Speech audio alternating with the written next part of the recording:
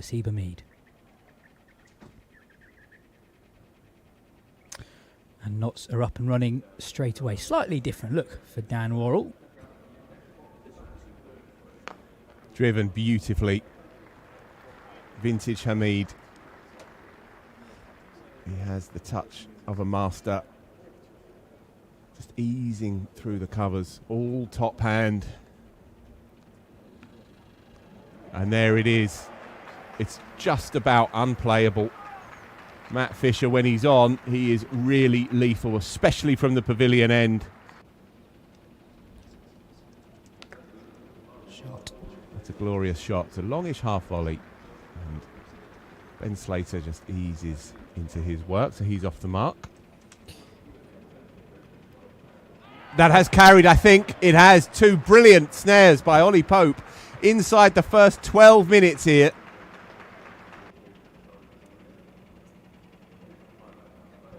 And there it is, 3 down, 14 on the board. And Surrey all over Notts like a cheap suit.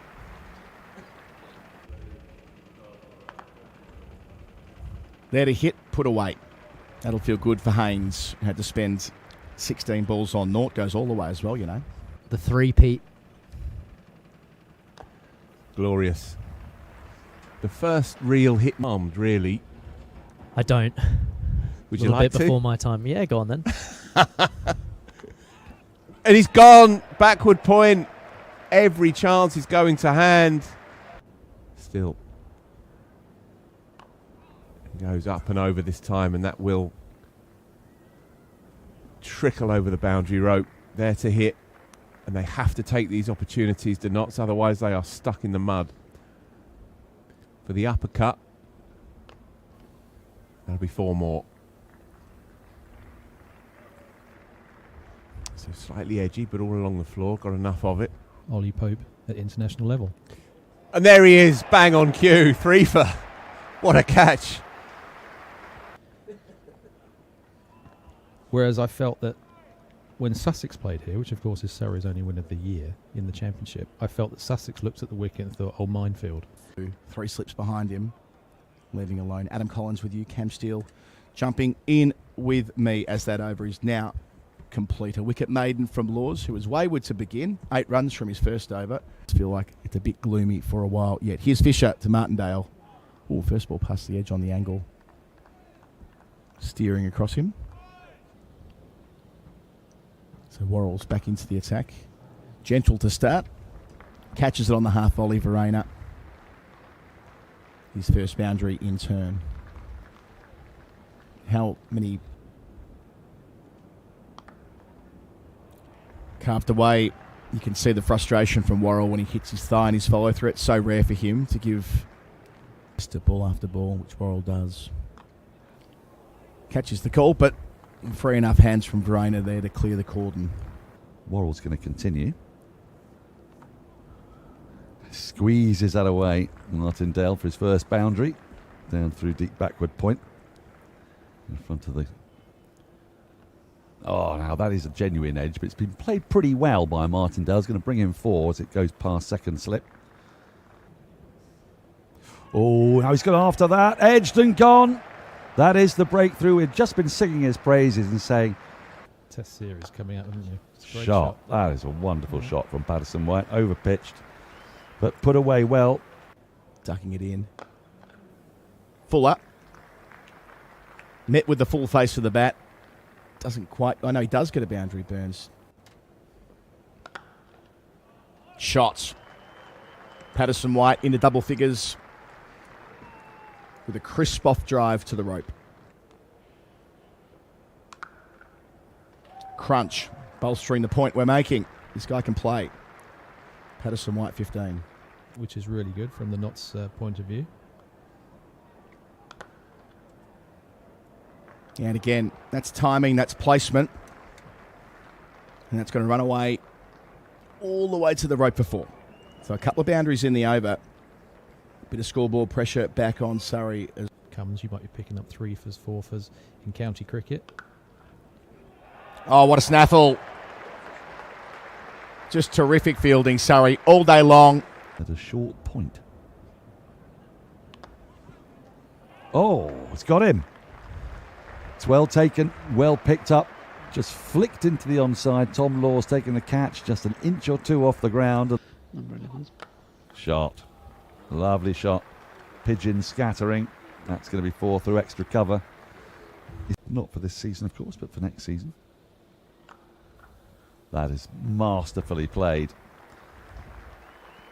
Punched off the back foot. Well, more stroked really than punched, and beautifully placed. Oh, that's nicely whipped away. Tucked even for 4. My goodness me, the timing on that. It's a long boundary out towards deep mid-wicket. Quartet. John after that is going to get 4 more. Second short ball of the over. Pulled well in front of square. Second consecutive boundary for Patterson White. Ah, beautifully worked away. 2 full, half volley, but Patterson White, he's played some great shots today. Well left, and that will take the players through to tee. And Patterson White here has played a very fine knock. Unbeaten on 48 on a day when everybody has struggled. Is going to be bowled by Jordan Clark. It's left alone through to the keeper. Ian, thank you so much for joining us. And very best of luck with the book. Thank you, Dan. Pulled firmly to deep fine leg for a single that brings Liam Patterson White his half century, his first in the county championship. A couple of oddities. Oh, pulled dismissively from Brett Hutton, well in front of square. And he'll pick up a boundary. Runs beginning to flow a little bit for Nottinghamshire. Arrangements. Oh, that's a glorious shot. He's driven so well today. And does little more than just lean on it, but times it so nicely that the ball runs away to the long on boundary.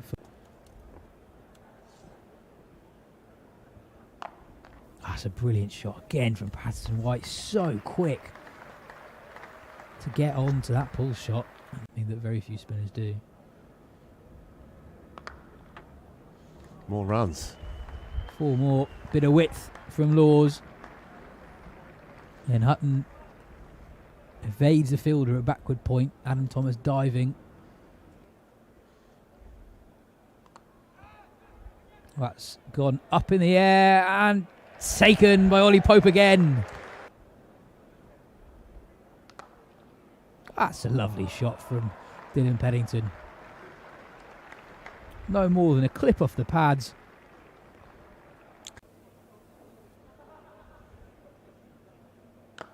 Oh, what a shot. It was a long half volley from Jordan Clark, but still. Yes. Edged just past the diving Pope. It didn't carry, but it's going to bring Pennington 4 runs. It's another lovely shot from Patterson White.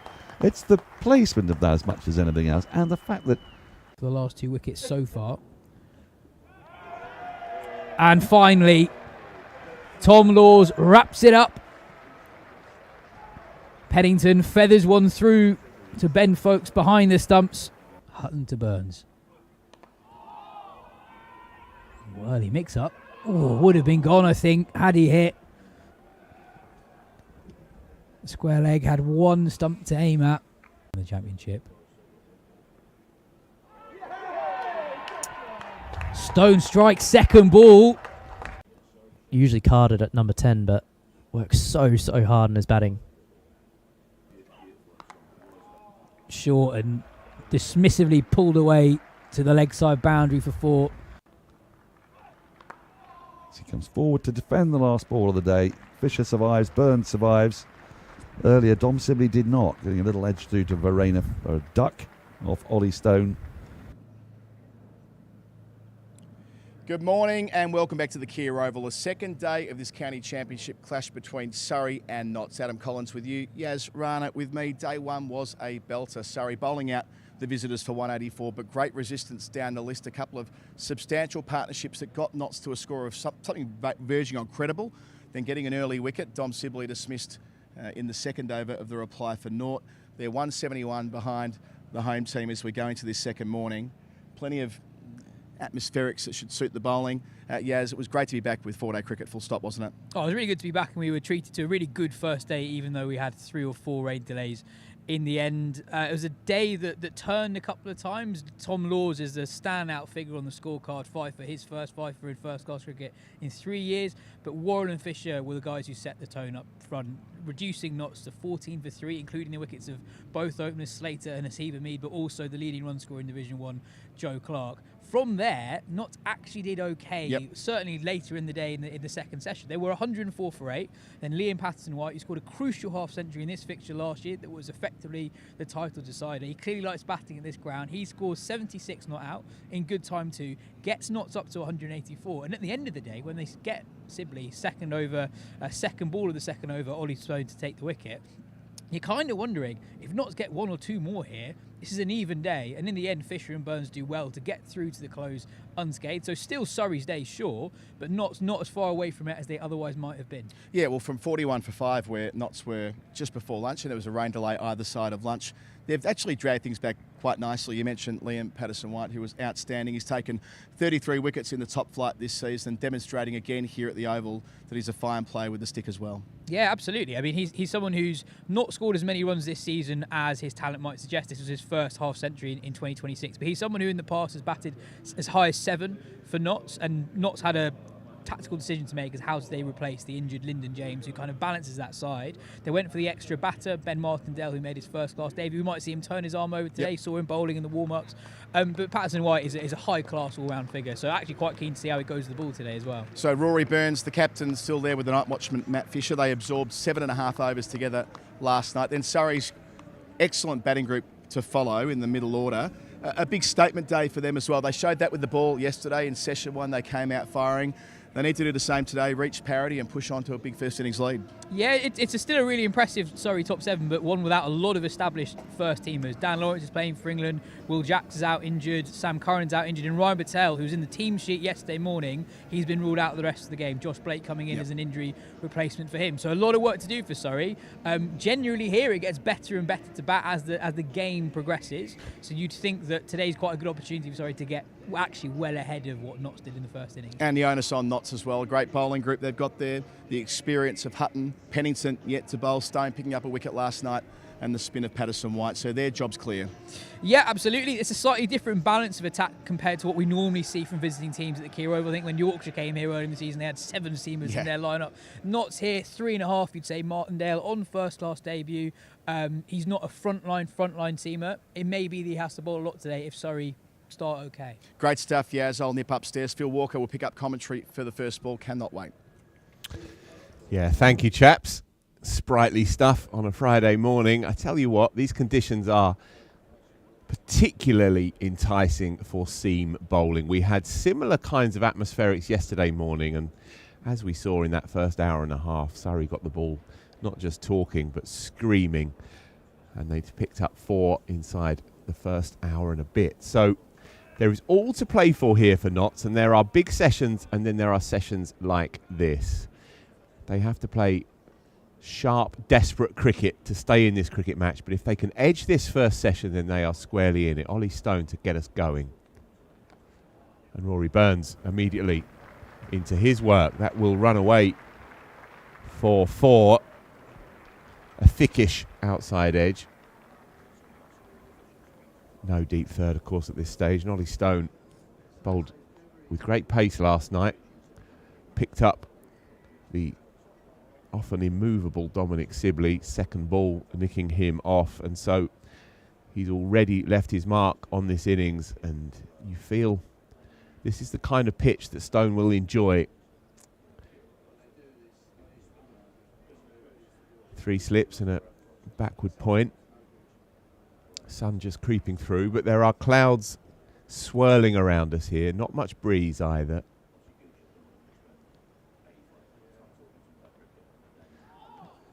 That's just died on the keeper a little, but early movement.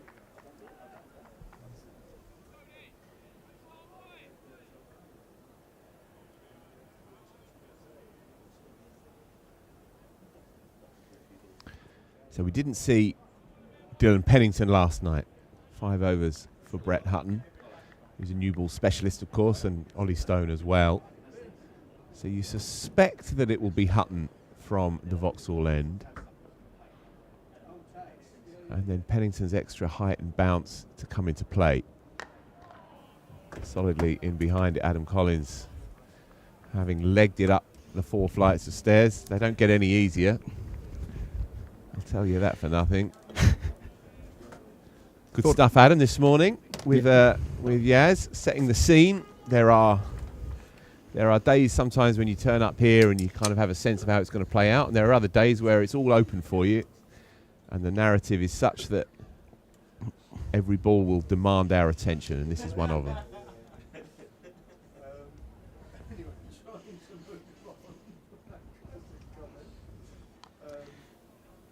Yeah, the joy of watching these two teams duke it out last year in that penultimate round of the season was the sheer quality on show. And that same applies here. Not so formidable with the ball. Hutton less work this year compared to others. But Fergus O'Neill, of course, not here at the moment. So leading this attack, Ollie Stone, test bowler. Dylan Pennington, unlucky not to have been a test bowler a couple of years ago. And Patterson White, one of the informed cricketers in the country. This will be a proper contest today. Burns showing ambition, jumping onto the front foot but punching it straight to mid-off. So, for those of you just catching up on the game, yesterday Ryan Patel did himself a mischief, unfortunately. Jammed his finger, by the looks of it, between the ball and the ground, and had to go off in quite significant amounts of pain, and it was later confirmed that he won't be taking part in this game, and so an injury replacement was called up yesterday afternoon in the form of Josh Blake, which throws up the further question, I guess, of how this order plays out. Ryan Patel would have been carded at 3. Of course, the night watcher came in form of Matthew Fisher, yet to face a delivery this morning. Played tidily, actually, last night. Yep. See off 28 balls in the gloaming. Could have gone either way at that stage with Sibley nicking off early on. But it does extend that tail, which is famously long, or rather that lower order, which is famously powerful. It does extend it ever further, and I wonder where Josh Blake slips into that at the moment. Yeah, and you'd think an important time in Blake's career as well. Indeed, given yeah. he's played, what is it now? He's played 4 first-class games spread out over a few years, but had a very consistent run in the Metro Bank. He did, actually. I caught a couple of games at Guildford, which I did, and he played very tidily in one of them and made runs, consistent runs, as you say, elsewhere. There's a kind of there's a punchiness to his game, which very wicketkeeper-like, knows the angles. A deflector and a touch player. So it's going to be Brett Hutton who serves up a loosener that is cuffed away for a couple and comes back for 3. So Matt Fisher into double figures. I think any time you're asked to do the gig as a night watchman, you'll take that. So it's up to 19 for 1. Sorry, we haven't got the graphic down the bottom of the screen as yet. That's a little gremlin that's being fixed. So we'll do the score radio, or rather, Phil, you'll do the score radio style until we've got the. There it is. It's not there though, is it? It's last night's. Last night's graphic. On. So we'll I see. 6 runs added across the 7 balls this morning. Well, things are cranking up at its own pace anyway, because Matt Fisher's still on 9 apparently, but definitely should be 10, unless they've lopped one off from last night. Resumed on 7. No, they scored that at 3 as a 2. They'll catch up. They'll catch up in time. Things are just cranking into gear here.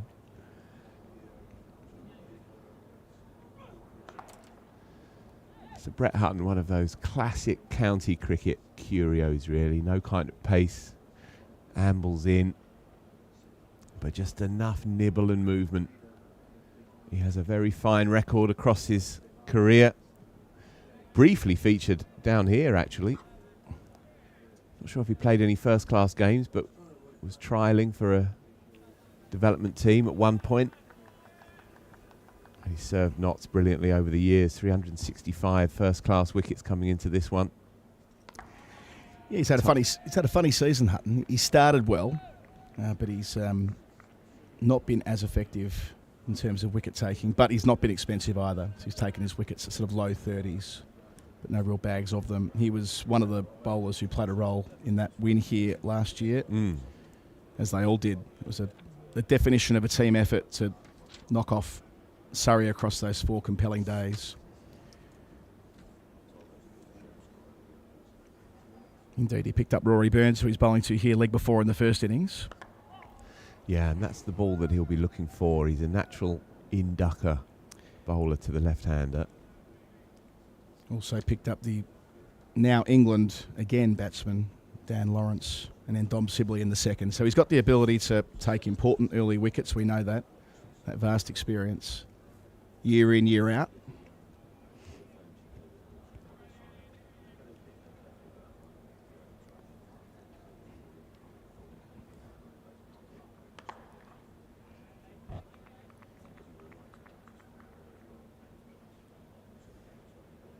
There we go. The score is back, 20 for 1. And Fisher has his 10th run as well. So Justice. all is well in this best of all possible worlds. Scorers will have looked up and said, why have we got Fisher facing when it's Burns? Oops. Oh, that must have been a 3. Yeah, we got there in the end, Maestro.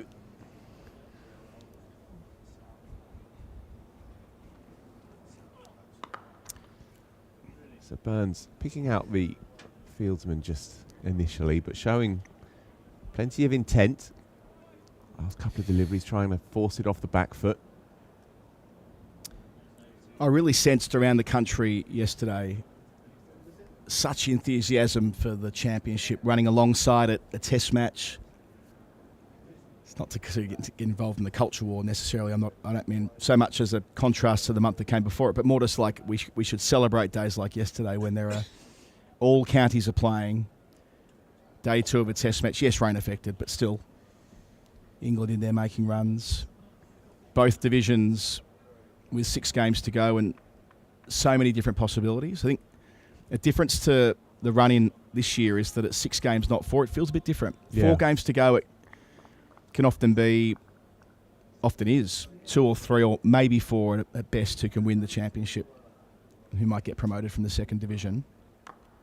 But this year it genuinely feels like we are stepping into this in the middle of the season, and now we've got cricket every week until the end. It's perfect. It is, and there'll be the odd ODI to contend with for sure, but essentially it's now red ball cricket all the way, careening to the end of the season. And the hill that I'm often shot down on, and one of my least popular opinions, is that if we are having to have 4 formats, then I think whoever has the misfortunate job of having to try and arrange that does a pretty good job as far as I'm concerned. And at least we have the pipe opener of the season dedicated to red ball cricket and the crescendo of a season dedicated to it as well. And sure, in an ideal world, we would have 1 or 2 more games through the course of the chunk of that summer. But we're sitting here, August the 21st, still slap bang in the middle of the school holidays. And we have, as you say, 6 weeks to go of pure red ball cricket. I sometimes forget, or rather I sometimes think that people forget how fortunate we are in this country. You come from you come from Australia, where the Sheffield Shield is, you do well to get 50 people in the ground. Yeah. And it's not necessarily treated with the same degree of reverence and respect that the stuff is over here. Well, it is. It's a very big online and now increasingly TV product, the Sheffield Shield. But people don't have the culture of going to the Shield is long since gone, and it's not the same around the country. We're blessed here at the Kia Oval, close to town, much easier to get to. It's not the same for all counties. Well aware of that, but what you're describing there, that buzz around a county game, it's still very much alive. And just on the schedule, I agree. I think they did a pretty good job this year. It's never easy. Remember, it wasn't 10 games and done. It was 8 games, then essentially a month off, near enough, then 2 games, then the second break. Now, the criticism of the Blast in recent seasons is that the finals day was so far after the group stages, so you'd often have many of the overseas players who are in the group stages not featuring in the quarterfinals or the finals day proper. Beats in this time. That's gone late. Encouraging signs for Stone. That problem's been largely dealt with the way they were able to block in the Blast into one group this year. Well, there was a brief gap in the middle for those aforementioned county games. You're right, prodigious movement from Stone there. At his best, he swings it at pace. So that was dealt with. They still found space for a couple of county games in the middle of that when people were crying out for more red ball cricket in the middle of summer. Sure, middle of June isn't the middle of summer, but it's also not the second week of April. You know, there is some nuance to that.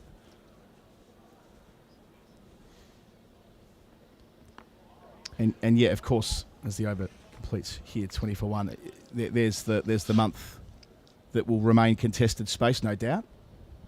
But I feel like this year, the One Day Cup, it really has been taken to another level. The amount of interest in it, the fact that it's going to be a Sunday final, small thing, but that midweek final.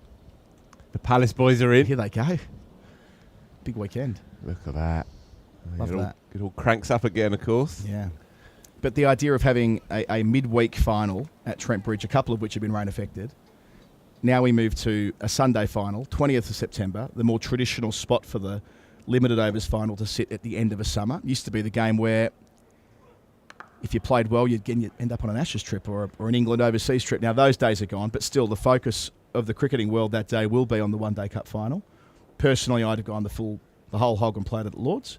I think there's merit in the idea of, in the same way we have a sort of a road to Wembley style thing in the FA Cup and other football tournaments. The idea of a road to Lords for the 50 over comp is a traditional thing that we could bring back, I think, at that time of year.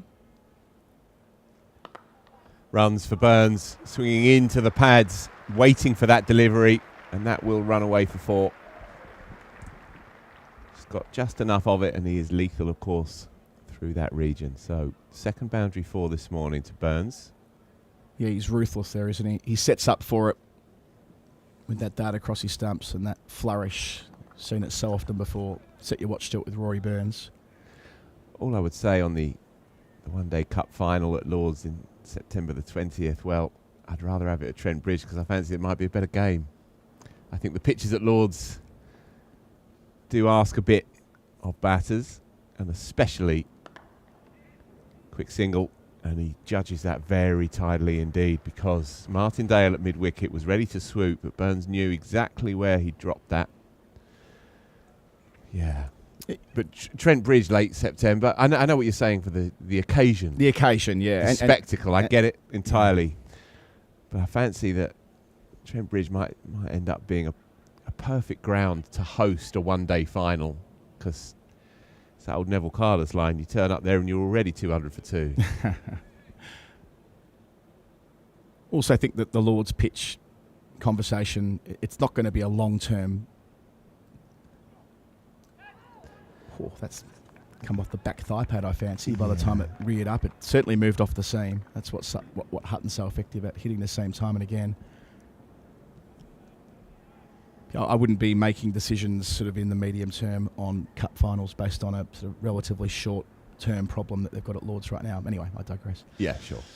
But yeah, your general point about the ODC is definitely true. As I say, I did a couple of games at Guildford and was here as well for another one, and went down to Essex to see a game.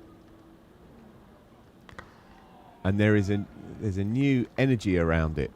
I think there was a feeling of negativity attached to it in the first 2 or 3 years when it was rather bluntly sidelined to the undercard. Yep. Due to the 100, and now it seems like it has its own fresh identity. It's more than a feeder competition, but it is an opportunity for county fans to see the next generation of players coming through. Ooh. He's given that. Fair enough, you fancy. It started probably on middle and leg stump, held its line, which is Hutton's speciality. Fisher has to go. He's not entirely at ease with the decision, but then what batter is? Michael Goff adjudicating. He had a good day yesterday, did the umpire. And he has that sense of calm authority whenever he makes a decision. Let's just have another look here.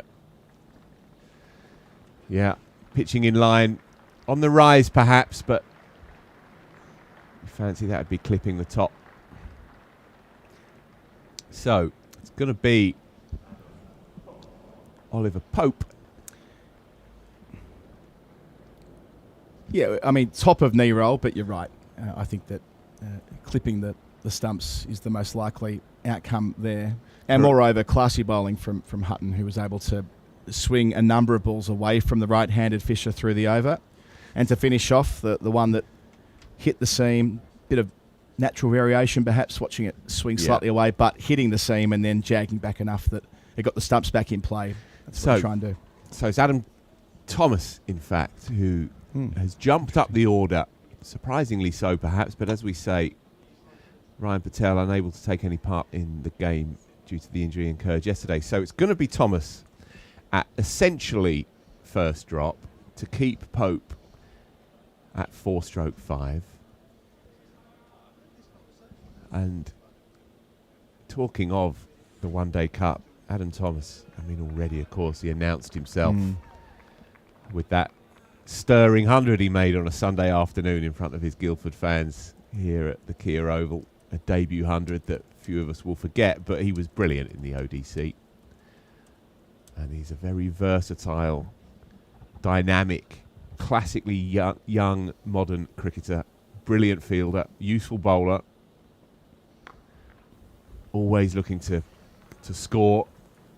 And they clearly fancy that he has the minerals to bat in that top three as well. He'll get an early look here at Ollie Stone. So useful start really for Notts. Fisher is a useful lower order player and he has that limpet-like quality, so it's good to get rid of him from Notts' point of view. Maestro? Rory Burns in the last over, a milestone for him. He passed 12,000 runs in the county championship, an average of 42.2. There are only 5 current players who've got more than him. Well, I was going to ask the actual question, right. Well, that'll be fun.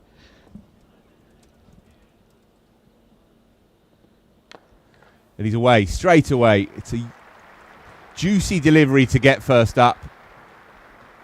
But there are ways to get rid of it. And that is one of them. Punched stylishly through straight mid-wicket. Held his balance really well there. Stone's not short of a yard. And to knock that away, first ball, it's a sign that things are working well. Good start. Yeah, that'll feel good first up, absolutely. On a long day too. Haven't yet noted that it's 104 over day. A chance for Thomas walking in at 4, but getting that extra responsibility to really consolidate what's already been an excellent first season of professional cricket for him. Certainly has. So, are we going to have a run at this 5 then? Do you want to have a guess or do you want me to tell you? You should guess most of them. Well, I reckon Joe Root might have a say in it. County championship. Oh, just in the championship. I thought first class. Yeah, just in the championship. Okay, well here we go. This is when the mind goes shamefully blank.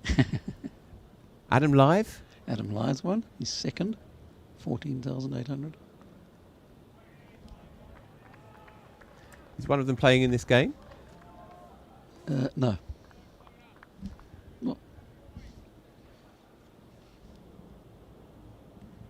It's an Essex boy. Oh dear. He's worked it out, I reckon. Yeah. I think he knows. You know how it goes. Yeah. One of your men. They're all my men, Adam. Some more than others.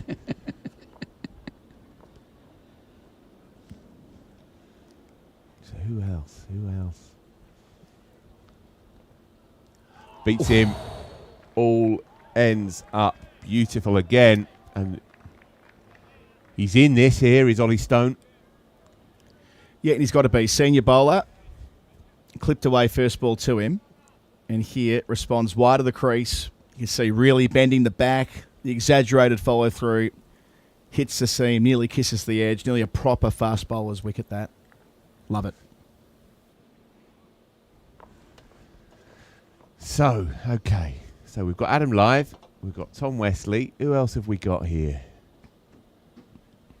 Any shouts from the back of the box? Nothing. Nothing at all. A deathly silence. I've seen it, so I'm not going to contribute. Oh, okay. Okay. Is Wayne Madsen still playing? Does he count? Wayne Madsen is still playing. He counts. He's closing in on 16,000 championship runs. So is he first? He's first, yeah. There He's we had go. one more than Adam Lyth.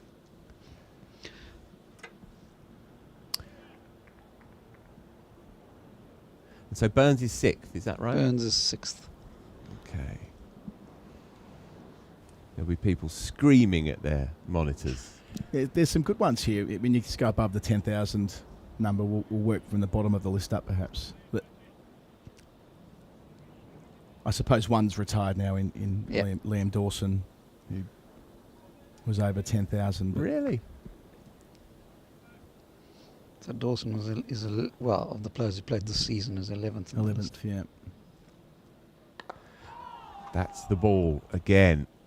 So a bit of cat and mouse here. Good field set by Hamid and the bowler Brett Hutton here. In that he's got a short-ish mid-wicket and a deep backwards square plus a standard long leg and a mid-on. So it's a 5-4. And he's looking for that delivery, that late swinging delivery just to blow the front pad off. And even if Burns gets a good chunk of it, then he's got two coverage fielders. That's a bit too straight and beautifully played. Arcing simply onto the middle of the bat. Burns has looked good so far this morning. 3 boundaries now. Yeah, good working order into the 20s. What I'd say here is 7 of the top 11 have got averages in the 30s, not 40s, which is interesting to me. So it's more a story of longevity than outright brilliance necessarily, although to play for this long, you've got to be a hell of a player to make that many runs likewise. So working from the bottom up, from Dawson up. Go on then. Jet Jennings, Keaton Jennings. Yeah, of course. Yeah. Dan Brown. So them respectively, both about 10,500. That'll be more. That'll run away again for 4. So Hutton erring in line here. He'll be frustrated with himself because he started tidily and he's just let it slide here. Burns does not miss out. So back to back. Yeah, might be time for a look at Dylan Pennington, I fancy. We'll see. John Simpson, who's got quite the remarkable split, 2100s, but I think half of them have come in about 3 seasons at Sussex. So the way he's been able to put the foot down. Made 500s in a season. Yeah. Just to get Sussex up and then carried on pretty much in the same vein of form. In 7th, we've got Luke Wells, which makes sense. Yep. Again, longevity story, averaging high 30s.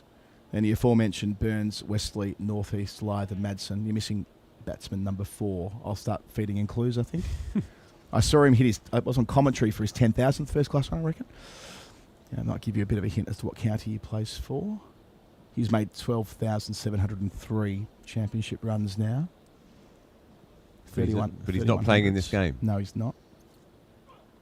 3100s.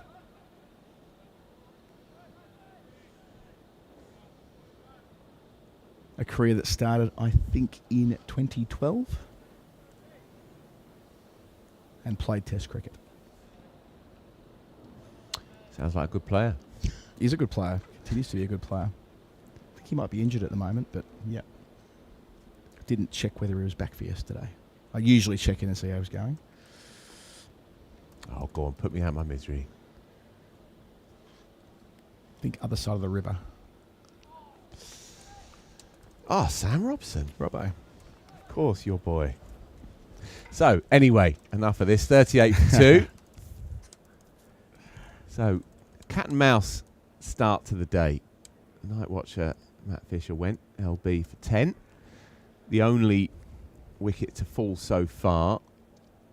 Dom Sibley went early on last night, of course. And Adam Thomas, just new to the crease, promoted in this order. Just looking to get into his work against Ollie Stone, who's bowled with good pace and accuracy so far today. Just conceded that one boundary off the outside edge or thickish edge from Rory Burns, but aside from that, and that one in the previous over as well against Thomas on the toes, but aside from that, he's beaten the bat a number of times.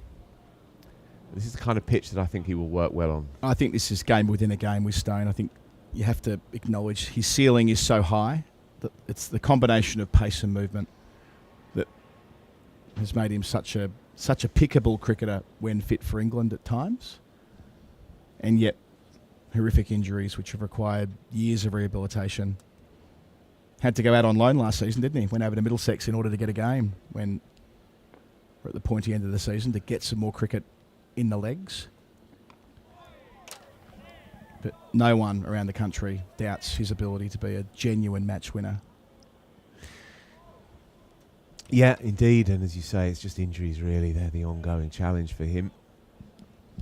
He's done some really good work for England when he has been called upon. Remember that spell he bowled in India? Yep.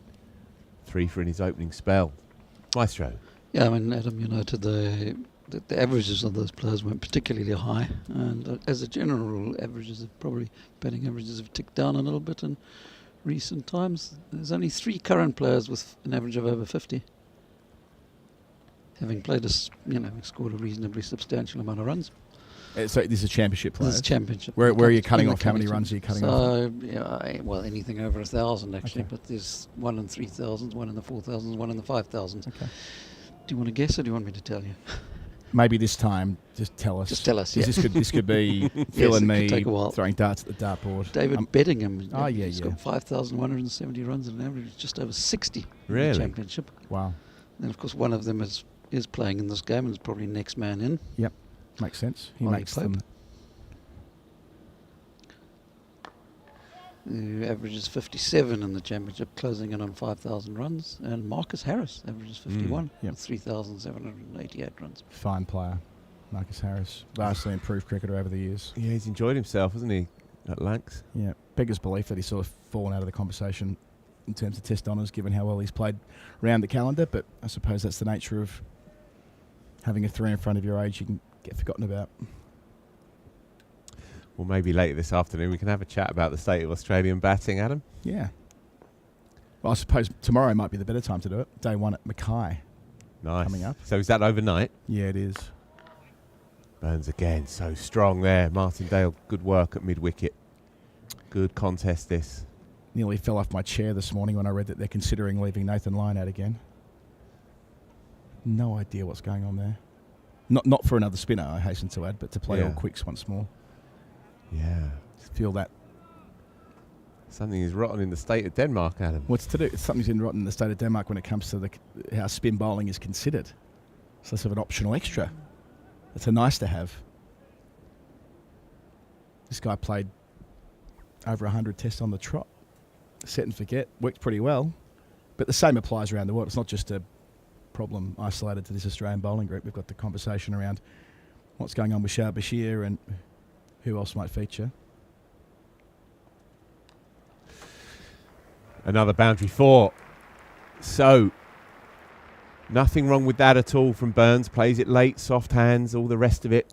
Runs off the face, all along the floor for legitimate bits. And so he's going well this morning on to 28. It's going to be Dylan Pennington, as Adam calls it, from the Vauxhall end and not before time. And it's worth noting with Burns that misadventure in the first innings with Glamorgan, so the most recent game that Surrey played, it was Burns in the second dig that stood up as captain, said, nah, we're not having this. I know they eventually lost the game, but he was the one that said, nah, we are doing as we must in a situation like this. We're giving ourselves every opportunity to get back in the game. So Rory Burns, 100 in his last start. He's faced 50 balls here. He's got a start on this second day. He's added already this morning 22 of those 28 runs at just on a run a ball, or just under a run a ball. And the challenge will evolve here. Dylan Pennington, extra yard compared to Hutton. Experienced campaigner now.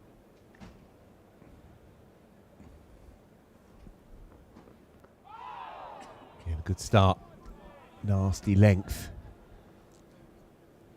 He's another bowler who you would think would have the components, the attributes for this kind of pitch.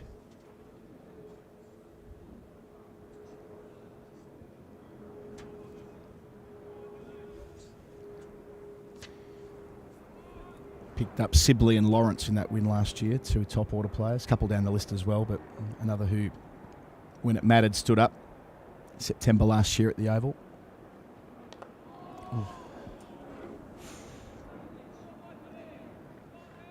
Bit more noise out there now, Yeah. bit more energy around it. Remember there was some CricViz analysis done on Pennington, must have been 2 seasons ago now, I reckon. He and Worrell had a frighteningly similar set of analytics, the stuff you can measure. You know, where's the ball landing, what's the pace, what's the movement. They were doing the same things as each other, just that Worrell kept finding the edge and had Ollie Pope at second slip, and Pennington was going through one of those trots in his career where it wasn't breaking his way. Driven beautifully, but straight to mid-off. But still, he might have been in a test squad, Pennington. At least he was Yeah, very close to getting into one of them. Would have been 2 summers ago, I reckon, that was the case when he moved over and was taking his opportunities at Trent Bridge.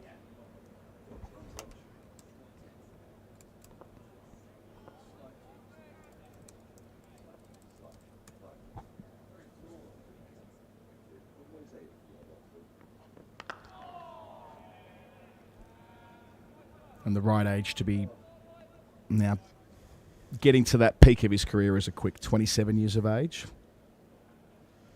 Feels like that's the window, isn't it? Sort of 27 to 32 where fast bowlers are got the confidence and the skills, and they've gotten out the back of most of their injury concerns. Well, that's it, isn't it? Tends to be the way around sort of 24, 25 when the back's fully formed, as we often hear about.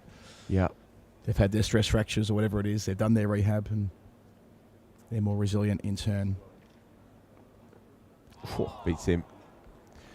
Yeah, saw Kevin Shine kicking around the traps this morning. Nottinghamshire's fast bowling coach. Interviewed him a few months ago, actually, and asked him about Pennington, and he said he's really coming into his own now. As you say, the right kind of age, knows his body. You look at him and you wonder if there's another half a yard in there. Such a natural fast bowling style and physique. But then when you do deliver it from that kind of height, pace is far from everything. And he started well here. Excellent opening over. So 43 for 2, 17 gone. This day just creaking into gear. It's going to be a long one, as Adam Collins says. Missed a bit of cricket yesterday. Broadly set fair. The murmur of a shower perhaps around tea time. But I reckon we'll be fine. And this game promises much.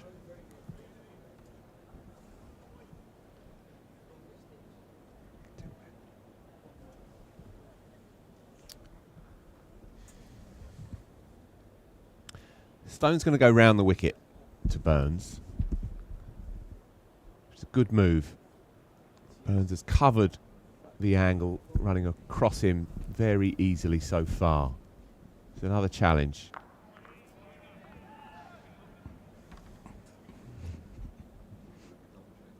The other thing with the different combination that Notts have gone in with, we haven't really seen many attacks at the Oval in the last, well, in the time we've been doing this stream, I think we're season 5 now or something like that, where teams have rocked up here where within their 4 frontline bowlers, one of them's a spinner. Now, often they'll have a spinner who's playing a role within a group of 5 or 6, but it's unclear what the pecking order is. I mean, it's obvious that Patterson White will need to bowl a lot of overs. Yep. Had a rather bizarre situation here, I think a couple of seasons ago with Hampshire visiting,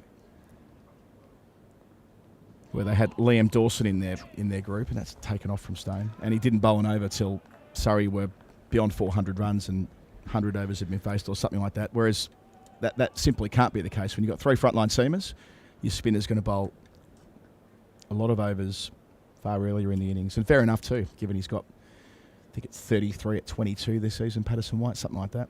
9 wickets in his most recent start, that win down at Chelmsford. So really looking forward to that. Big opportunity for him, having played the decisive innings of yesterday from a Notts perspective, unbeaten on 76. Looked apart from the moment he walked out to, held it all together. If he can back it up with a good day with the ball in a championship game where it'll be generating lots of interest as we restart this competition. Notts top of the table, rocking up here at the Oval.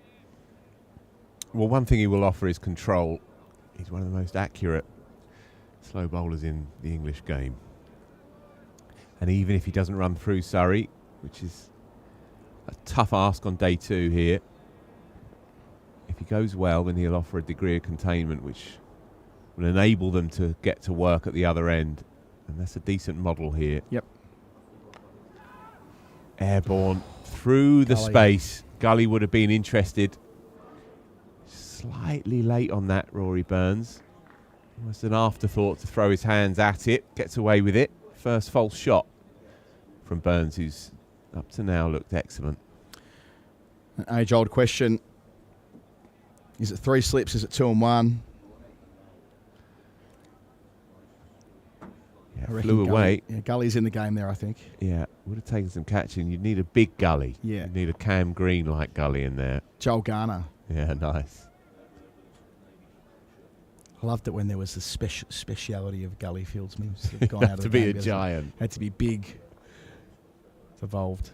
Although Cam Green does a great job in there now. Bowling with pace.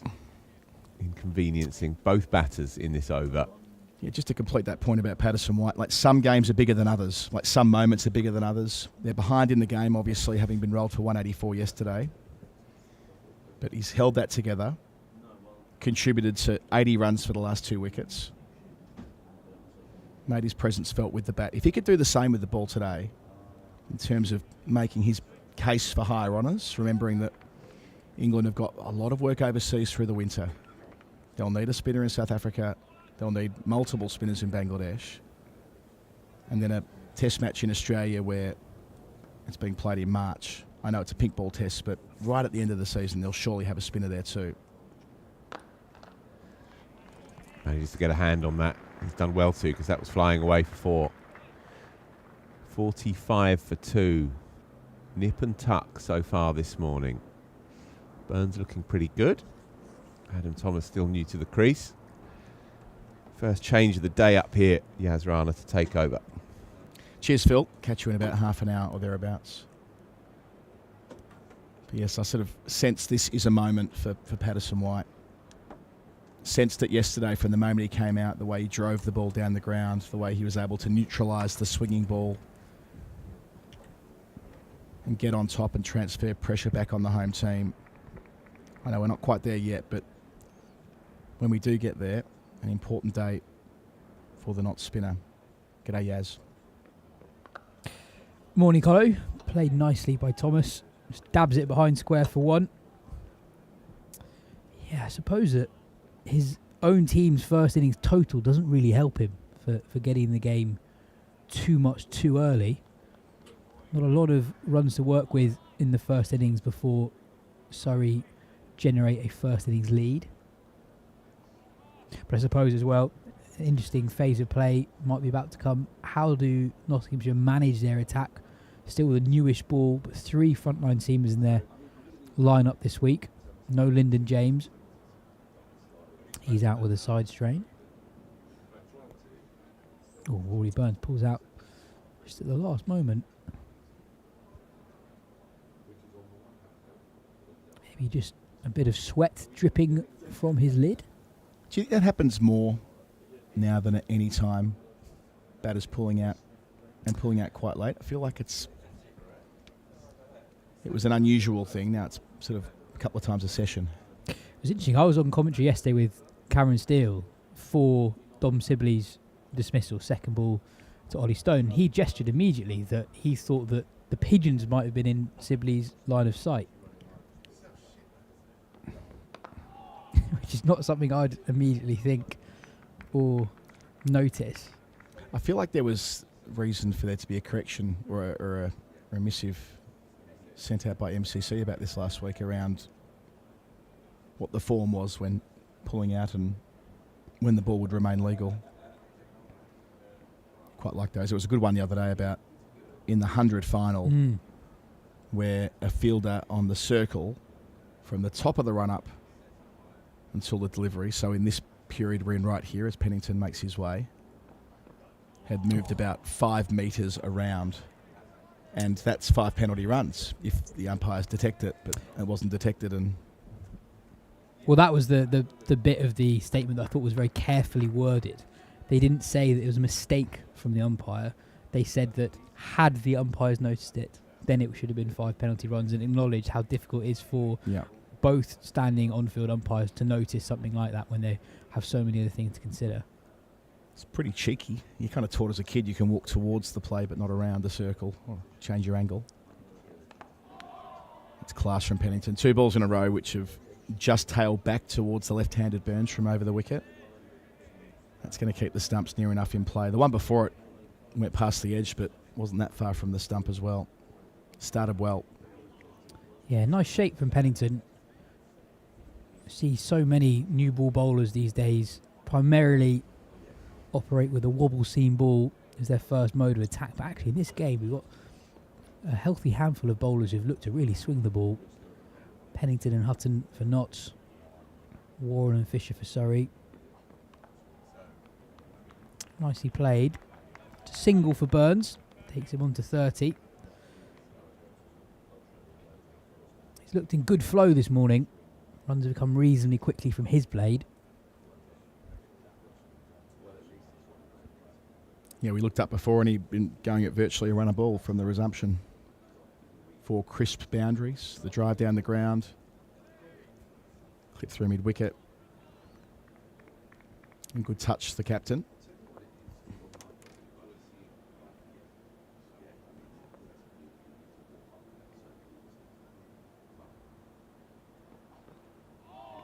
Left alone by Thomas. Completes the over. Surrey 47 for 2 after 19.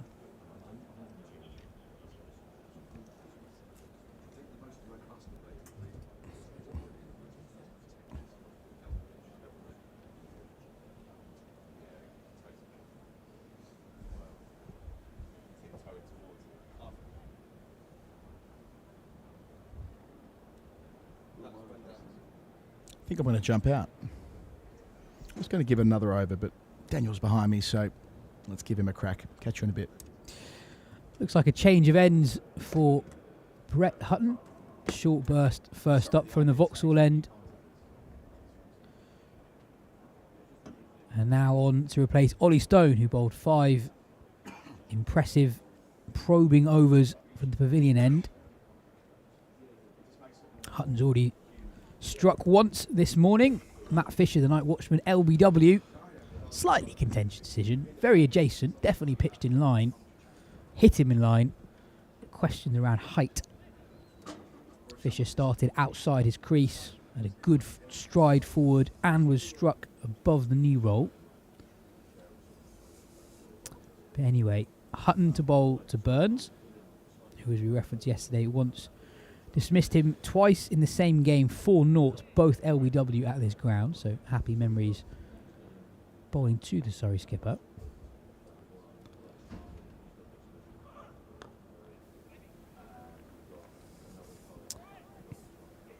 Early call for 2, and they get back comfortably. Good morning, Daniel Norcross. Morning, Yas. Morning, Andrew. Morning, everyone. Is it my eyes, or does this pitch look a totally different colour from the one it looked yesterday? It's not your eyes. It's not your eyes. I'm not sure just how much this comes across on the stream itself, because actually looking at the footage, It looks quite green. it looks Yeah. very green. But live with our eyes, which I think is more important and more real. That single brings up the Surrey 50. They batted at good pace this morning. Resumed on 13 for 1. They've added 37 runs in the first 46 minutes. But yeah, you're completely right. it's more straw coloured than purely green, which is what it looked like. We've got the hang, haven't we, of the way the oval pitch starts really quite excitingly and gradually changes its nature. And I hesitated to make use of my theory yesterday, but I'm going to use it after this ball.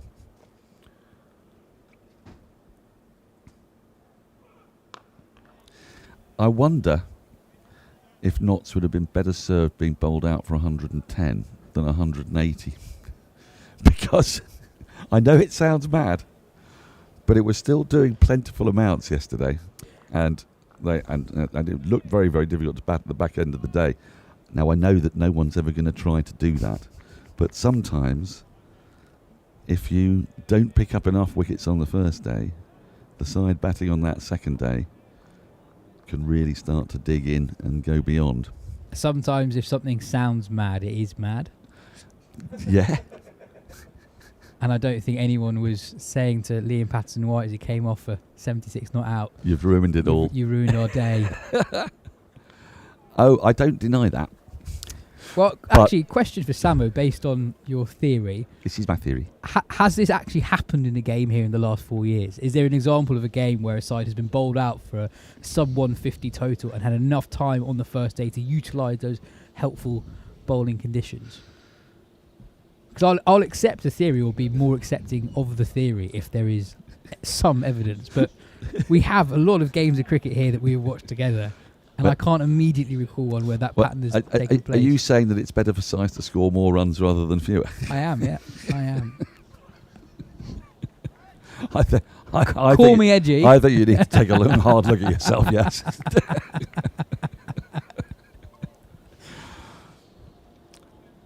Yes. Well, yeah, you might be right. But I just think that Nottinghamshire might have been better served bowling more yesterday than today. Because Surrey very much wanted to bowl yesterday, and they did. And took 10 wickets.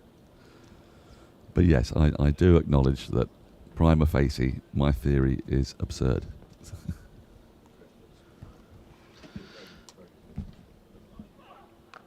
Have you got something, Sam? Well, I haven't looked at the Oval yet, but I can give you this game back in 2010 and at Paarl, Boerland versus KwaZulu-Natal. Oh, yeah.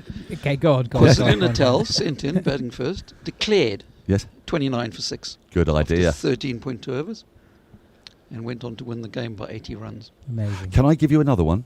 Essex versus Yorkshire at Chelmsford. Around about 5 or 6 years ago. Yorkshire were bowled out cheaply in the first innings, very cheaply, and then Essex were bowled out very cheaply on the first day. Johnny Bairstow came in and had a bit of a rumble at the end of the first day. And I think Yorkshire might even have won that game. I've been bowled out for about 54 or something ludicrous. Is this the Harry Brook 100 opening the batting game? I can't remember who was entirely involved. I think Johnny Bairstow was very much involved. A very young Harry Brook scored 100 in a low-scoring game at Chelmsford, opening the batting. That could have been it. 2018, Chelmsford. 2018. I was there. Was it really 8 years ago? Feels like it was just yesterday. It surely does. Yorkshire all out for 50. 50. Essex 142. Yes.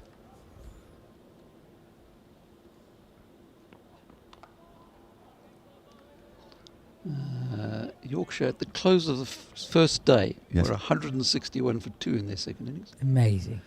The youngster wasn't opening the batting. Batting at number 3, there was a youngster called Harry Brook, who made 124. 329 all out.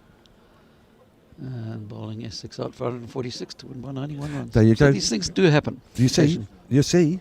See, Essex would have been better served bowling Yorkshire out for 150 that day, not 50. Samo, how many games are in your database? 63,000 first-class games. Right? I also think, Daniel, that I think you were referencing conditions here specifically. Well, yeah. I mean, or pitches like this. Okay. I love the Paarl one. Declare on 29 for 6. That's very, very smart. Yeah, So the days of uncovered wickets, all sorts of things used to take Yeah. place, didn't they? Oh, exactly, but this was, these were uncovered wickets these days. But that day the ball was just swinging around all over the place, and they decided they'd be better off bowling, Makes sense. and correctly in the end. So it's not mad. I think it was yesterday. I think it was quite interesting that maybe it was the ball, maybe it was conditions that were separate to the ball. But if you looked at the wickets that fell early, so Nottinghamshire lost their first 6 wickets inside the first 32 overs. Pretty much all of those wickets were caught behind the wicket. Yep. And then Calvarena was caught at point. Ollie Stone at mid-wicket. Even Brett Hutton's was caught off a pull, wasn't it? Yeah. It was top-edged, which I suppose he's technically slipped, but by the time it's caught, it's not. And then also that Surrey were just... It had to work so much harder for those final 2 wickets in the previous 8. At the end of the over, why don't we have a little look at how those early wickets went down? 'Cause you'll be able to see the difference, the jagging. True, but the other strange thing was it felt like Surrey were quite threatening, even though they weren't taking those wickets. There were a lot of balls that were beating the bat. So True. it wasn't as if it was completely flat and turgid. No, all the more reason why Nottinghamshire should have been bowling then. Should have declared on 90 for 7. Well, let's have a look at those early Notts wickets yesterday. So it was Worrell and Fisher who set the tone, removing Hamid, Slater and Joe Clark, the leading run scorer in Division 1, in the first 6 overs. That's a brilliant catch from Ollie Pope. We took 4 in the day. Diving low to his right, needed to. Wouldn't have carried the first slip. Fisher with 2, Worrell with 1, and that set the tone really. And from then, Notts had so much work to do to even get up to 184. Back live now. Hutton to Thomas. Yes, they were relentless yesterday. You were very excited. They were hunting in a pack. Hunting in a The pack. control got you, didn't it? You control freak. You loved the control. I love the control. The run rate unfortunately went up a little bit with Liam Patterson-White towards the end. Yeah, mind you, he did bat quite sumptuously. There were some incredible shots. Samo. Yeah, just looking at the Oval, I mean, it's only one championship game since 1982 where a team batting first has been bowled out for under 150 and gone on to win, which was Surrey against Middlesex in 2012. See? They made 144 all out and went on to win. It's only once in 44 years. Right, yes. You're really not helping my cause here, Sam. Well, we give and take a bit. Yeah. Yes. Maybe we could just all agree that it was a good toss to win. I can agree with that. I can agree So with do that. Oh, good. Right, we're all back on the same Consensus. page. Finally found some consensus. Yes. Put down your weapons.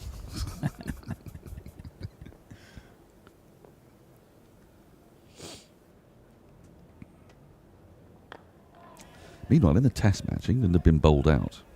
And I'm just going to have a little eye because Azan is on a king pair, isn't he? Has he survived it? Yep. Good. First over was a maiden. I mean, that could be a 3-day test, couldn't it? Especially with a slightly longer day 3. There are some of my colleagues who will very much appreciate that, and there's one who definitely will not. Andy Zoltzman hates a short test match. Just because he loves it so much. He loves it so much, he doesn't want to go home. Are there other reasons why he doesn't want to go home? Or No, I don't think so. No. Well, I think he just, he sees Test cricket as precious, and there's precious little of it.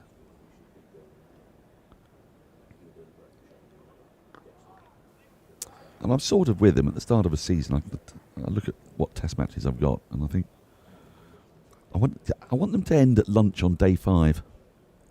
that's your perfect. Beat the rush, Yeah. but have 5 mornings, anticipations. When we had an astonishing test match against India last year, when the last hour was played on the last day, and this place was absolutely rocking, wasn't it? Packed. Oh, what an atmosphere that was. Jim Wallace did a piece for The Guardian about the atmosphere around the ground from about 7 a.m. in the morning. So he came to the ground, went to local cafes, etc., That's dedication. gauging the atmosphere. Pakistan have already lost a wicket, by the way. They're none for one. Oh, who's got it? Archer's got Imam. He's nicked off. Oh, it's a big one, Imam. Yeah, I mean, on this series, it is early. It is only the 7th session of the series, but I did worry on day one towards the end of the day that this might not be a very good one. That this Pakistan bowling attack in particular, I can't remember a Pakistan bowling attack that weak before. I'm trying to think. I would say that Liaquat Ali and Sikandar Bakht in 1978 were better. I don't know whether they're statistically better. Maybe Sam can work out. Oh, Cuts him in half. it's a beauty, that. Really well bowled from Pennington. That's the shape he's had to burn throughout this morning. Shaping in.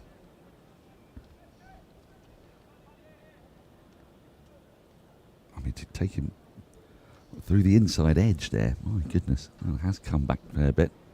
There's still movement and life in the pitch. The ball is still youngish, 22 overs old. Liaquat Ali's primary claim to fame, of course, was His first ball was hit for 4 by David Gower. correct. His 6 test wickets came in at 59.8. 6. He only got 6, did he? He got 6 in I his think I career. saw all of them. Probably. Sikandar Bakht was fairly decent. He got 67 wickets at 36. Are you able statistically to work out a metric to decide what is the worst Pakistan team ever to take the field? World rankings must give a clue. World And if there are rank. historical world rankings too. You think that would be better than averages? I genuinely ask because I'm not sure, you see, because obviously averages are a corollary of when they're played, and pitches can be different, can't they? So you can find decades where more runs are scored, where the balls are a little bit easier to bowl with when fewer runs are scored, Well, if you were to go purely by averages of this Pakistan attack, you think it's a world-beating attack. Mohammad Abbas averages 22, Yes. Quram Shahzad 26, Does he? 27. Yeah. Yep. Doesn't feel like it. Goodness me, how's that happened? I think Ali Usman now averages about 22 as well. My goodness. So there's only Muhammad Ali in the 30s. 40s, isn't he? Oh, yeah. That's a lovely shot from Thomas. Bit of width from Pennington that powered to a lengthy offside boundary. That's the first really bad ball we've seen, I would say, from Pennington. A real drag down. Speaking of Quram Shahzad, bowled a few of those yesterday, and that is a very, very generous gift. But you've got to put them away, and Thomas has done. Yeah, he's had to work hard this morning. Been out there for 42 minutes. That's just his second boundary. Samo. Yeah, 3 for 133 in 21.5 overs was it this morning or today? Quram Shahzad in the match. Interesting figures, going 6 and Yes. over and picking up 3 wickets. He could not land it at various points yesterday.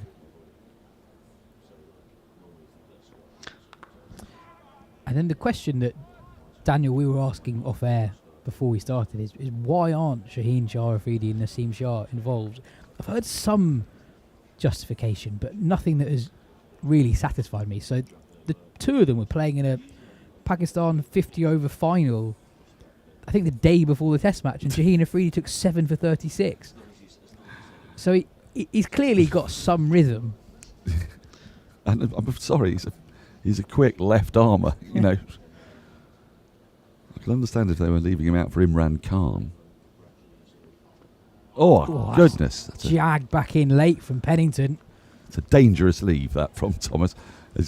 I think he may have left it on length. Yeah, I think to his credit, I think he left it on length anyway, and the inward movement was potentially not hugely relevant to his decision. Won't have missed the stumps by much. Well, Reasonably healthy. Still a bit of carry as well, we're seeing on the pitch. And good Bit of bowling carry, a bit of from nip. Pennington. He's been able to get the ball to move both into Rory Burns, the left-handed, but also into the right-handed Adam Thomas.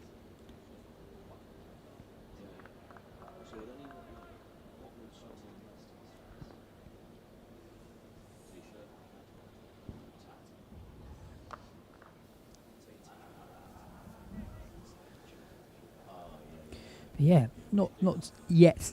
I'm yet to receive a satisfactory explanation for why Pakistan's two superstar speedsters are playing cricket in the moment, but not in a test match. The idea that Shaheen Afridi's lost pace, I'm sure he has to some degree, but as you say, it's not as if there's a long list of... Well, Mohammed Ali's bowling at about 80 miles an hour. No, quicker than that. Ali's bowling about 84, 85. Again, it didn't look much like that. I mean, Mohammed Abbas you want in the team, but you would think that different angle. You would go with Shaheen Shah, wouldn't you?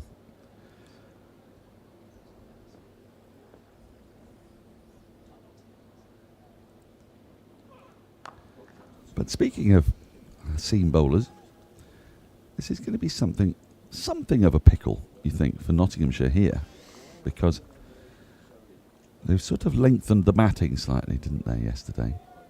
And they've gone in with Patterson, White and the three seamers that we've seen already. Pennington, Hutton and Stone. So Surrey's task is very clear, is to get as many overs as possible into those bowlers. Leading edge from Burns, but falls safely. And force the change into spin sooner than Hasib Hamid would like, perhaps. I saw the debutant Ben Martindale bowling a fairly lengthy spell this morning alongside the three frontline quicks. I wouldn't be surprised if we see him maybe as soon as this session.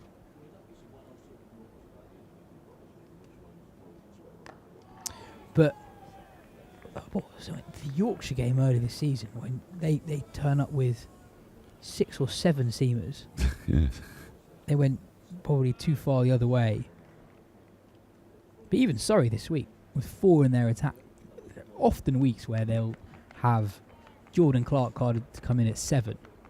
Yeah, and have 5 seamers. And have 5 frontline seamers. Well, arguably, if Sam Curran had been fit, which he isn't, and he's unavailable for the rest of the season, if you haven't heard that news. But had he been available, you would imagine he would have batted in the top 6, wouldn't you, with the 4 other seamers as well. Yeah, one thing that is in Patterson White's favour this week is that compared to most county championship games here at the Kia Oval, the strip that we're using is almost as central as you get, probably only 2 away from the test strip. Yeah. There's a slightly shorter boundary I would posit towards the dugout and the groundsman's hut. But that boundary is almost always, towards the bedster stand, is almost always shorter just because of the shape of the ground, the shape of the playing surface.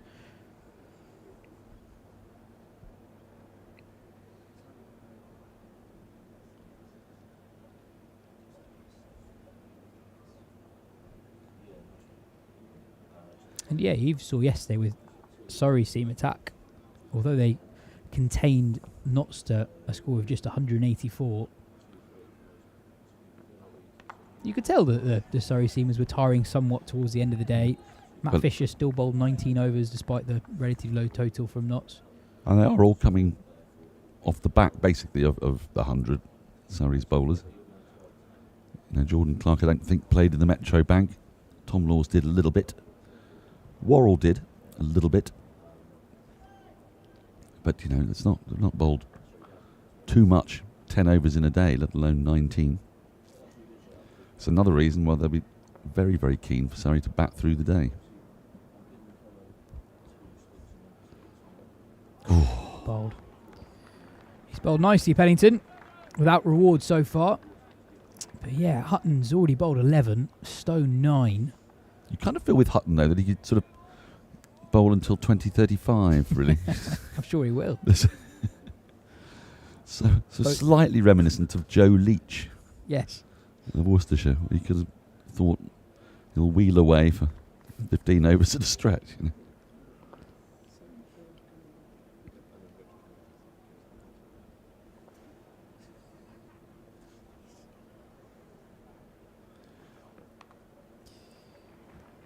Nicely played by Thomas. Runs away for 4. His third boundary. Pennington errs a little bit leg side. And Thomas helps himself to 4 more. We were just talking about that boundary, and you can see here this is the problem for any skipper setting your field. Because you kind of want your long leg to be wide, but unfortunately it's devilishly difficult to get round in time to cut off the relatively fine leg glance. The angles are a problem over there.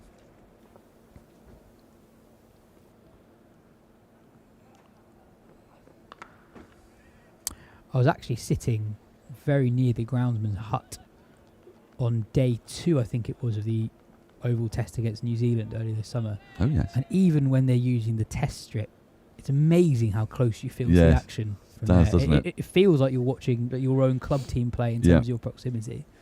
It's an amazing place to watch Test cricket, actually.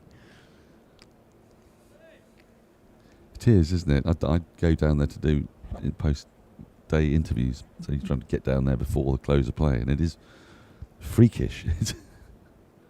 And it's only that little bit there, no other corner that makes it feel like that. Change of angle from Pennington now around the wicket to Burns. A strange kind of way not to be used to that, because they've got a similar angle at exactly the same place, looking from the commentary box. It's a bit more pronounced at Trent Bridge. A bit more kind of silly looking when you look at the aerial photograph. Yeah. Saw some very peculiar boundaries in the 100, you know. I don't know if you watched any of the games at Lord's, the women's games.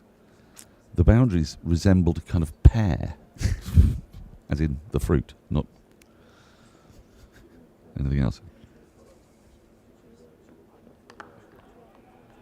Sort of bulbous on one side and then tapering a bit. What was the logic for that? I do not know. And it offended mine eye.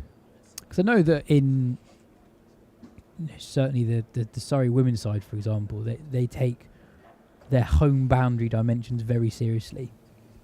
They'll base it on the numbers of where the opposition like to score, etc. And they'll change it from game to game. Good, I like that. That's a good 1%er. Could be a 2%er. Well, if you're playing against Hampshire and Amanda Jade Wellington is batting, make sure that you've got a very, very long spoke through deep backward point. A bit like the exclusion zone that the General Belgrano got in trouble for encroaching in 1982. I have no idea what you're talking about, but I'll tell you. It's time for a bit of history. I hope it's PG. Well, it is. It is. There was a little skirmish back in the early 80s between Great Britain and Argentina. And in order to sort of create the parameters of war, they had exclusion zones. So if any bit of shipping came within a certain number of miles of this exclusion zone, then it was apparently fair game to blow it out the water. And Britain tried somewhat speciously to claim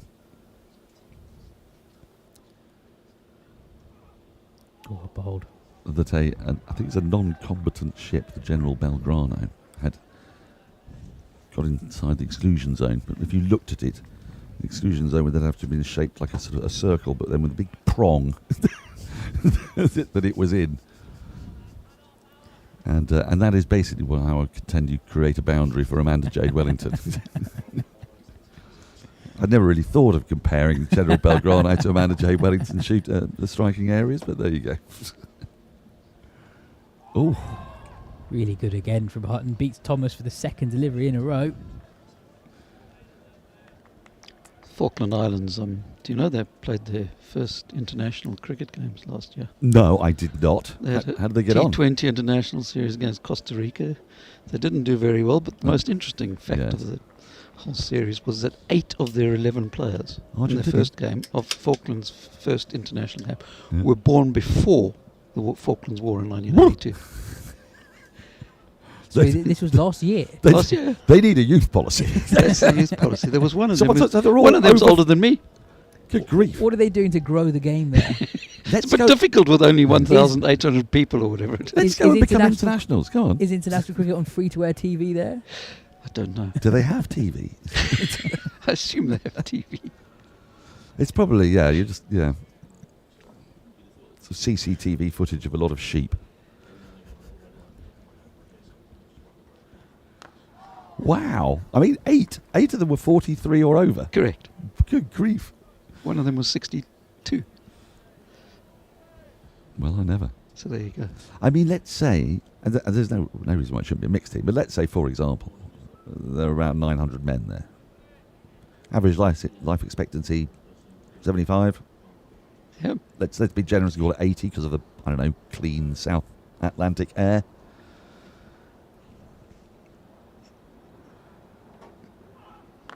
So there'd be roughly 11 people per year.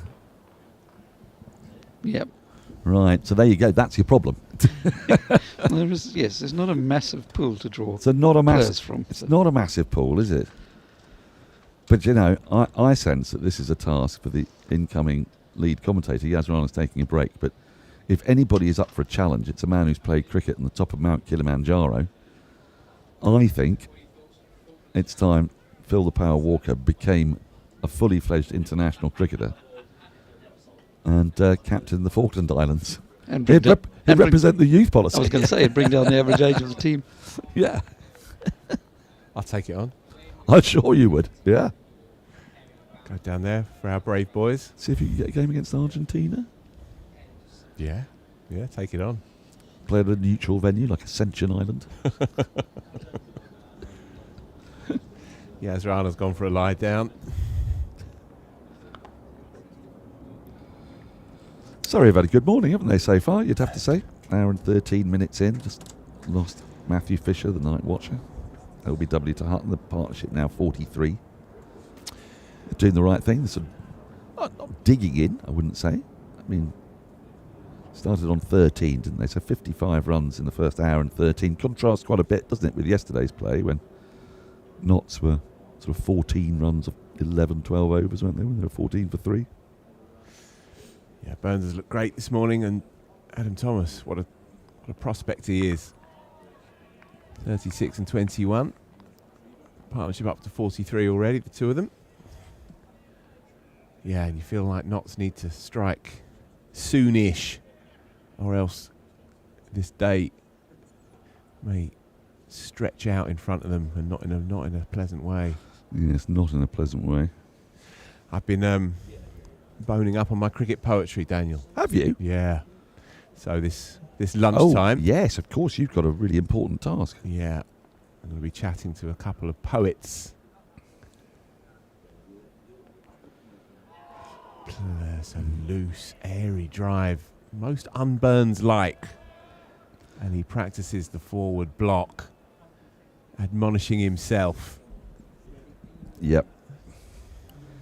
He desperately doesn't want to give it away here. It's a little bit of movement away from the bat still. Well, we saw that all through yesterday. Even with the old ball, Surrey were getting it to move, and that hasn't changed. In this anthology of poetry, Yeah. I hope that the worst poem in the English language isn't going to be in there. Who's written that, dare I ask? Harold Pinter. Another time. Len Hutton in his prime. Mm-hmm. And again, he's getting proper movement now against the angle, around the wicket. Nothing wrong with that shot from Burns. He has to play the line. And that's kicked and spat away from him. Pennington in good rhythm here. They just need a bit of luck. Oh, I say, yeah. That is a beauty. I'm not saying that Surrey had luck yesterday morning, but the edges were found and they carried. There's been a fair number of fresh air shots this morning, but nothing as yet presentable. Bit shorter this time, Burns up on his toes. Yes, that'd be interesting to see if this pitch does do what it has done in the past. I mean, one expects it always to get easier to bat over time and matches at the Oval, but I don't know. I still think there's a fair bit in there for the bowlers. By the way, I saw Marcel Marceau in his prime. Another mime. Another mime. Don't mind it. Don't mind it at all.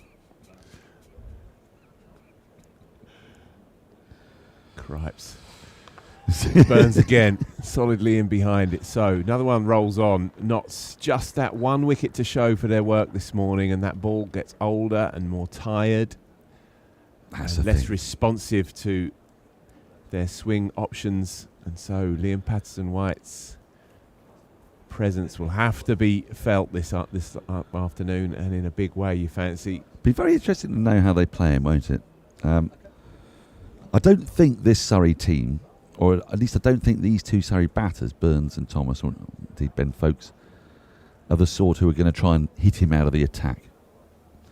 You know, you could imagine other sides or other batters going, well, the way to put enormous pressure on Notts now would be to take down the spinner and go, where do you turn to? Oh, and it's down. I think it did carry. Looked like a legit edge to me. And it was on the way down to Calvarena, and I think he just got a glove underneath it for my money. I agree with you. I think when we see this one again, tough chance. But in contrast, yesterday those were sticking for Surrey. Yeah, these are the half chances. Oh, you've got to take that, really. Top class keeper as he is. I mean, he had to go for it, I think, because I'm not sure if that's going to carry to first slip. Oh, now the other one. It's this kind of morning for Notts.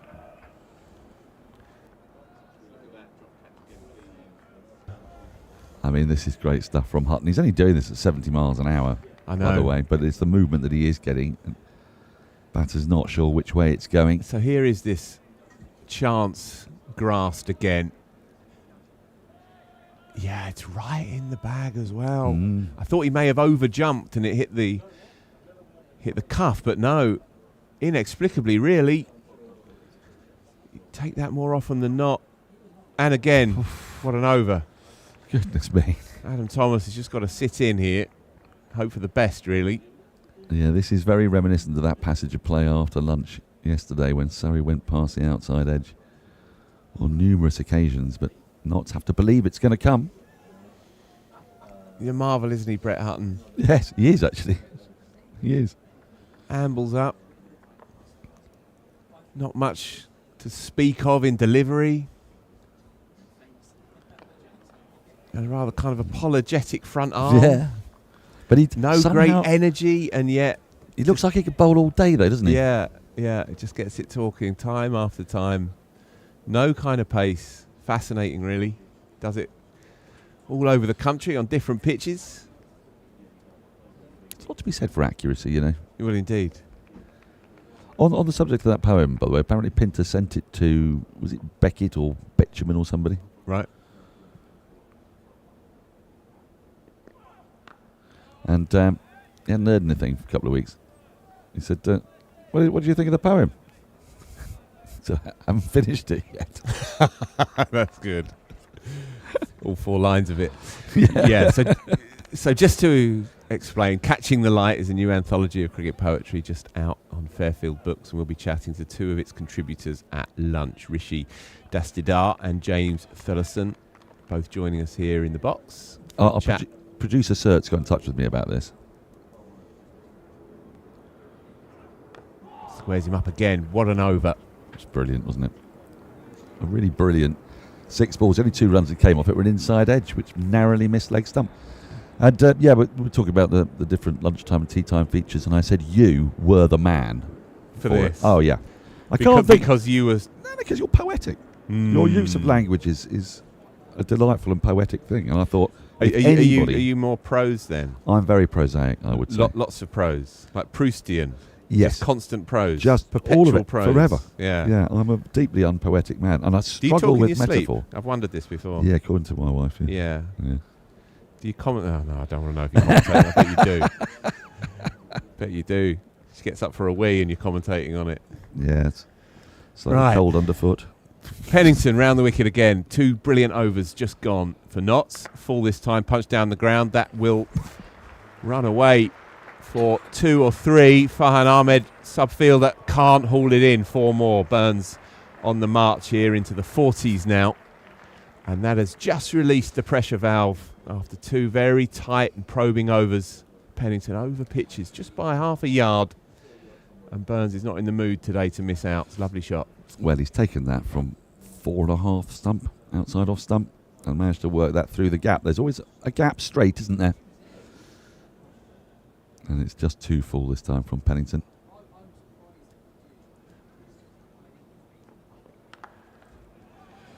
Starting to become a bit of a concern for Yep. Notts here. Pennington is, he's bowled all these overs in this one spell, hasn't he? And Hutton's bowled 13.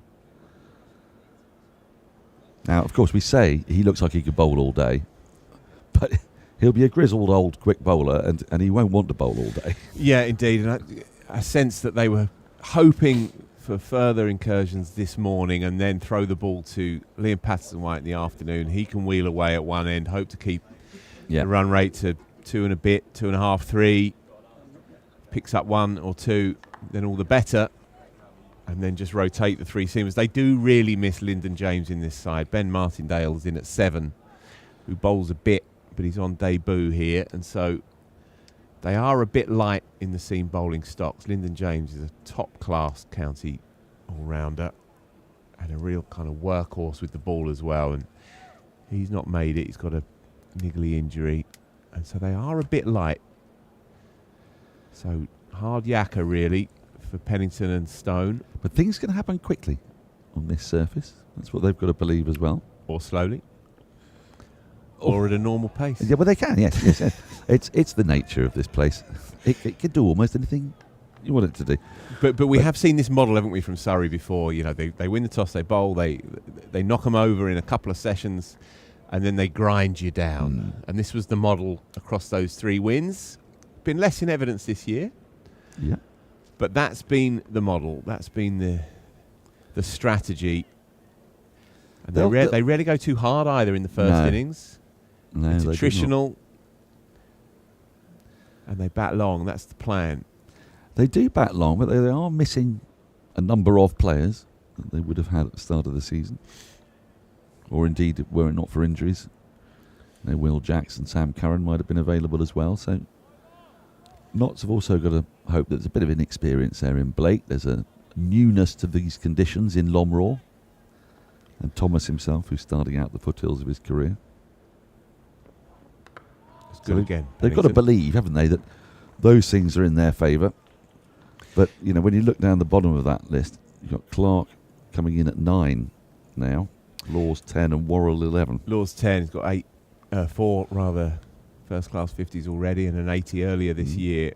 So it's a bit like Notts, actually, the way Brett Hutton was coming in at 10. So they are they're quite well matched as tails go. How's Rory Burns gone this year, Maestro, in red ball cricket?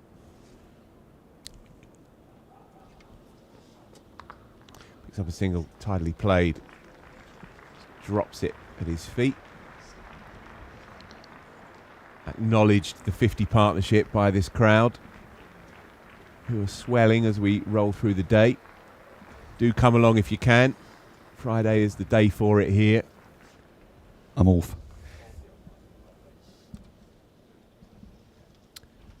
So Daniel is off on his travels to bend someone's ear, no doubt. Cameron Steele to step in.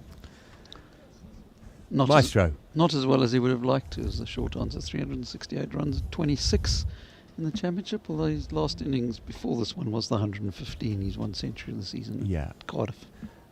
Well, Mocker's alert, but he's looked in good order so far this morning. He was looking good in the One Day Cup as well. He was, and that was probably good timing for him as well, just to free himself up a bit. Hutton again. Burns down the track. Hutton had Adam Thomas in all sorts in his previous over, but it's a different proposition to the left-hander. And Burns, again, you wouldn't see it on screen, but just practicing the flamboyant flick through mid-wicket. He's eyeing up that shortish boundary.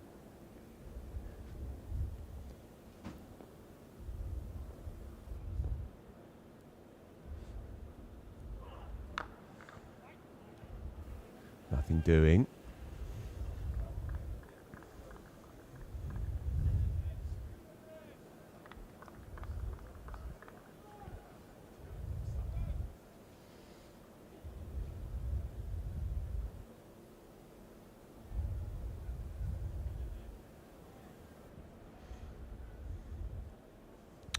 So, 4 men out now on the boundary, 2 on either side.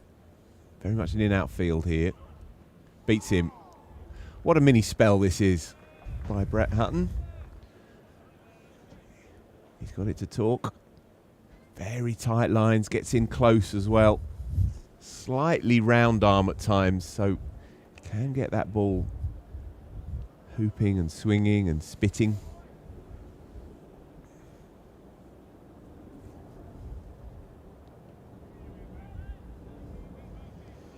They need something to fall for them here.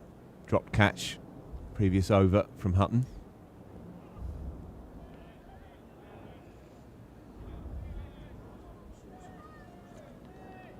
So what's the thinking, Cam, with this field here? You've got a deep square on leg side, conventional long leg, deep third, and a deep cover as well, plus still keeping in those 2 slips. So what's the thinking? What's the strategy here?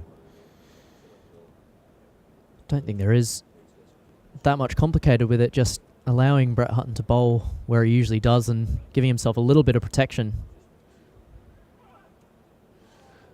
And again, Burns giving the benefit of the doubt there. He's played the line, he's not followed it. Undemonstrative cricketer is Brett Hutton. He just turns on his heel and clears off back to his mark, irrespective of what's happened. Yeah.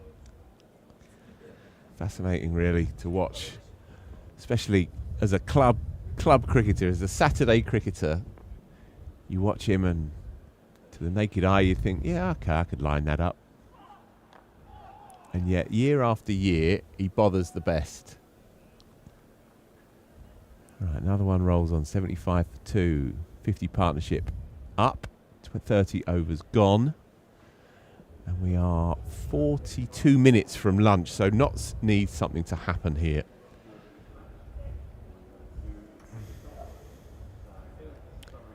So, we have a question from Alex Brooks. In over 50 years of watching cricket, I cannot recall a Surrey player becoming an umpire. Are there any stats about which counties have produced the most umpires? Maestro. Oh, it's my job to work that out. Alex Brooks, he's quite correct. If you look at umpires and where they played, the last umpire in the county championship who played county championship cricket for Surrey was actually Trevor Jesty. Yep. But he wasn't produced by Surrey, as we'll know. He played most of his cricket for Hampshire before going on to play for Surrey and Lancashire. I mean, he played his championship career in this from 1966 to 1990 and then became an umpire. But the actual answer, so if you look rather than which counties they played for, which county they made their debut for, which is kind of the county that produced you, I suppose, the closest you can get to that. The last one is a chap called Gerald Moby, who played for Surrey from 1932 to 1948, went on to be an umpire. Interestingly, from 1947 to 1955 he umpired first-class cricket. Jumps off a length, takes the bottom hand. Thomas plays it well. So he's right. It's a long time since there was a Surrey-produced player who also went on to be an umpire. I guess they all go into the media, Cam. Wow, exactly, yeah. and that's been the case since 1948. In terms of the counties that have produced the most umpires, yes. Surrey are... What's the most prolific? Surrey are way down the list on 8. Joined fourth last, joined third last with Yorkshire? 6. Number 1, Yorkshire second. Oh, it beats him again. No luck at all here. And the one time they did find the edge, Carl Verena grasped it. Go on. There's 23 players who made their county championship debut for Yorkshire who went on to become umpires in the championship. But Nottinghamshire are the most with 28. There you go. So there you go. Is Paul Pollard standing in this one? Yep. Yeah, there's one. There you go. Plus 27 more. Do you want me to find them? Name them. So it's interesting. Do you have the full list?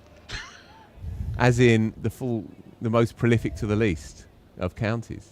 Yes. Remarkable. So How does he do it? How does he do it? Oh, Maestro. Oh, So, come on, spill the beans. Is there a regional pattern here? Because I don't want people to come at me, but to me, Nottingham is towards the north, and Yorkshire's definitely in the north. well, third is Middlesex Oh, okay. on 19. Okay. So perhaps not then. And then Derbyshire's fourth. Right, Derbyshire okay. fourth on 18, tied with Sussex, so I'm not sure there is a Okay, regional pattern. And okay. then we get to Gloucestershire, so moving a bit west. And then back up to Lancashire, 16. Yeah. And then down the list we go. So it's Not surprisingly, Durham's got the fewest because they've only been around since course. 1992 in Of terms course. of the county championship. And one of them although in this one game. was here, Michael Goff. one of the best. Well, there you go. Yeah, Michael Goff. My Essex boys. Where do they Essex feature? boys are the same as Surrey with 8. Yeah. Does Neil Bainton count on that Essex list? Well, He didn't play first class cricket, but he is a first class umpire from Essex. Ye- From, in fact, Romford, where I learnt my cricket, for better or worse. Yeah, no, that's the thing. It's a list of players who have played Okay. county championship cricket. So quite a few. Well, not quite a few. The majority, obviously, of umpires have played. Just more movement again, turning Adam Thomas around, and if he hadn't got a leading edge on that, he was a goner. Nothing running here for Notts, Cam. A huge period of the game for both teams now. Surrey can make their way through this spell from Ollie Stone and see off Brett Hutton from the other end. They'll find themselves in a wonderful position. And the pick of the bowlers so far, Ollie Stone, was excellent last night.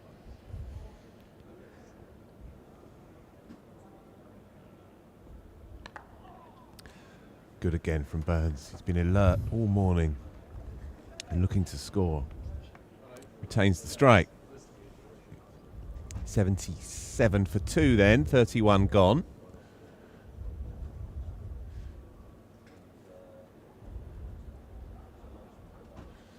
So no Surrey player turned umpire since 1950 something. It's remarkable, isn't it? It is remarkable. Yeah, you would have thought there'd be at least one or two. Yeah. Do you fancy it, Cam? Not yet, no. Maybe No. I'll miss the county grind so much at some stage that I'll be picking the brains of Phil Mustard and Ian Blackwell on I've how got a they question for you. transition from the game. I've got a question for you. Who was the best umpire during your playing days? The most...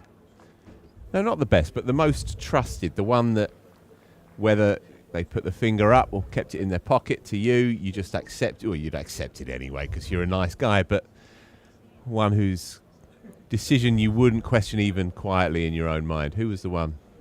Michael Goff. Really? In this game. Why is that?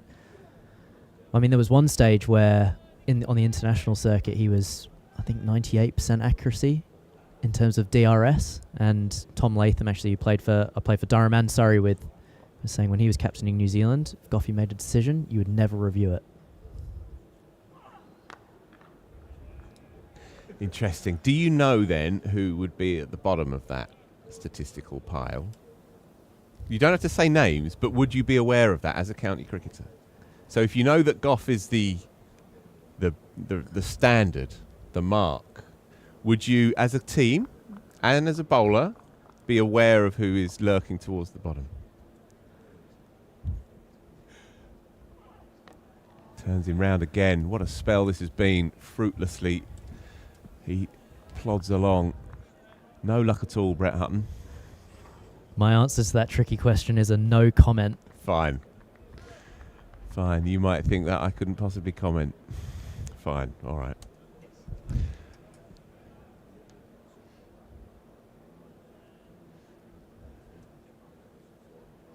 There are plenty of theories that fly around dressing rooms when it comes to umpires.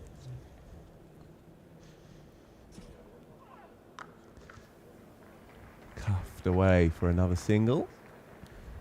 Crowd are in this. They can feel that this is a crucial part of the game, that if Surrey can get to lunch with no further damage, then they are in a prime position to kick on here in this huge game, really.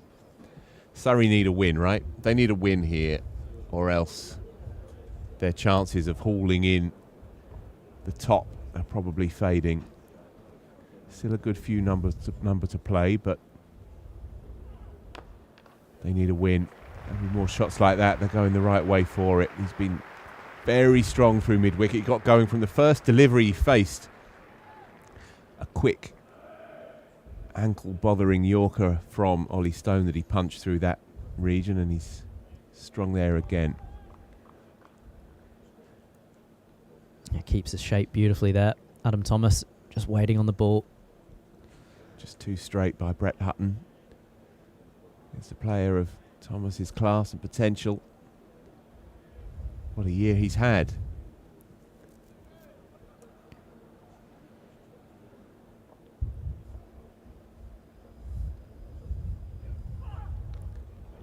Oh, and it's dropped again. It's another authentic easy edge, really. Prodding quietly at the line, and Brett Hutton, penny for his thoughts. He doesn't give much away.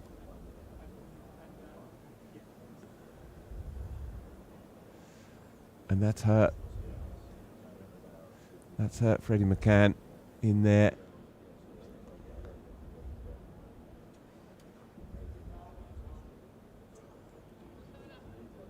Oh, it's gone right through the hands and right into the midriff.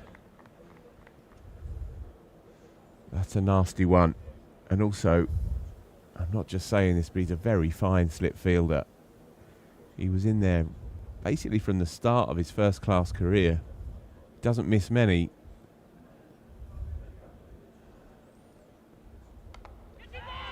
Airborne, deep third.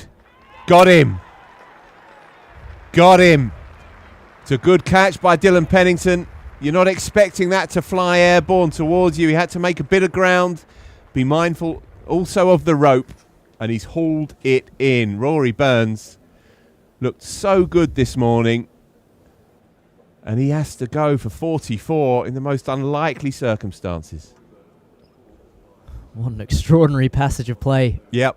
Firstly, the drop catch by Freddie McCann.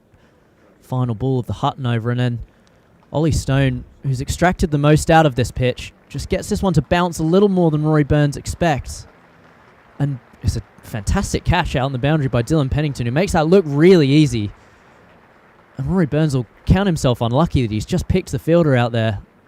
Looks at the pitch in annoyance, and he's fuming with himself there. He is, and you don't often see him react so volubly as he has done there. It's been a nearly year for him with the bat, and he looked as good as we've seen him all summer today, and he'd have had his eye on it, on converting that start into something substantial, but he has to go in eccentric circumstances.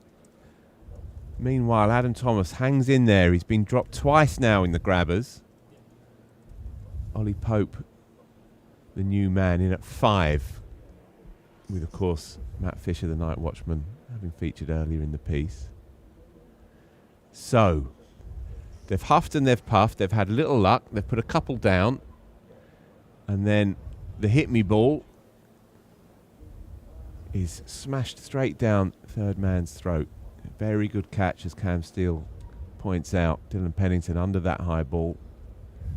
You're just not expecting it down there, are you? You're not expecting it to fly at that kind of pace and to be catchable.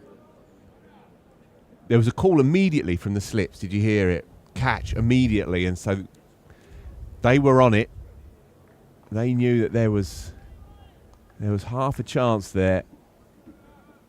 Now, is this the moment 30 minutes till lunch. Pope, the big one, the kingpin wicket really. Ollie Stone's been excellent, picked up 2 of the 3 to fall. Got rid of both openers now. He's got through a fair chunk of work. He bowled 4 last night, so he's into his 7th already this morning.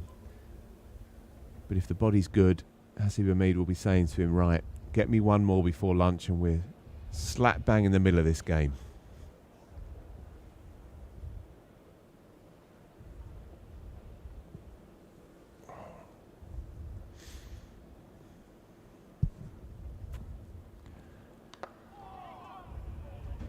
Nothing doing there. Just squares him up a touch.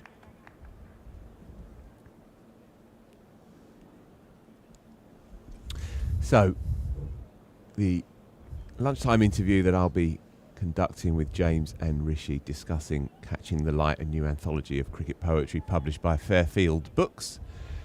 So, don't go anywhere. Make sure you stay with us for that chat this lunchtime. Both James and Rishi, contributors to a vast anthology. Some 200 plus poems in there from some of the greats, some of the real legends of British and world poetry. A few laureates in there as well even. So we'll have a good old chat about that this lunchtime.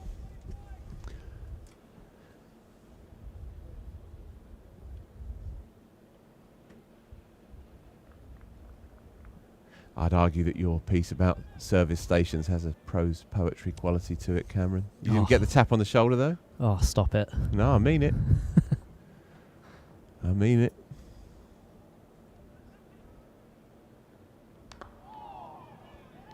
I'd have included it. I'd have definitely included it. Go and read it, folks. Cameron Steele on motorway service stations. It's a masterly piece of work. Didn't realise Press a Monge could be poetic. Of course it is. Richly so. The poetry of the mundane. Talking of which, Yas Rana will be taking over after this delivery.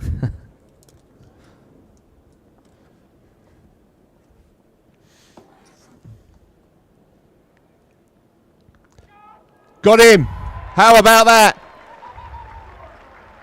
Pope's got to go for a blob. Ollie Stone, what a performance this morning. He's been relentless, luckless, and now it's starting to fall into place. Pope has to go. That flew to third slip. And Jack Haynes did the rest. They've put Adam Thomas down twice. Well, finally, one actually lands properly in the breadbasket. 4 down now for Surrey. And Pope did nothing wrong whatsoever, has to go. Just mentioned how important it was for Surrey to try and weather this storm from Ollie Stone and Brett Hutton and, like you say, Phil Walker. Nothing that Ollie Pope can do there. Gorgeous bowling from Ollie Stone, who really has been excellent both last night and this morning. Jack Haynes, tidy hands there at first slip, and Nottinghamshire really on a run now. It is going to bring Ben Folkes to the crease. First time we've seen him in a Surrey shirt since getting injured, bowling at the end of a draw. Welcome back, Yas Rana. Morning, Cam. What a moment that is. Not just the dismissal of Pope, but the dismissal of Burns earlier in the over. From a Surrey perspective, you're just thinking almost landmarks are being ticked off. You're approaching the lunch break. The ball is more than 30 overs old. The seamers are into their, in Stone's case, his 11th over of his spell. Hutton's already bowled 14. They've only used 3 bowlers so far. You're thinking, well, if we keep them out there for a bit longer, maybe they'll tire a tad. But to get those 2 wickets of 2 key men just before the lunch break, it completely changes the complexion of the game. And you can tell too, just with the energy of that celebration, Notts knew just how important that was. Huge, huge celebration.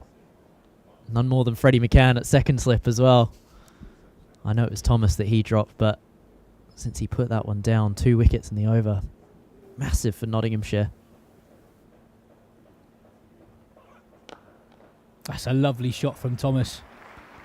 I think Hutton might have got a hand onto it just to take some of the sting off the ball. Thomas, who's had a couple of lives, moves into the 30s.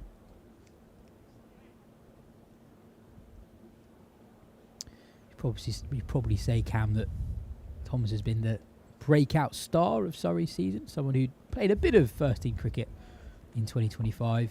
Got that massive 100 in the One Day Cup. But this year making his debut in the other 2 formats too. Pulled into the gap for 4. 6 runs in 2 deliveries. Bit of pressure back onto the bowlers after that double strike.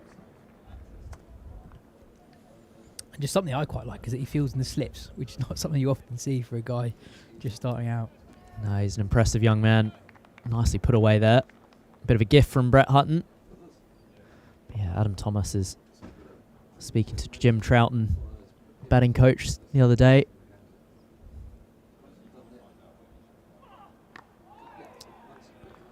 He was saying how he thought the most impressive innings that Adam Thomas has played all year, even despite getting 100 on championship debut, was actually against Notts at Trent Bridge.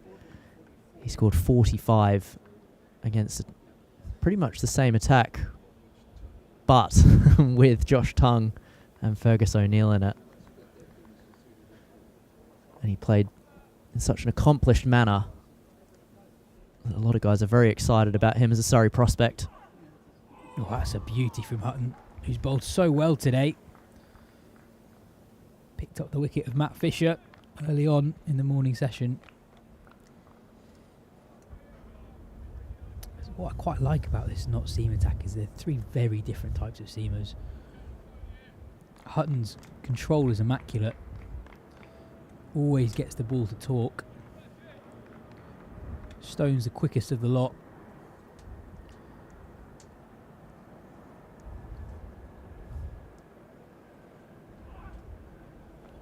Even now with a ball that's nearly 34 overs old, seeing prodigious movement through the air from Hutton.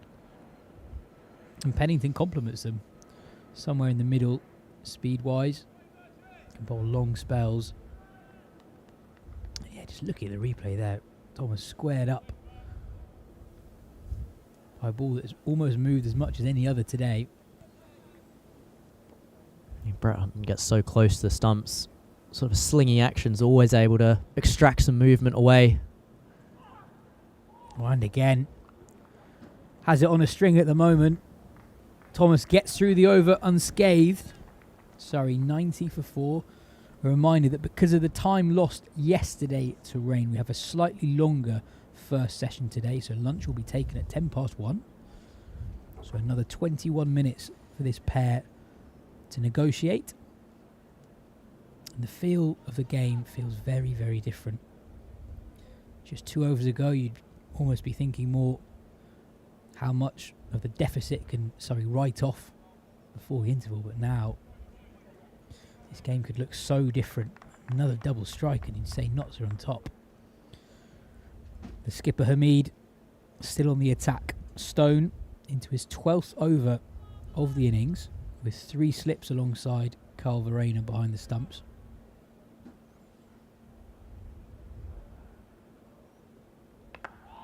Right on the money first up to bed, folks. Another reason why those 2 wickets were so important for Notts is they've only got 3 out-and-out seamers. This is not a pitch that's conducive to spin either. Only Liam Patterson-White with his left-arm spin and Freddie McCann. Ben Martindale can bowl some seamers, but the loss of Lyndon James is huge for them with a side injury. So Ollie Stone, Brett Hutton and Dylan Pennington have a lot of overs to bowl.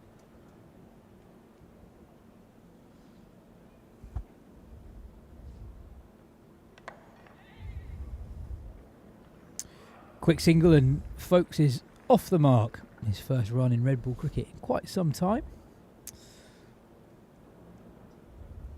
Yeah, I think that's why the timing of that double strike will gives so much energy to Notts, because I think they would have felt that those seamers were not quite on the edge, but certainly had miles and miles in their legs already.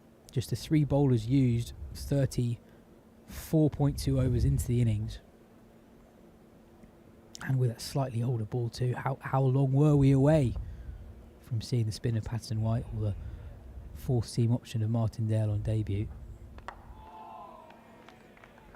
Well, and also that 59-run partnership between Adam Thomas and Rory Burns, and having had 2 catches go down, one from Carl Verena and one from Freddie McCann. It's very deflating when a ball hits the dirt. But Ollie Stone has been the man to pull it back for them. Yeah, and who those 2 wickets were as well. Burns was playing as nicely as I've seen him play this summer. Really good flow to his game this morning. Was another beauty from Stone. Such a high-class spell from a guy who's played Test cricket for England, and when he's played Test cricket for England, he's done seriously well.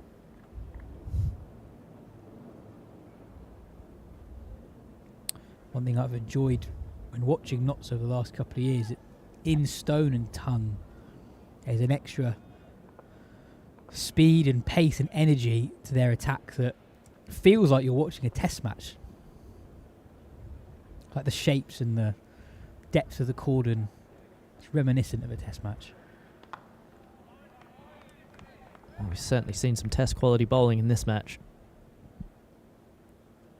And the game that was on Sky at the end of last season, the championship decider, that had a real high quality feel to it. The pace and skill on show is truly remarkable. Ollie Stone obviously played for My London in the 100 as well. Back on his home ground. So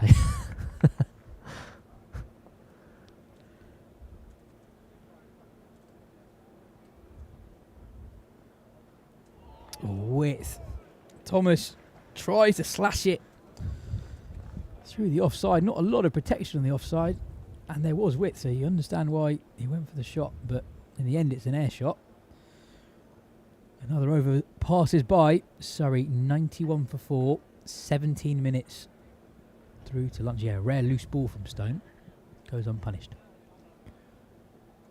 I mean, that's a feature of both these sides, is just the quality of seamers at the disposal, and bowling coaches Kevin Shine and Jade Dernbach have done a lot of good work with all the guys from both Surrey and Notts, and we are going to see Ben Martindale on debut bowl for the first time in first class cricket. And of course this change of bowling is powered by SSE Energy Solutions.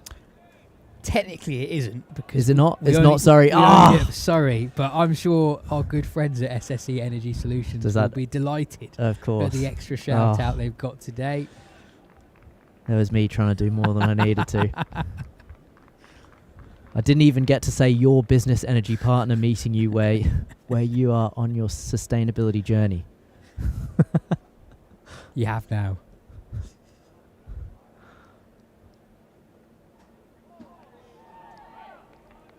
And these are the moments where guys like Rory Burns and Ollie Pope will be kicking themselves, as much as Rory Burns got a touch unlucky and Ollie Pope got an absolute seed of doom from Ollie Stone. When you do see the part-time seamer come on after a wonderful spell from Brett Hutton, it's always hard looking on from the pavilion dressing room. Very well bowled from Martindale. That ducks into folks who left. That wasn't a long way away from his off stump. Have a look at the replay now. Yeah, release from slightly wide of the crease, angling in. Yeah, Martindale on first class debut. He's played 22 50 over games for Notts and 7 blast fixtures. Yet to bowl on the blast and only 2 wickets in the 50 over stuff. So he's not a regular contributor with the ball. Do you like the timing of his introduction in terms of debutant? Surrey, not on the ropes, but with so little time left to go until the interval, are unlikely to be as proactive against him as they otherwise might if you had two more established batters at the crease. I think they had to, really. Pennington didn't finish the spell that long ago. It would have been risky to bring on Liam Patterson-White. And the amount of movement that we've seen from this very green pitch suggests that it won't spin. I think Captain Haseeb Hameed probably didn't have any other options. And I would imagine that Dylan Pennington will open the bowling from the pavilion end after the break.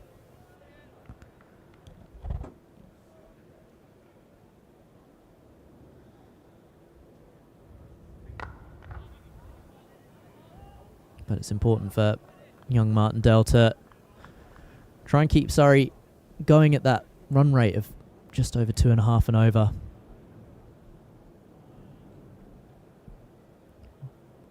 Runs are at a premium here on this pitch.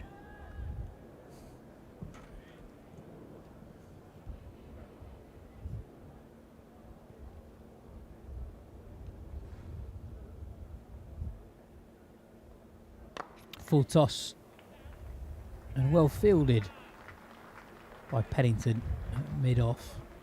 Martindale gets away with that. 1 run from his first over in first-class cricket. Surrey 92 for 4. Samo, bit of work for you before lunch, I'm afraid. Oh dear.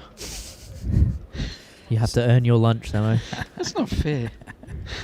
I was just sensing that you were thinking about a sneaky early departure, so I thought better work you. So Ben Martindale, his father Duncan, Right. played first-class cricket for Nottinghamshire. Yes. How many father-son combos have Notts had Have not over said. the years? Well, the Guns are the most famous one going back in the day.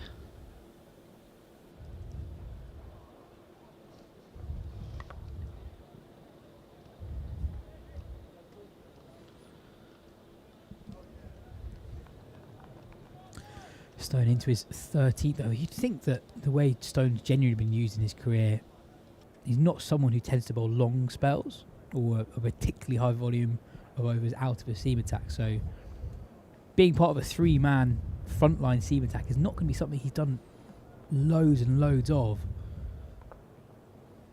Which again is why that timing of that double strike is so pivotal for Notts.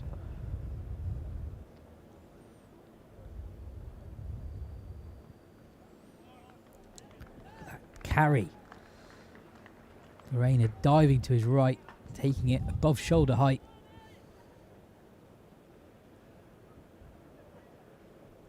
Oh, and the amount that Ollie Stone has struggled with his body over the years. He'll certainly start to get, I would say worried, but apprehensive if Surrey can get 20 overs into each of the seamers in this first innings.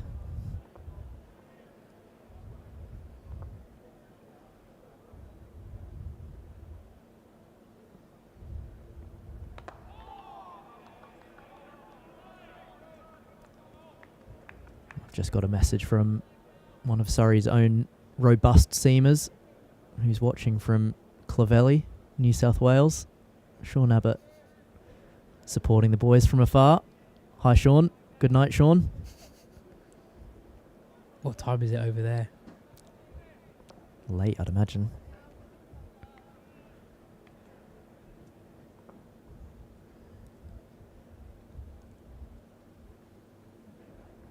That's a gorgeous shot from Thomas.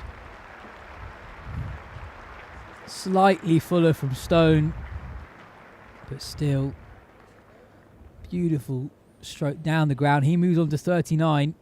He's had a couple of chances, but he's performed such an important job for his side. Effectively, well, on the scorecard, batting at 4 with a night watchman, Matt Fisher, at 3. He, alongside Burns, has held this innings together so far. Yeah, shot of the day from Adam Thomas. What's so impressive about that as well is the back of the length ball has been flying through to still have the confidence to get on that front foot, pump that down the ground. Saw that coming. Bumper from Stone, and Thomas as well to get out of the way of it. Quite a nasty one as well, like angling into him. Almost followed him. Death, taxes, and a bumper after a straight drive.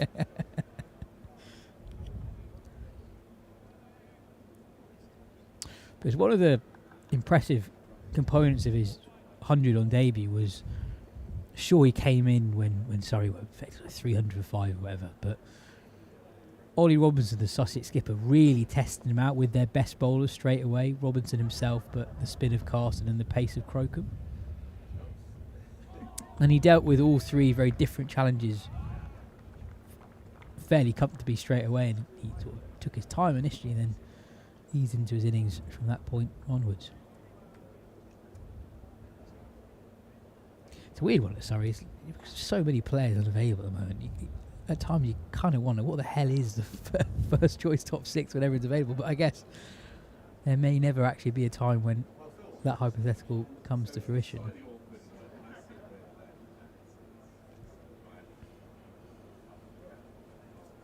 I mean, a game between the full Notts and the full Surrey 11s would be fairly spicy, wouldn't it?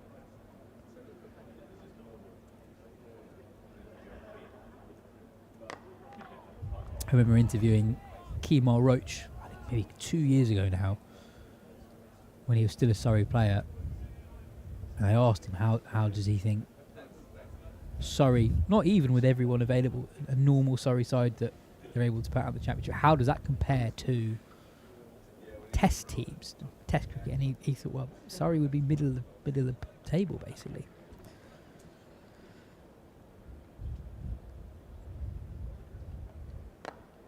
And that is someone who's very qualified to make that statement. 300 test wickets to his name now.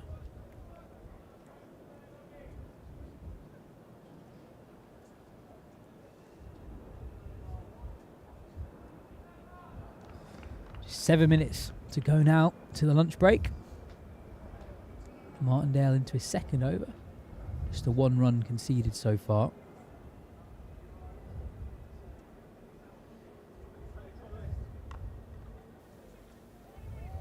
Early call of 2 from Folkes, but fielder at deep fine leg cuts it off quickly. So just a single.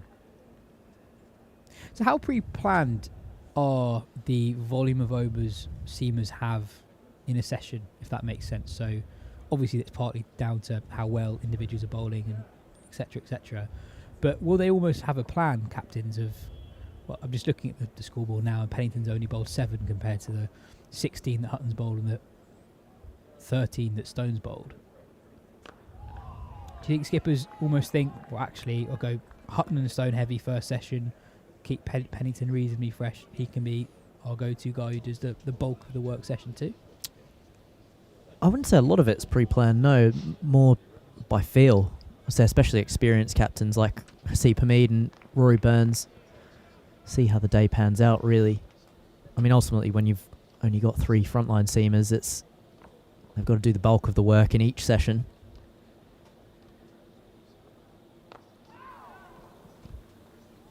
But I suppose the main thing is you like to start sessions with the guys who've been your most threatening bowlers, generally.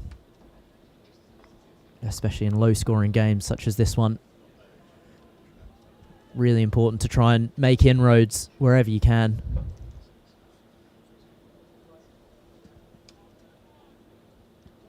I mean, Martindale's done a good job so far for his first-class bowl.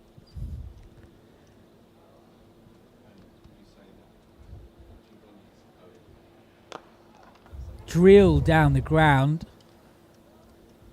Takes out leg stump. 2 straight from Folkes. It's the second time we've seen that this game. Completes the over. Surrey 99 for 4.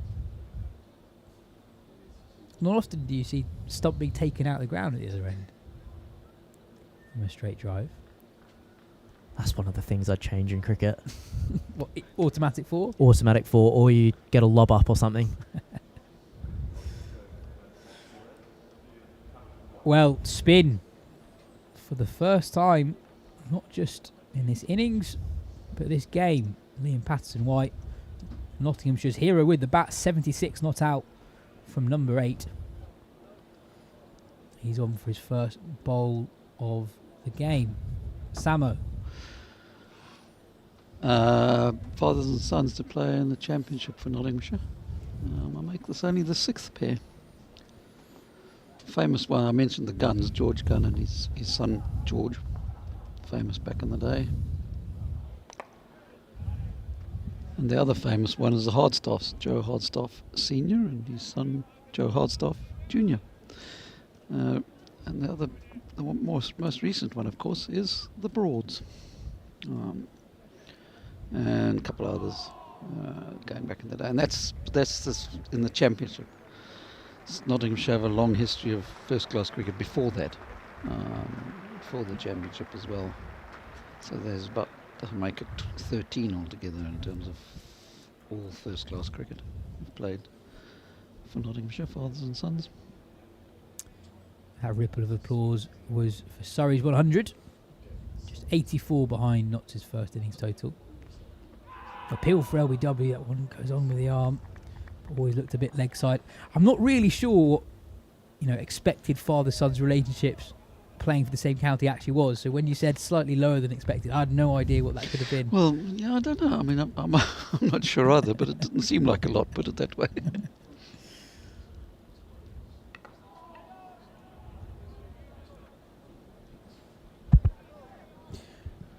Tidy start from Patterson-White. It was exceptional in Notts' previous first-class game, effectively out-bowling Simon Harmer at Chelmsford. Not something many spinners are able to do.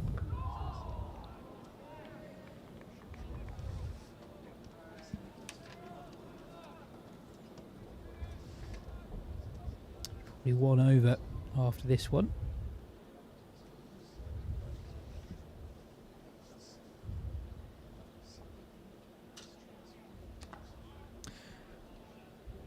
Dot ball, 1 run from the over, Surrey 100 for 4. Yes, in that game against Essex, Liam Patterson-White 52.4 overs, 14 maidens, 8 for 109. Wow. He's a wonderful bowler. Liam Patterson-White really throwing himself into the England conversation now. Not just as a bowler, but as an all-rounder as well. We were jokingly, he was played like Kumar Sangakkara yesterday. Were you joking? Martindale, final over before the interval. It's a lovely shot from Thomas. Bit of width, slightly over-pitched and dispatched to the cover boundary. Thomas moves to 45. Yeah, good from Adam Thomas. Pouncing all over that length. Really important for Surrey to put away anything that's off target. And these two bowlers will find it toughest on this pitch, and Adam Thomas up to the task of putting that one away. Slightly more defensive field now. Second slip's moved into a conventional cover position. Left alone. He's had a couple of lives this session, but he has played a high-class Notts attack really well. Certainly has, and the trajectory on which Adam Thomas' career is going is good to see. Went away to Perth in the winter, played for Mount Lawley. Already improved a lot last season for Surrey's second team and in the One Day Cup. But he's come back from Perth a better player, a better athlete, and then started this season in the way we've all seen and been so impressed by. His calm character. One of those players who just looks like he belongs.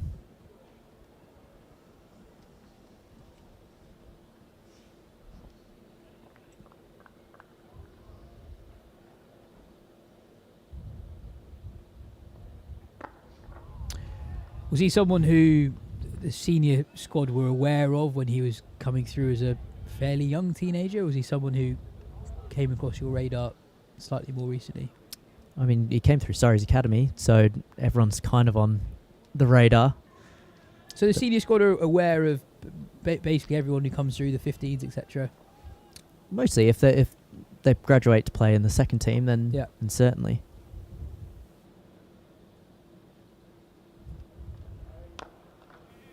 It's another really nice shot, but well fielded by Hamid at on. I mean, those are conversations that happen in the change room all the time. It's if you're speaking to the second team coach, or which is Matt Spriegel at the moment, you're sort of always asking who are the ones to look out for. Or academy coach Chris Taylor. And Tomo was always in those conversations. And then earned himself a contract through weight of runs, really, in the second team once he'd graduated from the academy.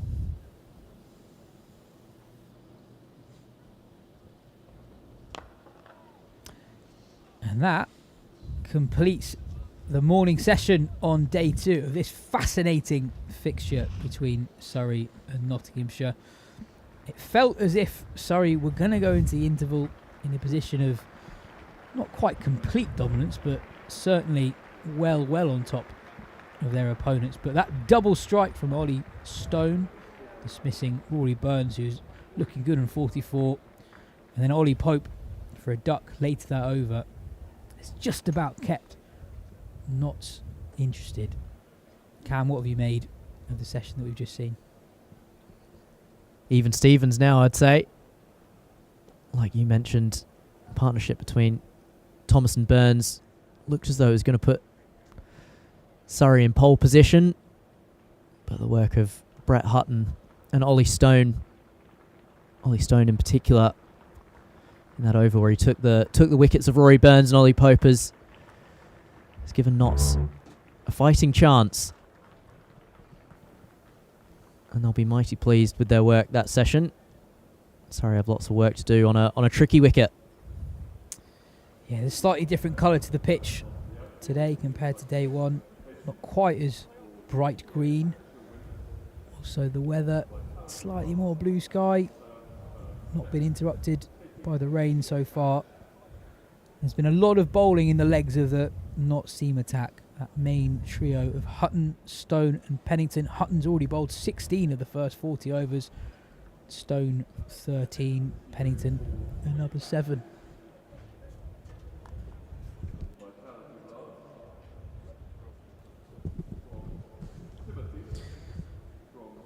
Yeah, another look at the bowling figures. Stone, the pick of the bowlers, 3 for 27 from his 13 overs, including that double blow. An over that changed the complexion of the game and keeps Nottinghamshire very interested going into the second session. This is how it stands. Surrey 105 for 4, trailing Notts by 79. Adam Thomas, the youngster, unbeaten on 46, not out. Survived a couple of chances, dropped twice in the slip cordon. First by the keeper, Carl Verena on 21. Tough chance, diving low to his right. And then by Freddie McCann at second slip on 29. We'll be back with a live action in 35 or so minutes.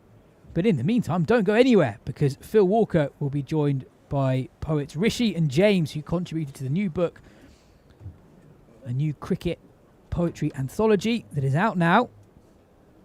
Over to Phil.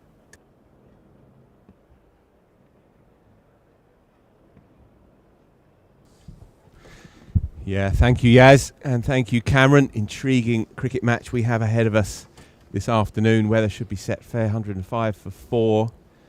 Ollie Stone, what a performance this morning. Okay, musical chairs here in the comm box, but we have settled ourselves in.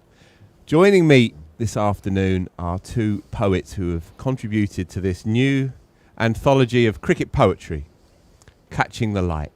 There you go, Catching the Light, literally as well. Rishi and James, Rishi Dastidar and James Thullison, have both contributed to this book, and it's a smorgasbord of poetry. There's so many in this to begin with.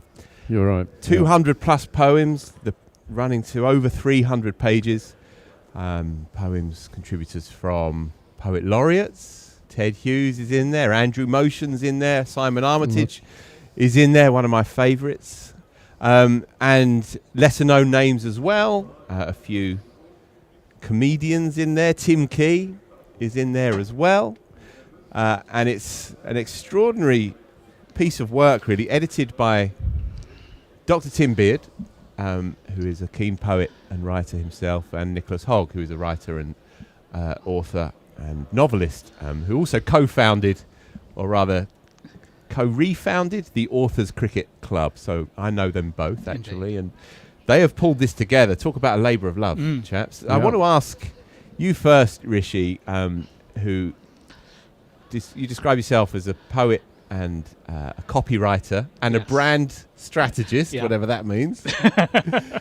And crucially, you review poetry for the Guardian newspaper. So, and you've contributed to this, as has James. I want to ask you, first of all, what is it about this game? What is it about cricket that draws the poet out of us? There's a poetic sensibility to this game that doesn't apply in other games, in other sports, in other pursuits. What is it about this game and the written word? So the first aspect is time.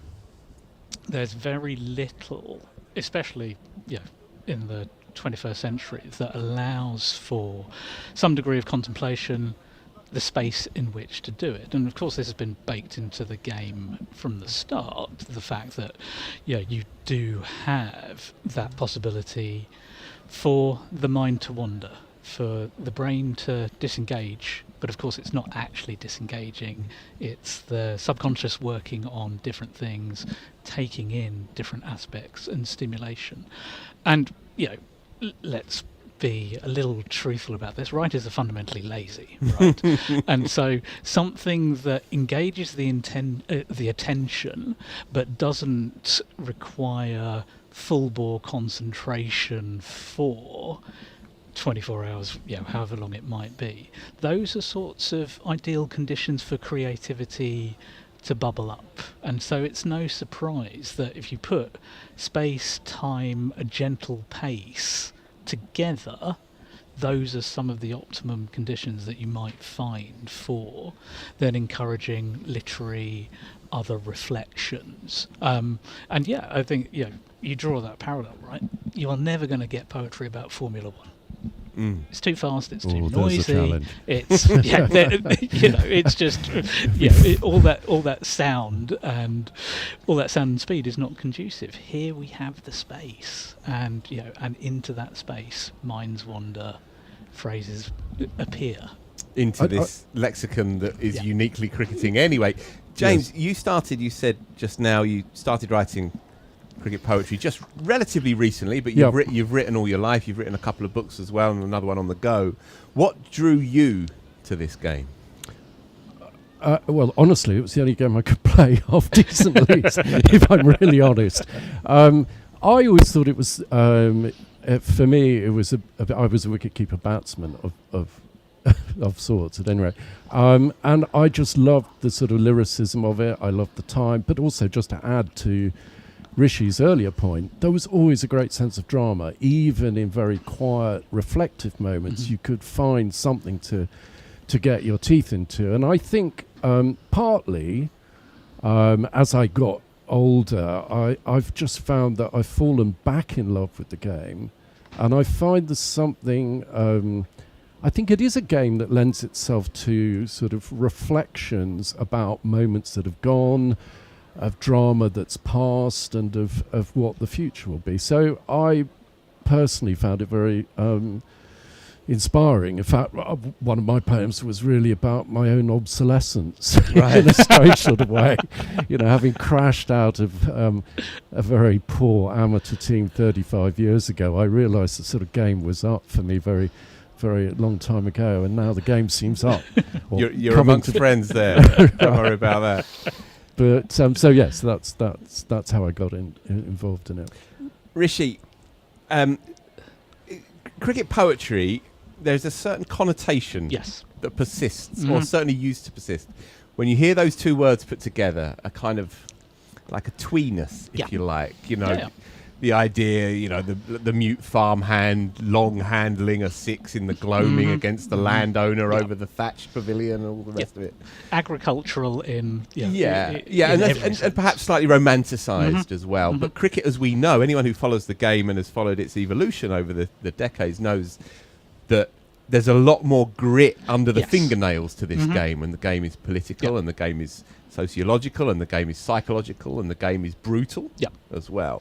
This book, this anthology, it seems like it's trying to capture something of the game's evolution. Yeah, and I think that's part of the attraction for being involved, because it's not that there haven't been cricket poetry anthologies in the past, right? But what this is doing really well and differently, certainly to my mind, is reflecting the fact that we have different voices now, from the subcontinent, from Afro-Caribbean heritage, who use the game as a vehicle to talk about things which, if we just thought about it in traditional ways, you wouldn't get to. So those political dimensions, those politics of race, politics of empire, all of those good meaty things that you want to get your teeth into.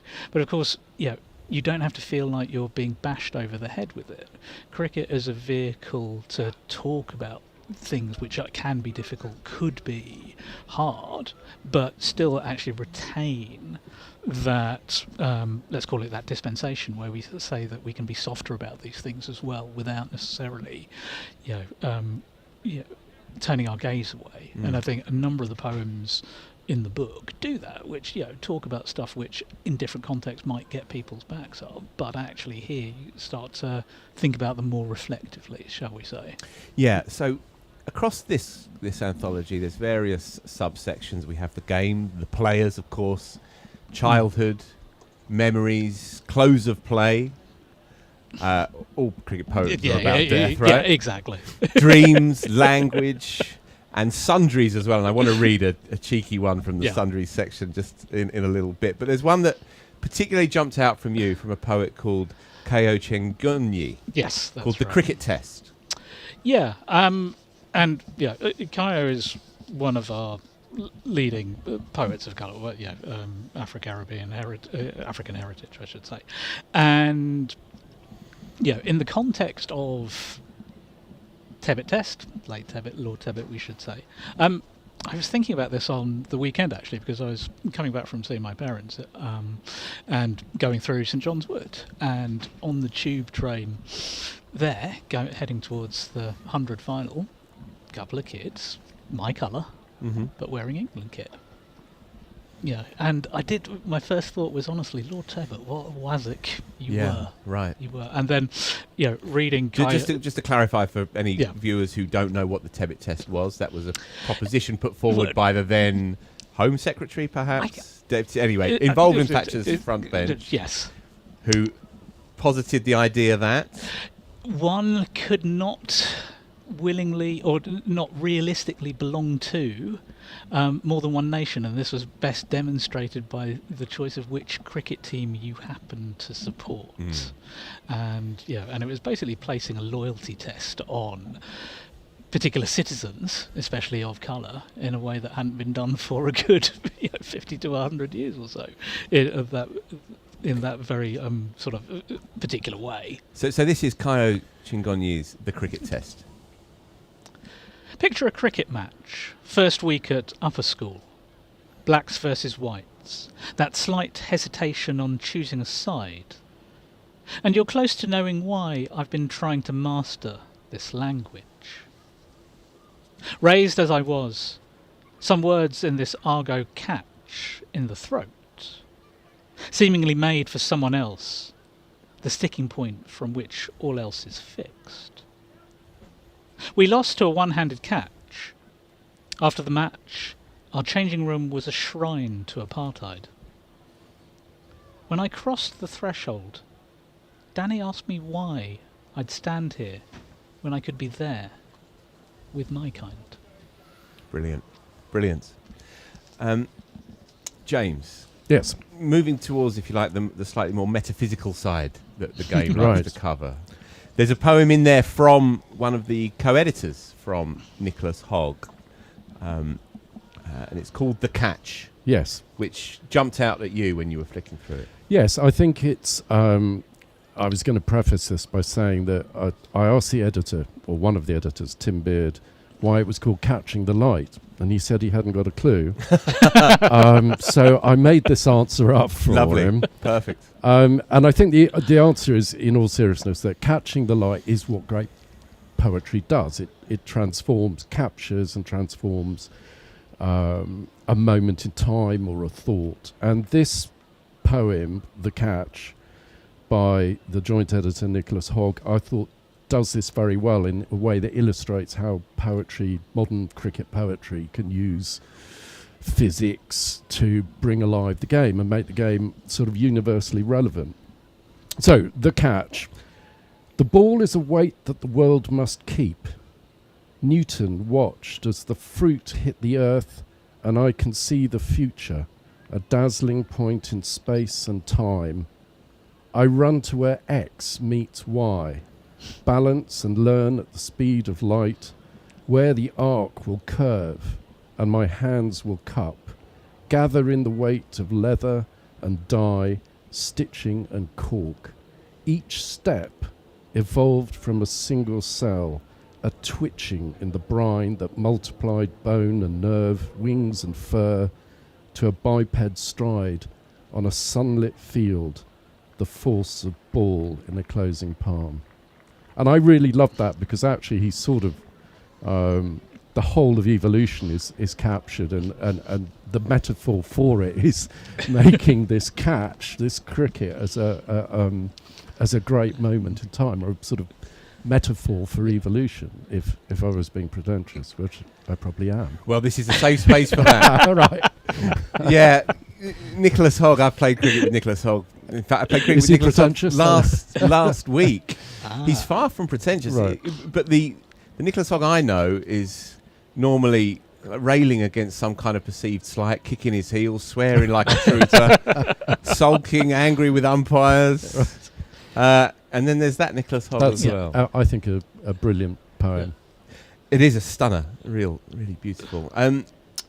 Rishi, slightly against the specifics of cricket here, Yeah. but more generally, in your job or in your The job, calling yeah. as a reviewer of poetry as well as a writer of one, you mentioned earlier about how poems and poetry can find, if you like, the shade within too stark colours. But we live in an age where nuance has got lost and irony's done one, for want of a better expression. Yeah, yeah. How does poetry persist and exist and survive in this age of polarisation? In part because there is the demand for it, and there will always be the demand for it, precisely because as much as we are through Blue Sky X, whatever social platforms, whatever else we're doing, and bashing all that stuff out, deep down we know that that is not the sum total of communication. And we hunger for things that do make us pause, that do make us stop a moment and breathe a little more. And poetry as an art form is the longest standing one. The novel, in comparison, is a dilettante, right? It's literally only 350 years old or so, right? We have been singing poems, speaking poems, writing poems for well over 2,000 years. The idea that that someone blurting out something in 140 characters is going to destroy that is a bit mad. Now, what happens, of course, is how we get our poetry changes, where it lives in our lives changes, what subjects it handles changes, but this is an art form that will be around as long as humans are around and humans are around speaking. And I think part of the resurgence that I, as a working poet, have been involved in and benefited from the last 20 years is precisely because as one aspect of life gets more hectic and more black and white and everything, we need spaces where we can actually be slower, think more, think harder. Yeah. Can I add something to that? I also think that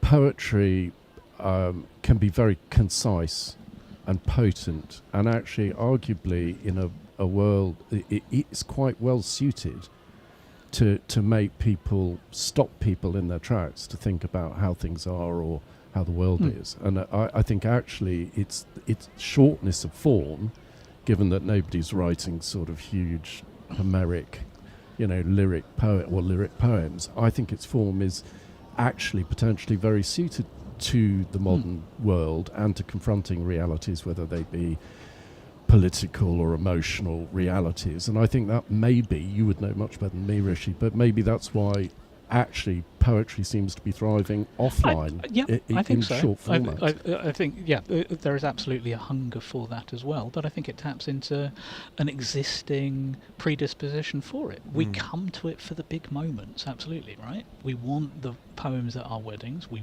want, to make sure that we've got readings at funerals, those big moments in life. And as it turns out, as life gets it feels more febrile, feels like it's speeding up, those moments where we can press pause, absolutely, we want to come to those as well. We're here in South London, here at Kia Oval, and 10 or so years ago, a chap called Zafar Kunyal was poet in residence here at the Oval. And so he spent a season... Summer, a full season looking out upon this remarkable place and seeing where the muse took him. Yeah. And there's one that's in this anthology. There is, and I was very jealous of that as a resident. It's a good gig, right? To be here. It's a good gig. And to be able to write. And this is one of the poems that Zaf wrote during his time here. It's called Oval Time. I forget that cricket grounds exist in winter, seeing out snow and floating in fog. I forget that the ground's been there almost forever, and curling around it like a finger, pointing at the wrought iron gas holder. A buried river leaving a curve, the Ephra. A road like a brooch around an opal, the Kennington Oval. The O of a cambered surface that drains the water like an upturned saucer, keeping the clay dry in the middle. The filled O of the rolled field, its crisscrossed four-tone tartan, green, green, green, and green. The O of a crowd in the shade, the eternal O of a roped boundary, the O of a century, a double century, Bradman's duck. The O of their open mouths watching a last innings, a last test, of not knowing how many summers you'll have left. Of the tilted earth of an arc of orbiting the sun round an invisible seam, the long repeating wide-brimmed O as a river of white sun hats streams in summer from the Vauxhall tube. The saken O of an unstopped urn, as a life's dust is tipped over the stumpless wickets. In winter, and atoms drift and turn up towards the gods, towards the favourite seats where days happened and stuck. Time unfolds again and again from the crease. Fielders stand with their well-ironed shadows. Grace takes guard, where a bearded man he can't see called Ali takes a hat-trick. An event horizon where Richards has more time at the crease, sees the ball a nanosecond sooner. Where Twitchy Smith stares into history and bobs like a bird, a wagtail or a dipper, half sitting, half standing, as if stubbornly over an egg. Sure as an egg timer. Over and over, the O of a decommissioned gas holder, of a crowd's open silence, of a "No!" shouted at the non-striker's end to stop him crossing. The O behind that white skeletal glove held up in the air. "No! Stay there!" The O of that bum, creased like a river. Sensational, truly sensational. Wonderful poem, isn't it? I used to work here, we had an office up there in the old Bedford stand, and that notion of a cricket ground at sleep in the winter was very, very strong. Yeah. My boss, who actually has helped to publish this, would take a photo of the ground every week, and it would obviously change and evolve with the seasons. Yeah. And it's a place that is in hibernation. Yeah. And often it's covered in a sprinkling of snow and so on, and yet beneath it is all of this life. Yeah, and also, just reading that again, just reminding you that things don't stand still. Of course, the gas holder now is something else, isn't it? These luxury apartments, and so we keep coming back to time, and we know that time is the magic ingredient in this game, right? And that that indivisibility of poetry from time as well, the way that we use it to manipulate time, to reflect on time, to make things feel like they've sped up, or to slow them to that moment of pause. And so again, we come back to why this game is so much better for inspiring poetry than almost any other sport. Well, here we go then, James. What? Well, I was going to say, it's time for you to read out your contribution to this. Oh, can I just add something to what I was going to say? I had a quick look. I asked Claude AI. Right. Has he got one in this? I don't know if he has. Is it a he or a she? I'm not sure. But anyway, Claude it must be here. So I asked the question, which sport has created the best poetry? And cricket wins. The volume of football poetry is quite staggering, mainly because there's a footballpoets.org website which has got, I'll be beaten up if any of the poets on it ever find me, but it's mainly doggerel. Whereas there have been quite... You said it. I did say it, and I'll be disappearing to a tax haven later today. But anyway, poetry, to back you up, does win by a country mile. Do you want me to... I do. Very much. Okay. You really meant that. Drum roll. Let's see if I can find it. I tell you what, while you're preparing, just quickly, Rishi, modern day muses, right? Yes. And perhaps muses of when you were a young lad as well. Which cricketer or cricketers bring out that poet in you, and why? So I am of that early 90s vintage, and so Jack Russell. Right. First player that absolutely captivated and mesmerised by, in terms of... Go on. The busyness, the energy, the fact that he didn't look like a sportsman, right? And okay, he's doing something that's amazing back there. You could tell that there was almost an indefinable sense of magic around him, and what he was doing. And now, of course, he is a very, very fine artist. Yeah, maybe there is this artist detection thing now. When you asked earlier, I was really thinking about this, and Liam Duckett is the player that most obsesses... Plunkett, right? Yeah. Sorry, is the... I mean Ben Duckett. Sorry, Ben Duckett. Okay, that's what I mean.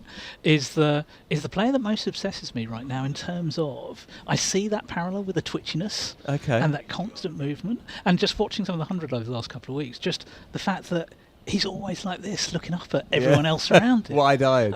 Just almost. And I feel like there is something waiting to be written about him, and the energy that he brings, and that constant sense of niggle there. But I have no idea how to crack that yet, but I feel that there is a poem waiting there. Right. Well, I edit a magazine. You can have half a page for that. Excellent. Thank you. James. Of course, on the cricket front, by the way, David Gower... I'm a sort of 70s, 80s vintage. David Gower has actually inspired a poet. I can't remember who wrote it. I think it might have been John Whitworth, in which he compared Gower to Ganymede. Ganymede was famously stolen by Zeus. He was a young boy stolen by Zeus to be his cupbearer on Mount Olympus. So I'm not sure whether David Gower would be happy with that analogy. But he'd love it. Trust me, he'd love it. And now, if I was going to be anyone, I have to say Ben Stokes, for me, is a sort of punchy, determined. He's got a ferocity and a focus and a talent that sort of, I just think, and those two, in a way, for me, those two people capture some of the fundamental changes the change that's gone on in English cricket. Gower for me is the archetypal, I love him, but he is, bourgeois, whereas Ben is the sort of guy that you want next to you in a Durham nightclub after hours. Indeed. Anyway, there's definitely a poem in there for you. Yeah, I'll work on those two southpaws. Two southpaws. Yeah. Shall I read my own poem? Certainly. That seems incredibly It's vain of me to do this. But anyway. It's more than fine. Okay, so I talked earlier about obsolescence. You talked about all cricket poems. Certainly, there's a strong sense of death. This was actually my attempt to look at capitalism, actually. If once again being in that we all eventually become obsolescent and get retired. So the poem is called Retired Hurt. The race against the fielder's arm once thrilled more than the 9 to 5 or his fiancée's kiss. Now, a single is 22 yards of risk for little return except a timpani of blood in his ears. He cautions younger teammates against threes, cries no now more than yes, while on the boundary wags ask, is it he who ate all the pies? Can he still see his toes? When did his pads fill with lead? At the AGM, he stands by the dead barbecue, counting ash snowflakes into the eaves of the clubhouse, and overhears cruel resolutions. When they come for him with a pint and an offer he can't refuse, he scoffs. What testimonial or captain's eulogy could match his gilded memory? Run out of seasons, he retires, hurt. Meadows drown in fog. I love that. Yeah. I love that. Yeah. I haven't read that before. Genuinely, that's a beauty. Oh, it's very genuinely, kind of you. sincerely. Everything's about death, isn't it? In this book. And At a certain point. and reveling in the nostalgia of No, it as there's well. some lovely poems about life. There's a couple of, I think, there's some nice poems by women in here as well, as well as... So Jackie Litherland, who I think has 8 or 10 poems in this book. Yes. She first submitted a poem to a magazine that I was working on many years ago, and it was about Ian Bell. Yeah. And Ian Bell is her muse. She's a fabulous writer from up in Durham, and I've met her a few times, and she writes about all kinds of subjects, but cricket is one that she often goes back to, and she has a number, as I say, maybe 8 to 10 in this book, and she's one of the standout female voices in it. But another one, and we'll come to one of yours, Rishi, all in good time, but another one that I just wanted to read from the Sundries section. Bear with me here, page 268. Here we go. From Jean Binterbreeze. Unless it's Jean Binterbreeze, but it's definitely Jean. Jean Binterbreeze on cricket, sex and housework. I've never liked ironing, but there's something steamy here that softens the crease. And although I played it straight, I fell to your googly. I came out slightly crinkly. Perhaps it's the strange things your fingers do around my seams. There you go. Steady away. Steady. Be still your beating hearts. But that speaks actually to one of those stronger influences. The Caribbean influence on cricket writing, both prose and poetry, has really brought in two things. One is that strong element of political analysis. We know beyond the boundary for the genius work that it is, but also a reminder that the game is fun.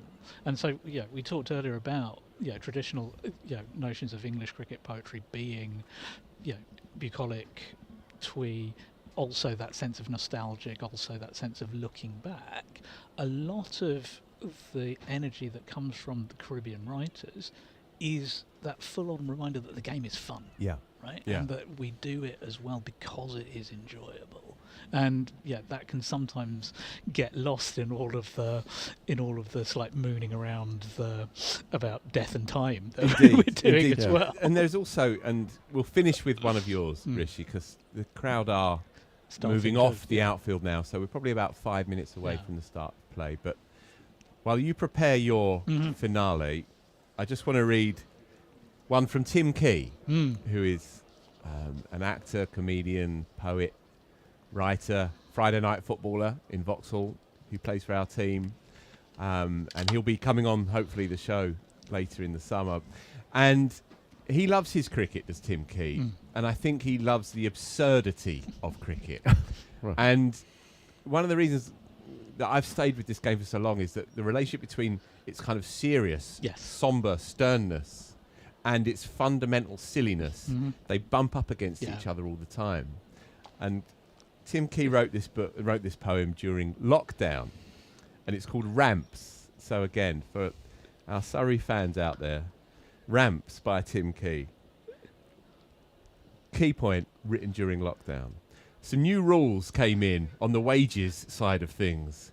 Now companies would pay 1/4 of your pay, the government would stump up 1/4, and Mark Ramprakash would pay up the rest.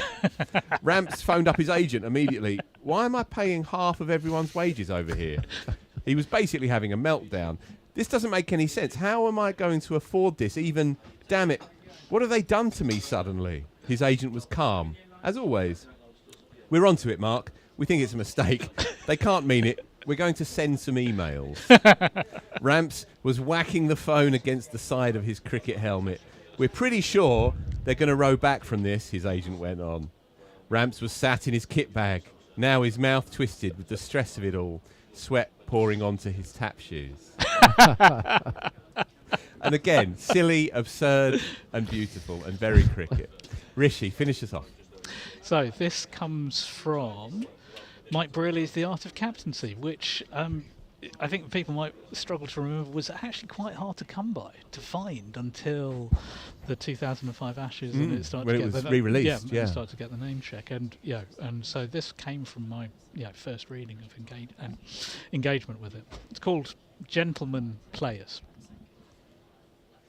So among the more regular of my summer dreams is the one about the square nested somewhere in the Dales, where I display the art of captaincy, somewhat surreptitiously, my 10 and the other 2 barely realising that they're on the ends of the threads I'm spinning. As the man behind other men, I'm fortified by the presence of those greater than me. Gatting, M.W., Gavaskar, S.M., and Garner, Joel, always and only Joel. But how do I also lead such talents as Galileo and Brecht, Bertholdt, let alone the Mahatma, who's turned up in his whites? I am happy to 12th man, Sahib, he says, and goes to sit by the Ganges, flowing beyond the boundary rope. Sweet. Rishi Dastidar, beautifully done. Thank you for sharing one of your poems from this Catching the Light cricket anthology, and to James as well.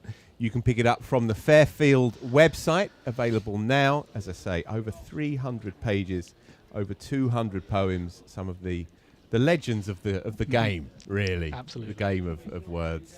A few laureates in there, and some old writers as well, attached to cricket. John Arlott, Alan Ross, etc., etc., and a few new names as well. Thank you so much for your time, gentlemen. That was great stuff. Up next, we've got Graham Gooch. From one poet to another. Indeed. Thank you so much. Thanks a lot. Okay, gentlemen.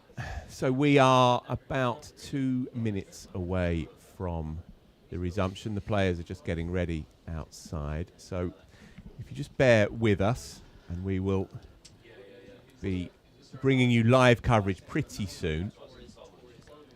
It's been a fascinating morning session. Have you caught much of it, chaps? Have you seen much of it this morning? Yeah, it looked very good. Stone bowled beautifully, I thought. Certainly did. Certainly did. He picked up 3 for 27.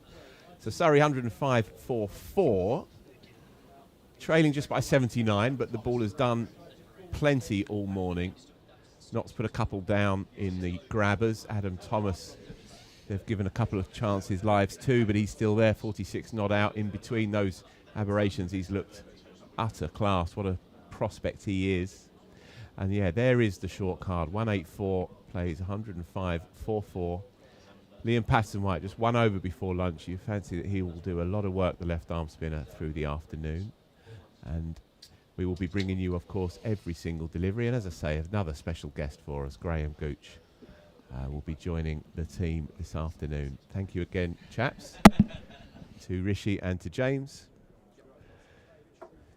And as we shift from one team to another and the players start to emerge,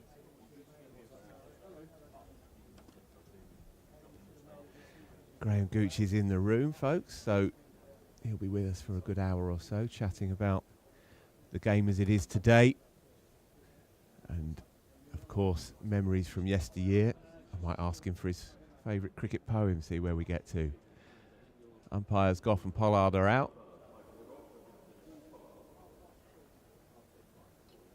And this game is set fair. Still a bit of cloud in the sky. Not much breeze either, so you would think this is pretty good conditions for swing bowling and seam bowling. Ollie Stone got through a lot of work this morning, but he still, you fancy, remains the key man. Adam Collins will be jumping in for me, and as I say, Graham Gooch will be joining the broadcast this afternoon, so do stay with us. Fascinating afternoon session in Prospect.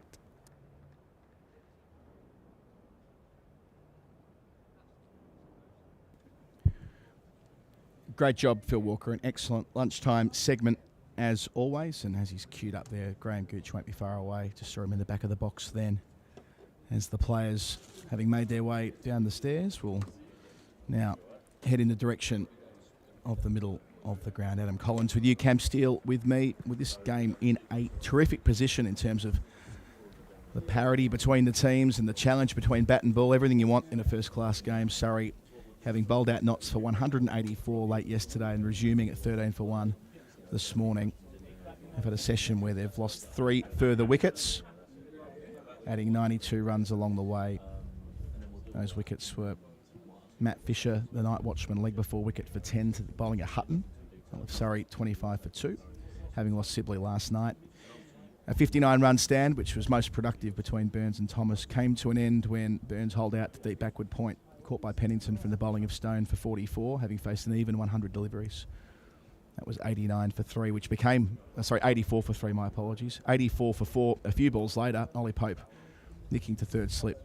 Haynes took the catch. Stone got his third wicket of the innings, a double wicket maiden, threw the cat amongst the pigeons. But after that, a settled 7 overs where Thomas, who's reached 46, was joined by folks who added 4 from it. They've put on 21. They trail by 79. It's going to seem to start away from us. Ollie Stone has been terrific so far. He's got 2 slips. He'll be into Adam Thomas on 46 from our Vauxhall end.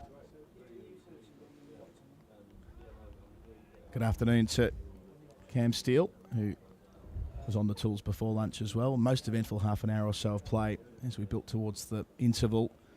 And now, much as it was when we started today's play, a fascinating couple of hours ahead of us. Hello.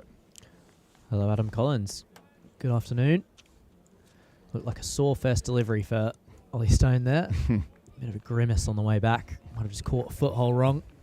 Or was a little bit stiff from his morning's work. He's been busy. Bowled 9 overs before lunch over a couple of spells. It's not quite gotten through there. 77 mile an hour. He'd be right to take a moment or two to get back into the swing of things. Crucial passage of play here for young Adam Thomas. Trying to get as many overs into these Notts bowlers as possible. You can imagine that Dylan Pennington will resume proceedings from the pavilion end next over. If the Surrey batters can see these 2 premier bowlers off, then they'll be doing some good work for their team. There he is, back where he was so often before lunch, Stone. Mentioned that decisive double wicket made, and that defined the session as far as getting Burns. It was the drop catch in the previous over, and then that was from Thomas, albeit. Straight down the throat of Pennington at deep backward point. He was set back there for the vast majority of the session as well. And then fine piece of bowling to Pope in the channel. Nicking off from his third ball. So Stone right amongst it this morning.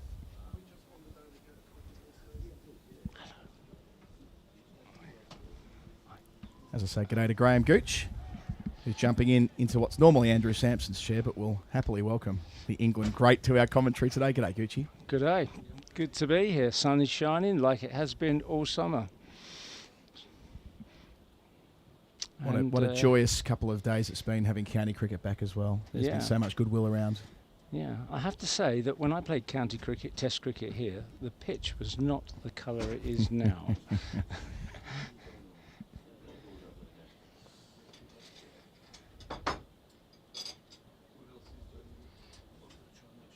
In that era when you set up to play at the Oval, what was your working assumption?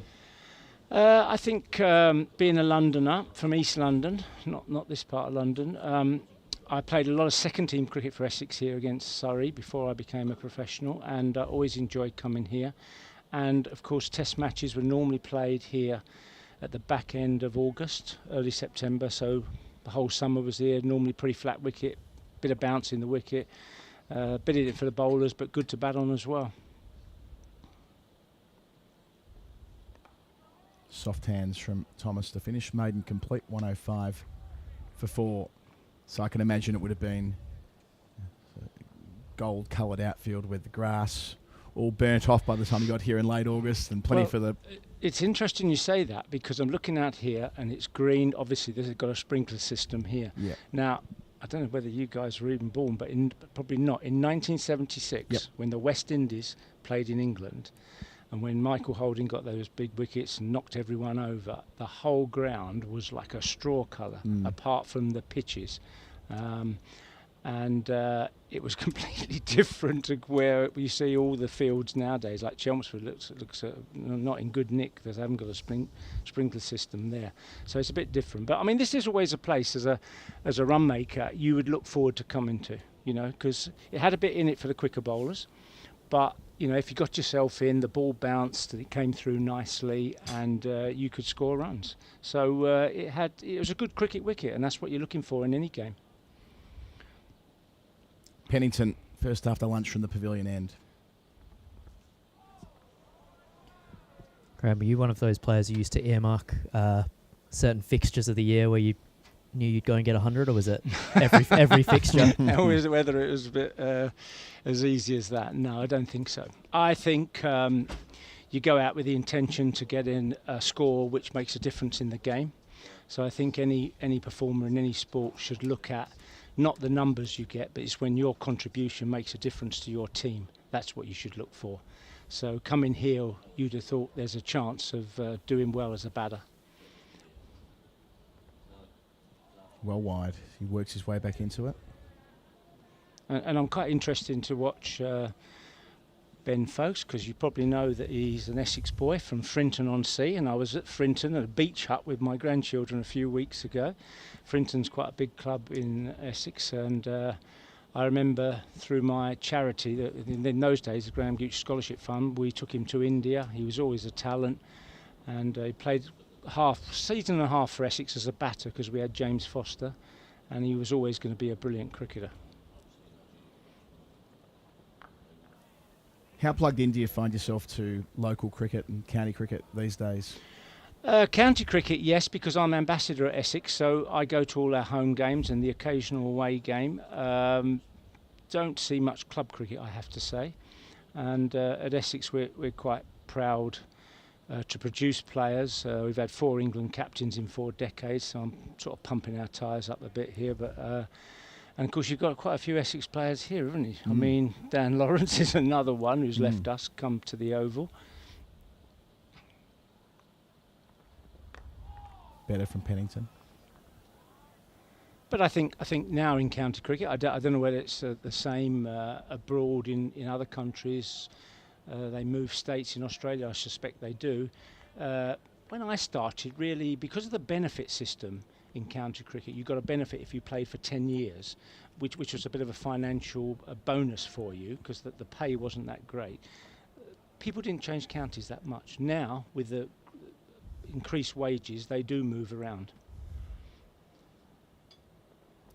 I like those quirks when you would see cricketers who would play long enough at one club for a second benefit year. Were you in that category, given how long you were at Essex? I had a benefit in 1985 and a testimonial in 1995. So I played for, 20 months? I played longer than most. So I retired when I was 44. And I retired from England when I was 41. So I played a lot longer than most. And I mean, of course, we transcended the era of fitness training, organised fitness training. One from the over, 106 for 4. They trail by 78, the home side. I mean, when I started, I don't know whether it was the same in other countries, but playing for England, when you went on tour to Australia or anywhere, all you had to do really was have the medical for the tour.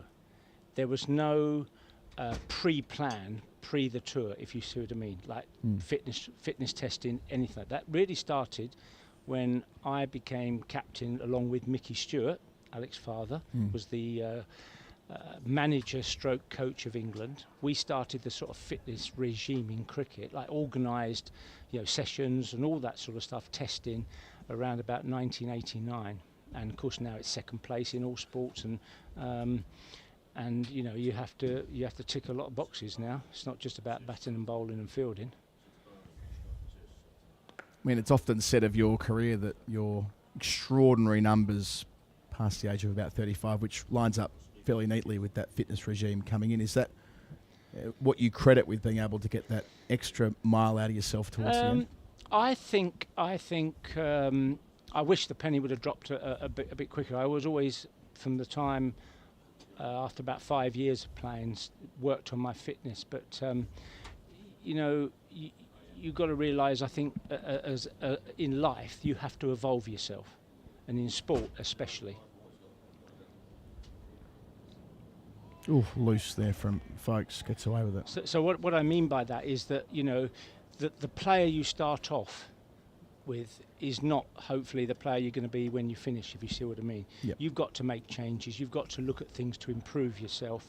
Now, whether that's lifestyle, whether it's fitness, whether it's technical, whether it's how you think about yourself.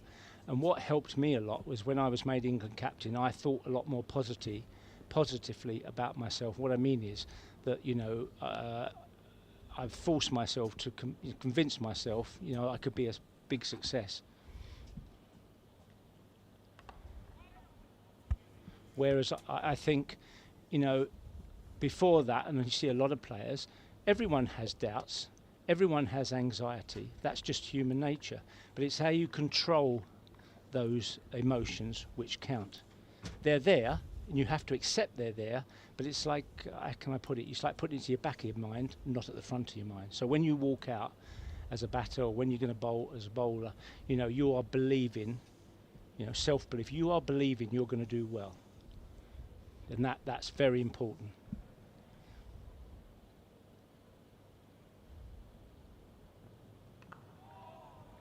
Which players do you look at now in county cricket and even international cricket who you feel could have a little bit more of that? Well, I think I have to say I was interested listening when the rain. I turned on the radio yesterday to listen to the commentary on BBC, and they had a past interview with Harry Brook, and he was talking nicely about his game. Obviously, he's a mega talented individual. Just let this ball go from Ollie Stone. Finds the edge. Would have gone through about fourth or fifth slip. Well bowled. They get a single. So we've all seen Harry Brook and how devastating the player he could be, has been, and could be even better. And he was alluding to the fact that he's still learning about how to manage his play, if you like. And because whatever talent level you have, you've got to manage that talent to turn it into numbers. So you've got to turn the talent into numbers. And he was discussing how he's still has a lot to learn about how to influence matches. One run from the over. Stone probing away, 107 for 4, just 2 runs added since lunch. And just to overlay that, if you are to finish the point, I was surprised that at his age that he hasn't already learnt this.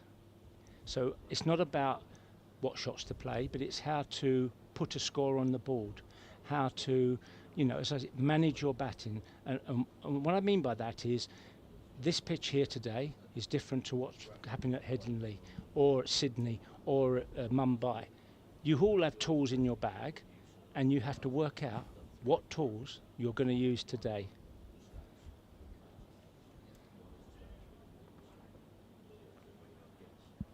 What shots. Now, watching this cricket here, the ball is doing a little bit when pitched up. Okay, it's going wide of the crease a little bit, and so driving the ball, I would say risky, even watching from here. If they pitch the ball up, it's going to be a little bit chancy taking on the drive unless it's a full half volley, you know, right under your nose. So you have to work out very quickly, you know, what sort of style you're going to play on each set of conditions. And I suppose that was the chief criticism levelled at England in Australia during the winter, that they weren't able to tailor their game for the conditions that they were presented with, or the circumstances session by session. The key moments of the series invariably were the ones that the more battle-hardened Australians would win. That must have been frustrating, given all you've learnt and acquired in experience watching that from the other side of the world. I mean, look, Australia deserved to win. They played the better cricket, and to be fair, it's your second team beat us. At times it felt that way. But you know, look, we're all disappointed because I think in the winter we all thought we had a good side, good cricketers. They have got good cricketers, and we had a chance. But we didn't play the situation. Yeah. You cannot play the same way every time. That's what I'm trying to allude to now. You cannot play the same way every time. And you know, same for a bowler. If it's a flat pitch, you try and keep it tight, create pressure on the batsman. You know, if it's doing a bit, obviously you need to get the ball in the right area. Well worked, folks, finding the gap out towards the SSE Energy Solutions stand. They'll add 2, moves to 8. And I'll give you an example. Mitchell Starc had a brilliant series, okay? I didn't see him hardly swing one ball, okay? He never swung the ball back into the right-hand batsman. So as a batter, if I'm playing against someone who's not going to swing the ball, I don't need to play forward, if that makes sense. Because he's one way of getting me out. Is nick off, or caught in the slips, or caught behind. To get me LBW, he needs to pitch the ball right up on my toes. Because the ball is going across the right-hander all the time. So the danger shot is to play it in the channel, aiming for extra cover. If you're looking to drive the ball against someone like him, if you're not hitting it to mid-off, you should be leaving the ball and make him come straighter. Okay, so he got all those wickets. You know, I'm not trying to do his performance down. I'm not. He put it in the channel, and the England players just went for it, hung their bats out. You know, it's dumb play. I'm sorry, but it's dumb play.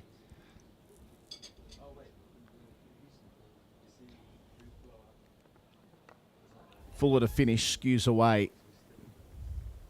Good option there from Pennington. And just to finish the point,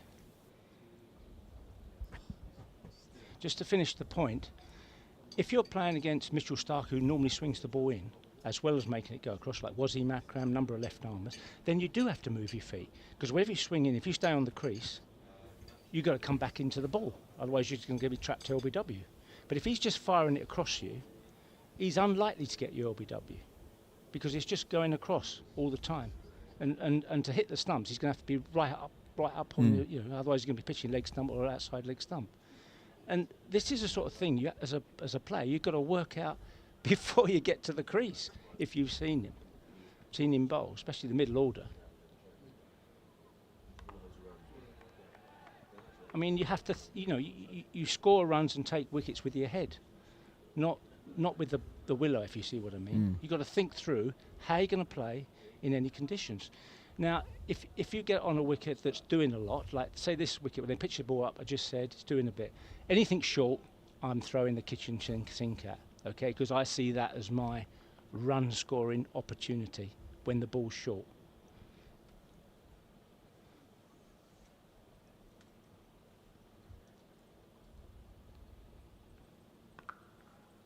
And going back to Brooke, he was alluding to the fact that he is still working this out quite a lot. And I'm a little bit surprised that he's not already, he's been playing quite a long time. He's got a fantastic record. And, we would all say, he could be better. And I think he realises that. But he has to look at getting contributions that win matches. That's what you remember. When your performance helps your side win a match, that's what counts. Oh, it's a beauty from Stone. Right back in that channel after lunch. How old were you when you started to figure that stuff out? So I started in 1973/4 as a middle order player. Played my first test, didn't go well. Quite convenient to have your first test score in your surname. Okay. And then when I started to open the bat in 1978, then the penny started to drop about being fitter, about how you leave the ball outside off stump, all the finer points of the game. Oh, and again, Stone. Tremendous bowling this. A wry smile from the experienced Quick. Yeah, I mean, it's fantastic bowling, isn't it? Because, you know, you're pitching the ball up and all you can do as a batter is play the line, and the key bit when you're defending like on the wicket like this, you play the line and you hold the line. If you know, it's difficult to explain on a microphone. You hold the line. People nick the ball when they do that. When they follow the ball. Hold the line, and if it goes, you miss the ball. That's good technique.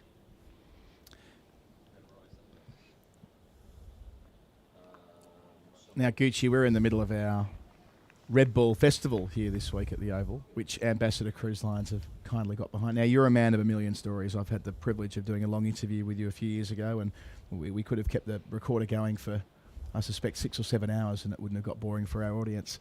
And so that proves, you can go on, you can see on the screen here, some greats of the game there with you. See Blowers there, Aggers, Graham Swan, Gus Fraser. I mean, this will be, you've been quite involved with the Ambassador for a time now, haven't you? Yeah, Ambassador's been one of our major sponsors at Essex for quite a few years now. The ground is named after them. In swinger to finish, well negotiated by Thomas.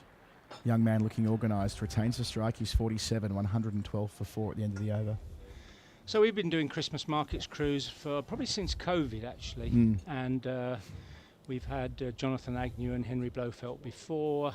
We've had Alex Tudor from Surrey, and we've had Gatt, and we've had Devon Malcolm. We've had quite a few people, so they're great fun. You know, in December they're full of cricket supporters from all over the country, and you know, we have some great interviews and question of sport type things in the theatre, as well as visiting the different venues in Holland, Belgium and Germany, you know, for the Christmas markets. It's a 5-day cruise, and it's great fun, and they're very, very popular, and hence they've been going on for 5 or 6 years now. I remember when talking about these, probably first or second one that you did, I tried to put it to my wife, maybe we should go along, but we were going to be in Australia at the time, but she's like, a bit cold for a cruise. But isn't that the whole idea, the whole conceit of this cruise is that you kind of sort of gather around the campfire, as it were, and listen to you guys tell stories deep into the night? Well, that's when we're on the ship. Yeah, I mean, obviously, when you're in the port for the three places, then you know they visit the Christmas markets, and obviously they're very festive,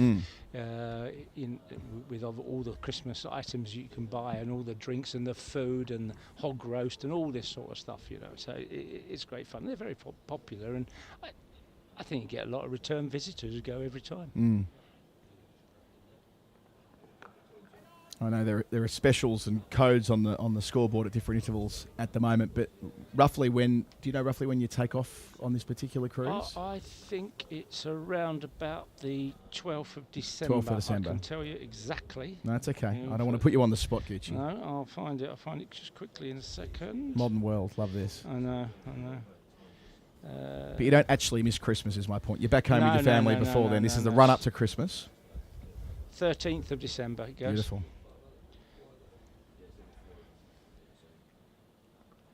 Do you actually watch the cricket that's going on around the world as well? I'm thinking 13th of December, that'll, if I've got my sums correct, I'm pretty sure that's when Australia and New Zealand are playing in Adelaide. You flick that on? Watch it. I might watch a glass of brandy. Well, I don't know. Maybe. I didn't watch Australia Bangladesh. No, that is a surprise. Blimey. Starts again tomorrow. I mean, there'll be a few inquests over that, won't there? If they lose this week, I've never been to Darwin. Where's the next test actually? Mackay tonight. Oh, yeah, I was going to say it's going to have to be up north in the tropics area. This time of year. So I've played at Cairns, and I've played at Toowoomba. Yes. Against Queensland. Yeah. Those were the days when you'd play the states and the state country teams, wasn't it? Like you'd play Queensland country, Victoria country, etc. Yeah, when I first went to Australia in 78, 79, we played all the up-country matches. Yep. And I can tell you a good little story, if we can get it in, from our very first one at Bundaberg, where the rum comes from, isn't it? Yeah, rightly. So it's a good little story about this.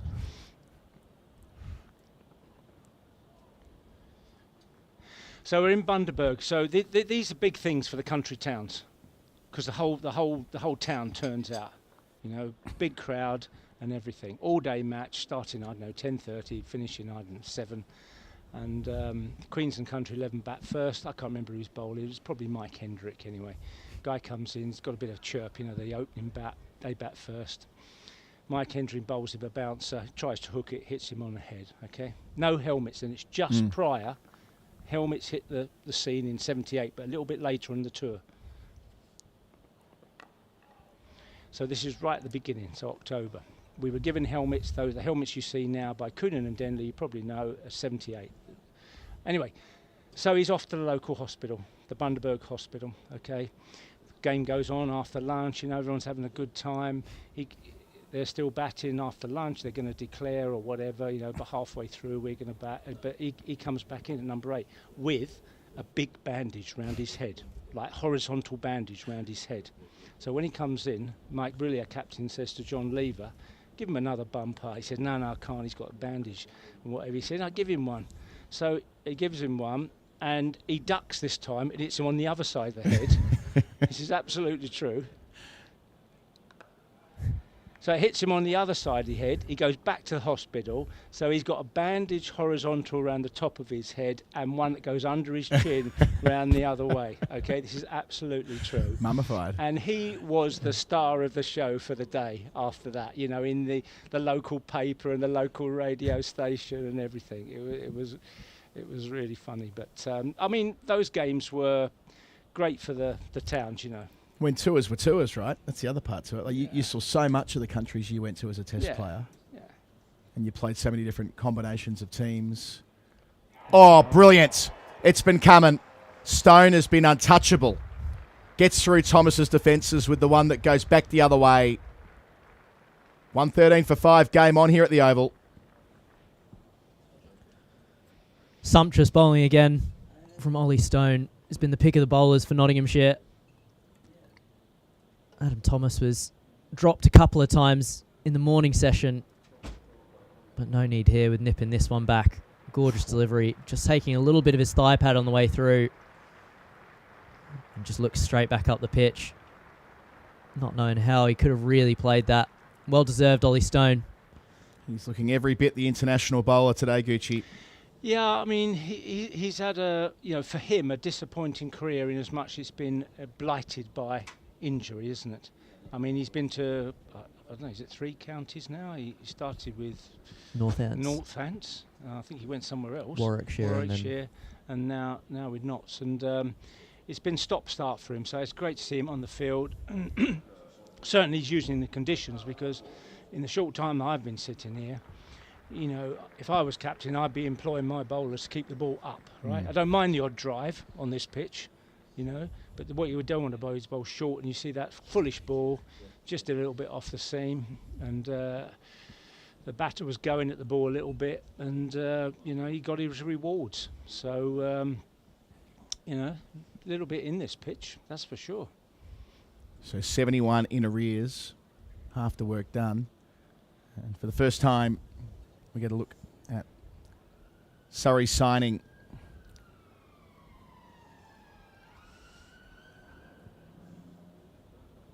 Mahipal Lomra, who has been an outstanding leader at Rajasthan, doing the job there over the last couple of years in the Ranji Trophy. Uncapped for India at age 26, but significant body of work behind him. Has a first-class triple from a couple of years ago as well. Picked to both bolster Surrey's middle order and provide a left-arm spin option that wasn't required yesterday. But a signing of some pedigree and his first opportunity here, Cam Steele. Good challenge for him first up. in English conditions against a high quality bowler in Ollie Stone. Gone first ball. Stone's on a hat-trick. Doesn't get much better than that. A double wicket maiden before lunch. 2 in 2 here. Ollie Stone is on fire. 113 for 6. And a good catch as well. Just seen on screen there. Liam Patterson-White gesticulating, saying how much that swung off the edge as well. Beautiful bowling from Ollie Stone. He really has deserved every bit of his 5 for 30. Tough start for Mahipal Lomraw, and as you see there, just swinging into the hands of Liam Patterson-White. 5 of the first 6 for Stone, and that's in keeping with the way he's been all over Surrey from the get-go last night, Gucci. Yeah, I mean, every player's vulnerable at the beginning. Doesn't quite know where his off-stump is there, and good ball in the business area. Push forward, good nick, good catch, because there's a bit of carry in this pitch, isn't there? By the looks of it here. You know, it's carrying nicely, and the bowlers are in the ascendancy here, and it's going to be, I'd say, that lead's looking quite handy at the moment. You know, I don't know, is it Jordan Clark? Does he come in next? I think we'll see Blake coming in with the recalibrated lineup last night. I mean, Surrey's obviously goal is to get somewhere near parity here. Yeah. If they do that, becomes a 1 innings match. If they concede 50 lead, that could be, if the pitch stays the same. I don't know, you see the pitch regularly here, but does it flatten out as the game goes on with a few heavy rollers? I know you can't always have heavy rollers all the time now. I think you're allowed 1 each, aren't you, or something like that. Yeah, the last few years it's definitely flattened out as the game's gone on. Day 1 is where it does the most, and it just gets better and better as the game goes on. So often Surrey have found it easier to chase down scores in the 4th innings. Such an important moment here for Josh Blake, getting his opportunity to play when Ryan Patel injured his finger yesterday. Just his 5th first-class game spread out across a few seasons. It's an opportunity for him, but also hat-trick ball, packed cordon, Ollie Stone on the charge. Blake edging through the cordon for 4. Wasn't far away, but did play with soft enough hands. The oohs and the ahs of the Nottinghamshire fielders. Hasn't been a hat-trick here since 2017, and it'll remain that way today. I didn't realise he was an injury replacement, because I think when I spoke to Alex Stewart earlier in the season, he cast a bit of doubt on this injury replacement scenario.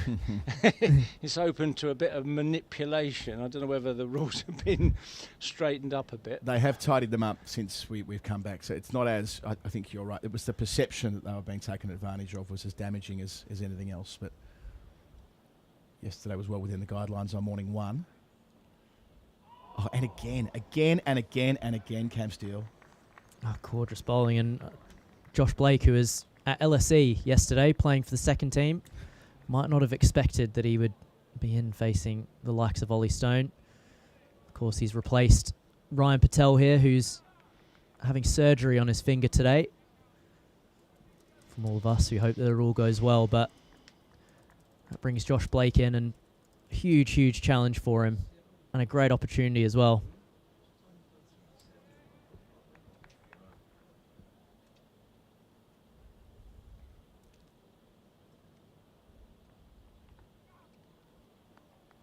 One bounce into the cordon for the second time in the day. Stone picks up 2 wickets in and over, leaving Surrey in a tricky spot. 117 for 6.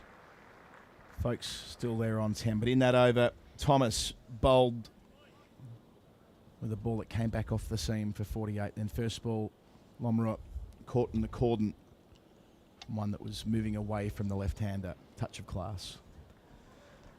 Gucci, this is a little bit of a sliding doors moment for Josh Blake, getting an opportunity in the first team. Can you think of any big sliding doors moments in your career?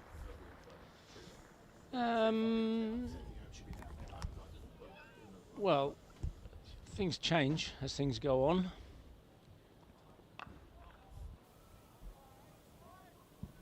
the biggest change for me was, well, there's two really. One was opening the batting, changing from the middle order to open the bat in 1978, and changing my thought process about scoring runs in terms of concentration.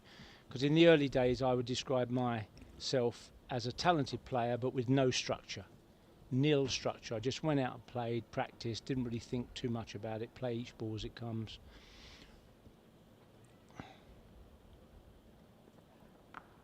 Ooh, that's But big on him. after that, then I started to think about leaving the ball, outside off stump, how you manage your play when you get in, and all those sort of things that start to make you into the sort of persona that you want to be. And then the biggest thing, one of the biggest things was 1 year later on my second tour to Australia, the sort of reconciliation tour between World Series cricket and the Australian Cricket Board.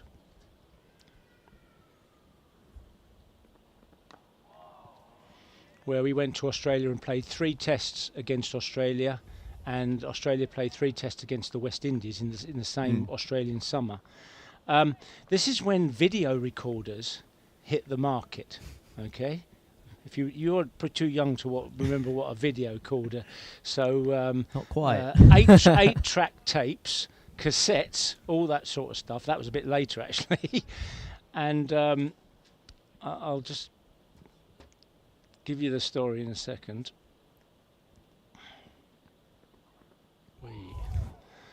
And so Brenda, my then wife, aunt, was quite well off. She bought a Philips video recorder, because in those days you never saw yourself play on TV, because there was no way of recording. If you didn't watch it sort of live or whatever, there was no way of watching yourself.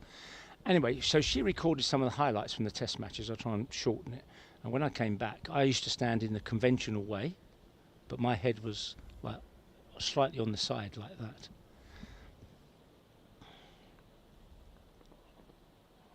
So my head was leaning a little bit as if my eyes weren't level, okay?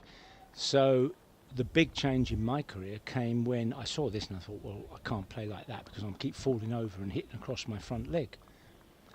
And the video recorder made me hold the bat up, and that's the only way I could get my eyes level and be comfortable, is to hold the bat up and stand upright with the bat up, of which Tony Gregg, maybe Clive Rice were doing in those days.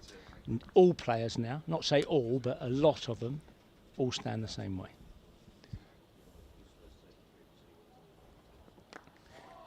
And I'm not saying that because I did it, I'm just saying that's just the way it is with T20 cricket. They stand ready like a baseball player, okay?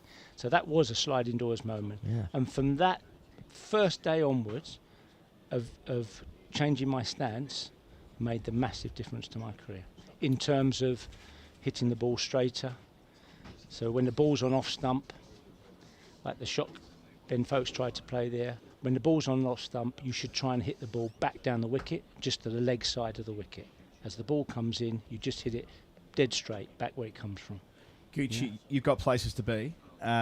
Before you leave, we thank Ambassador again for having you. You can book your spot on the Christmas cricket cruise directly with a discount. Use the code SC5 for 5% off when booking with Ambassador Cruise Line. Maybe, Gucci, your final word on why our viewers should get down on that cruise with you in December. I think there's some great guys on it. Jonathan Agnew, Henry Blofeld, legend of the commentary box. Graham Swan, best off spinner I've seen in England's shirt for many, many years. Gus Fraser, I played a lot with him.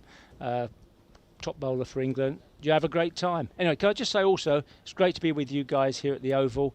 It's good to watch the cricket here. If you're a quick bowler, you want to have the ball in your hand, and the captain, whoever it is of Nottinghamshire, will do well to get it out of his hand on this pitch. It's been brilliant having you with us for the last 40 minutes or so, Graham Gooch. Always a pleasure. And especially on this festival of red ball cricket. We'll catch you soon. We'll do a bit of a do-si-do in the commentary box here. We'll have a few further words from Cam Steele, and then it'll be Phil Walker taking over from me, and then it'll be Daniel Norcross taking over from Cam. This is how it works.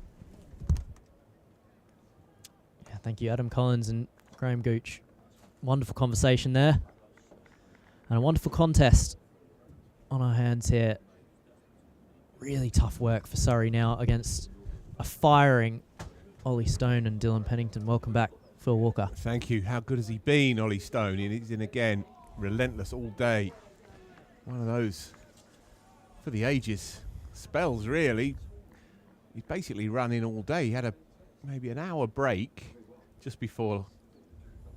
Well, yeah, in the middle of that first session, he's bowled unbroken since lunch. 5 for 34 inside his 18th over. He's bowling not just like an international class bowler, but a damn good one. We were just talking just now actually about the last time he played for England, and it was actually here against Sri Lanka in that slightly eccentric test match when Josh Hull, averaging 150 in first class cricket that year, came in and for his debut, and Stone was in that side. I mean, perpetually we have to talk about the injury issues that he's suffered over the years, but when he's in nick like this, there aren't too many better seamers around, and he's been too good for Surrey today. 5 of the 6 have fallen to him, and all of the top order batsmen are in his back pocket.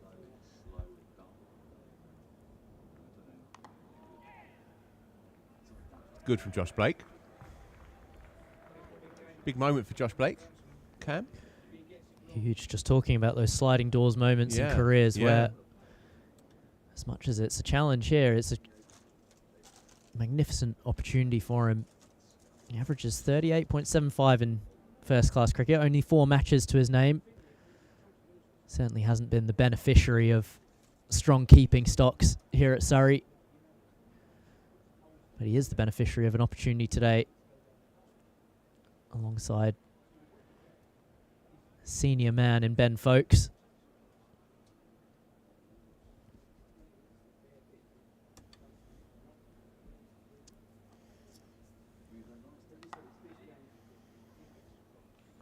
Yeah, talking of Folkes, good to see him back and quietly into his work. Just the kind of player that you like in this lineup. In amongst the shot makers, Folkes just goes about his business. Quite similar to Josh Blake, really.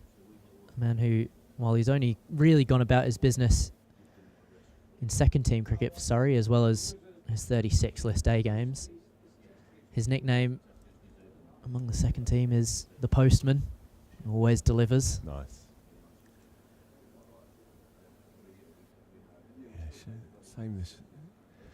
Shame the same can't be said for Pakistan, unfortunately. They are already 6 down and sinking to an innings defeat up at Leeds. A sad state of affairs, really. England have been impressive, but Pakistan inept, 83 for 6 in that one. So an early finish there, and possibility of a early-ish finish here. This game is running on now. 16 wickets have already fallen. We still have 63 and a bit overs left today. Should get all of them in as well. And Nottinghamshire firmly in front now. You reckon? Yeah, trailing by 64. Sorry, now it's tough assignment on a pitch that's still offering a bit. Yeah, has the look of a one-innings game, does this?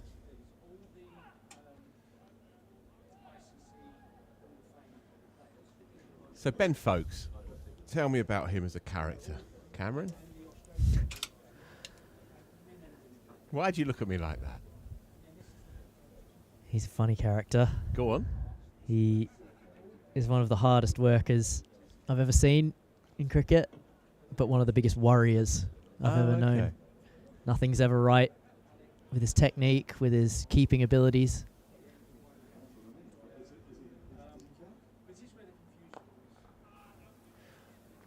So pick up a couple, I think. Yeah, come back for 2.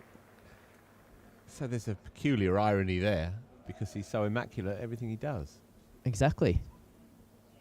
He can't get enough of practice, which is refreshing in many ways, but also as a man who is getting on a little bit now, you just want to tell him to settle down a little bit, look after his body and get the most out of the years that he's got left. I mean, it's obviously part of the reason why he's so good. But certainly with his keeping, he doesn't need to do half of the stuff that he does now.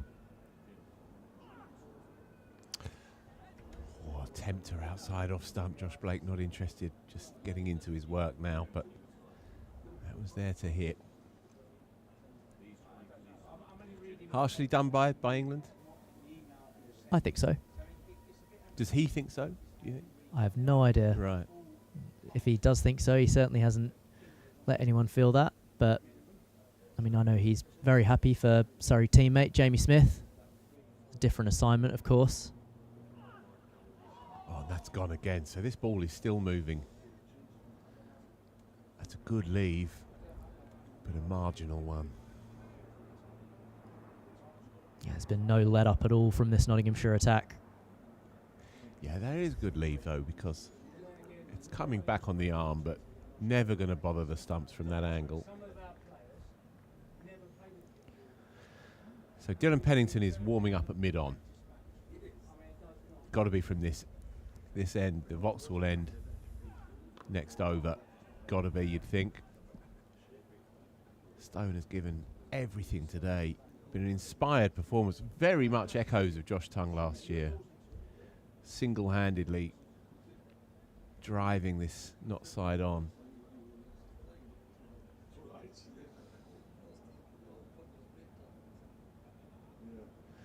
And talking of Josh Tongue as well, he's been on fire in that test match we just mentioned. 3 for 10 now. I made a prediction. I make a lot of them. You throw a lot of stuff at the wall. Made a prediction at the start of the summit that Josh Tongue would be in the top 5 ranked test match bowlers by the end of the year. He's going a long way to getting to that point. 5 for 46 in the first innings. 3 for 10 in the second. Still 4 more wickets available. Cam Steele jumps out. Dan Norcross eases in. And the maestro's with us as well, Andrew Samson. Been a busy day. You've done well there to make sure that the distinction was clear. Hasn't Always. it been? 2, I mean, it's wickets going at 84 and 84. 113 and 113. I did say to you earlier, things can happen quickly here. You did. You did. You actually. shut me down at that point. You said they can happen slowly as well. And at a reasonable time.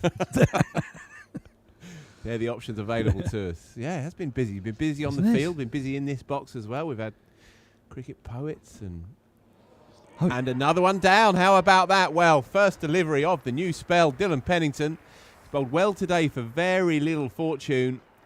Wow, he's just picked Ben Folks up. Easy as you like. Another catch in the grabbers. They were a bit iffy initially this morning. Freddie McCann put one down, Adam Thomas, but he's been pretty solid since lunch. He's picked up 2 now at second slip, and this game's pattern continues to present itself. The ball is doing plenty, irrespective of its age.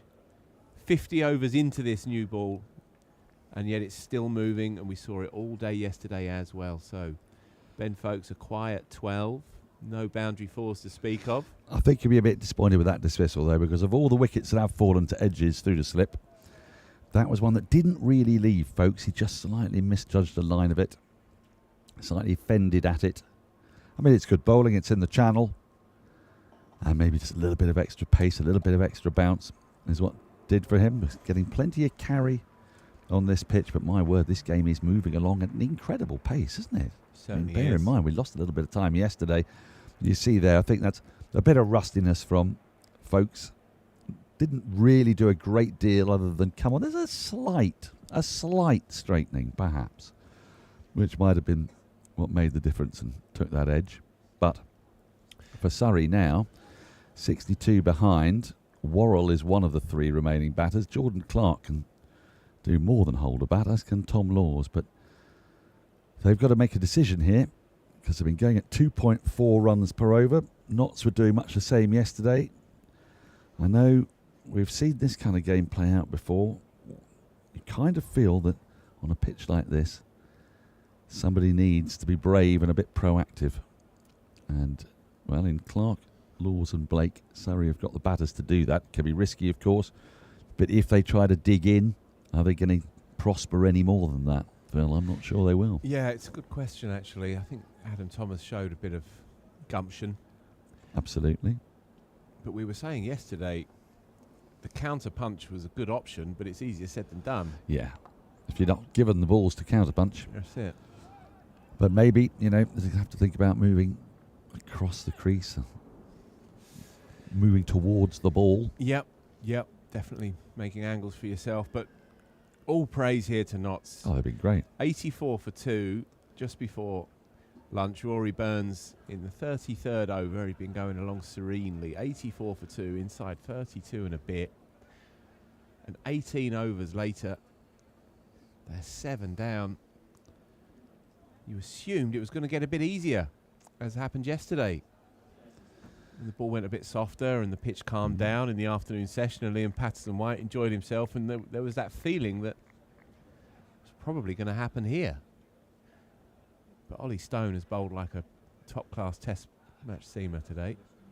He really has, hasn't he? As good as that. And also... a bit of extra pace. It's something that we've been talking about a bit at the Oval this year, is that Surrey have perhaps lacked a little bit of that extra pace. Now they've signed up Henry Crocombe from Sussex for next year. Yeah, exactly that. Oh my! Beats him again. How many today? But I mean, just look at the length of that ball. It's beautiful, and the late movement. He's got to play at that. He's playing the right shot, actually. But it doesn't come off for him on this occasion. No, I've been really impressed with the way Notts have gone at this. They've only had the 3 seamers, really. I mean, we had a bit of Martindale, but it's the bulk of the bowling.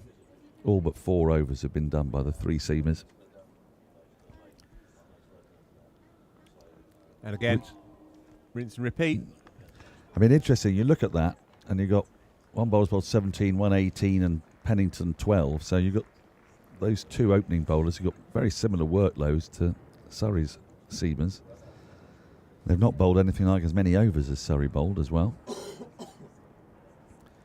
And there's another part of this where Surrey really will.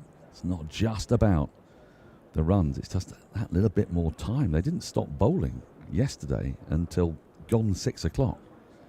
They don't really, after having had a lot of time on the sidelines from red ball cricket, want to be coming out and bowling again within, 20 hours, 21 hours. Yeah, it's a very good point. And also, there's no spinner necessarily that you can just hang an innings on.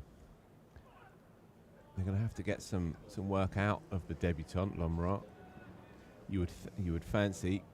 He bowls a bit of slow stuff, but aside from him, seam-heavy attack. No Ryan Patel either to fill a few overs. Adam Thomas can bowl a few containing medium paces.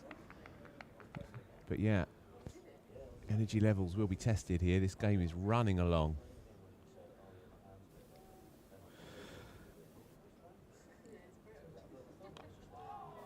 That's the Brett Hutton signature delivery. There's a lot of cricket running along today, isn't there?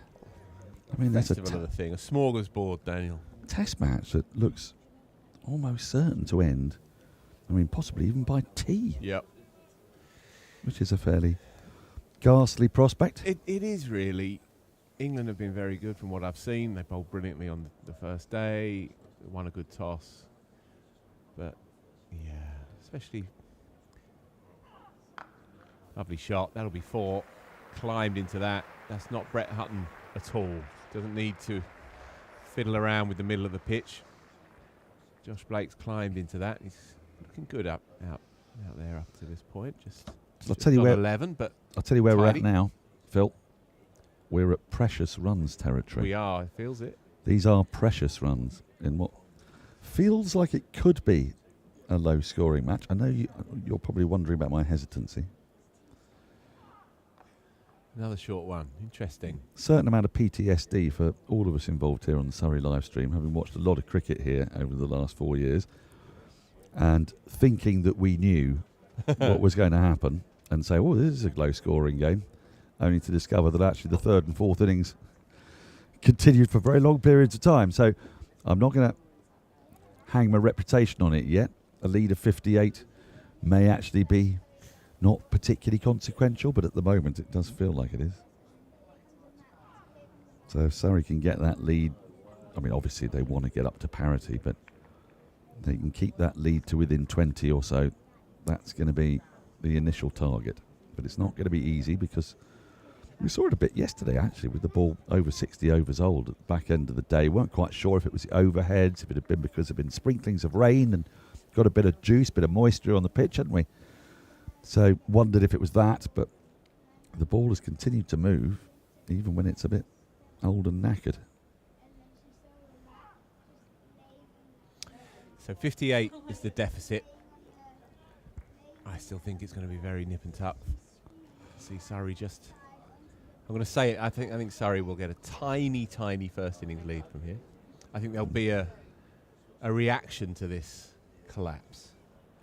Bit of sturdiness in the lower order. Well, do you know what? Another thing to look at is the number of overs to be bowled today. Because when you're trying to manage the workloads of 4 bowlers coming back into red ball cricket, they don't want to have to bowl another 58 overs today.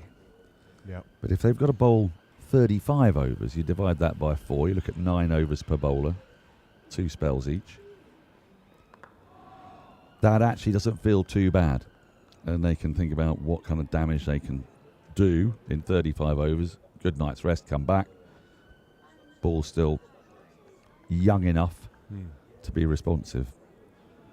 But that's why it is very important. I'm slightly talking against myself here, though, that they need to use up some overs. They don't want to be bowling before tea, would be what I'll be saying here. Just going back briefly to that test match, Daniel. Pakistan 94 for 6, 144, still shy of making England have another hit. For the likes of you and me who grew up in the 80s and the 90s, where every single Pakistan team was compellingly watchable and often pretty dominant, it's a sad state of affairs, isn't it? Well, arguably they were the closest challengers to the West Indies, weren't they? Yeah. From the mid-80s through to the early 90s. I saw them bowled, picks up a single, he's off it's the mark. It's hard to know which bit I'm more disappointed about. That, with all due respect to Mohammed Abbas, Khurram Shahzad and Muhammad Ali, I've had a lot of time for Mohammed Abbas, and in a 3 or 4 man seam attack that also had Wazim and Waqar, or Nazim Shah and Shaheen Shah Afridi, who are playing but not selected, then he would feel like the perfect foil. But within that 3 man attack, it feels deeply unthreatening. And then you look at the batting, and how long ago was it that we had Mohammed Yusuf, Yunus Ahmed, Misbar-ul Haq, Inzamam, Asad Shafiq, Azhar Ali? You know, Azhar Ali will not go down in history as one of the great Pakistan batters. He would be the best batter in that team. He would. Yeah. Indeed, that I saw them here in 92. But blow England away, won that one. 92? Oh, is it? That 10 one wickets. over there, by the Archbishop Tennyson School. Derek Pringle's foot being torn off its ankle. Not literally, of course. That would have been quite a scary sight, but I like to think in those days we'd have just continued playing. I literally spoke to him an hour ago. And Derek Pringle? And he was 2-footed. Yeah. Yeah. But how is that? Has it recovered? Oh, it's a tight one. But all good. I mean, they're searing Yorkers. It was just box office, wasn't it? Yeah. And I'm afraid, you know, it's not even the big picture things. There was a moment this morning when Muhammad Ali simply escorted a ball to the boundary. Yeah. It's but exactly. all the little bits in between the big bits. Yesterday, watching in between stints here and dropped catches and missed opportunities and, chaotic outfielding, and, it's just hard to watch. Anyway, hopefully they'll turn up at Lord's next week and it'll be a bit more of a scrap. Anyway, another one rolls by. I am going to 7 for 7. I'm going to do something very irregular. So are you? Yes, I'm going to leave you for 2 minutes because I'm going to go and collect a couple of friends who go for it, who are emigrating to Cornwall. It's a terrible mistake I think they're making, but if I say this on air and they're downstairs, they won't hear it. because they wanted to come up to the box and have a little look before they depart for pastures new. But you'll have Samo for company. I'll be back shortly. Perfect. Don't worry, you'll be fine. Okay, thanks, Daniel. Wish me luck. You can do it, Phil. You can do it. Thanks, Samo.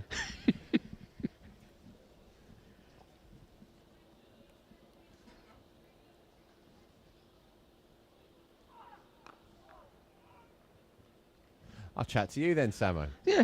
What would you like to chat about? I'd like to carry on chatting about the sad decline of Pakistan Test cricket, but in the context of the explosion in Bangladeshi cricket.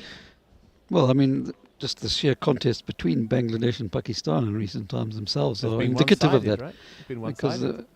Bangladesh, of the first 13 games they played between each other in Test cricket, Bangladesh didn't win any. I think Pakistan won 11 or 12. And Bangladesh have won 4 in a row now. 2 in Pakistan last year and 2 at home this year. Yeah, that's it. 2 and 2. Home and away. Yeah, they've got some real stars now, Bangladesh cricket. Yep. And it's bizarre that we talk about these rather hangdog trundlers running in for Pakistan, and for Bangladesh they've got some red hot quicks. Good on. Well, Yas Rana obviously didn't play in Darwin, but he's 150 k/h merchant, isn't he?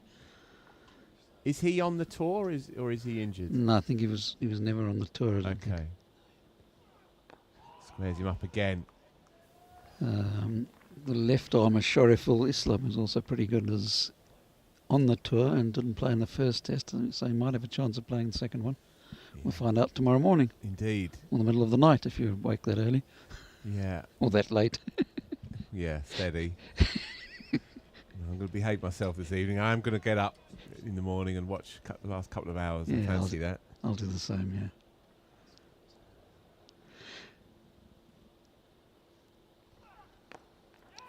Calls him through, and that's fine. Well played, Jordan Clark. So he gave it the big one earlier in the over, did Clark, as a sign that perhaps he's going to live a little here. It's not a bad approach. 56 in arrears still. A few counter-punching overs from Surrey. Shifts the dial a little on this game. Certainly, if you just sit in, then you're asking for trouble on this track.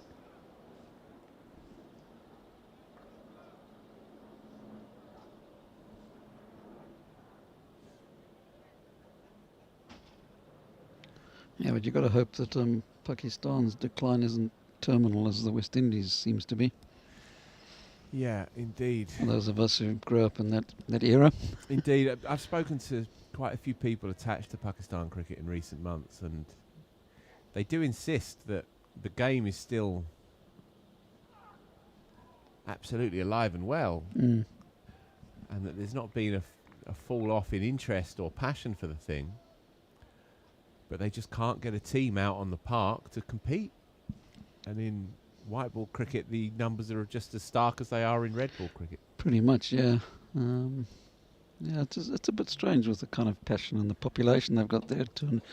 200 million plus people. It's kind of, what's gone wrong. It's a bit odd. Josh Tongue, 3 for 17 in 5 this second innings in the Test match. 5 for in the first. Do a little bit of digging on him for me, Samo, Josh Tongue, because obviously for our Notts viewers in particular, on the bounce to second slip, they'll be interested in his story arc. It seems to me that he's building a really, really solid case to be considered a world-class fast bowler at Test level. And what stands out with his numbers? His strike rate is very good. Is that right?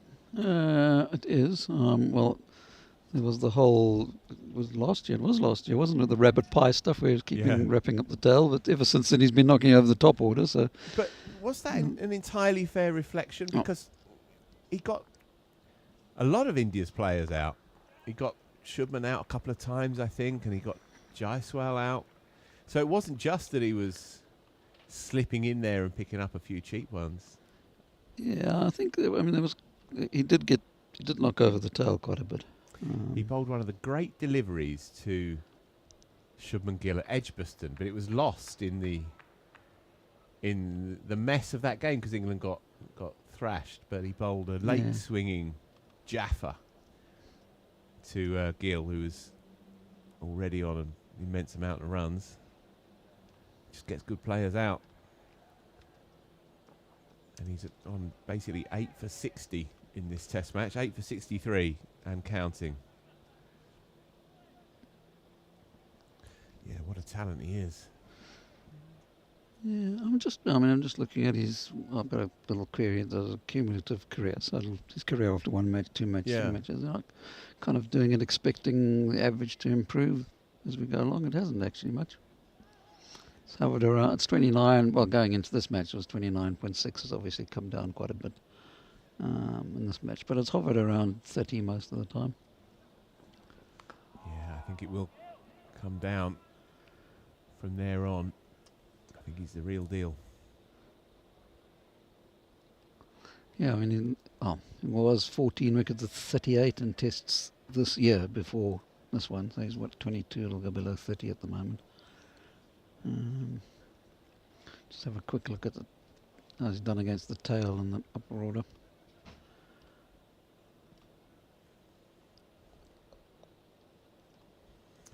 Meanwhile, a more than capable understudy in Dylan Pennington is really an excellent foil for Ollie Stone today. He's not had that much luck into his 14th over. Just picked up that one of Ben Folkes.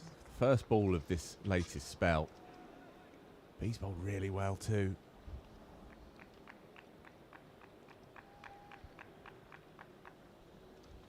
This attack has complemented each other really well to date. Very little to hit.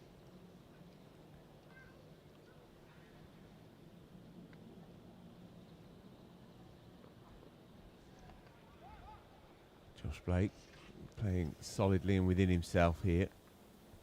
As Adam and I were discussing earlier, he had a very, very fruitful one-day cup campaign. Fabulous keeper. Of that there's no doubt. He'd be well ensconced in many clubs through county cricket.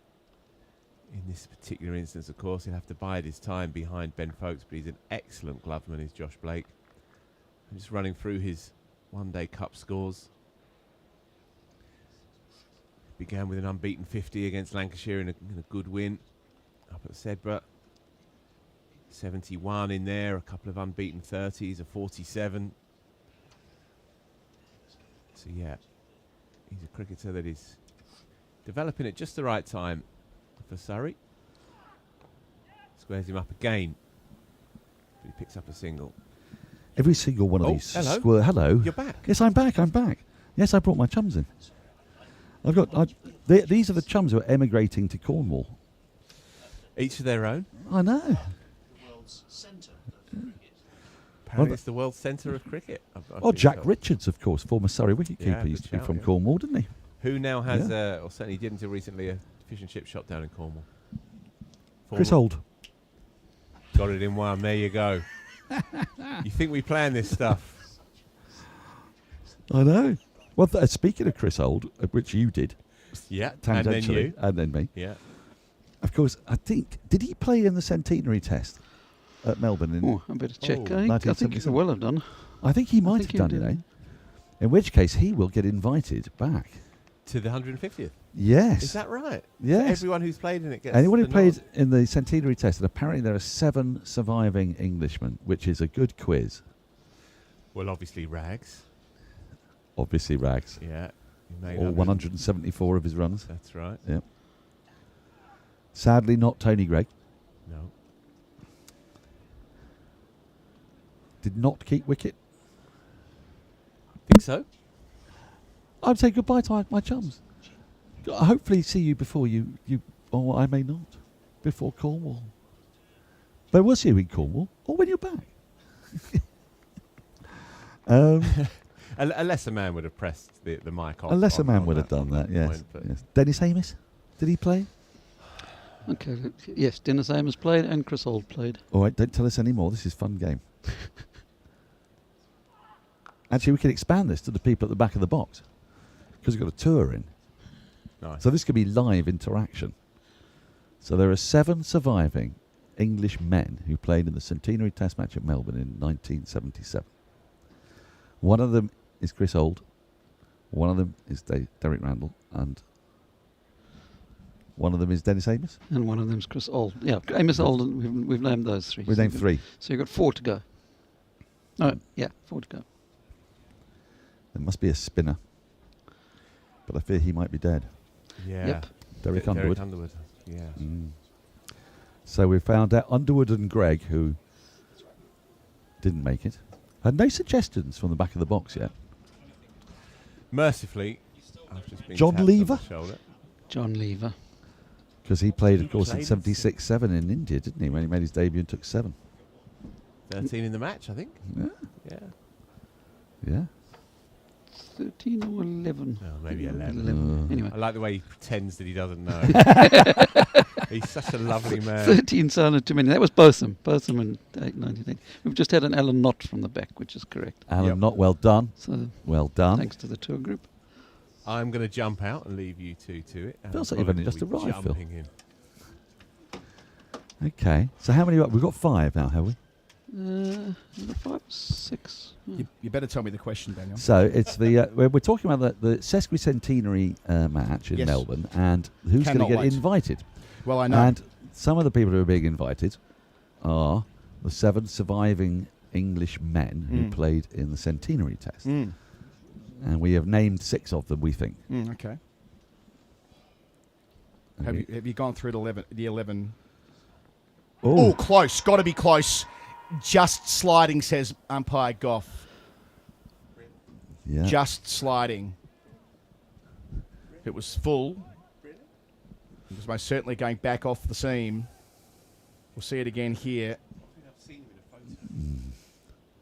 Oh, that looks tight, doesn't it? It's a marginal call. I think it's the right call. I mean, far be it me to question the judgment of Michael Goff. Oh, 22 actually, it's yards away. nipped a bit. Yeah, it's the nip It's that's nip done off him. the pitch, I Yeah. think. I think that's actually a very good decision. It's Yeah. hit the knee roll and nipped. Mike Brearley is a suggestion from Phil Walker. I wasn't sure if he played in that. Well, he didn't captain. I know that. Didn't captain, no. But did he play? He did play. He did play. England's opening batsman. I mean, that was during boycott. Of Oh, course, yes, of course. yes. So he was England's opener, along with the late Bob Wilmer. Now, we're taking another look at that LBW, and you can see it's actually deviated quite significantly off the pitch. So I think that was a smart call, that, from umpire Goff. So have we got Amos, Brearley, Knott, Old, Lever, and Randall? Yeah, you should have 7. Is that 7? That's 6, I've just said. Are we going to include the 12th man, Mike Selvey? Well, I don't know. Will he be invited? You'd like to think so. You'd like to, wouldn't you? Yeah, so you're still missing one, yes. I am still You're missing one. Batted at number 6. Batted at 6. Jeff Miller? No. Batted at 6. I reckon I've watched that documentary 50 times as a kid growing up. Yeah. Phil's giving us a clue. His greatest creation. Oh, that's closer again. Yep. Didn't get up quite as much as Clark thought based on the shot, I reckon. And Pennington, who's threatened to hit the stumps throughout the spell, traps Clark in front. 3 wickets in the session so far for Notts. 130 for 8 Surrey, trailing by 54. Ball dominating bat. Notts seamers are bang on today. This is really good bowling from Dylan Pennington. He's keeping the stumps in play at all times. He gets slightly across his crease. It's the back leg. It's hit him in front of middle and leg. And yep, the previous one was definitely going down. That one, you'd have to say, is going to hit leg stump. No hesitation from the umpire. You see, it has not got up. Yesterday, we saw a little bit more carry and balls being left on length, going over the stumps. Toward today, you've definitely got to play at these balls when they're on the stumps, and Surrey are in all sorts of bother here. The deficit 54. Only 2 wickets remain. Tom Law's coming out to join Josh Blake. And you fancy, well, someone is going to have to mount a counter-attack because it just feels like the way Notts are bowling, there's going to be a ball with your name on it at some point. In contrast to Notts' innings, you've had 5 catches in this one, but there's been 2 LBWs and a bowled now, and it just, as the pitch is getting a little bit older, bringing those stumps into play, and as I say, I think that bounce is just going to make it even more imperative that bowlers bring all different dismissals into play. So they went to LBW lunch. bowled. You went to lunch at 1:05 for 4. So since the long break, they've lost 4 for 25. Surrey. They've lost 6 for 46 as well, 6 for from the high 46 point of on 84 for 2. Yeah. After Surrey did so much right yesterday with the ball across the first couple of sessions, especially. We said at the time that if Notts can get to a score near enough to 200, they'll feel like they'll have gotten themselves out of jail somewhat, knowing they possess a very strong bowling group.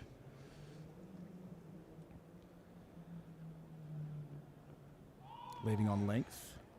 Good start to Laws. There's still movement off that pitch. Yeah. I never got the clue for who was batting at number 6. He actually batted at, well, he was number 6 in the first innings, number 5 in the second innings, because Underwood went in as I night see. watchman. Yeah. Well, a big clue would be he's one of Phil's men. Keith Fletcher. Correct. Bang. So the 4 other players, Yeah. Greg, Underwood, Yep. Woolmer. Warm up. Keeps the strike. Gets off the mark. 131 for 8. Another successful over for Notts. They've been brilliant since lunch. Bob Willis. Bob Willis. So the pace attack was Willis, Lever, Old, Greg. Greg. Yeah, we could do a bit of all sorts. Oh, he bowled off spin in that test match, though, Greg. Famously to David Hooks. Did he? Yeah. Well, Got yeah. hit for 5 Greg hit fours. 5 fours in a row. Off, Yeah. I don't know. Did he only bowl off spin, or did I think he bowled seam. bit of there, both? but, Yeah. I think because First, Hooks was 5 first balls, innings. First second innings. dig, yeah. Everybody would have been bowling seam. Fair enough. Second Yeah. innings. Well, Greg Greg didn't bowl in the first innings. it wasn't needed. Because it didn't last very long. Bowled out 118, was it? 138. 138. 138. I'm- There's an 8 in there somewhere. I can't tell you how excited about that whole thing I am. I can feel it. It's actually buzzing off your collar. Yeah. I mean, look, it's not perfect. The pink ball nature of it is. That's a very bad thing. I mean, I'm restricted on the things I can say about it here. One must not swear on broadcast, but illegally. Hutton starts his 21st over. I mean, it's remarkable that they've fallen into this trap. Of It's playing as a extraordinarily contest. dumb. I think the working assumption is that it will be more lucrative doing it this way for a host of reasons. Won't be Not more. least the ability to sell the broadcast rights for more into markets that will have more time to watch it, but at the expense of what? Samo can crunch the numbers on this, but the average amount of time pink ball test matches run at test level, sessions-wise, on the drive, out to a sweeper. Laws gets his Tell you second single. what it does So mean. let's say it's an average of sort of, I don't know, 10 or 11 sessions per test match. So if we get to day 4, that'd be a good outcome in Yep. that scenario. Day 3 would be the more Most often than likely, not, most yep. likely. What a loss, considering how Yeah. thrilling it was in 1977 when it went to the 15th session, and famously the Queen going out to meet them at tea on the 5th day. Now, you can't manufacture that necessarily, but you can give yourself a chance. I'll tell you what else it means. Having had a truly marvellous time out in Australia with the Barmy Army, I can assure you that they like an event.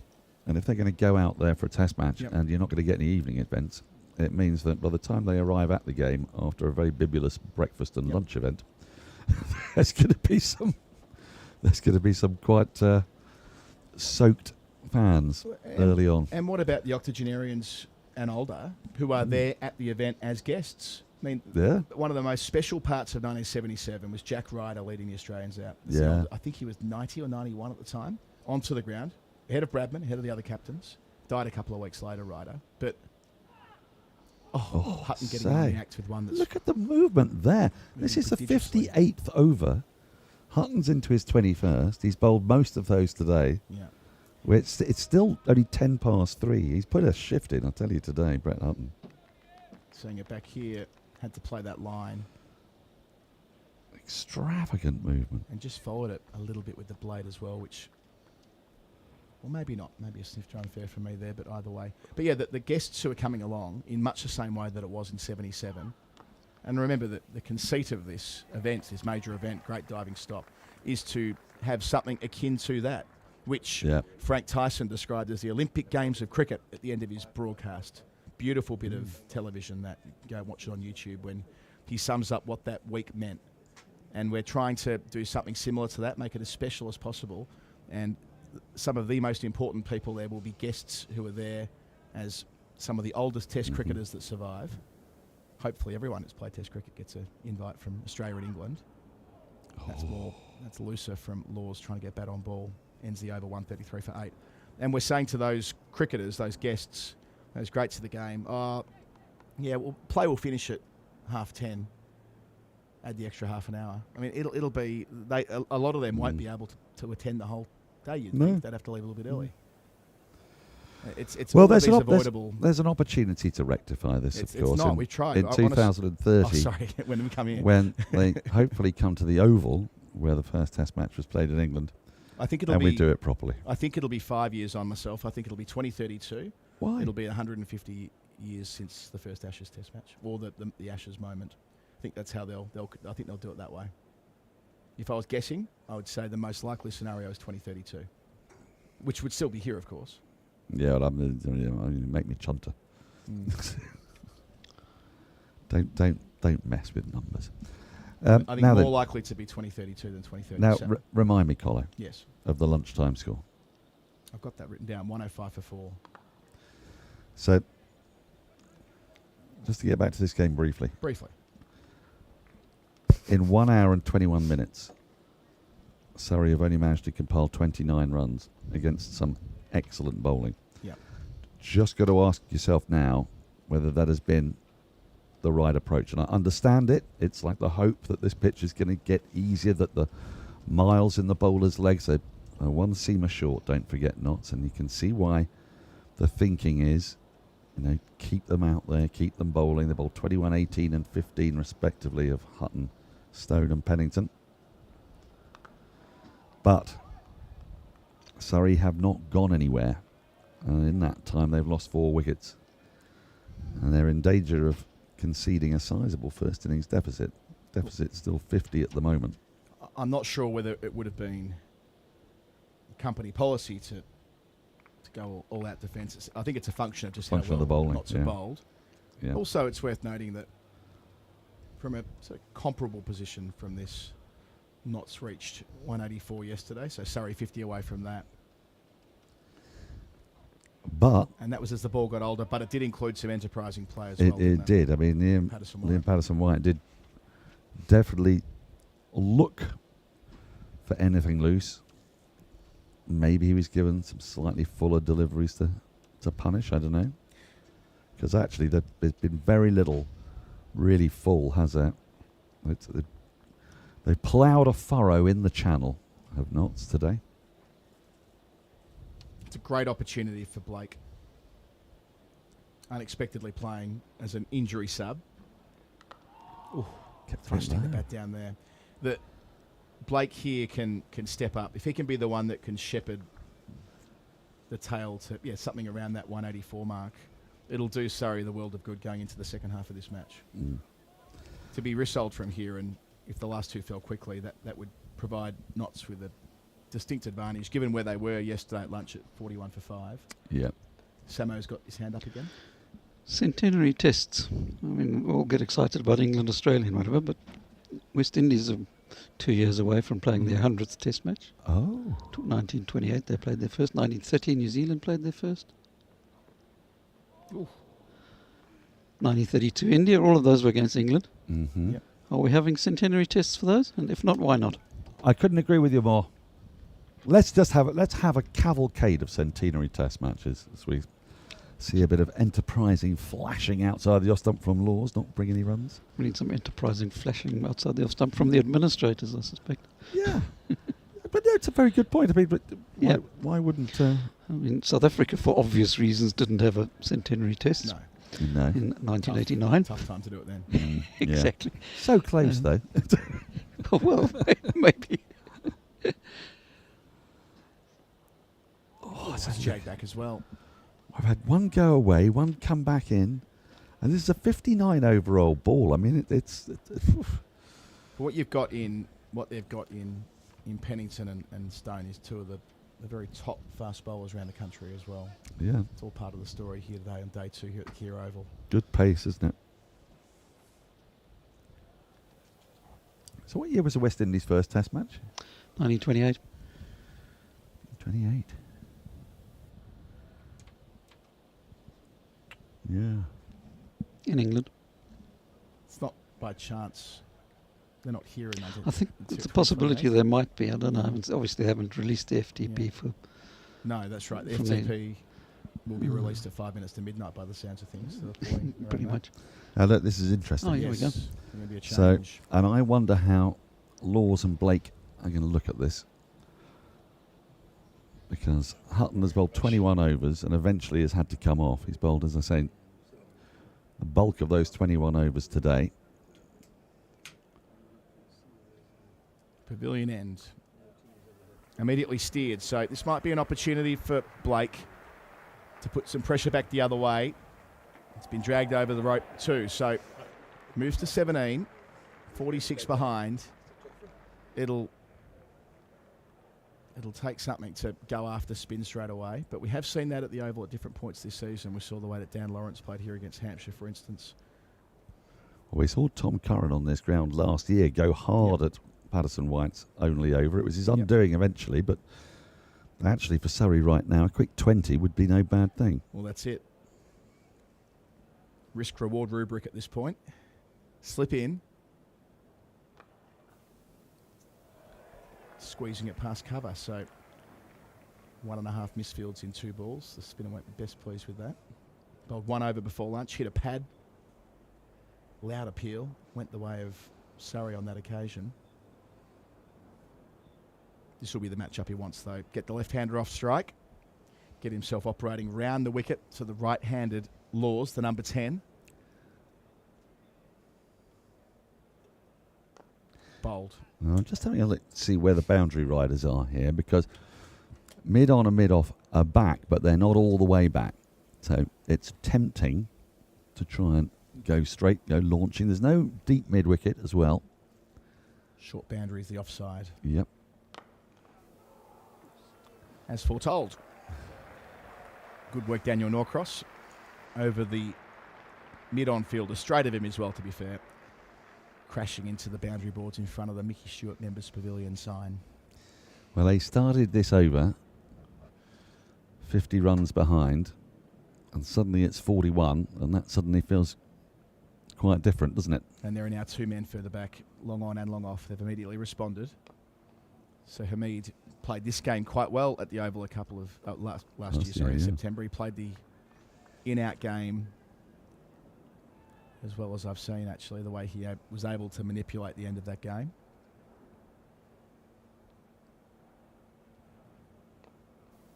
Skews away for a single, so not a lot wrong with the over, but still 10 runs are taken from it. 144 for 8, 40 behind.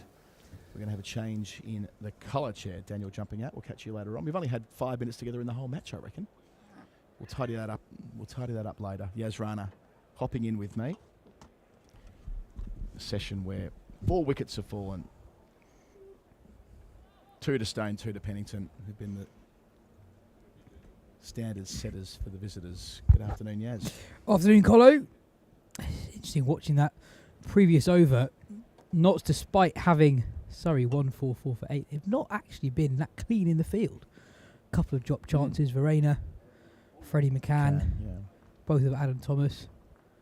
But also in that over, a couple of pieces of sloppy fielding too. I like this. This is, Stone's had all of about 30 minutes off, and they're like, you know what? 4th spell today, number 10 on strike. The end you bowled splendidly at. Let's go. Let's put the foot down for over number 19. This is ruthless from Hasib Hamid. I like it. We saw how much the last 2 Notts wickets frustrated Surrey yesterday. Law's more than a capable low-order batter in at 10. Single. So that gets Laws off strike, although I doubt they'll be considering that at this stage all runs are useful.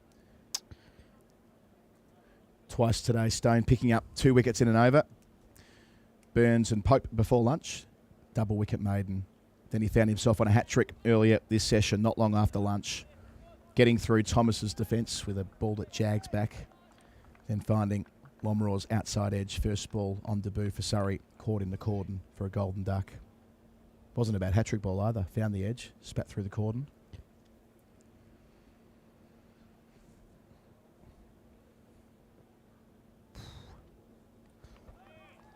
I know it's the sort of spell that catapults you straight back into the England conversation. England picked an enlarged squad for the first 2 tests of the Pakistan series, and you know they're going quite well at the moment.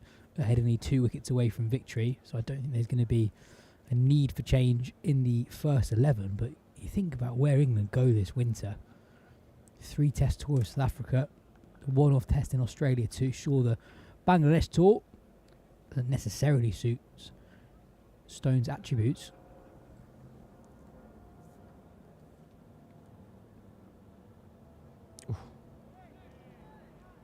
Yeah, I think to write him off at this point. He's 32, but so much work's gone to getting him back to this level again.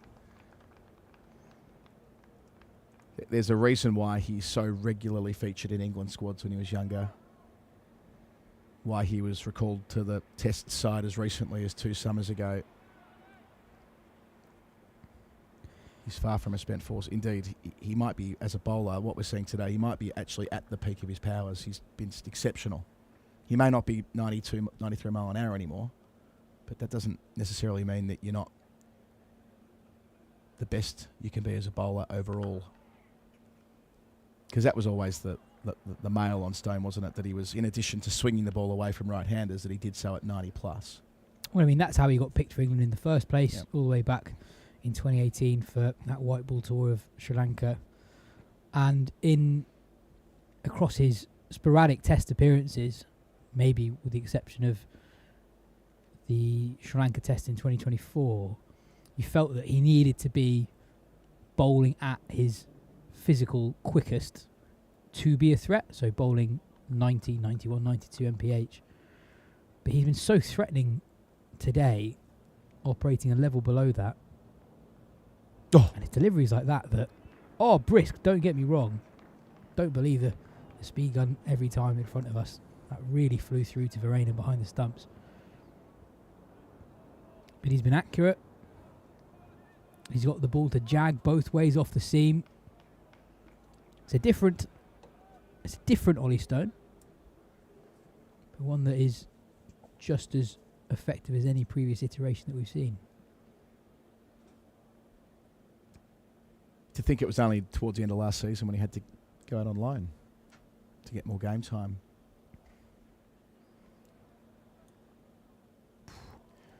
It's been like that across his spells, beating the edge once more to finish, 146 for 8. His return from injuries has been well documented at different points as well. Nick Friend did some work with him, didn't he, at one point? Going through just how difficult and traumatic it's always been for him when it goes wrong with his body.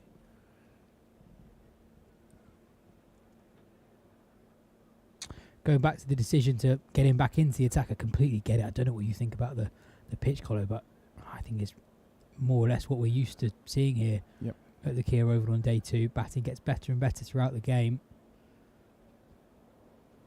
Yeah, I think it's a game situation where you dispense with rotations in favour of doing what you can. I mean, and look, that might be compromised by bringing spin on, but I also see in all of that they've got the chance to do something different here, and Patterson White's been outstanding this season. If Notts wrap this up soon, they'll really back themselves to leave Surrey with a really, really demanding 4th innings target. Ooh. They will, despite being the side that were rolled out quickly on day 1, actually will likely get the best batting conditions in the game back half of day 2, day 3, and still so much cricket left to be played today. Whopping 51.4 overs. We're only remaining. we are halfway through the day. 104 overs. Now, the probability of getting 104 overs in isn't that great because bad light you imagine will take hold at some stage. Although with spin on now, they'll rattle through a few. Still got 36 minutes till tea. So the fixed tea and lunch times owing to the extended day as a consequence of the time lost to rain on day one. I've got to say I kind of prefer that. Fixed intervals works for me.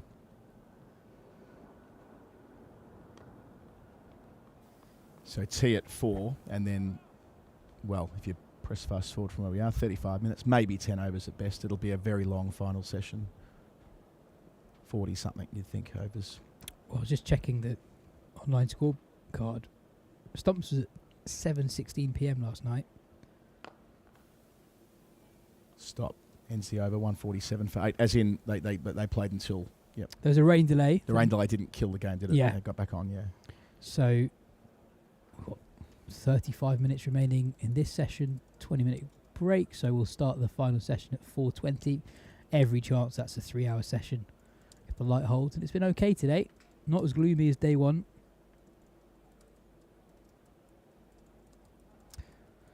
Stone hands his jumper back to the umpire. He's ready to go again. Into his 20th over out of 63. Yeah, I love that. The heavy lifting done by the quicks. Brains Trust very happy, I'm sure, although job not done. Just 2 slips for Blake. How will he handle this? Won't get any easier. Come back to this a few times, but this is the sort of moment where if Blake can get through the other end of it, can get Surrey to a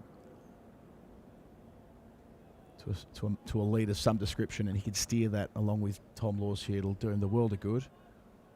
He's not a kid anymore. He's 27. He's just had a good run in the 50 over Cup, Metro Bank Cup. His record across formats for Surrey is good. Yep. High 30s in both 50 over cricket and first class cricket. The start of opportunities, really, isn't it, in the 4-day stuff? But more generally, I wonder if there's a element of post white ball summer rustiness across the country, because actually looking at the scores, Colo, pretty low scoring across the board.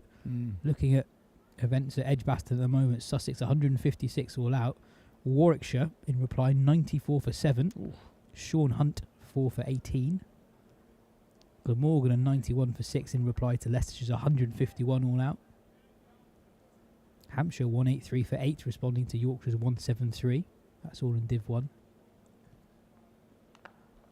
Somerset's 469 sticking out like a sore thumb, really. It's the only completed innings worth more than 200.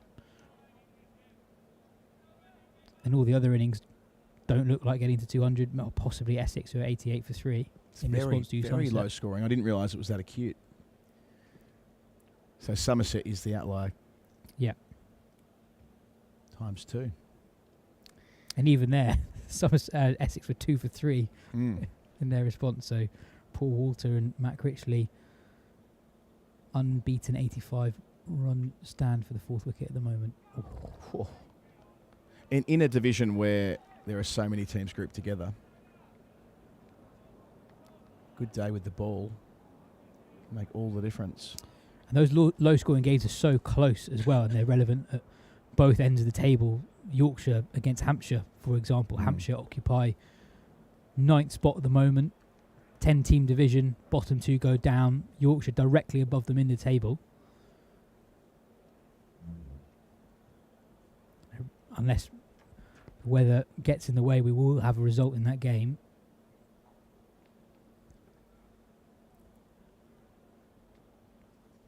And at the top of the table, it's so close, it's quite hard to work out what the current scores mean. I mean, Somerset going well luck at the moment. Yeah, good luck decoding all of that. Yeah, I mean, if you've hoovered up your batting points, you're at a distinct advantage this week. I'm not sure how many Somerset managed to get within their allotted overs. But that's a big advantage when the rest around you are sub 200. That's a potential 5-point break on the rest. When you look at the division when we started today. On the live table, Somerset are now second, joint Yeah. second with Warwickshire. maiden from Stone. He's bowled 20 overs for his 5 wickets. 147 for 8, trailing by 37 Surrey. But if you look at the rest of the top 7, you have Notts, Warwickshire, Glamorgan, Sussex and Surrey, who are all involved in low-scoring shootout games at the moment. And it's so hard to call how those games will go. Surrey in 7th, 11 points off Sussex in 6th, but win here, and that gap between them and Notts, who were top of the table going to this round, would be something that is very, very much surmountable in an individual round. I mean, Sussex are going well, and that's even with their 12-point deduction at the start of the season. Yeah, most commendable from Sussex, giving themselves the chance to win the games they have this year when so far in the hole to start.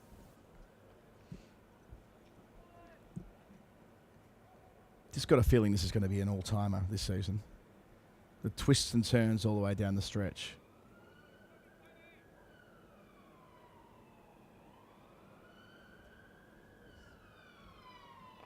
And given there haven't been that many wins, relatively speaking, loads of draws. So some, Notts with their 3 wins is the reason why they're at the top. But 3 of 8. Surrey 1 of 8 and still in the pack, owing to the way the batting points work. And the generous 8 points for a draw. I wonder whether that'll be reconsidered end of season. Or maybe it'll be seen as a feature, keeping more teams in the running. Well, question for Samo. I know in April we talk a lot about that being the runsiest month in the season. Oh, has he found an edge? Yep, he has. Patterson White's turn. He gets the left-handed Blake, the last recognised batsman. 148 for 9 becomes the score. 36 behind. It's been a great session for the visitors. Yeah, it's a big wicket. Patterson White's first over back into the attack was an expensive one. And you wondered, given how small that Notts lead is, could it be a spell that cost Notts somewhat? That seems to have done so much work today, but Patterson White has come back really well, hardly given anything away, and is rewarded with the wicket of Josh Blake, who doesn't look terribly happy about the dismissal. I think indicating that he thinks that the sound that the fielders and the umpire heard was bat hitting pad rather than bat hitting ball. Sometimes you never know. Sometimes there can be 2 noises and you're not sure. But either way, Notts 1 wicket away from bringing about the end of this Surrey first innings. Phil Walker is alongside me now. How much has this game changed in the last 30 overs? 84 for 2. Rory Burns looking as good as he's done all season, 44 not out. Adam Thomas looking really good at the other end too. And now Notts in front. Yeah, well, all power to them, really. I can't say that Surrey have done too much wrong. They've just been outplayed this afternoon. Ollie Stone's been on one all day. Dylan Pennington was unlucky and then came into the game with that crucial spell. Kicked off about 45 minutes ago, picked up a wicket with his first.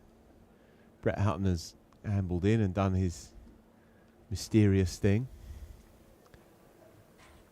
And yeah, they've just been superb. We said at the start of the day they needed to play on the edge cricket, really, to stay in this game. Under par with the bat yesterday. On reflection, it was a huge moment picking up Sibley last night. Sibley's been the player, really, the top order player of the year across the first division. And he's, I would say, in the prime of his professional career at the moment. So to get him in, well, the 8th ball of the innings. Arm ball. Pollard not interested. Patterson White asking if he might have even missed leg stump. Let's have another look here. Yeah, it has. It's gone on and then some. Beautifully bowled. I think Patterson White was trying to say, no, it did turn. It did turn. I promise you, it did turn. Well, it didn't. It went the other way, if anything. But yeah, we now have a fascinating cricket match in front of us. So the deficit is 35, with the great Frankie Worrell using somebody's bat, doesn't matter whose. Stickless today. Maybe he's got one, you know. Maybe he's been handed one. Anyway, he'll have a good time, but it might not last too long. And then we will be into essentially a one-innings game. One thing to say about this pitch is that it's probably going to take swing and seam throughout, but it won't crumble. It's not been too hot. So spin won't play a huge role. Let's be generous and say he's trying to give himself room there. How do you see conditions? Because the pattern over the last year and a half has been that it's basically flattened out and got slower across the 4 days. I think it's overheads. For me, it's overheads. When we were out there yesterday morning, Adam and I doing the pre-game, I don't know what it was like for you two this morning, but it had that feel that if you were a seam bowler, it's the perfect seam bowling conditions. Quite muggy. Bit muggy, bit close, not too hot, hardly any breeze, cloud in the sky. It just felt like a perfect Duke's day. Here he goes. Up and at him, into space. And that will run away for 4. Hasib Hamid won't be able to haul that in. So a hearty roar from the pavilion. And a much needed bit of heave-ho to finish off. So, has Frankie got a bit in him yet? Maybe a cheeky 15 or 20, and then he'll get the new one in his hand and peel in from the Vauxhall end as he does. But yeah, an intriguing game, this one. And it's been one of those, you don't always get it, but one of those where you can't take your eyes off it for a second. Yeah, don't let his casual approach to acquiring kit deceive you. Worrell has batted as high as 8 for other first-class teams with less batting depth. Clean striker of the ball.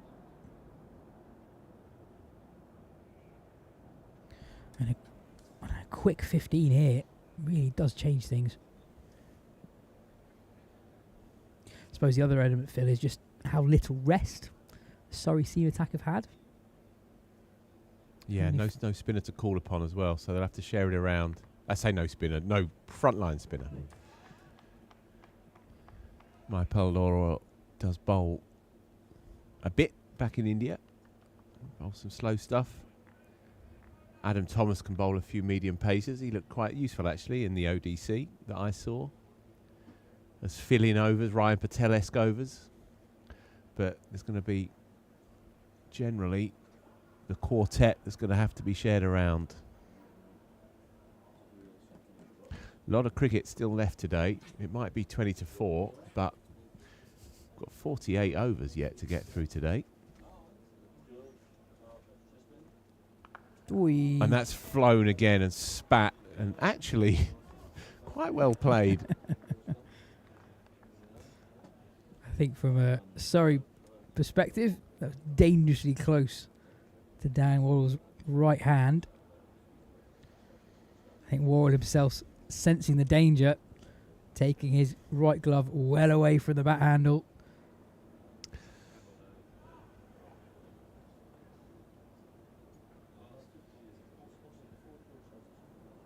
So the field is spread now. Just 2 slips and the rest have scattered.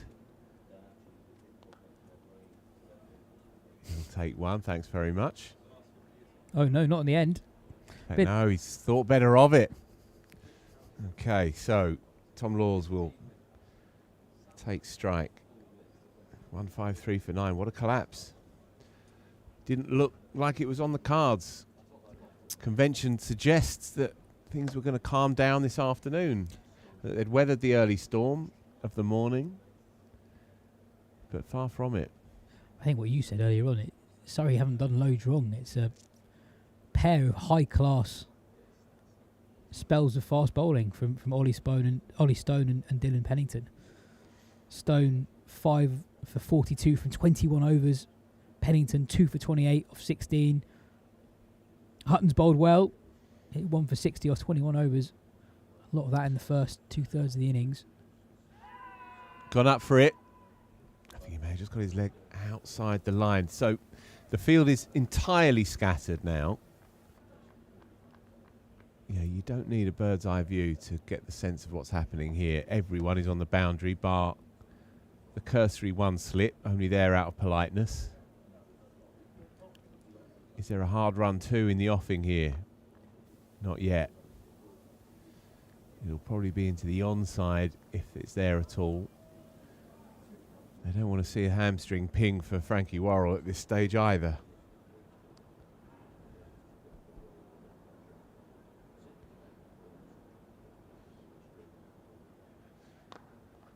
Driven down the ground hard, but fielded. Yeah, it's a tough gig this really for Tom Laws.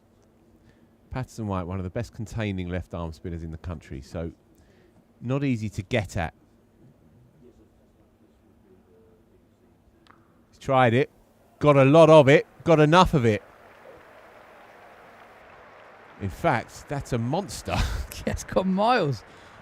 It sounded good and it looked good, and it soared all the way over the long boundary into the lower tier of the SSE. What a strike. You can see rows and rows of people ducking for cover. It's a long, long hit just to get to the boundary rope that is a good 10 yards in from the SSE Energy Solutions stand. That's gone good 5-10 rows back. Dart this time. Push through and he'll take a single. Crucial runs. Yep. 7 off the over so far. That lead now just 24. So I made one of my wrong predictions earlier, yes. I thought when Surrey was 7 down and 50-something behind, I thought they'd get a lead of about 5. And that's almost... Well, it's a long shot at this stage. But I'm still holding to it. So 20-24 for parity. What do you got, Tom Laws? Test match is done. Abject affair. 103 and an innings England have won by. Pakistan blown away twice in 2.5 days, unfortunately. Gus Atkinson, Surrey lad, slipped in with the penultimate wicket. Jofra took 3, and Ollie Robinson and Josh Tongue made it 8 in the match each.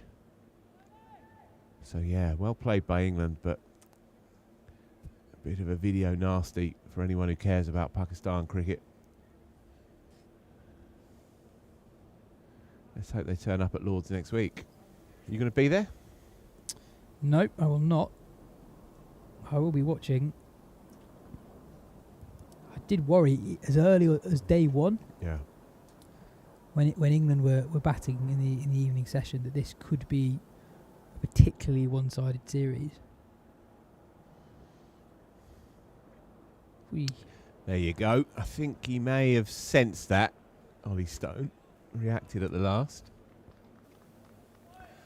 Not a bad option though if you've got that shot in your locker. 2 slips and the rest hogging the boundary. But long leg is... Well, he's not especially fine. So that little ramp flick shot over the shoulder would be on. Brave man to attempt it, the way Ollie Stone's bowled today.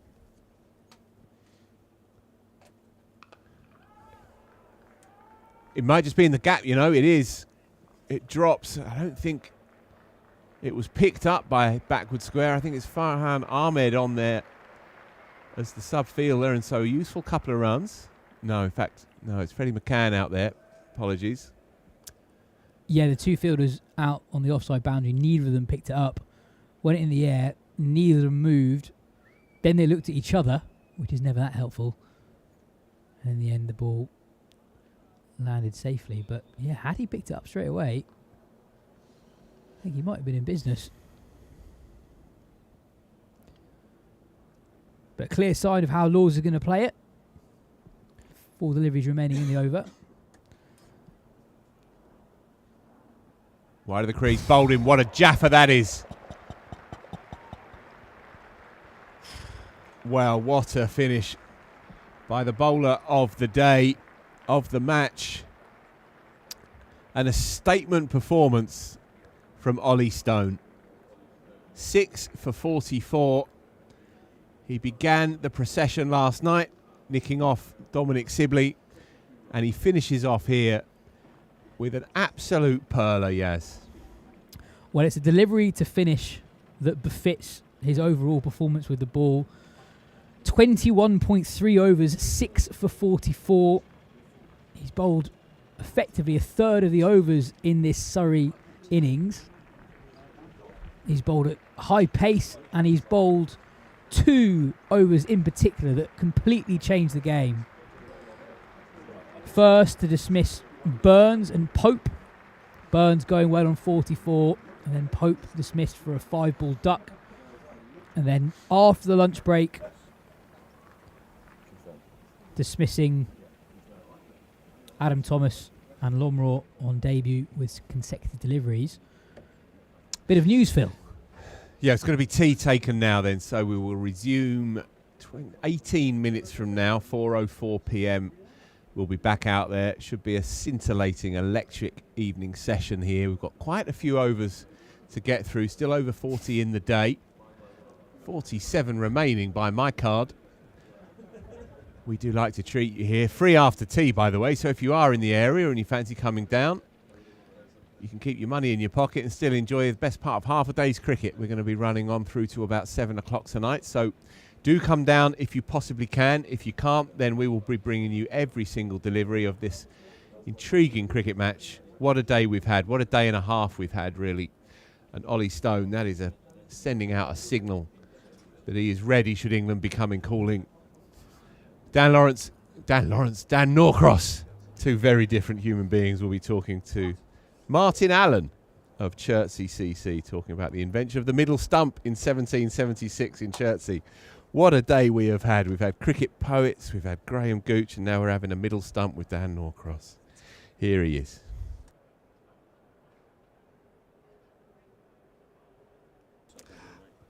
Thank you. Thank you, Phil Walker. So tea is being taken. There's going to be a very lengthy session after tea. 47 overs? 47 overs to be bowled? 46 we think to be bowled after tea. So that will be from around about 4:05. So you can imagine I think we're looking at around about a 7 o'clock finish tonight if the light holds. If the light holds. Well, Martin, welcome. Yes, welcome to the Surrey live stream. It's an absolute pleasure to be here. Thank you. Well, it's going to be more of a pleasure for me because we're talking about something that is, you might think, esoteric back home, but it is not. It is absolutely fundamental to the way we understand this great game that we have been obsessing over for many, many years.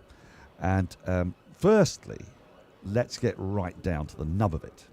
So we've already explained in the preamble the invention of the middle stump. 1776, for those of you with a rudimentary concept of arithmetic, that will know that that's 250 years ago. And the claim is that it was invented in Chertsey. Explain, please, Martin, how we know this to be the case. To be pedantic, not invented in Chertsey. Right. But Chertsey were in the very first game that was played with the middle stump on the 6th of September 1776. The story, of course, starts before that, late May of 1775, and I'm vague with late May because the records are a bit sparse going back that far. I can imagine. And this was a game between London and Hambledon, played on the Honourable Artillery Company ground in Finsbury Park. Oh, close by, up near Moorgate. Near Moorgate. Yeah. Up in there, yeah, absolutely. And Lumpy Stevens, who was working for Lord Tankerville, because that's what a lot of the professional players did. They worked for the local lord of the manor.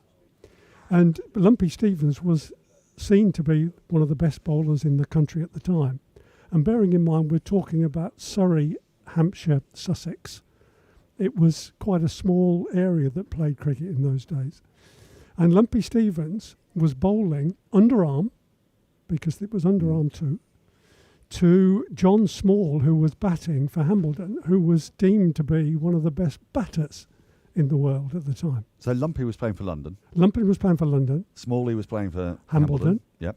On the Honourable Artillery Company ground. No pads at this point. Or do they have pads? No, they had pads. We had pads by this Very stage. fundamental pads. Right. But Lumpy managed to get the ball through the stumps. Let me explain. There were 2 stumps in those days, what we'd now describe as leg and off stump, and a single bail across the top. How wide are we talking here? Well, we don't know to be precise, but it's believed to be about the same width as it would be if you took the middle stump out now. Okay. Right. So Lumpy got the ball to go through there 3 times. Lumpy was a very strong character. I think we've all seen fast bowlers who are strong characters. Yes. And said, that's not fair. I should get some reward for this.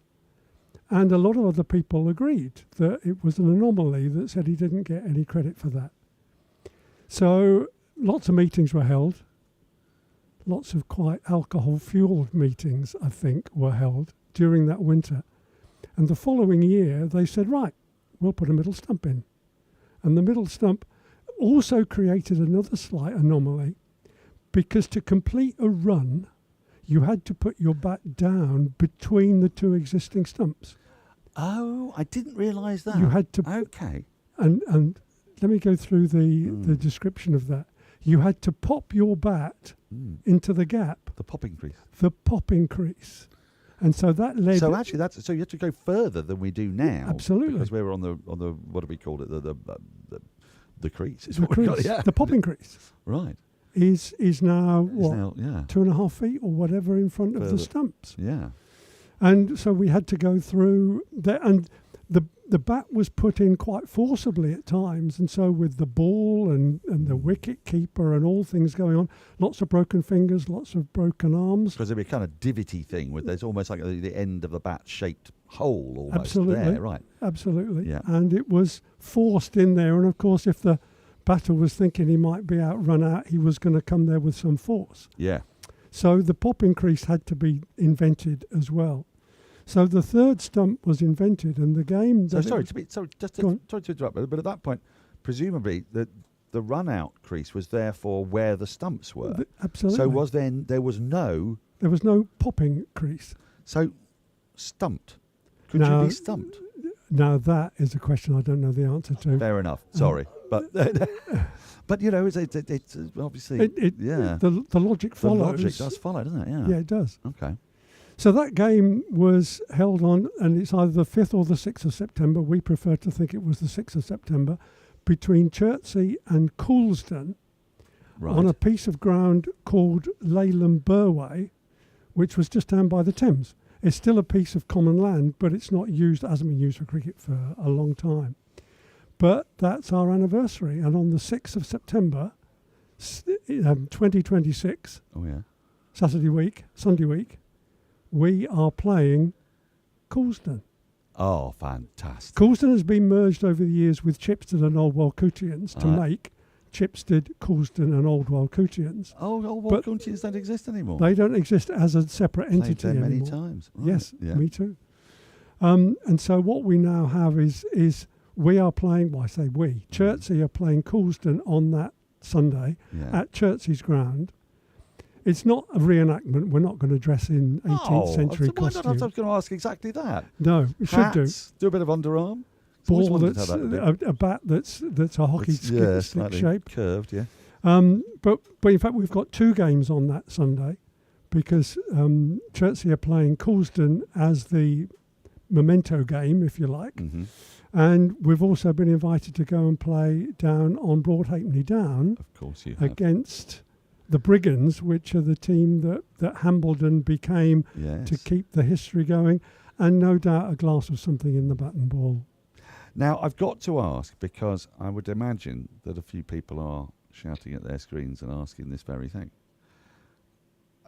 When Lumpy Stevens bowled this ball 3 times, this cannot have been the first time that he's got it between the 2 stumps. Was actually hitting either one stump or the other is quite difficult. The space is a lot bigger than the 2 stumps. Yes. So why do you think it was that it was this particular occasion that resulted in the furore and say, look, this can't be happening anymore? Because presumably time and time again, it would have happened. And I'm afraid a subsidiary question I'm going to ask you. Leg before wicket, presumably did it exist? Don't know.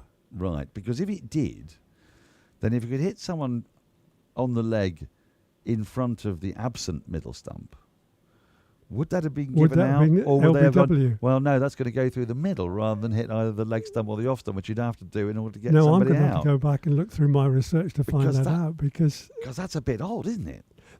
It's interesting you say that, because you just reminded me of a second claim to fame that Chertsey has. Yes. In 1771, we missed that anniversary, unfortunately, but a guy called Thomas White, either playing for Reigate against Hambledon or playing for Chertsey against Hambledon, living in Reigate, right, went out to bat with a bat that was wider than the stumps. On the Ladybird Book of Cricket. I remember him. And he came out with it, and then he just left his bat there. And there was nothing in the law to say you couldn't do that. So again, many meetings in the Pall Mall Club in London finally said that the width of the bat shall be 4 1/4 inches.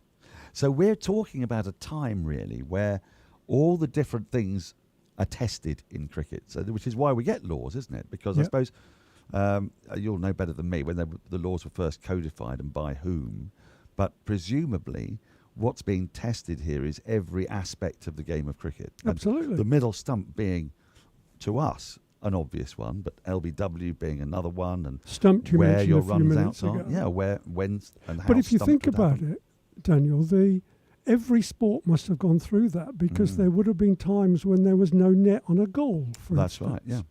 There was no offside, for instance. With golf, how big are the balls? How big around is the hole to put a golf ball in? So all those things would have been tested from time to time, and we're fortunate to have been part of the history that put the middle stump in place.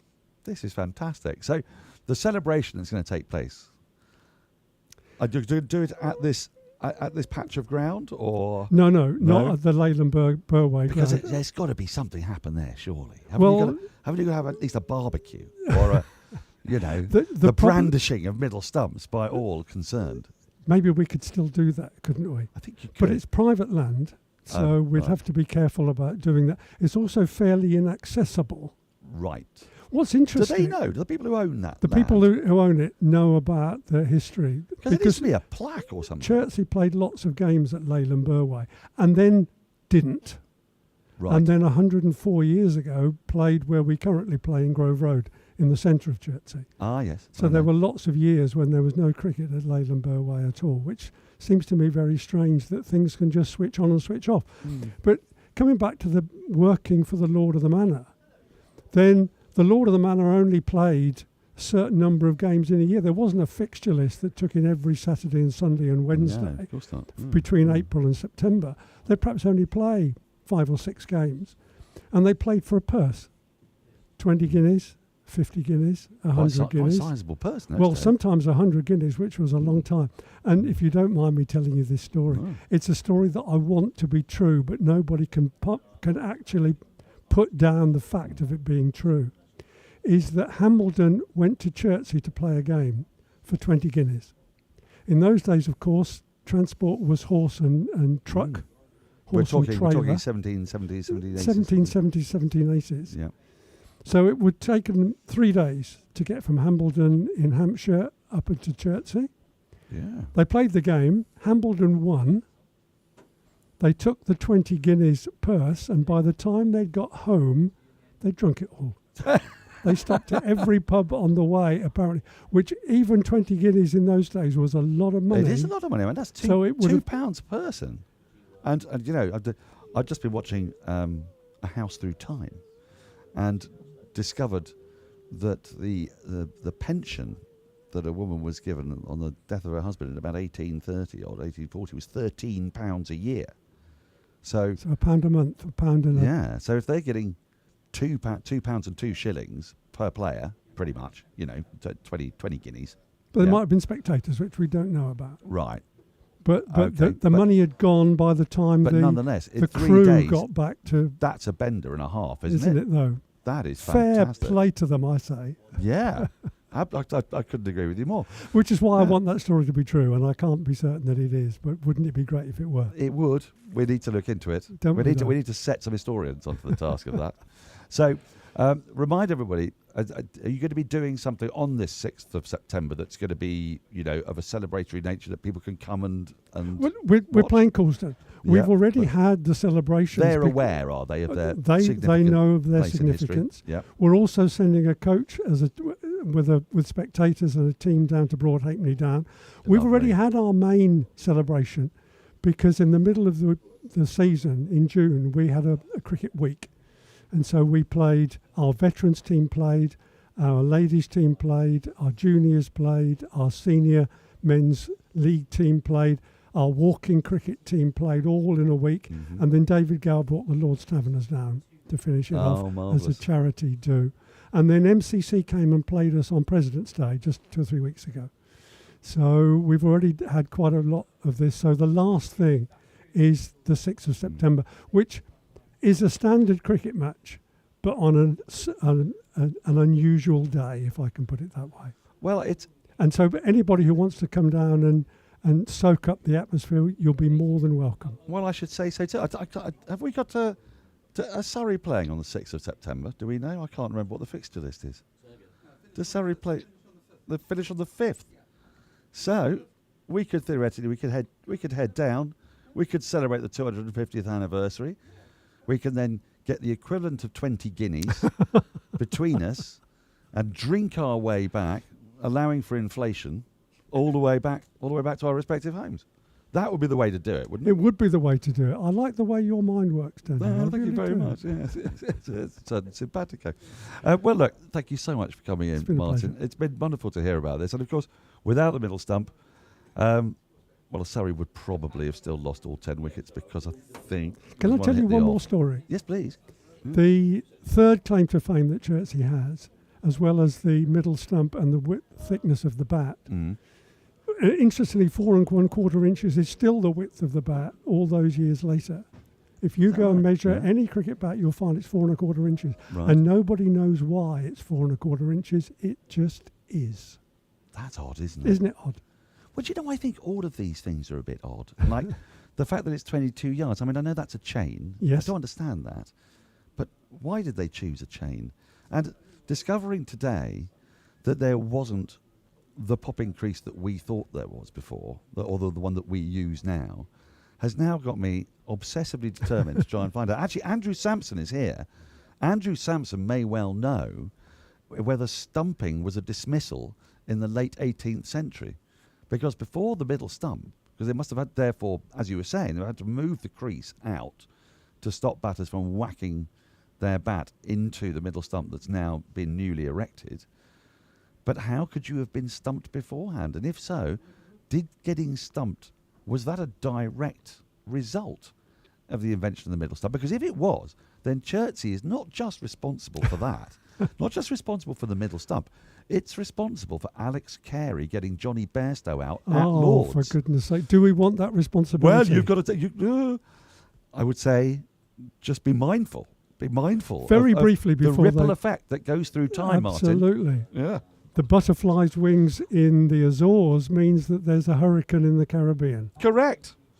Lumpy Stevens at Chertsey means there's Alex Carey at Lord's. One more story, if I may, just before the game resumes. Yes. 1789, a team from Chertsey representing England were asked to go to Paris to teach the French to play cricket. Not French cricket. 1789. That's a bad year. They got as far as Dover. Yeah. Met lots of boats coming the other way saying it's a little dangerous in Paris at the moment, and they didn't go. And that story was published in the Daily Telegraph on the 1st of April one year, and everybody thought that it was a falsehood, but it was absolutely true. Wow. So three claims to fame from Chertsey. Chertsey is at the very centre of cricket. Now, has Andrew Samson got the answer for us? I'm not sure that he has. He's looking vexed by this. I don't think he'd ever thought about when stumped was invented. No, I haven't. I'm just trying to look for when the first stumping was in first-class cricket. So obviously, if it hadn't been invented in 1770. So is that the first class? Well, the first game that's recognised as first class today is 1772, England versus Hambledon at Broad Halfpenny Down. Well, I never. So that's the first game that's now recognised as the first class game. You need to get beavering away. Martin, it's been a delight having you. Thank you so much for coming on. It's been an all the very absolute best pleasure meeting you, Daniel. Thank you. And you. And all the very long best may at I schools. listen to you on TMS. It's been a great pleasure. Thank you. Oh, thank you. Well, I'm back on next week for the Laws Test. And England have won, by the way, by an innings today. So, that's done and dusted as well. And this may be before too long because we're into the third innings. It's only 4:05 on day 2. Andrew. First stumping in first class cricket was 1778. 1778. So I think we're onto something. There could be something. I think we're onto something. There is. Goodness me. I think What have we uncovered, Daniel? This is just the Surrey live stream with a tea break. God, they gave us more of this kind of stuff. Who knows what mysteries we could uncover in the world. Right, I've got to get out of the way. It's time for a change of people in the commentary box. It's also, we've just had the first ball of the session, which is sponsored. And it's been bowled by Dan Worrell. And he's got 3 slips in. He's got Hasib Hamid facing, and Notts have got a lead of 22. We're looking to pile on the pressure on Surrey. Surrey, conversely, will be hoping that this can be their session. It's a long old session. 46 overs have got to be bowled. Can they winkle out 4, 5, 6 Nottinghamshire wickets to take you through this session? It is going to be Yas Rana alongside Andrew Samson alongside Phil the Power Walker.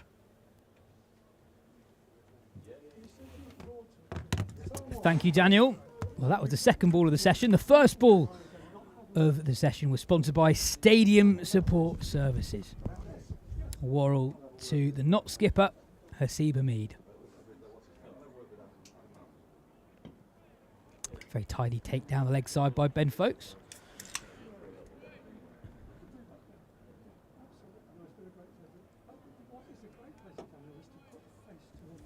Right, let's strap ourselves in, Yas. 46 overs to go. That's half a day's cricket. It is literally more than half a day's test cricket. Yeah. Well, comfortably, at the speed at which they bowl. So a long, long way to go this afternoon. 3 after tea, so get on down. It's going to be a really good test, this, for Hasib Hamid. He's got a pretty ordinary record here at the Oval. And missed out in the first innings. Did absolutely nothing wrong, by the way. Did his best to smother the away swinger, but it went so prodigiously from Dan Worrell. There's nothing he could do about it other than nick it to slip. But this will ask a lot of him. 2 real titans of county cricket going up against one another here.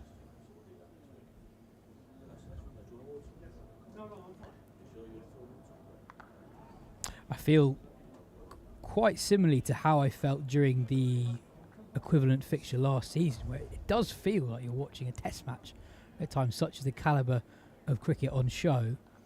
The new ball bowling from both sides has been high class, and I guess a test for Surrey now is, can they back up what they did in the first innings? There's a lot of bowling in the legs of Worrell, Fisher, Clark and Laws. All of them bowl between 15 and 20 overs on day 1. Not a huge break between bowling innings for them. Can they start with the same intensity that they had yesterday? That shot is going to be Hamid's friend for the next half an hour, if you can stick it out. He doesn't want to be hitting anything. He just wants to try and withstand Worrell, let him blow himself out.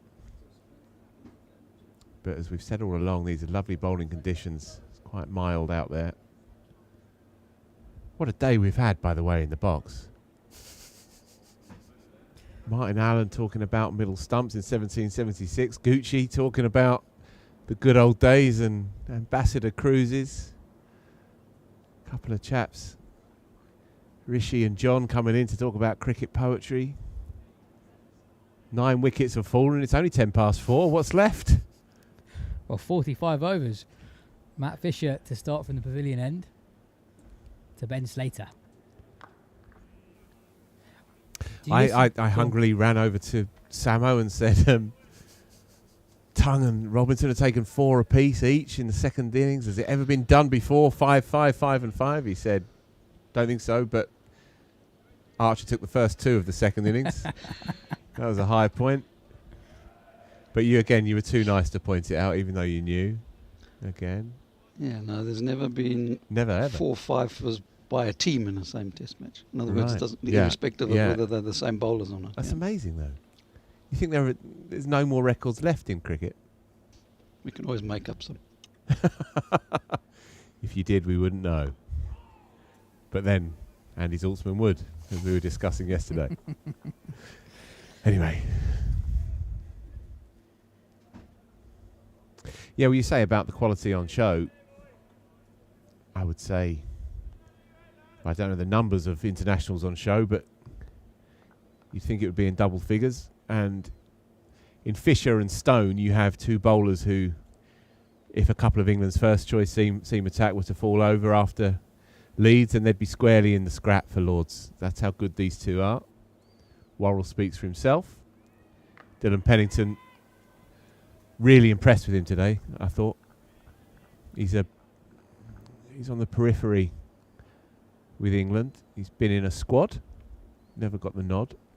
But I thought he was excellent today. It just one of those, if he had another 3/4 of a yard, he'd have played Test cricket by now. Yeah, I genuinely wonder if Ollie Robinson's success at the moment opens the door for other seamers of a similar pace. English cricket has veered away from bowlers who operate around 80 mph in the last couple of years. I was so impressed by Stone, both last night and throughout today. The volume of overs he bowled, the intensity with which he bowled throughout. And I was saying this to Colo earlier, he's a different type of bowler to the one who impressed on that tour of India 5 years ago. He's not someone who operates at 92 mph that consistently anymore. He's probably a yard or so slower than that. But he's made himself incredibly effective at that different pace.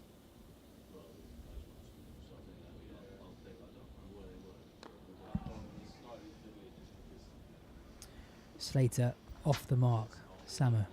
Yeah, sorry, I just need to clarify the stumpings in first-class cricket, Please because we do. were discussing whether the third stump had something to do with bringing stumping in as a dismissal.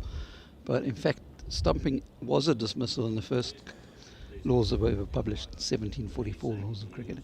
You could have been out-stumped. What I'd found was the first time it happened in first-class cricket, which in terms of the records that we have is only started in 1772. But what the third stump obviously did was to make it a bit more practical to stump people.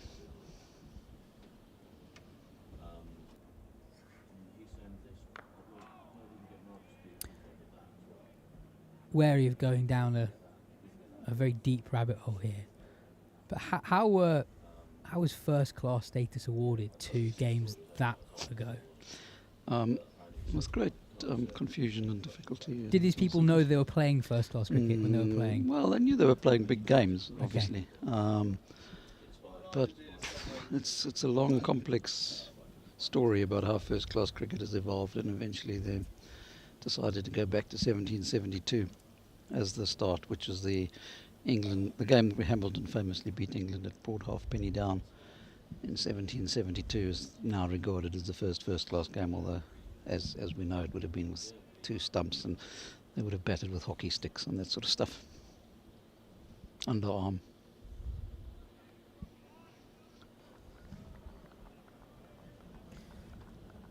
Daniel Norcross was suggesting that whoever was responsible for the middle stump should also be responsible for stumpings, but therefore also the Johnny Bairstow Alex Carey incident 3 years ago. Just want to clarify, the responsibility lies entirely with Johnny Bairstow, regardless of the origins of the stumping.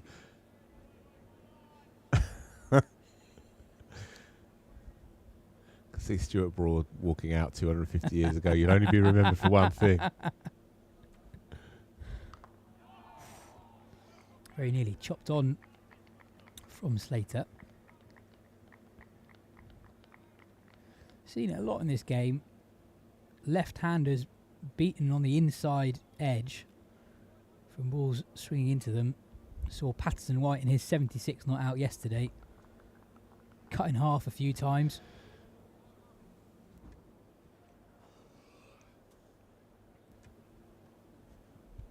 Worrell bowling with 3 slips.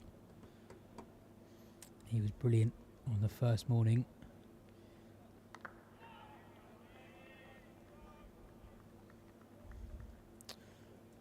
There's so much cricket left today. If Nottinghamshire get to the close without too much damage, their lead will be a significant one. A run rate of only around 3 and over, if that, would take them to a lead of in excess of 150. Yep. Yeah. And we've seen the game be slightly topsy-turvy here in recent years, that innings 3 and 4 are often more sizable than the first half of the game. Lots will be hoping that's the case. Equally, if Surrey get it hooping, they could be staring down the barrel. It's fascinatingly poised, this one. Yeah, it also feels like the stage is set for one of the Notts or Surrey batters, top order batters, to play a really significant role in this game. Yet to see a score in excess of 50 from either of the 2 top 7s.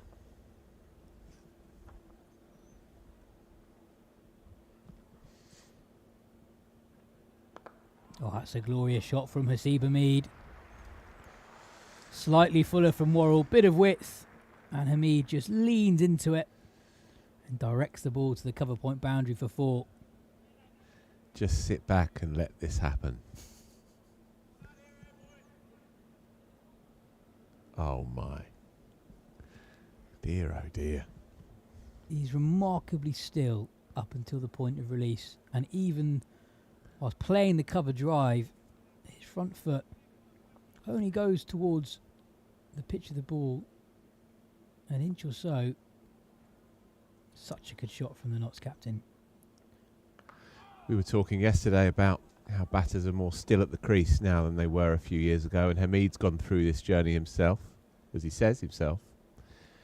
He's reverted back to the really early years.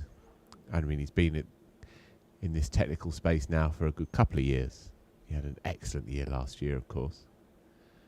But he said himself that he went through various different iterations.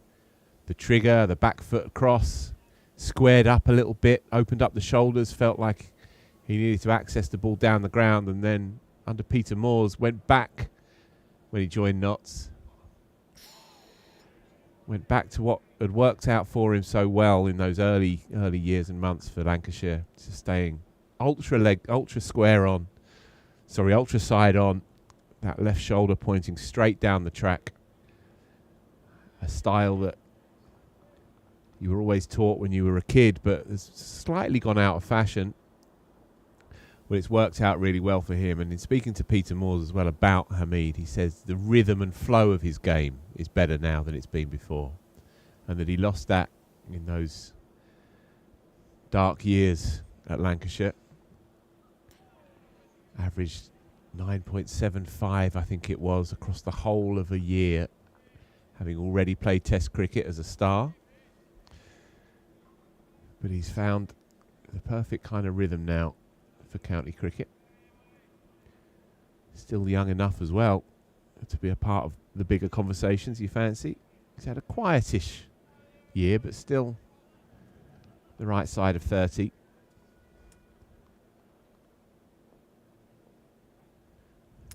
With a lot of cricket left to play too. 5 rounds to go after this one. Ooh. Fisher hits later.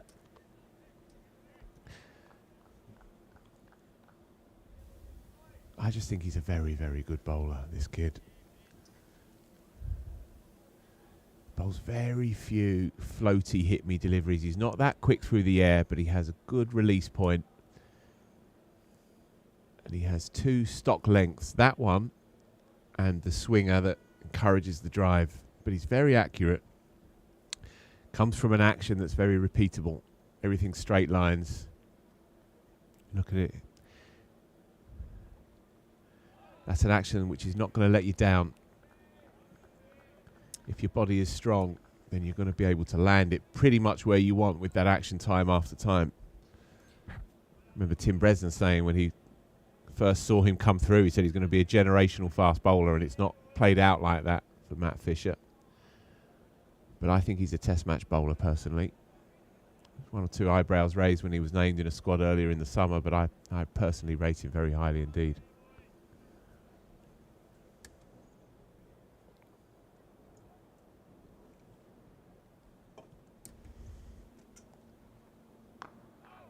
I think he's just got better and better since joining Surrey. He's quicker. And what I like about Fisher is that he has different weapons with which to attack batters.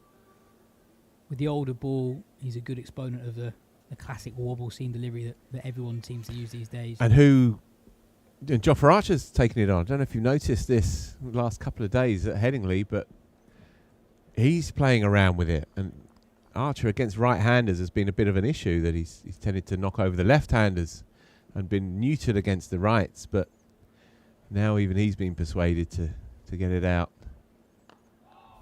Yeah, there are a few players in the England side at the moment.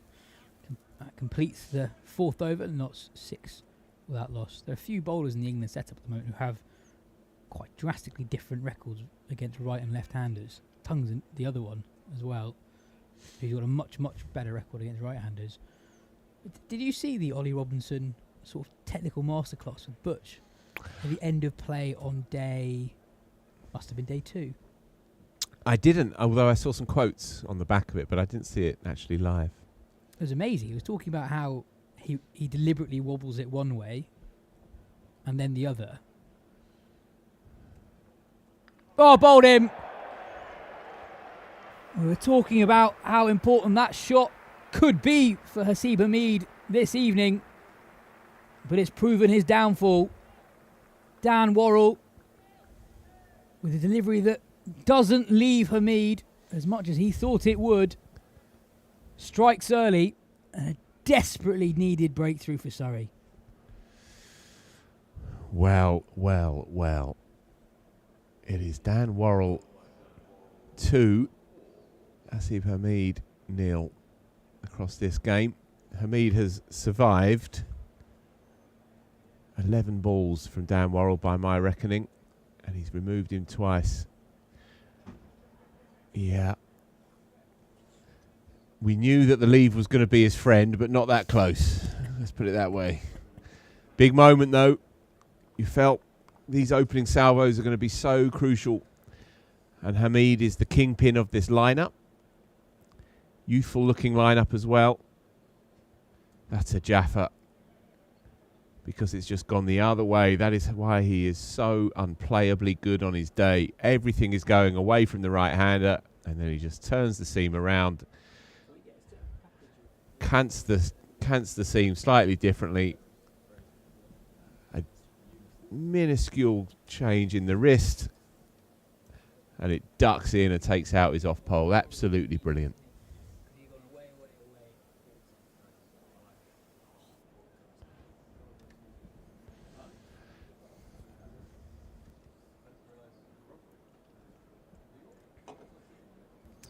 Big moment now. Freddie McCann, the new man, in at number 3.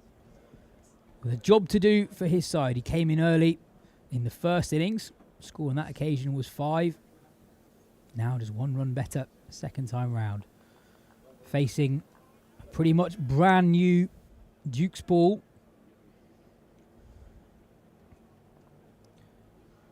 Dan Worrell, who's bowled brilliantly in this fixture, into the new man.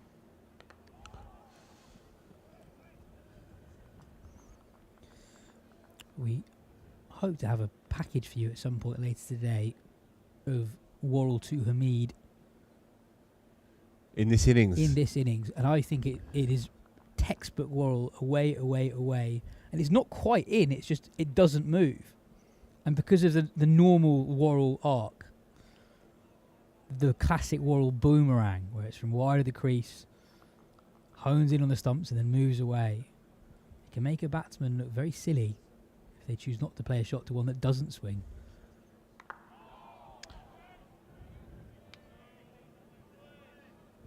Yeah, and he won't mind a couple of southpaws here either. He likes to look at those big surfboards in front of him. Lights are on again. So there was a rumour of a bit of cloud, possibly the odd squally shower around about 4:30. So just keep half an eye on that.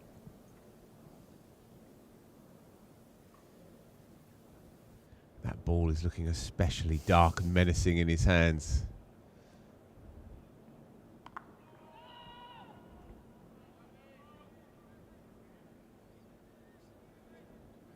And a mark of all the new ball bowling this game is just how few freebies there have been. So few balls that have been drivable or cuttable or pullable. Slater, one of the very most consistent openers on the circuit. 1,000 runs last year, averaging the mid-40s this year. He's found it tough going so far. 1 of 17. Left alone, good carry through to Ben Folkes behind the stumps. Again, I go back to my thought earlier, Phil. This feels like Test cricket at times, the quality of play in front of us at the moment. Yeah, well, you need a Test match technique in order to survive this. Freddie McCann, he's just a rookie, really, still getting going in his career. Ben Slater's been around forever. But there is no tougher test in English cricket than this. Frankie Worrell's on one. And a simultaneously been played off the middle of the bat, but also didn't feel like it was far away from Slater's front pad. An excellent over from Dan Worrell, one in which he claimed the wicket of Hasiba Mead. Notts 7 for 1 after 5, leading by 29. Be interesting to see too, Phil, how Rory Burns manages his 4 seamers. Tom Laws coming off a fifer in the first innings. Jordan Clark there too. Well, you might not need to worry too much because you've got 40 odd overs this evening, 41 still to bowl, possibly a few less than that if that shower or two comes in, but at least he'll be able to rest them overnight so they can share around 10 overs each. That won't be too bad. Oh, so close. It's a genuine prod from McCann. Fisher just hung the ball out on 5th or 6th stump. And it's also the natural variations out there. We've seen it. Some swing, some don't. Some seam, some don't. And crucially, some fly through and some die, as that one has. So every ball is an event. There's no dead time in this cricket match.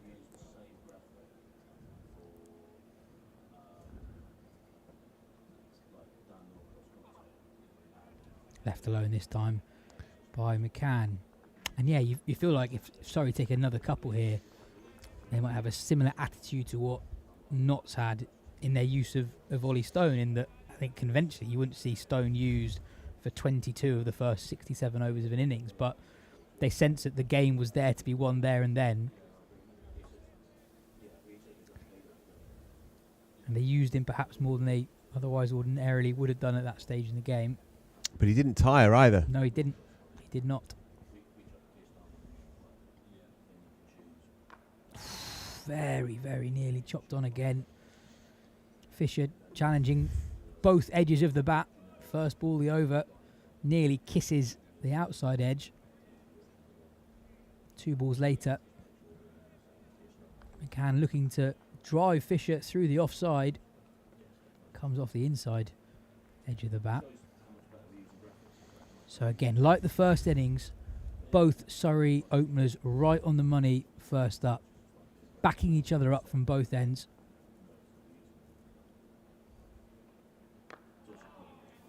Right behind it this time. Really, really good cricket from this Surrey opening pair. Forcing the Notts batters to be at their defensive best. Freddie McCann scrapped hard on that first morning. Got through an hour or so, 37 deliveries for his 10, and the first time he really lived a little, threw his hands at one, slaps it to backward point. But he looked relatively solid, I thought.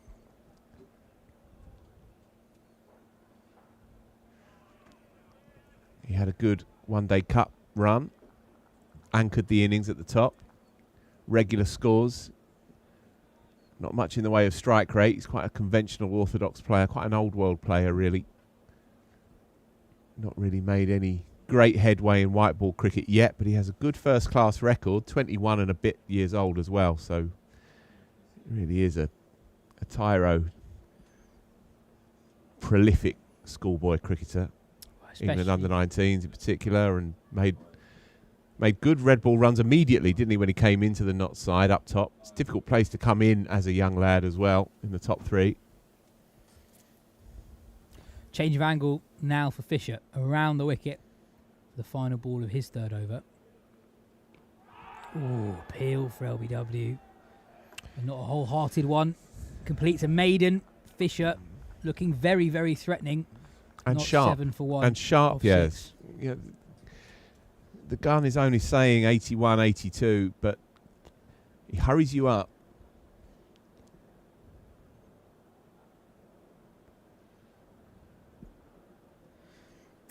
But this is it. This is the top line. Can they withstand Daniel Worrell in this kind of form, in this kind of mood? He was unplayable in the first innings. He's already got rid of the kingpin twice in the match. Thanks very much. And it just has that feel of a Worrell special here as the lights begin to take effect. There's barely any breeze out there either, so it's perfect swing bowling conditions. Feel it in the crowd as well. Probably about 5,000 in, 5,500 on a Friday afternoon. Free after tea, by the way, if you fancy it. A run away to the boundary. But again, Worrell posing such a threat to Slater at the moment. Prodigious swings through the air into the left-hander. He survives this time. It's a nasty blow. But 4 more runs to the Nottinghamshire total.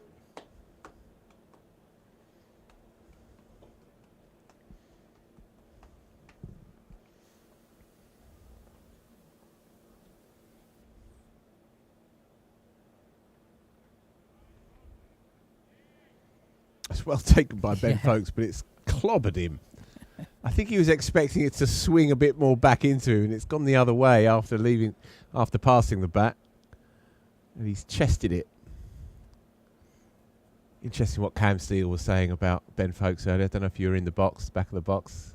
Saying, so what's he like then? He says, well, he's the best trainer out there and the biggest worrier. He's always convinced he's got some technical issue, deficiency that he's having to work through, which is kind of ironic when you consider that everyone identifies him as the best technician out there. But he's never happy, apparently. Well, maybe that's why he's so good. I mean, if you think of the great technical obsessives when it comes to batting in the world, Steve Smith is right among them. He's on the wane.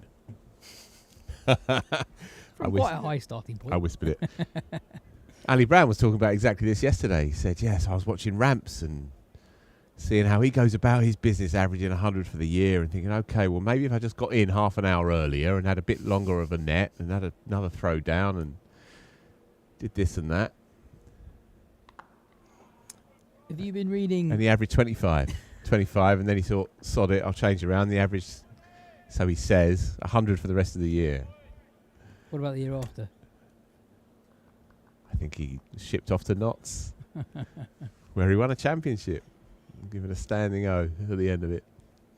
Have you been reading Daryl Cullinan's work on ESPN Cricket Info? I haven't, but I saw a message from somebody saying that this is a stunning piece of work. What? Tell me.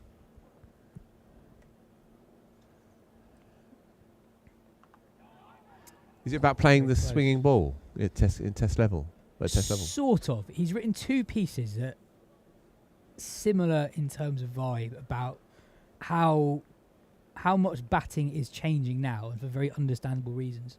Players have techniques that allow them to move from format to format more easily. I remember interviewing Ben Duckett years ago when he was out of the England team in all 3 formats, but he was, across formats, probably the best English player outside the England team. He was scoring runs in the Championships, scoring runs in the Blast, scoring runs in the 100. He had a brilliant List A record years before that. And he said, actually, the key to his success was setting up in a pretty similar way across formats. Inside edge from McCann that flies away to the fine leg boundary. Couple of boundaries in quick succession for Notts, but neither of them convincing. Fisher and Worrell all over the Notts left-handed pair at the moment. Yeah, it was a rather stiff-legged, timid poke.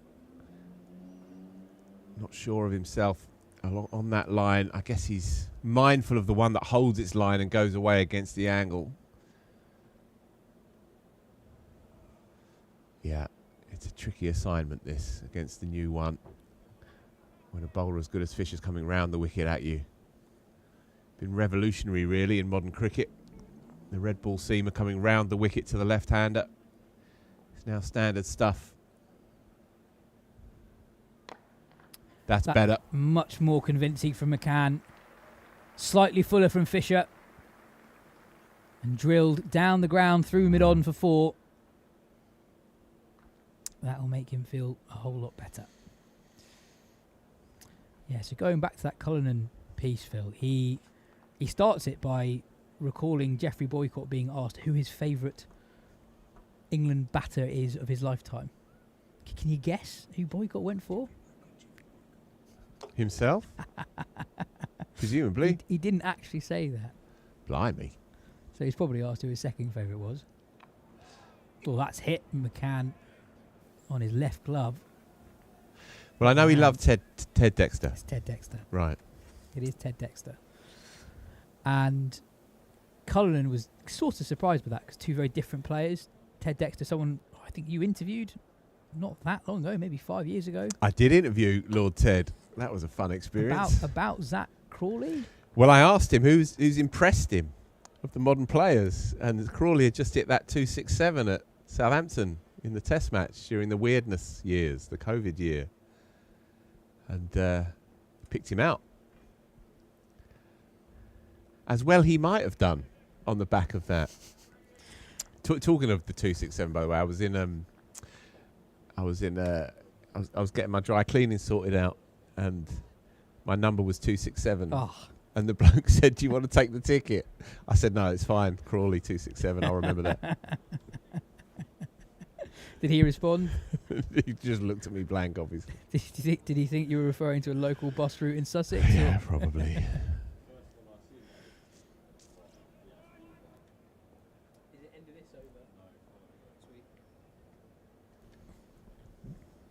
Anyway, I imagine Boyk said about his footwork being the mark of his quality along those lines. He basically said batting was all about angles.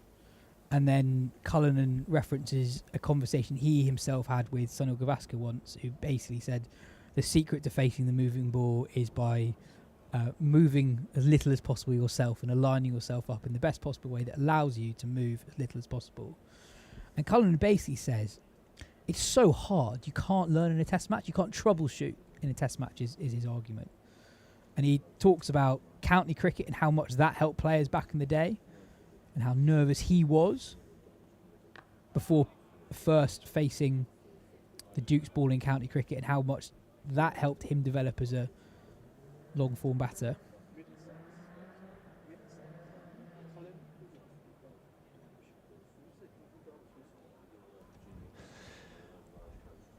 Daryl Cullinan, you wouldn't have seen him. You'd have been far too young.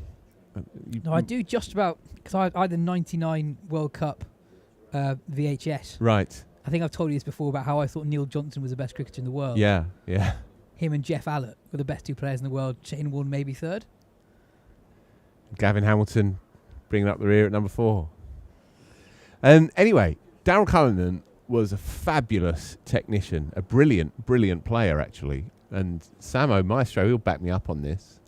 Technically, superb player. He made a 100 quite early on in his time, didn't he? In He first class did cricket. one of my great regrets in my cricket watching career. Go on. He was 56 not out on the first day, which I saw. I was there. And then I had to go to, I was at a real job at that stage. I had to go to a conference the next day and I missed the rest of it. You had a real job? Briefly. I'm genuinely stunned by that. Do they even exist? So I missed 281 of the 337. Yeah. Very disappointing. I remember reading about that in an old Cricketer magazine when I was a nipper. But anyway, he was, I don't know if he was not out, but he was the only one to make any runs against Devon Malcolm here in 94. And he made, I'm saying 91. I'm going for 91. I'm going 94, I'll check. He's going 94. We know he's going to be right. And he played him like he was a medium pacer. And he got fully forward to it. And I'll never forget it. John T. Rhodes, bless him, was in hospital, got clanged on the head. Hansi Cronje was playing in from square leg.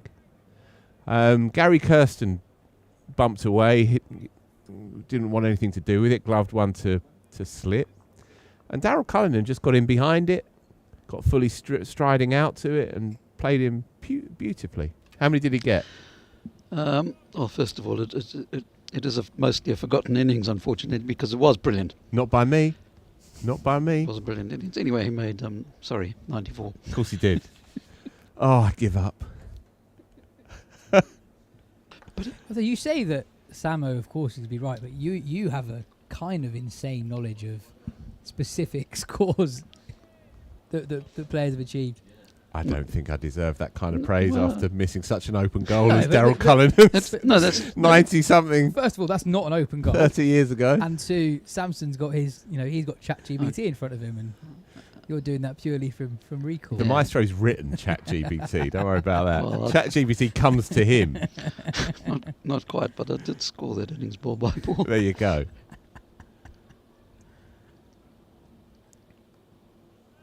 But at least you remembered it, which most people don't.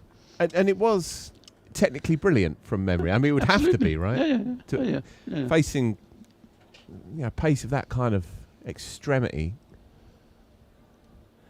I always really liked Daryl Cullinan. He was obviously the coda to his career is the Warne situation, of course. But when Warne undid him psychologically and technically, but as a player of the quicks, he was brilliant.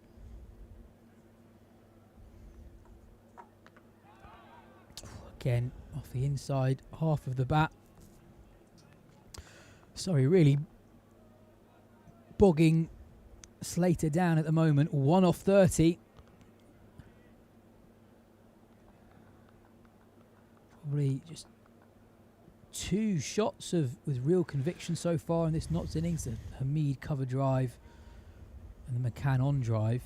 Other than that, it's been tough going for this Notts top 3 across the first 9 overs.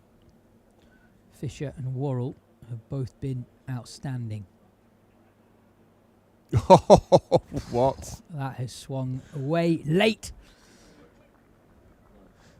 And speaking of Dan Worrell's excellence, his bowling to Hasib Hamid in the piece is a great illustration of his skill with the new ball. Look at him bowl with his usual arc that goes away and away and away from the right-hander. And look at the grip as well, running his fingers down the left-hand side of the ball to get it to move away from the right-hander. And then that one comes in. So in isolation, you might look at that dismissal and think, why he left a straight one? Well, it's all about the setup. World-class piece of new ball bowling from Dan Worrell. Time for a change in the commentary box. A few more words from Phil Walker before Dan Norcross will take you through the next half an hour or so.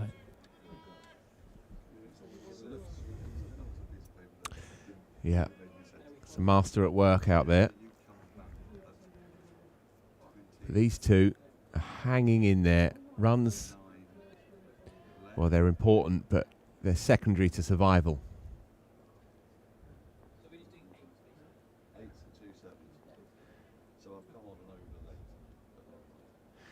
Joe Clark, Jack Haynes, next two in, both free-flowing quality right-hander stroke makers, both in the form of their lives. Joe Clark's the highest run scorer in the top division this year, and Jack Haynes is building a fine body of work as a county pro. But these two have a crucial blunting job to do here. You need to want to tire out this seam attack. It's a long, long session. It is. It is. But they don't want to see their stroke makers in against a new ball under these kinds of conditions. And so 1 from 31, Ben Slater looks pretty stark on the screen, but he needn't worry about that one iota at this stage. So what do you think about Worrell? He's bowled 5 overs here. Has he got another one left in him? I mean, I would think so. Yeah. The way he's going. One more, and then bring him back for 2 or 3 towards the back end of the day. Yep.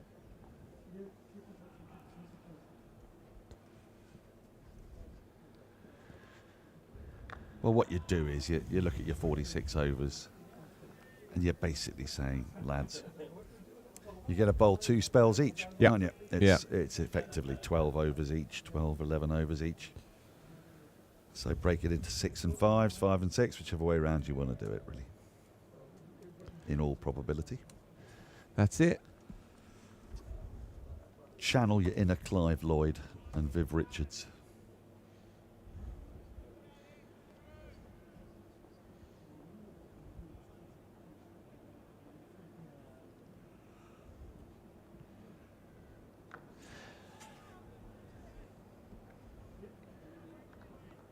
McCann fighting really hard here, Daniel. As we saw in the first innings as well. He's played 1 shot in anger across 60-odd deliveries now in the match. And that was his downfall.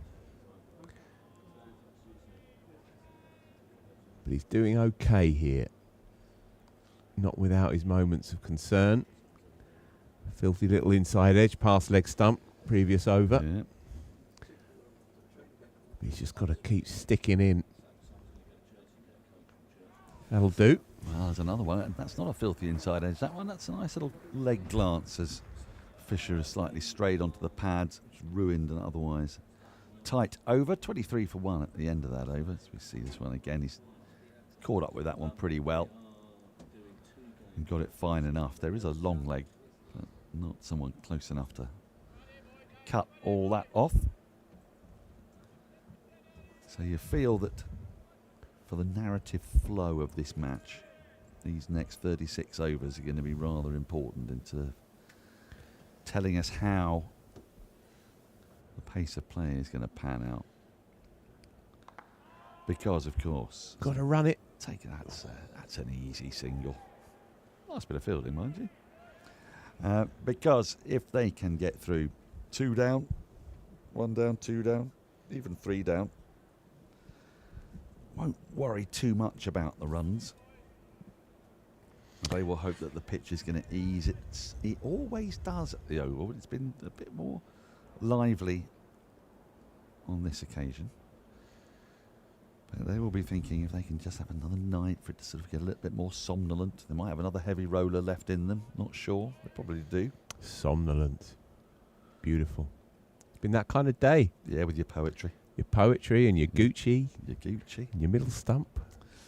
Fascinating that, wasn't it? It's great. Rather great to discover that the first stumping recorded in first-class cricket wasn't until 1778. Yeah, well, I did subsequently, while you'd already gone off air, checked the laws of cricket from 1744, and which was the original, as you know, coding of the laws of cricket, which was in 1744. It does include stumping as a dismissal. But how? Well, that's a good question. It obviously became a bit more practical when there were 3 stumps. Yeah, I mean, did they have a crease to be stumped from? Edged and in front of second slip, got a bit of a hand on that, taken some pace off it. It will be cut off.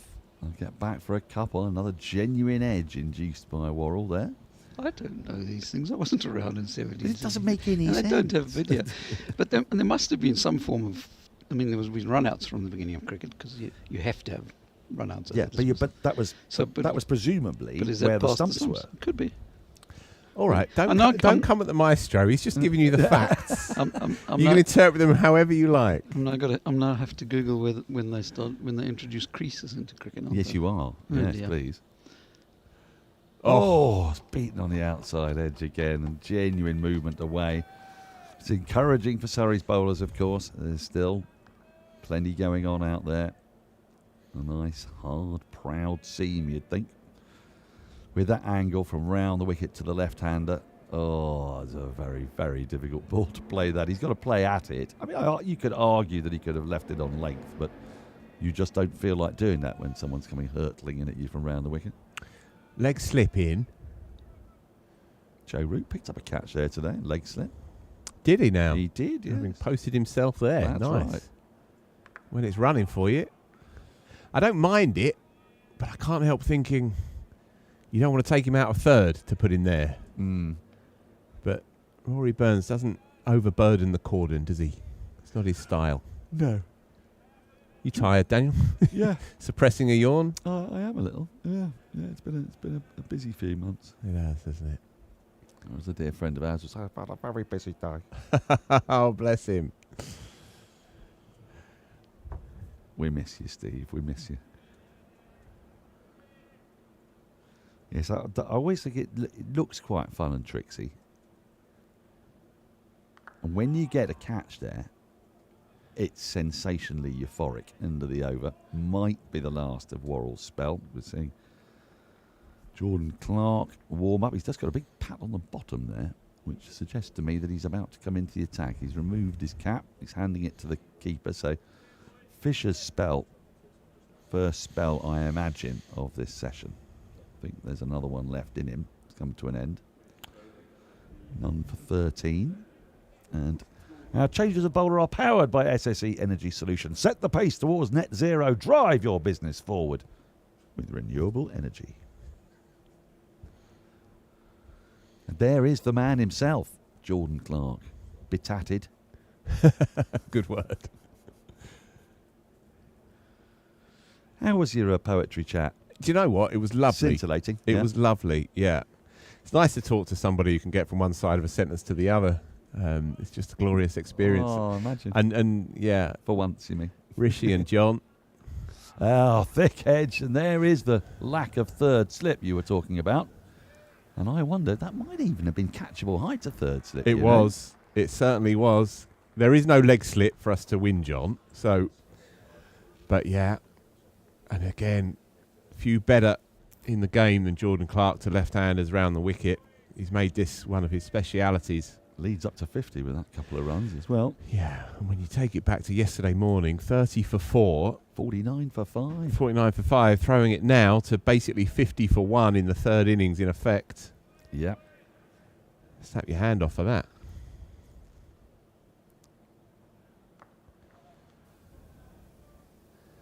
Really would. Who's prospered with the bat, do you suppose? Have we had Liam Patterson-White? Well, he's the only man to register a 50. Yeah, Thomas played well. Nicely for 48. Yeah. Gave up a couple of chances early on. Rory I think Burns as probably... well. Yeah. Burns played as fluently as anyone in the game and then clobbered a short wide one down to the man on the third boundary. I think he was out like that at Scarborough some years back.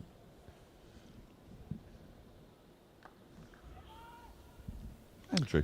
The 1744 laws of cricket included specifying bowling and popping creases. Yes. Which must be cut with the popping crease exactly 3 feet 10 inches before the bowling crease. So there were creases. Before the bowling in crease. 1744. Right. Which I see. Which presumably means that would have been where the stumpings and the run-outs were. Well, I decided. thought the run-outs, though, because you had what we established today from Martin. Oh, it's a very full ball, well dug out down to deep third. Take the single. Was that you had to place your bat where the middle stump is. So this still doesn't quite solve this anomaly. I mean, I suppose it might put the stumping into play, But it would suggest that the run out would be determined from a different crease, the popping crease from the bowling crease. Yeah, that does sound familiar now. Does it? Yes. Right. Might have to do some more research. Every day's a school day here. Other than a basic Google search. Thrilling, isn't it? And all this free of charge. Don't even have to pay the licence fee for this. Staggering. So back to your poems. Yes. What was upshot? Did you find a favourite? Because I believe one of the poems was inspired by Colo, wasn't it? Do you know what? The poem, yes, actually, remarkably. I mean, that is remarkable. Yeah. First one in the anthology as well. Is it quite a fast-paced, scattery kind of poem? Sharp. It's got some words in it. Through extra cover. Not sure it'll make the boundary. But played with control, that by McCann. I think of a third, it's definitely not there. The poem actually that really jumped out at me, and it appears in this anthology, Catching the Light it's called, was written by a chap whose name escapes me, but I'll bring him up. And he was the poet in residence here a few years ago. Did you know about this? Monk Dolly Donk? Excuse me? So, about 10 years ago, Surrey installed their own poet in residence. Good grief. Yep. Right. See, here. that is what being the richest county is all about, isn't it? Totally. Do you think I could apply to be the sommelier in residence? I think you are by self-appointment, really. I've got to change your bowler. Sorry, we'll come back to it in a minute. Powered by SSE Energy Solutions, your business energy partner, meeting you where you are on your sustainability journey. One of your best, that, Daniel. Thank you. That was excellent. So... Yeah. Where are we? Bear with me. Poet in residence. Yeah. Did he get a room and everything? Apparently. With a quill? Apparently he was here the whole summer. Did But one of his many poems Yes. Is about the oval. And the O of the oval as well. What does he say? Does he write it in an O, so to speak? No, it's not quite as performative as that. But it's a really beautiful piece of work. Okay. I will find it. Where's the book? I love the idea that there's been a man, doesn't matter, man or woman, just sat in a room somewhere, I'm hoping, in the pavilion, with lots and lots of pieces of parchment that he's started a poem on, written using a quill, feather pen, and an ink pot. And each time he sort of ripped it up and thrown it in the bin. You know, and Alex Stewart has wandered in one morning and gone, Derek, where's my poem? I've just signed a new player from Sri Lanka. I want a poem by 1 o'clock.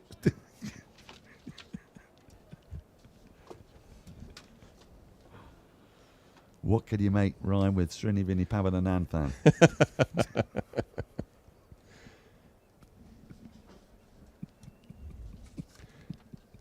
Anyway, I'm going to find it. All in good time. There's a lot of them, Daniel. It's off the way with poems, isn't it? That's a well-taken single, just to the left. Meanwhile, our own poet is waiting. Should I read the actual 1744 run-out law while you're looking for that? Oh, yeah. Yeah, come on. Just do it in poetry. Do it in free verse. It is poetry in its own way. Yes. The law in 1744 run-out states as follows. If in running a notch with a capital N, the wicket with a capital W is struck down by a throw with a capital T before... Well guided. Brings another single, just loosening the shackles here in Nottinghamshire in the last 5 or 6 overs. Runs have started to flow a little more freely. So, struck down by a throw before his foot, hand or bat, all capital F, capital H, capital B, is over the popping crease. Foot, hand or bat. Is over the popping crease. And the popping crease in this instance is the one where the stumps are laid? No, it's the popping crease 3 foot and 2 inches away from the stumps. From the stumps, yeah. Okay. Well, this is different from what we thought. Or a stump hit by the ball, though the bail was down, it's out. So actually, no different. So not that different to now, no. I see. Other than there was only one bail in those days. Yeah, it's in the one bail. And that sort of stuff. Yeah. And they liked capitalising words fairly randomly, interestingly enough. Well, I think Donald J. Trump was possibly in part responsible for the original laws. He capitalised all of it. Thank you for your attention to this matter.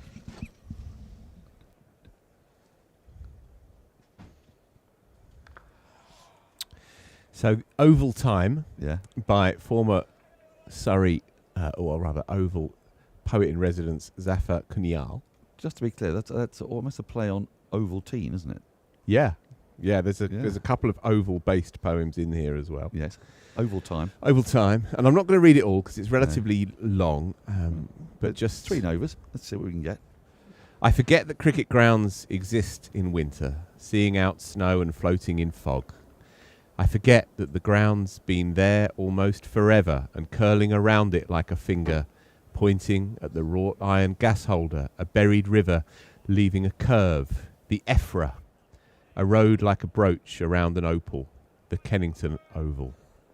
The O of a cambered surface that drains the water like an upturned saucer, keeping the clay dry in the middle. Jordan Clark to carry on from the far end. There's plenty more of that where it goes. Yeah, but it's lovely. It's genuinely lovely. And I know you're no fan of cricket poetry, Daniel, as you made quite clear earlier in the piece. No, it's mostly poetry, actually. Just poetry generally? Yeah. Understood. Yeah, I've got no time for, your Miltons. Yeah. Your Virgils. You just want it right I in like front Homer. of you. I like Homer. Okay. I don't mind a bit of John Donne because he's quite smutty. Yeah, he's filth, actually. He's yeah. absolute filth. Yeah. Okay. But you don't like being challenged to think. You like it just being handed to you. Yeah, I like. This is what I think. I like to understand what they're saying. Yeah, right. Gotcha. When I read a paragraph, I like to read it once, ideally. I make an exception for Borges. Okay. I don't mind that. That's dense and brilliant. Yeah. And it can take me 40 minutes to read a 10-minute short story. But a poem, I find I've drifted off halfway through the sentence. I have to start it all over again. And it causes me physical pain, poetry. We better steer clear then. Well, I think so. I think it's bad for me. You a poetry man, Andrew? Not really.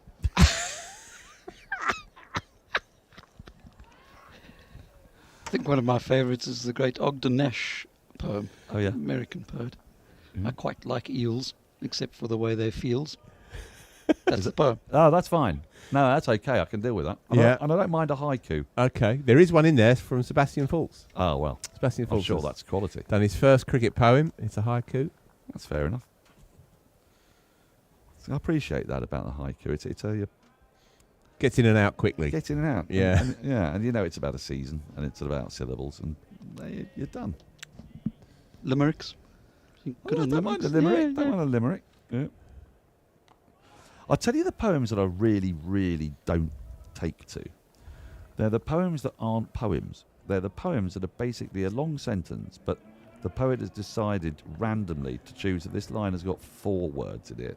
The next one's got 1. The next got 3, and then 2, and then 7. You think, that's not a poem. Yeah. That's just a David Bowie cut-up, isn't it? It's just got all the words and thrown them on the floor. Based, of course, on Rimbaud, the French poet. Rimbaud. Yeah. Yes. But so, it all comes around. If you don't mind me saying so, as a 57-year-old man, I'm not 100% interested anymore in the ululations of an immature 17-year-old angst-ridden Frenchman. And I don't think that I more fool you, frankly. I don't think I should apologise for that. Jordan Clark keeping it tight from the pavilion end. I don't even care for Verlaine either, but,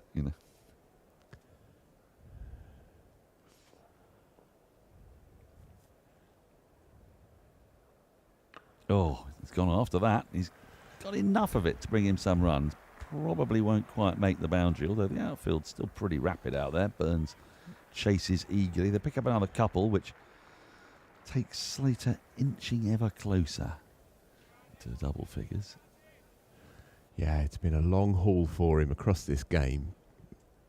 But he's going still okay. there. He's going okay, isn't he? Yes, he is.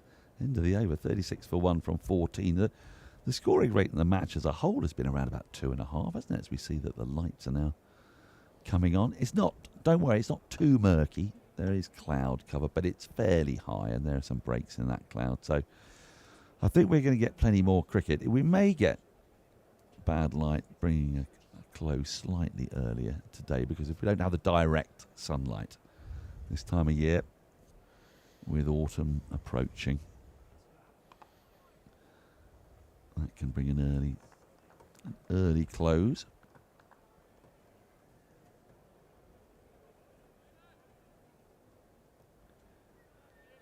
Just the one breakthrough so far. Hasib Hamid. He's had quite a tough season, hasn't he? I would say that last year he was actually sort of in the conversation when people were talking about Zach Crawley's form, and felt like Hasib Hamid might be the man to be given another go. But this season he's just struggled a bit with the bat. Still captaining excellently. Here's a really good diving stop by Ben Folkes. Prevents what could have been 4 runs down the leg side. Yeah, just on Hamid, that has been the story of his career. He's had feast and famine years. Yes, hasn't he? Yeah. He's really struggled at times. And then on other times when the body is moving in sync and the rhythm is there, it looks like the easiest thing to do in the world. Made 400s in his first full year back in 2016 for the Lancs. They got selected for England that very year. Didn't Virat he? Kohli said he's going to have a Bangladesh. long and fruitful Test career. But he batted very, very well in a couple of those matches, but one particularly had a very fine partnership with Alistair Cook, didn't he? Were you there? Were you out there? No, I went out to Bangladesh, but I got subbed out by Henry Blofeld for India.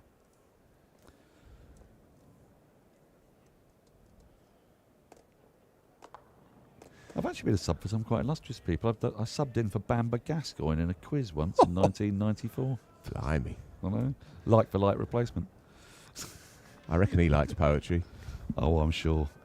I'm sure he did. I'm not opposed to poetry. It's just perhaps my brain isn't as attuned to it as others. What about song lyrics? I'm hopeless. I can never understand them or hear them. I mean, it took me until about 5 years ago when Catherine pointed out to me that Heart of Glass is not an upbeat song. I just saw, ooh, nice heart-shaped piece of glass, Yeah, okay. So you're a literalist. I'm a literalist, and I find it quite hard to distinguish what people are saying over the din of the music. Right. It's interesting. It's always been my problem.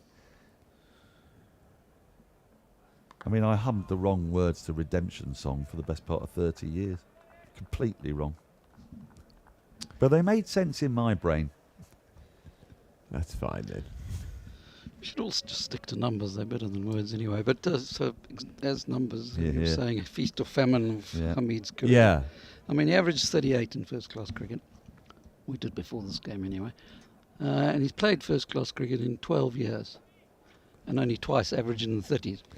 So he's had a 66 That's unusual, isn't it? Last year. A couple of 50s, averaged over 50, and a couple more over 40. And so that's 5 years over 40 and 5 years under 30, including averaging 14.04 in 2018 in total, about a 50 in 24 innings. You've nailed that, Very Phil. much feast or famine. Are you off?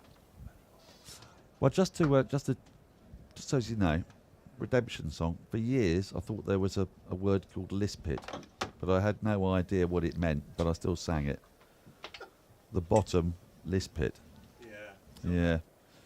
But no, it's not. It's a bottomless pit. But I just stuck with the lispit and just assumed that this was a local Jamaican word that I didn't know about.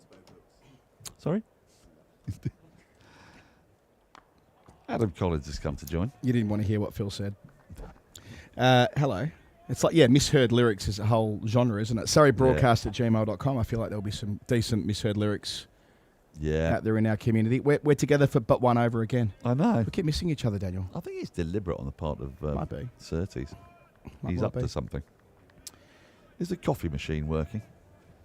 I had a cup of tea. Just now? Yes. Oh, right. The machine's on. Oh, right. That's good news for you. It is very good news. In 4 balls' time, I'm going to get myself a coffee. I feel it's necessary. So cricket is absorbing. It is. But often things that are absorbing can mean that you might need a little bit of a sharpener, I find.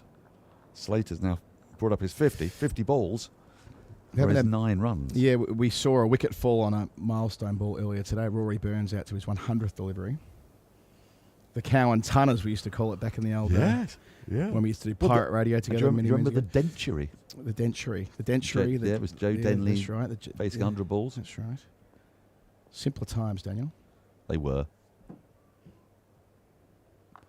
Now he's gone up and over and down through deep backward point. That's a very fine shot from Slater, who has played too many aggressive shots, but he just had a modicum of width, a little bit of bounce to play with. And sent that spiralling away. And Blake was out to his 50th delivery. Yeah. Wonder whether Andrew Samson might have an interest in what's the time in Test cricket? Oh, wait, let's live a little. First class cricket. The most number of times in an innings where batters have been dismissed by the 50th, 100th, 150th, 200th, 250th, etc. delivery of their innings. So there's 2 in that Surrey innings. I'm sure there's more than that. You're the man to ask. And while he's on the subject, now that's just whipped away, almost Roy Fredericks-like. That has whistled out to the boundary. Just a couple of balls too short by Clark. And what's impressive there from Slater is that he has been digging in, and yet he still had the presence of mind once he got a couple of loose balls to put them away. So, a few things to note from this. One, it's not just going to come. They've picked up Hamid cheaply in the second innings here. Wickets have tumbled throughout the match, but a lead of 68. If these two can put some pressure back on Surrey, that could swell quickly here. It's guided that away because third slip's been open, and you know, I do think that first ball Jordan Clark bowled, he did get an edge that went catchable height through where third slip was, and this occasion it's almost a run-saving position. I'm going to get out of the way. Have fun. I think we may actually, now I realise, Yas is doing a period of time. I'll still be here. You'll still be here. I'm doing a long stint in the colour chair. Good. But just to back over that point, see you later, Daniel, that the way in which this game could go, if not can put a shift in, accepting the lights not crash hot, will we get 30 overs in? If we do, it'll be 7:15 by the time we're finished. I don't expect we will. Oh, cut him in half. Hello, Yas. Really good from Laws. Afternoon, Collar. Yeah, I think we will get the 30 overs in. We played until past 7:15 last night. There's no rain forecast. A couple of clouds coming in now. I suppose the point really is that less about the amount of time left today and more about the damage they could do to Surrey if they can navigate their way through an hour or so together. These two have batted effectively for an hour now, give or take. If they can get another hour in, given how difficult that's been to do for teams through the match so far, looking at the way that the game's gone. We've had the biggest partnership yesterday. It was for the 9th wicket between Hutton and Patterson-White. How decisive that proved in terms of how the day felt, adding 56. And in Surrey's innings, 59, it was the partnership between Burns and Thomas. All was going so well at that point. They lose 8 for 103 from the moment that Burns conspires to get himself caught at deep backward point. The ball after a drop catch down the other end, which was the catalyst for a double wicket maiden, and how often it can happen in cricket. One brings two and all the rest. Yeah, a few things to consider for the game situation. Should we get the best part of the 29.5 overs remaining, that is such a long session to be out in the field for, especially when you have 4 frontline teamers in your attack and the only spin option is not a frontline spin option. Mahipal Lomraw, Indian overseas on debut, is predominantly a batter, unused in the first innings. So that's a lot of bowling to do between 4 seamers in Mm. one session without a break for them to rest up. And then secondly, it's something that we talked about off air a few minutes ago, and something that I think has been true for a lot of this afternoon, including the end of the Surrey innings. It's not quite as quick as it was on day one, this pitch. The carry's a little bit more inconsistent. And even with how Surrey have mapped out this field, just 2 slips in at the moment.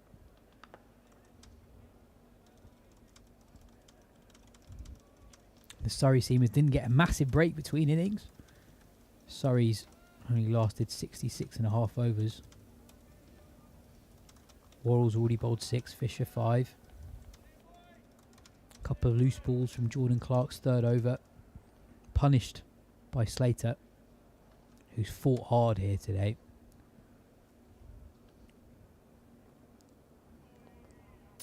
Ended the over, a maiden over, Notts 47 for 1. So to illustrate Collar's point, real opportunity, effectively a normal session's worth of cricket remaining.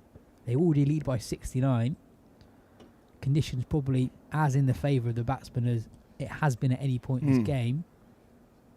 I think it's an obvious point to make, but that double strike, the first double strike from Stone when Surrey looked in such a strong position, 84 for 2, 100 runs behind Nottinghamshire, 2 set batters.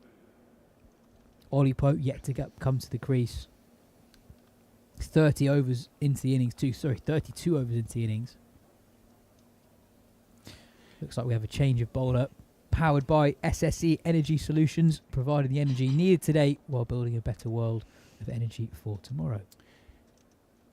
There was a moment about quarter of an hour before Burns' dismissal where I reckon it was Stone had 3 slips, no gully, and a ball raced away for 4.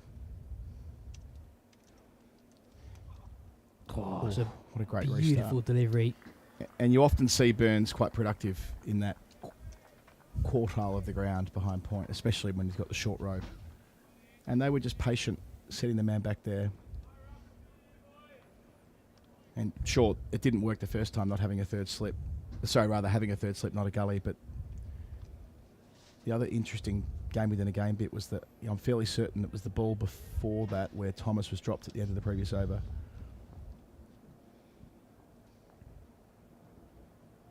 They got their claws in after that. Way down the leg side. Fisher offers his arm up in apology to folks, who takes it tidily down the leg side. Just for the first time in the game, just a few loose balls creeping in. Both sides have been immaculate with the ball throughout the first 2 days. Jordan Clark taking out the attack after just 3 overs. That's not something that we see often. It's just 2 balls that were just slightly shorter than a good length. Both punished by Slater.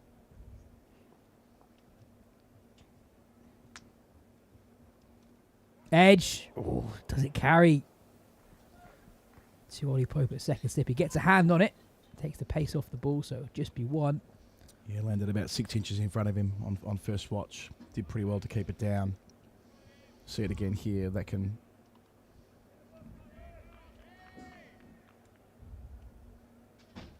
miss the hand and maybe miss a Sibley and runs away. I think that's a good illustration of the possible state of the pitch right now. Not as much pace as there was certainly on day one, so not every edge will carry. I think with what Stone was able to achieve with his 6 for 44, it wasn't really about express pace. It was about the amount of movement he could generate within and over both ways. That's the first thing to say. And the lengths he bowled.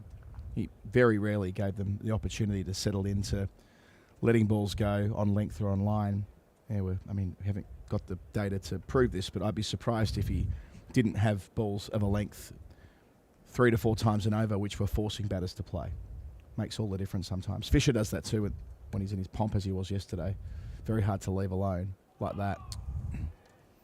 So close. Yeah, that angle from around the wicket, wide of the crease. The left-hander will always feel like the ball's coming into them. Perhaps occasionally forcing them into playing a shot when they don't necessarily need to. Slater at the very last second withdraws the bat.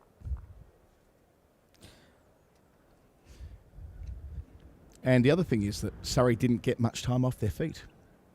Bowled yesterday till relatively deep into the day. They'll have to bowl for an extended session today. So again, it's the marginal benefits for Notts of being able to get through what's left of the day.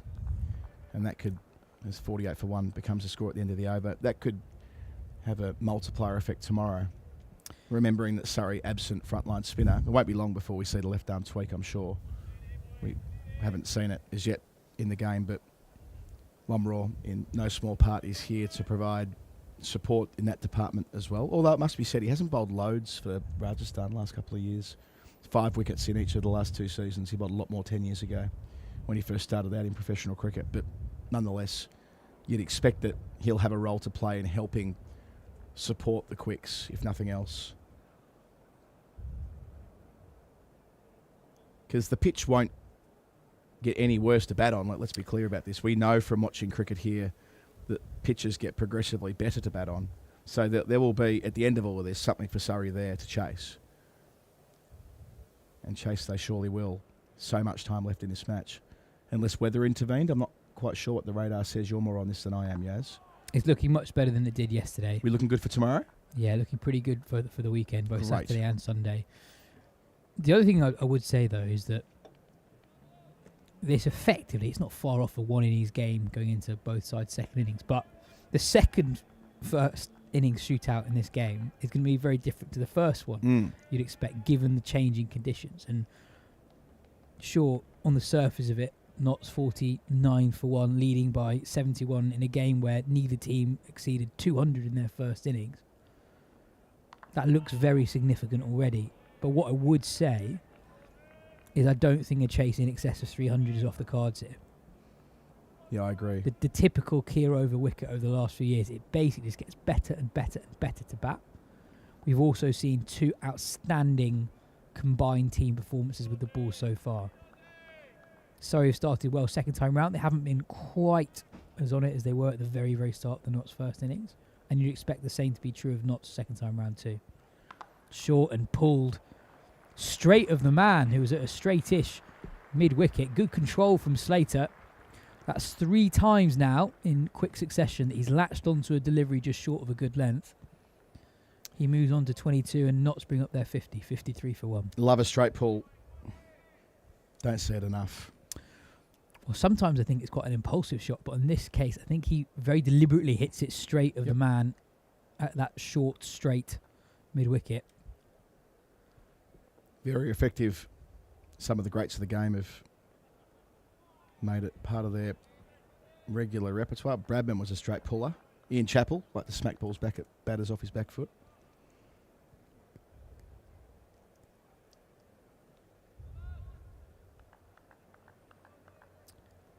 Just gives the captain something else to think about out there. But Slater's moving through the gears here now too, joining McCann on 22. Players growing in seniority. Certainly Slater has that designation, clipping away again here. Hugely underrated player, Ben Slater. 100 first-class games for Nottinghamshire. More than 6,000 runs, an average of 38. Most of that would be in Division 1 as well. Consistently up there with the leading run scorers in Division 1.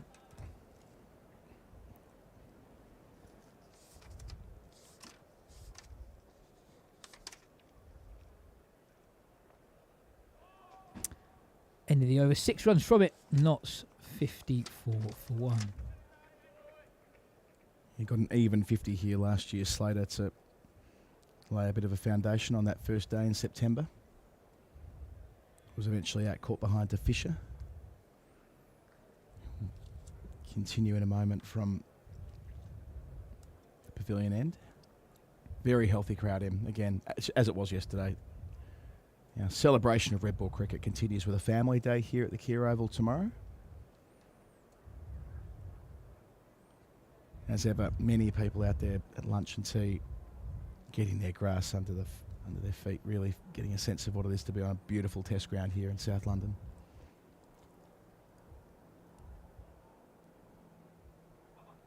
Yeah, I was speaking to a couple of supporters in the afternoon session who aren't regulars here at the Kia Oval, and they were pleasantly surprised that you were able to, as you say, touch grass on the outfield during the interval.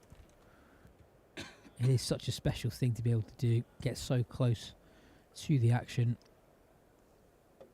and you can sense that the ground's filling up even more with the after-work crowd, making the most out of the free after tea deal. Particularly good one today, given how much cricket we have left to play. Works well, doesn't it? Week in, week out here at the Oval.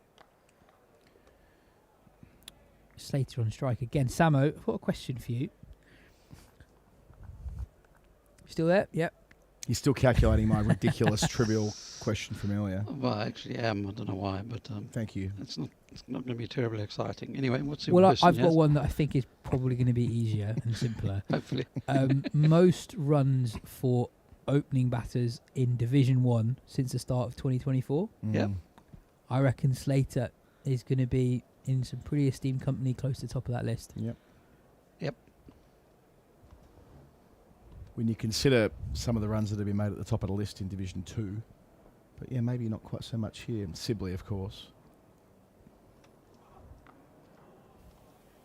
It's well handled by Slater. He's in position nice and early with Fisher operating on that angle very wide of the crease around the wicket.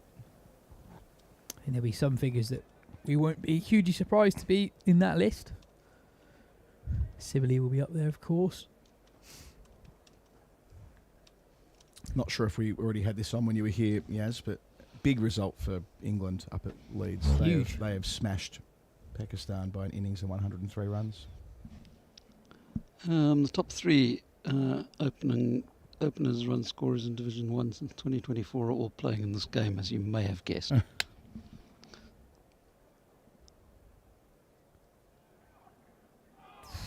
Well, bowl from Fisher, really threatening from around the wicket.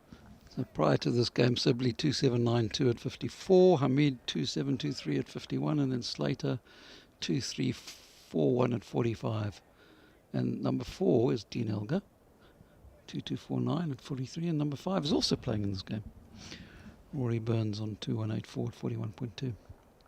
Who are immediately below them? I just find it interesting in terms of England chat. Ben Slater is a name that is never thrown out there. Good point, yeah. Following that is Alex Davis, then Robbie Yates, Alex Lees, Jake Libby and Adam Lyth make up the top 10. I suppose an element of that is actually being in Division 1 for 3 years in a row. And being someone who's opened the batting consistently in that time and opened the batting every week, as Slater has done. So much so that when Ben Duckett comes back to Notts, he slots in at 3. Hamid and Slater unmoved up top.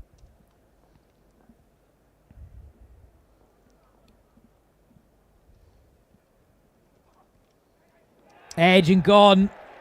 Fisher does strike from around the wicket. He's been consistently threatening from that angle. McCann looked to drive him through the covers, but can only feather one through to Ben Folkes behind the stumps. Surrey strike for the second time in the Notts second innings. Nottinghamshire 55 for 2. So a stand of 49, which promised plenty. Fisher staying patient, keeping it full, following the example of Stone earlier today, and rewarded for it. Little bit of movement off the seam, angling in, straightening up. McCann couldn't resist the young number 3. And just when that partnership had the potential to make life very difficult for Surrey, they've picked up a second wicket inside the first 20 overs. They've got a toehold in this third innings of the match. And Joe Clark walking out, who missed out yesterday in the first innings. And a ball that's still relatively new. Lights on, overcast. Good setup here for Surrey. An opportunity opens up. Absolutely. Clark, as you say, missed out first time round. Sorry, with this ball that is still pretty new, just 20 overs old, you sense the next 10 to 15 overs are going to be so important for the home side. It's a stacked Nottinghamshire top order. They bat so deep, as we saw in the first innings. Patterson White at 8, Stone and Hutton both averaging just below 20 in first class cricket at 9 and 10. They want to get right stuck into this Notts middle and lower middle order. To do so, they need to strike a couple of more times tonight, you fancy.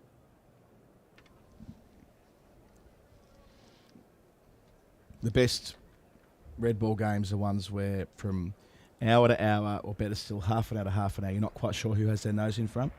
That was certainly the case here when these teams duked it out in September. That was a belter for that very reason. It was so volatile who was on top. But just get the feeling we're having one of those again here. Of course, Surrey comprehensively won the first session yesterday, and Notts the session after lunch today, but it's been push and pull either side of that. Yeah, you can tell there's real energy brimming from Rory Burns himself, meticulously moving every fielder before this Tom Law's delivery, asking the fielders in front of square to all come in, asking mid-wicket to go a little bit straighter. Can Tom Laws back his mate up at the other end? Yeah, go back to what I said earlier. I think the second half of this game could be very different to the first half. Conditions will get better and better for batting.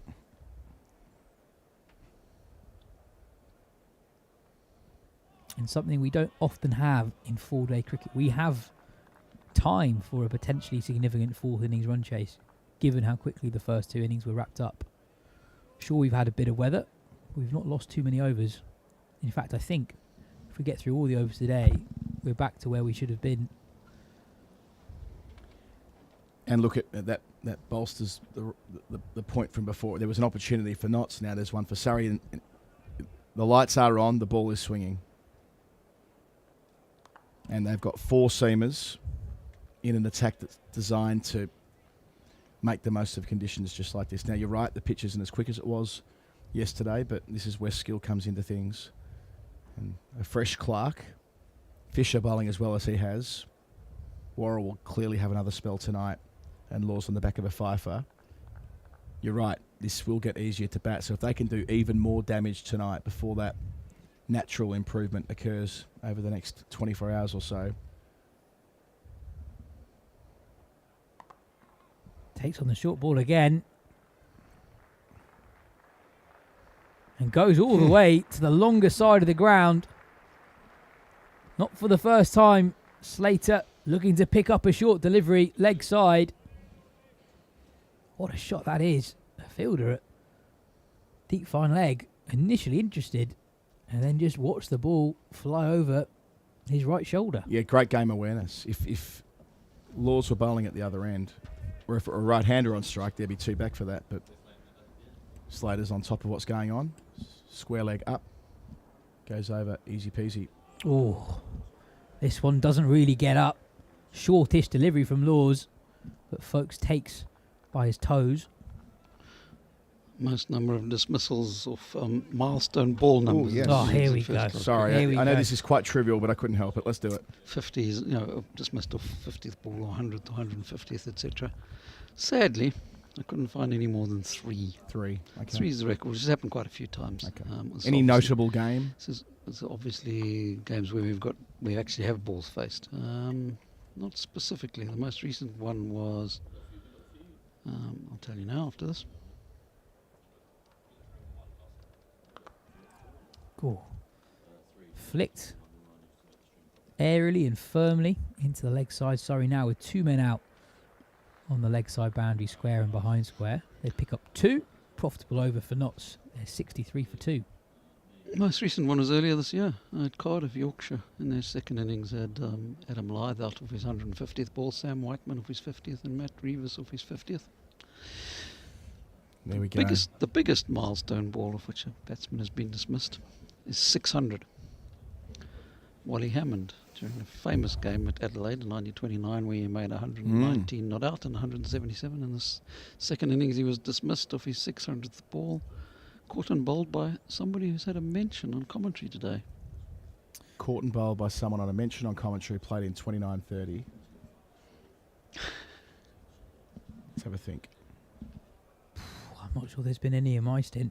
Might not have been. Certainly Adam mentioned him. Played in the Adelaide Test of... No, 28-29, sorry. Yep.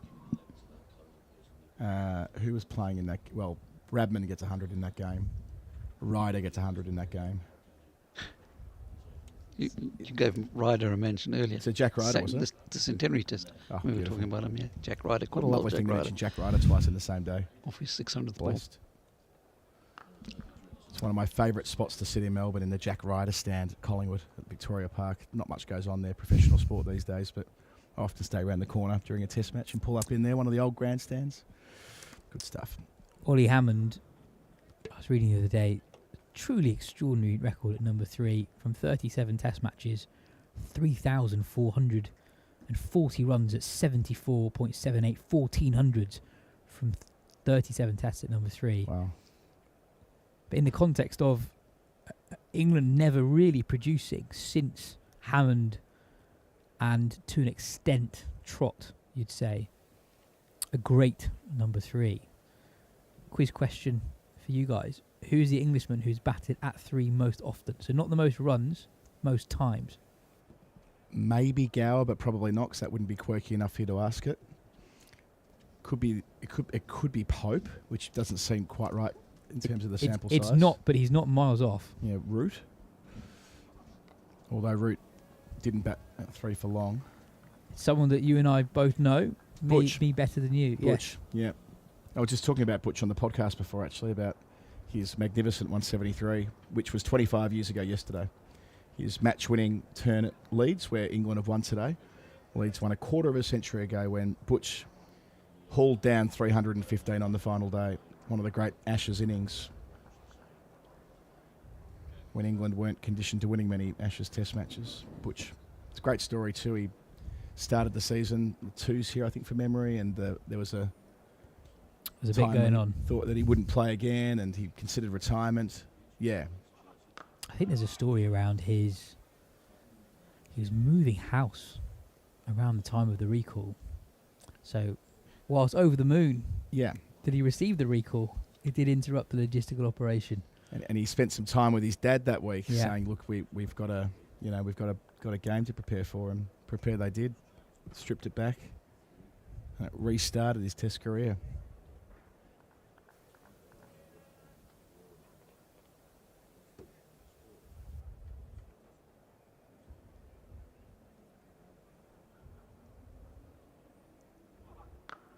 It's an interesting quirk to England's Test history that the man who's batted most at 3 is someone who's had a significant England career, sure, but he's not part of the 100 Test club, nor was he someone who actually exclusively batted 3. Started his England career predominantly as an opening batter. It's funny how culturally 3 doesn't have the same reverence, perhaps, as it does in Australia. Conditions surely are part of that, but you think about 3 in an Australian context, and there's about 6 or 7 all-timers who wanted to bat there. It's like your best batter is at 3, unless there's circumstances that suggest otherwise, i.e. a specialist opener or something like that. It's invariably 3 where they end up grabbing on, really. Yeah, it was interesting that when Trott had his 5 or so years at 3, doing a brilliant job, averaging best part 50 for most of that period, actually. He felt like the classic number 3, battered in the mould of Rahul Dravid, who's coming to the end of his career at the time. But Trott, interestingly, predominantly batted 4 behind Ian Bell for Warwickshire. In the over, left alone by Clark. 2 runs added, not 65 for 2. So the list of England number 3s by innings batted at 3. Sorry, Sam, I'm kind of doing what you should be doing, but I never asked you, so... That's all right. Go ahead. You're doing a good job, so that's fine. Butcher top with 78, Trott second with 73, Hussain 65, Pope 63 at 4th, Joe Root 60, Dexter 57, Gower 56, Hammond 52. We have a change of bowler. Change of bowler powered by SSE Energy Solutions.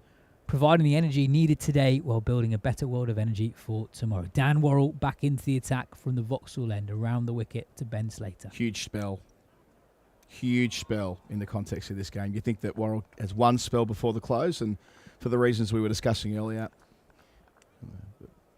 bowling on a third day consecutively, not getting much time off their feet, needing to make the most of relatively gloomy conditions with the ball still swinging, 22.1 overs old. He's already in the book, having castled Hasiba Mead in his third over about an hour and a half ago or thereabouts. This is big. If Worrell can get busy here, it'll have a big say in who wins this crucial match. The lead now 87. Surrey were 84 for 2 when Stone had that double strike. Very similar stage of the game. And Slater, who has shown a willingness to counter-attack a little bit since we've been on commentary together. This is one of those, I think, situations where the better strategy is just to see this spell through, whatever it takes. Yeah. The runs are less important than getting this spell dealt with. The attack leader back out at fine leg as soon as possible, or mid-off or whatever it is.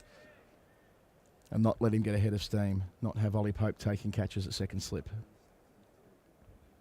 Oh, hit Slater. Worrell from around the wicket. An angle that exaggerates the natural angle and arc of his trademark away swing to the right-hander and in swing to the left-hander. This starts well outside off stump. Good pace, just back for length. Oh. And hit Slater hard.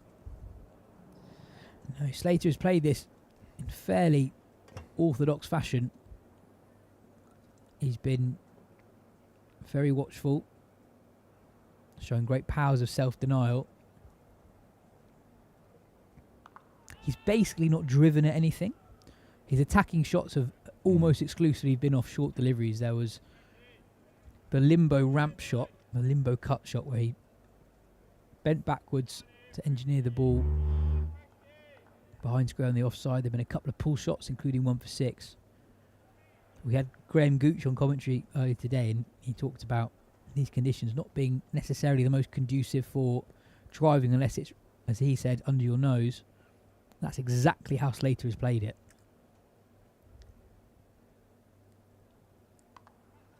Again, not a particularly short delivery, but Slater cuts it powerfully to deep third for 1. Yeah, as much as the game's evolved and changed since when Gucci was playing, there's someone with all of that experience of being out there actually doing it. It's a reminder that some things do endure. And when he was reflecting on the inability for players to absorb pressure or to tailor their games to the circumstances, that carries a lot of authority when it comes out of his mouth, given that's exactly what he did across a career that included 128 first-class hundreds.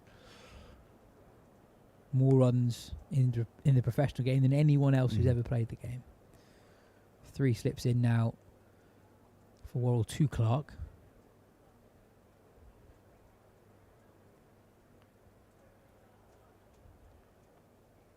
Left alone, that completes Worrell's first over back into the attack. 1 run from it. Nottinghamshire 66 for 2. One thing I love about Graham Gooch when he talks about batting is he has this distinction between run scoring and run making. So he was interviewed by Phil once, and there's a great bit. I think he was on a countryside walk whilst Phil was in the office, in the old Bedstead Wisden offices. And Gooch says anyone can score 100, but can you make 100? And his point was, can you score 100 runs when the going is tough and you're out of nick? And he said that was the thing that separated very good players from great players. And I thought it was very interesting actually listening to him talk about the Harry Brook interview with the BBC that was recorded before the first test match against Pakistan, where Gooch voiced his surprise at Brook having gone so far through his England career and not had, to what Gooch would say, are essential truths of batting in different conditions drilled into him.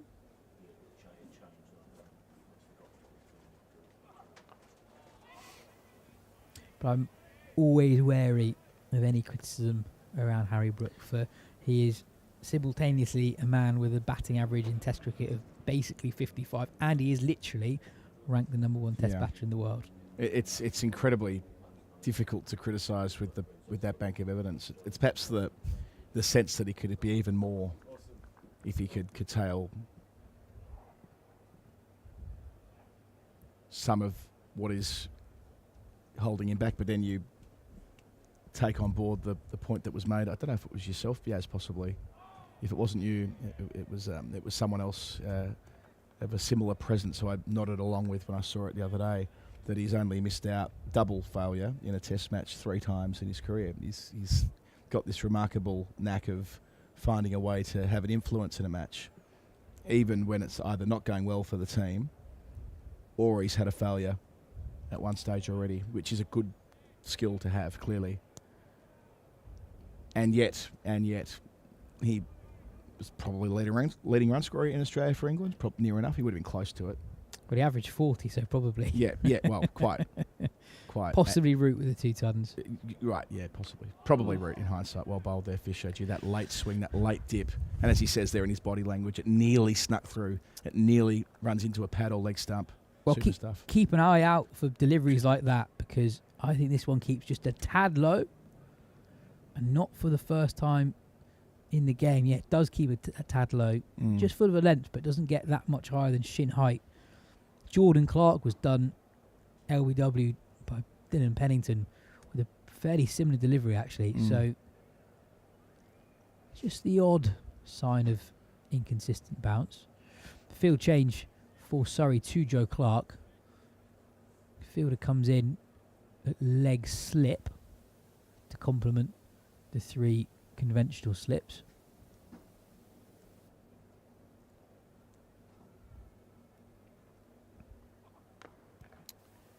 Clark shuffles across his stumps and nudges the ball into the vacant leg side. Something to keep an eye out with Clark. He has a really pronounced trigger movement where he gets right across his stumps. Doesn't do it every single ball, but he gets to the position. It's not something hugely dissimilar to what Dan Lawrence does or Jordan Cox, where they like to get themselves into position where they can really access that leg side, which is an interesting thing to witness now, because Surrey have basically left the leg side entirely vacant. Just a leg slip, deep backward square leg, in a man at mid-wicket. That's bowling to a plan. I like it.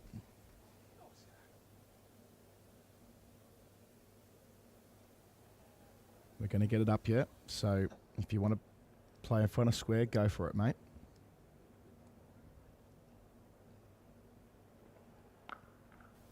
Pushed into the offside. 4-1. That completes the over 4 runs from it. Nottinghamshire 70 for 2.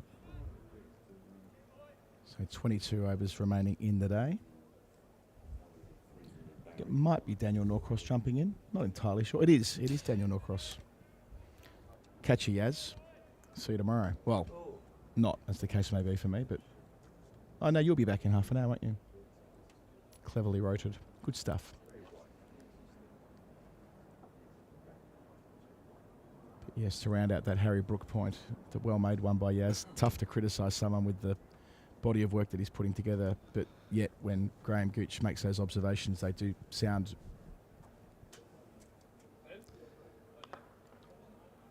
authoritative, and it's more to do with the moments of cricket that have let him down, which I suppose when you're as good as Brook, you're held to a higher standard. We'll put a full stop on that chat, though. Daniel Norcross, welcome back. I had a feeling we would be back together again. Yes. So it is for at least half a dozen overs, something like that. I've got a feeling. I've got a strong feeling. About what's going on here. This Worrell spell feels very important. Mission critical. It does, doesn't it? They can't let Notts go to bed with 2 set men. But Notts know that. Oh, yes, quite. They'll know that their whole job here is to get through the Worrell spell. Yeah. Not to say that the Fisher spell's any less imposing at the moment. Fisher's been excellent. But Worrell is Worrell. Worrell is the top dog still in this attack. And he's still getting shape.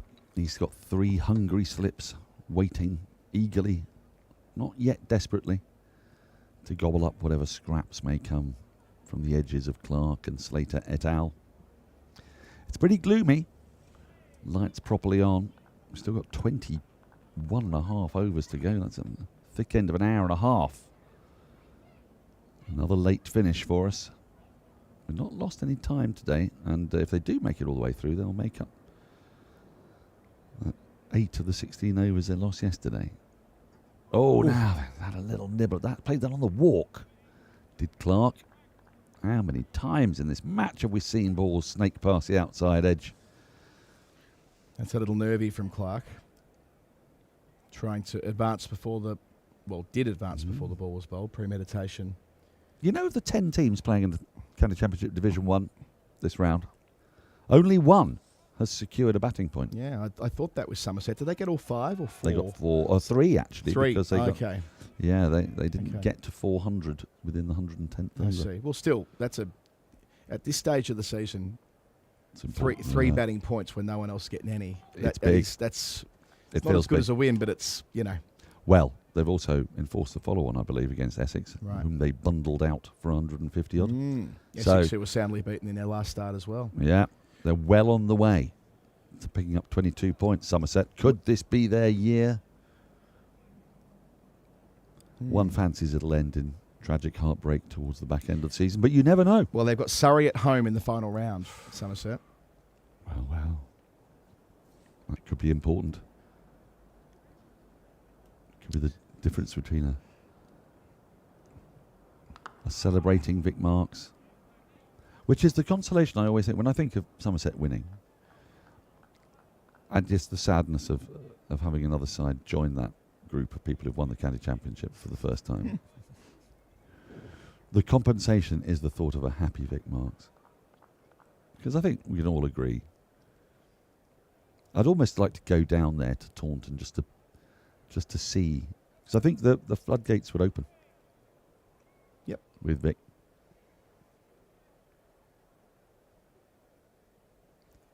Third slip's come out.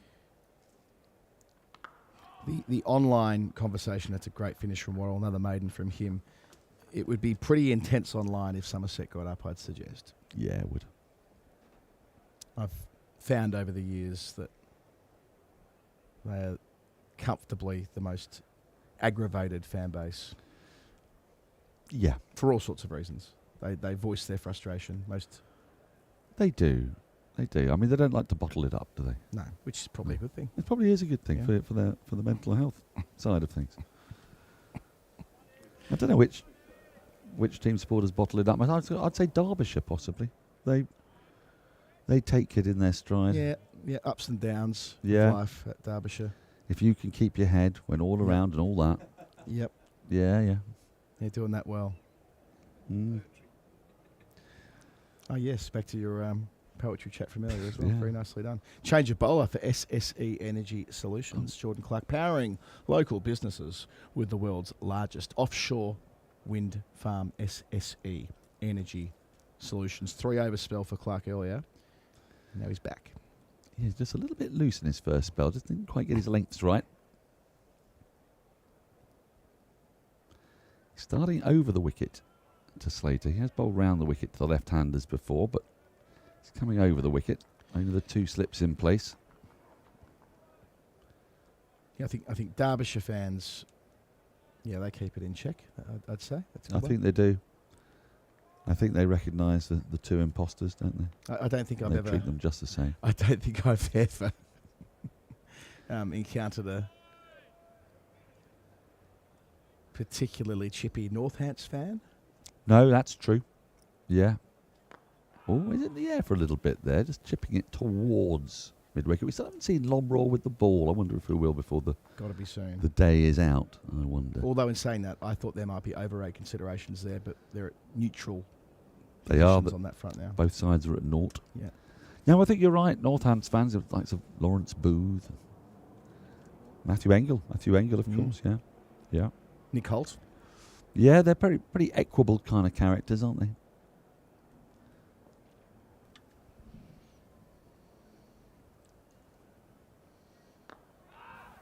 Ooh, Oh, it's nearly ever so close. That is, what is that? About a metre or so. in front of short mid-wicket.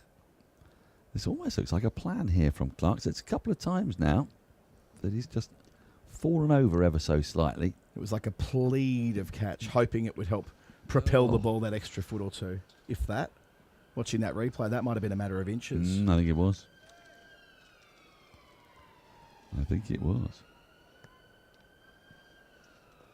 Well, it encouraged him maybe to take a step or two further forward.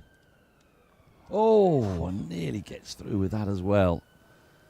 So Clark is getting some shape back into the left-hander from over the wicket, which is a very legitimate, dare I say, old-school way of going about trying to get a left-hander out.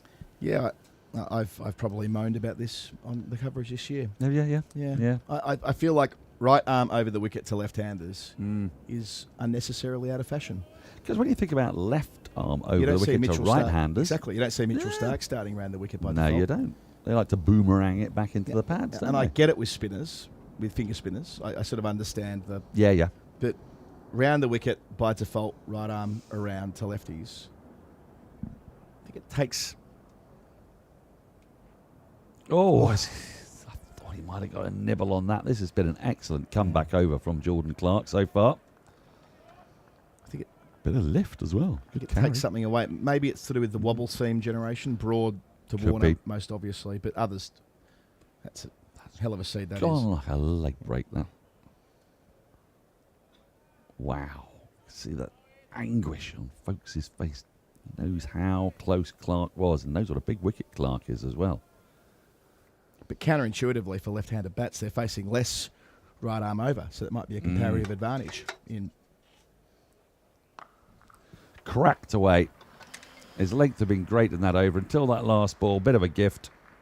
Thrashed out to the point boundary. 75 for 2. The lead is approaching 3 figures now with just the 2 wickets down. Well, that'll feel good, given how close Clark came a couple of times in the over to not have him complete it well and then sending him away to the boundary. That's double teapot stuff, or crossed arms, just frustration.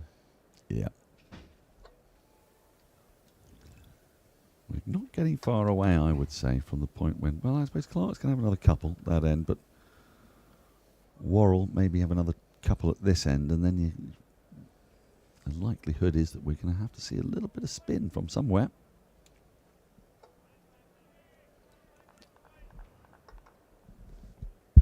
He's got fielders out in the deep at long leg and deep forward square leg for Slater. Well, that's gone really low through to Folkes. Does well to stop that. Not the first time we've seen that this session. Well, I thought, I don't know about you, Colo, but I thought that in Surrey's innings, it might have been a function of just putting it a little bit fuller, but the stumps were brought into play more. Oh, yeah. That was clearly Stones and Pennington, to be fair.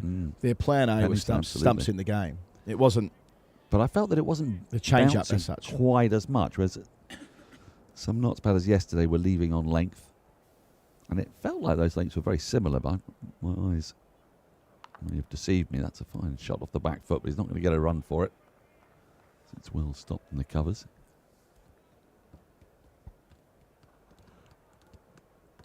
So seeing Worrell here operating over the wicket to the left-hander for precisely the reason that we were getting to before. It opens up the through the gate or the misjudged forward defensive stroke, leg before wicket, for a bowler like Worrell who can bring it back rather than simply going around straight away to exacerbate the angle. Ooh, he's got that away, but he won't get more than one for it. He's just come out of his shell, hasn't he, Slater, in the last 45 minutes or so. Also possibly a DRS thing. I think that before DRS, a few things we assumed to be true have been slowly debunked. For instance, how far forward you were getting to spin and so on, how far the ball had to travel. We know now that's largely nonsensical. Height with quicks. You see decisions now that are more conservative because we see the balls do balloon more than we used to think, perhaps. Another one may well be the pitching outside leg when operating over the wicket to a lefty as a right armer. that more were given before we could see the tram tracks, Hawkeye tram tracks painted onto the turf. Yep. It's spinners, isn't it? The ones that are particularly bitter about DRS. When you talk to them, I would have had 2,000 wickets. And actually, when you watch a little bit of old cricket, you do understand where their gripe comes from. I mean, back in the day, if you got to stride it on the front foot to a spinner, it was not out. If you played the same ball but you swept it and missed it, you're always out. Giving out on the shot. Oh, has he got him? Oh. Yes, he has. Slater's got to go. An absolute ripper from Worrell. That is a beauty. It's come swinging in, and then it's darted away off the pitch, taken the edge. Good low catch from Folkes, the breakthrough that Surrey so desperately needed. Slater, been a thorn in their side in this second innings, has got to go for 37, which opens up an end. You can see how distressed he is at it, because he knows this game still hangs very much in the balance at 77 for 3, the lead of 99. He was dismayed when the finger went up to suggest that he thinks it was padding out on that. It would have been the case for leg before anyway. Yeah. But just on what we were talking about before, whether it pitched outside leg, either way, I'm fairly certain it's been given out caught behind based on the body language of the umpire there. When the finger went up, it was when the catch was taken. But we're going to require multiple replays to get conclusive evidence that it's hit the edge on the way through. That's reasonable to say because it was all quite close together. Either way, it's gone the way of Worrell. It's a heck of a ball, though. Yeah. Whatever way you look at it. An absolute beauty. And it was always going to be the interrogation of Worrell. And now, as the light starts to deteriorate, Jack Haynes walking out, who made a brisk 20 yesterday. Let's get one more look here, see if this is more instructive, this replay, as we slot right down. So, feels like there's a decent chance that was back pad to me. But there is, again, but I'd say there's a decent chance that that's pitched in line and would have pitched in line and would have hit. But also, might have gone over the top. Might have gone over the top. It's one of those ones where the more you watch it, the more you can convince yourself of whatever you think. But it could have easily kissed the outside edge as well before hitting that back pad. So a third wicket. There's still 19 overs remaining in the day. Surrey keen for another couple if they can. What an exceptional bowler Dan Worrell is there. And that was a function of bringing it back to the left-hander from over the wicket. Creating that indecision. Getting rid of the left-hander is also... he's got two right-handers in there now. End of another fabulous over from Worrell. 2 for 11 he's got from 9 overs. With 4 maidens in that as well. These Surrey players have enjoyed so much success as a team, the three-peat. Most obviously, and nearly getting it done last year as well. Like, this is different. They are the hunters this year. Different energy, needing to find a way to manufacture something from a position where they've started the second half of this game 22 behind. They'd be desperately disappointed at being bowled out for 162, losing 6 for 57 after lunch today.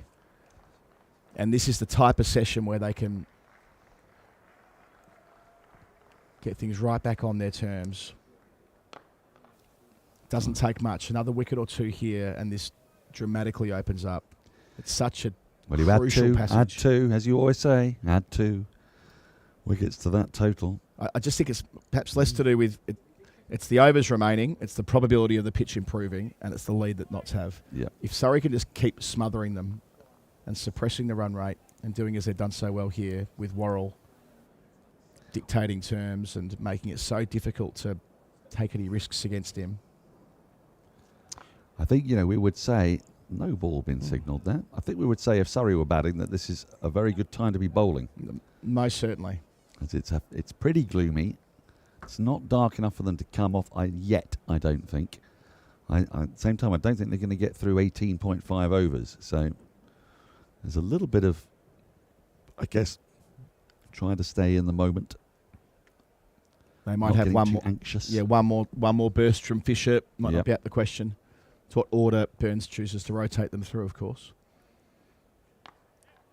If he does sense that bad light might stop play, who are the most important who should bowl the most important overs here? Mm. That's all on the shoulders of Burns, of course. Worrell's, 3 overs into this spell, I think? Possibly 4? 3. His 3. first spell was 6. Right. 3 in this one.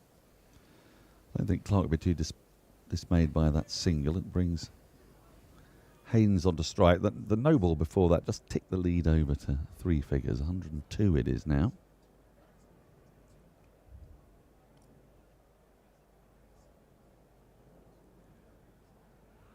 There you see it. 3 points apiece. 102 ahead, 3 wickets down. Notts with the noses in front, but only the noses, I'd say, at the moment. We have seen that wickets have fallen in clusters, especially today. Surrey 84 for 2 at one stage in reply to that 184, and it was a strong 84 for 2 because one of the 2 was the night watcher. Mm. But from that point on, they lost their last 8 for 78.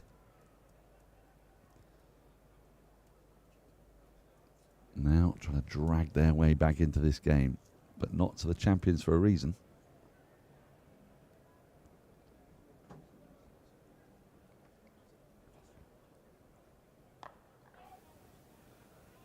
Looking to force. It's been a bit of a dangerous shot that in this match. Seen a couple of wickets fall that way.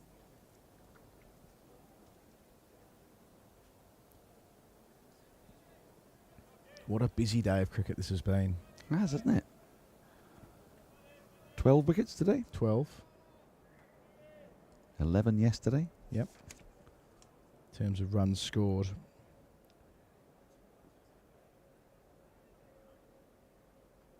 .149 for Surrey.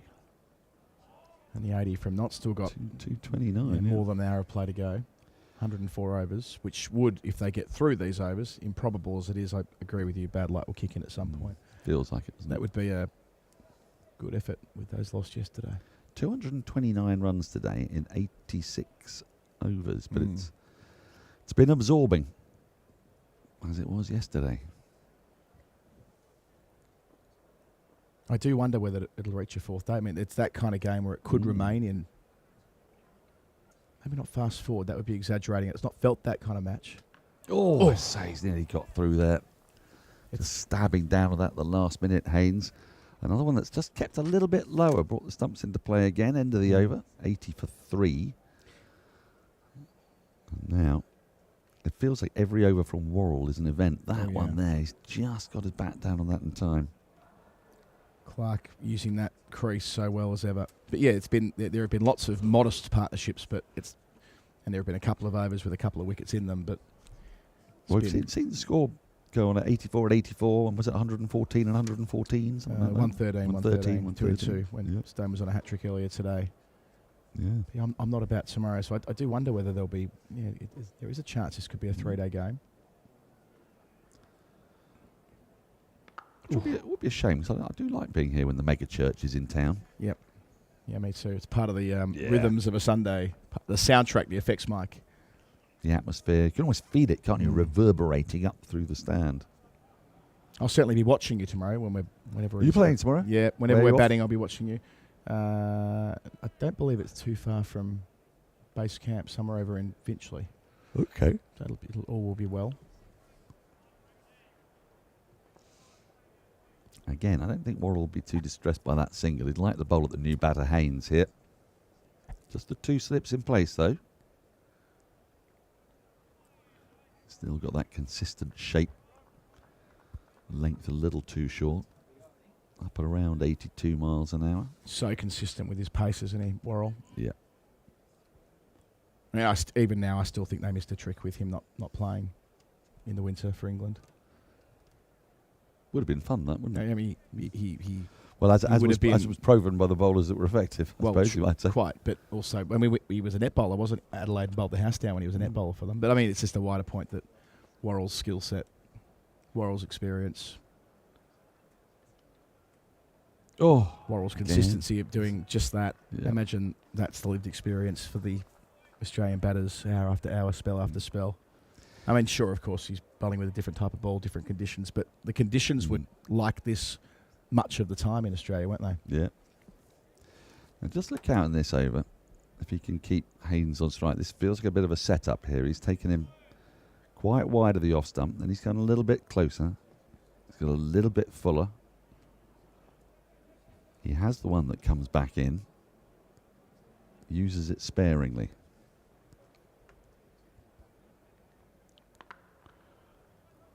He'd be a bit annoyed with himself there because that wasn't the ball he wanted. Just a little bit too short, a little bit too wide. Allowed Haynes to get himself off the mark. A bit of a cloth into the offside. Yes, the bowlers who are effective on the other side of the ledger too in Nisa, Boland, etc. Yep. Anyway. Well, by the way, you know we've got coming in tomorrow. Tell me. Got a man, the only Asian man, to score 100 hundreds. Oh, really? Yeah. He's in the building. Zahir Abbas. Yeah. That's exciting. It is. Are you speaking with Zahir Abbas at lunchtime? At lunchtime here, yes, on the live stream. If you want to hear all about Zed's career. Please do. I think, well, that's He's got an incredible average at the Oval. Yes, do you know about his incredible average? Test double here, didn't he? Almost certainly. Must have played a fair few games here at the Oval. Yeah. Played for Gloucestershire for many years. He got a test double here in, was it 74? Samo will tidy that up for me. And tell He me. scored 274 against England. Did he get 240 here, was it? I feel like the 274 might have been here. I don't know for sure. That's in the back of my mind somewhere. Samo already on the tools, finding out for us. Oh, unplayable. Again. Just in that length, mate. Just doesn't know where to come forward. Stay at the crease. And Worrell unlucky not to pick up a wicket in that over. 82 for 3. This is another ripper. I mean, what are you meant to do in this situation as a batter? You've got to play. You've got to play. Yeah. I mean, if you want to be... I mean, it is bouncing over the stumps in theory, I suppose. So you could feasibly leave it, but on what planet are you leaving a ball that's pitching off stump? Your instinct is making you play that. Of course, bring you forward, etc. Samo? 274 was at Birmingham in 1971, but the one here was in 1974. Yeah. And it was 240, yeah. Yeah, 240. Yeah. Clark's was that continuing right on the money. Was that the tour that they didn't lose a game, possibly, 74, when they were here, Pakistan? They had a good series somewhere along the line. That'd have been an Asif Iqbal. Good team in those, yeah. Majid Khan. Could do with one or two of those guys these days. They really could. Zahir's first-class record at the Oval. He only played 7 games, yeah. Really? Just the 7? 1135 runs at a mere 162.14. 400s and 450s. Where does that rank for players that have played a minimum of 7 games, purple patch on a single ground? I would say 3rd.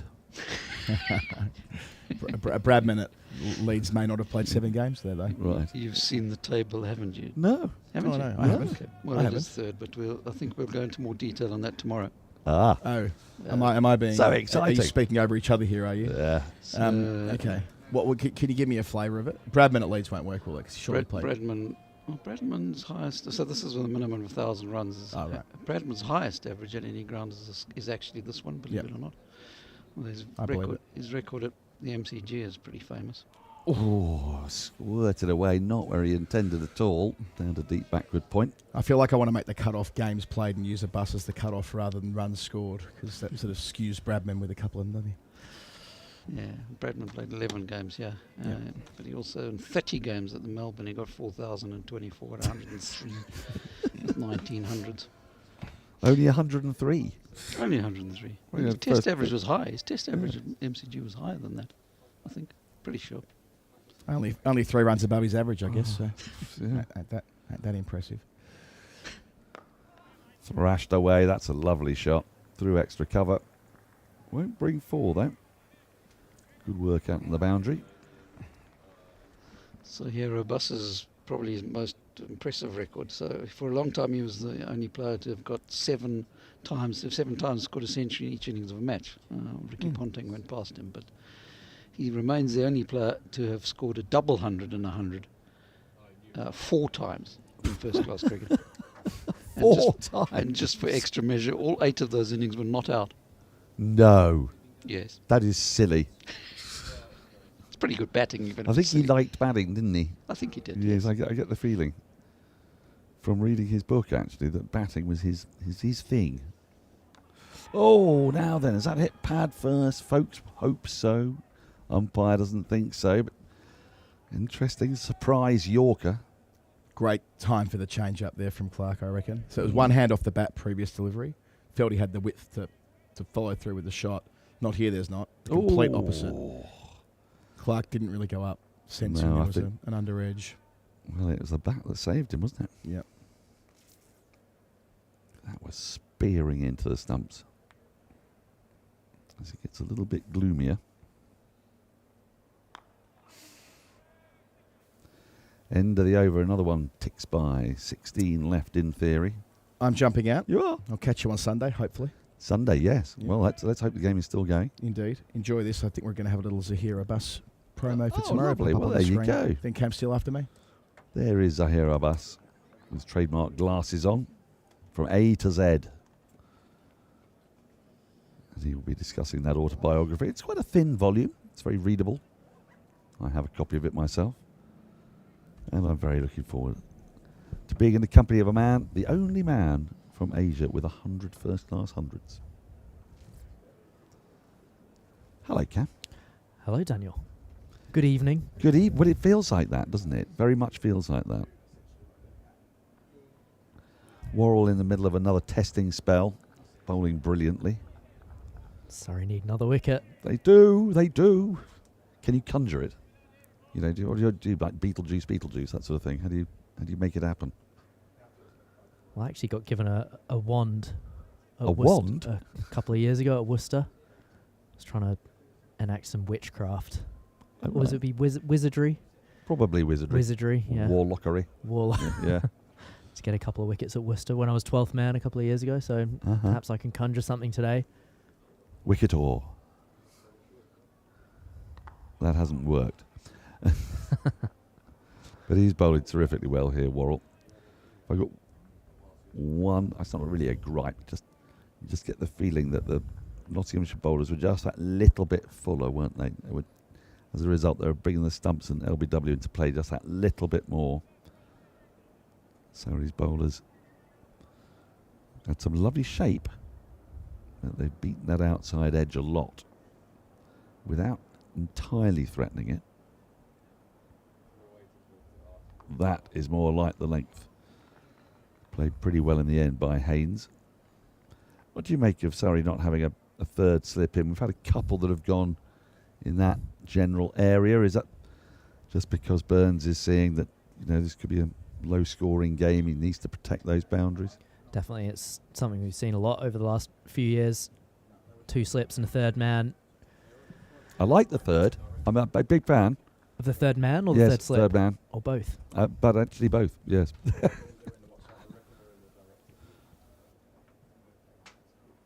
I mean, you are reasonably going to say to me, where do you take it from? And it isn't easy, is it? I suppose you'd have to take it from the covers, really. So important to defend those runs with such slender margins. Nottinghamshire 108 ahead now.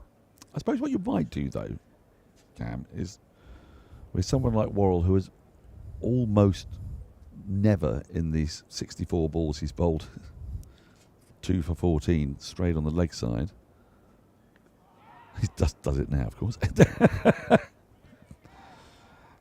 You might, I suppose, have a little jig around with your mid wicket, potentially. Bring him over. I mean, it's risky, isn't it? And also, you're kind of demanding then that the ball, rather predictably, stay in the same place. Doesn't really allow him to go straight and have the nip backer at any point without risk. Instead, what's happened is that the cover's gone out into the boundary here. Now, deep extra. 1 ball left in the over. Oh, that one's come back. I'm going to give the benefit of the doubt to the batter there. He's played it really late under his eyes. Slightly angled bat. Keeps strike with that single. The lead up to 110. 88 for 3. It's always one of the fascinating features of these low-scoring games. The different field settings and the tactics that need to be employed by skippers Hamid and Burns. Well, Surrey can still hope, I guess, that the pitch will do what the pitch has tended to do at the Oval, which is get steadily easier to bat on.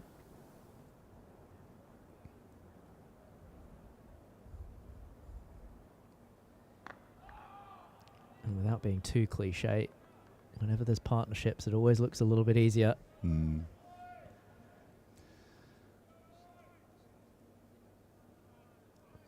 It's looked spicier than we've seen this season, but it does look like the sting has been taken out slightly. Yes, but then on that side, on the side of the ledger, you've got to put the amount of workload that the bowlers have put in. Oh, well left, because Surrey, by being bowled out quite cheaply, they only used 4 bowlers in the first innings. Worrell's bowled 11 overs again now, so just maybe that little bit of bite that you get from a fresh bowler might just be lacking a touch. Yeah, 28 overs for Worrell so far in this game. That feels like quite a lot of overs to bowl. In 2 days is a lot. 2 days, yeah. Especially when you haven't been playing red ball cricket for a while.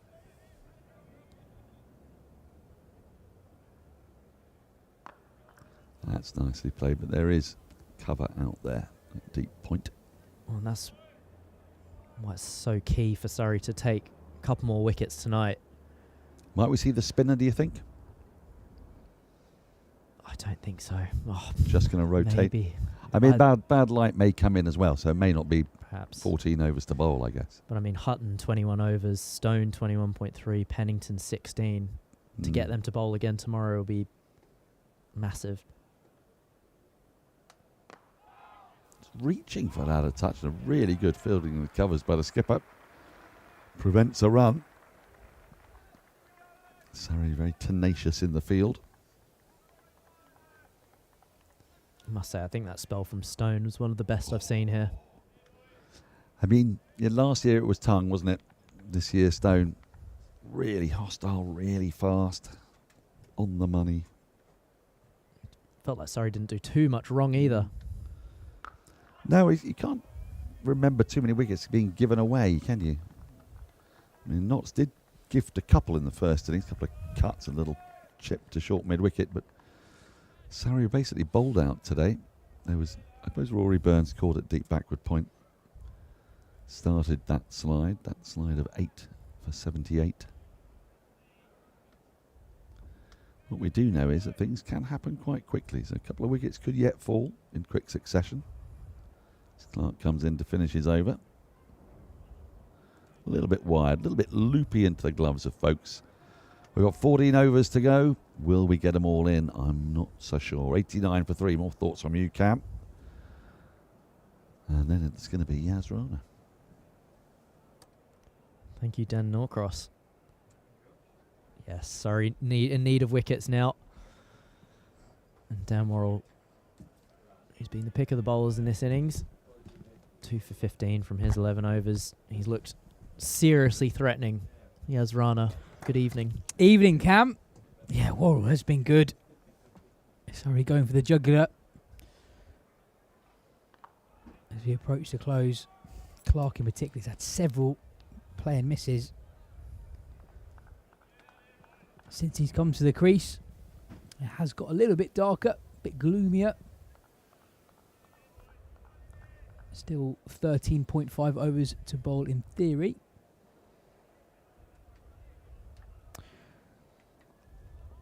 Worrell has been so good throughout this game. Set the tone first up on day one. Done so again in second innings. And that's almost the most dangerous delivery, the one that doesn't swing. As we saw with the dismissal of Hasib Hamid, his natural arc is to move away from the right-hander. But that ball that just goes on with the arm, that doesn't swing, can be the wicket-taking ball. It's been impressive seeing him operate like this, given how little cricket he's had in 2026.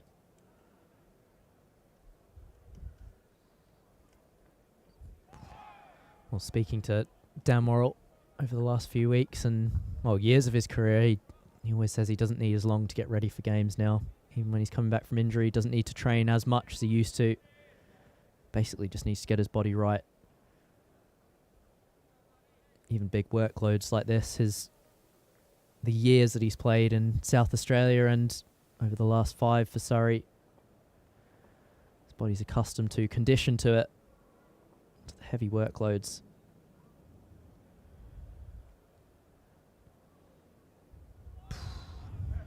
There's that straighter one again.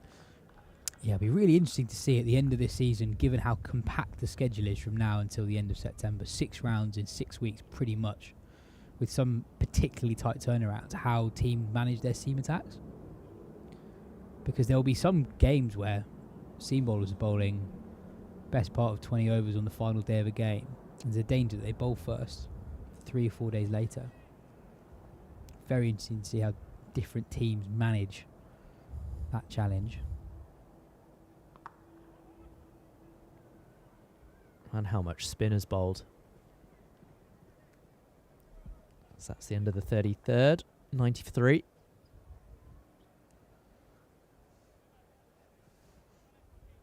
So I've got an inkling, Cam, that this game could have an epic finish in a way that we don't often see in the Championship.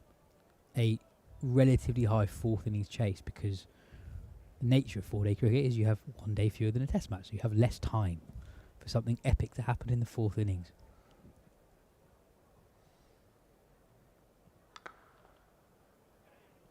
Beats mid wicket.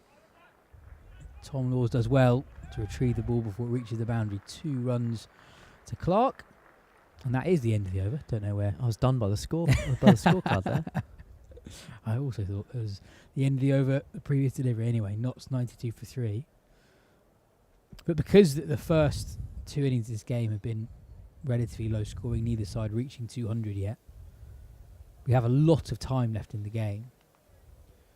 And I think, as you said on day one, typically here the pitch kind of flattens out across the 4 days. It's not unusual for the 4th innings to be the best time to bat. And we have time for something potentially quite epic. I remember when Surrey famously chased down 500 at Canterbury a few years ago. The reason why they were able to do that was because they had an uncharacteristically poor first innings performance, which actually gave them the time to do that. That's a great point. I mean, Surrey will back themselves in this situation, however many the lead is. You'd say that anything above 250 would be too many, but this Surrey team will certainly back themselves.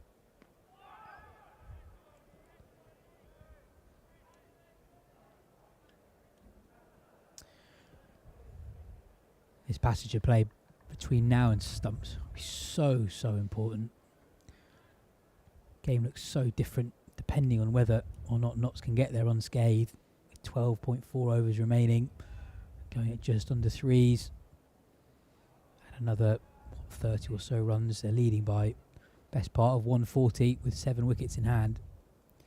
That is a dominant position regardless of conditions between now and the end of the game.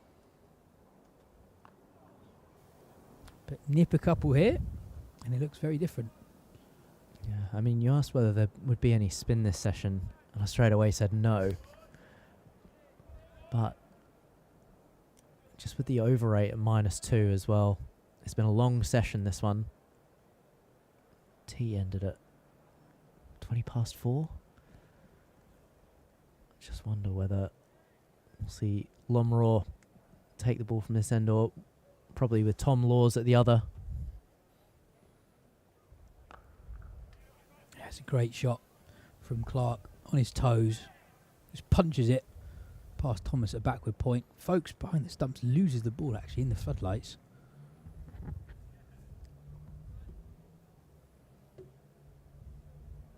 How often do teams talk about the over rate? Because we have no idea. When we see that -2 at the moment, it's only -2 on the big screen. And for reference viewers, that means that if that's the number on the screen at the end of the game, that is the number of points your side is docked for being behind the over rate. And at times you see -5, -6, -7. I think Surrey are generally pretty good at managing it, but we're never sure in the commentary box. Are teams explicitly talking about this? I think I've seen at end of games, I can't remember what game it was, I think Surrey chased maybe 70, and the opposition just bowled darty spin from both ends to catch up. That was a very obvious case of we're bowling to haul back the over rate. But more generally, what is it like? Yeah, it is spoken about for sure. Generally, only if it's an issue, though, is it spoken about, and that's the end of the 34th, 95 for 3. It's one of those things that an angry captain will give you when you take a wicket or have a drink, tell everyone to get round quickly between the overs. Or, I mean, there's no point in losing points for just being slow, but it's tough to bowl spin on a pitch like this. You don't want to. It's not that conducive to spin. Liam Patterson-White did a good job today, but you really want to extract as many overs as you can out of your seamers. And we are going to see Tom Laws. Change of bowler powered by SSE Energy Solutions. Stay ahead of the game. Implement a winning sustainability strategy. Laws in from the Vauxhall end. Dan Worrell, he's run off the field.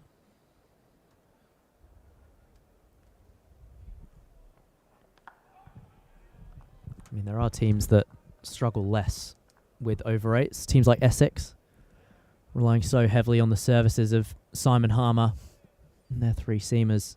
Never an issue for them. Quite often you'll see them plus 10 at the end of an innings. Wickets obviously help. You can get time added on for those.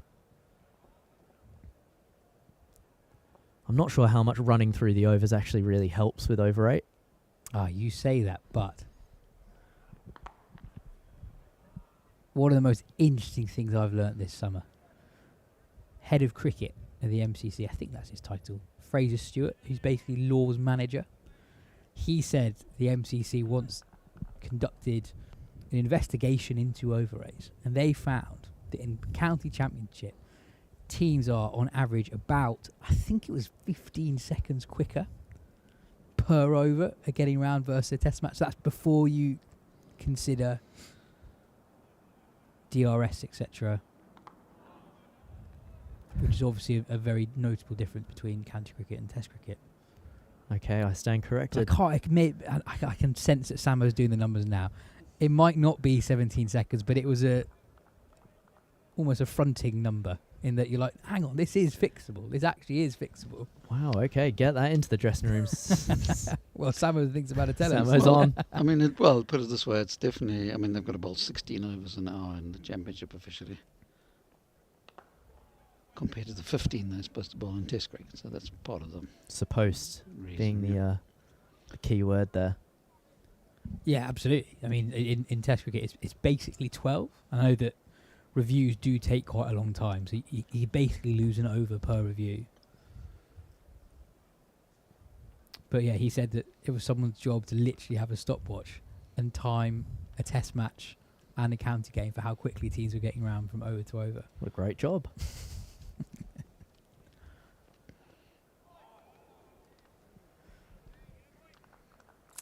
Has a classic Tom Laws delivery. A little bit slippery. Whereas the batter, you shape up and you think, oh, could it be a cut shot? But he just gets his action, that snap of the wrist. And it just gets onto you so much quicker and just lifts off the pitch here. Joe Clark can't do anything with it. That is quick. Flown through.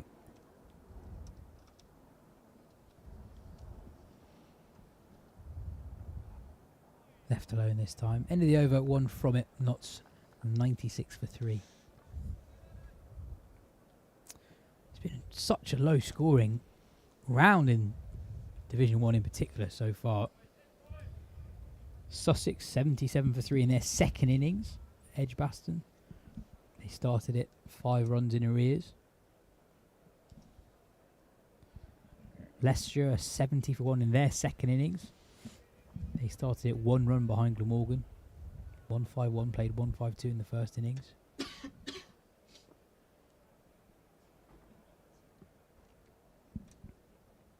Oh, he oversteps Jordan Clark, but that wasn't miles away from carrying to Ben Folkes behind the stump, inside edge onto Jack Haynes' thigh. And that's a classic Jordan Clark danger delivery as well. Big booming in-swinger. Samo. So, well, based on what I have, in this decade, the 2020s, the actual average over rate in Test cricket is 13.46 an hour.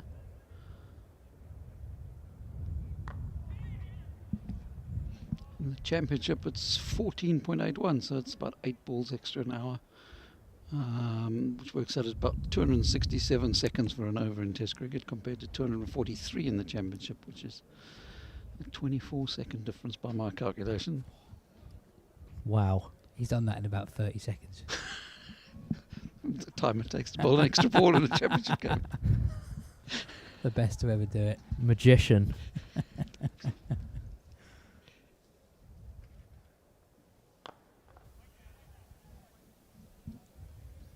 Yeah, I mean, I think the difference is, first of all, the requirements are higher in the Championship, plus also obviously DRS and kind of the potential no balls being slightly extra in Test cricket these days. Now that they've third umpire monitored and that sort of stuff slows things down.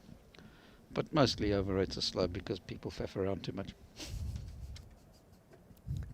Mic drop. Yeah.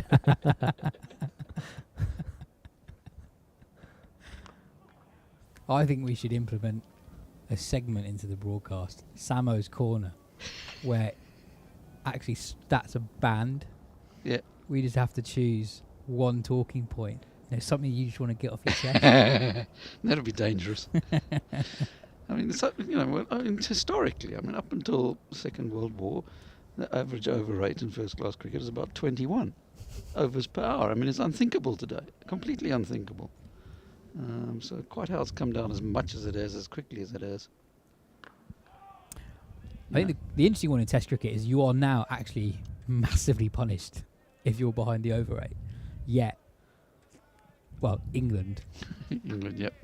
I was going to say teams. It's basically just England. Don't seem to really do anything about that threat. Yep. Whereas in county cricket, as you were saying, teams are very much aware of what is the potential punishment, etc., etc.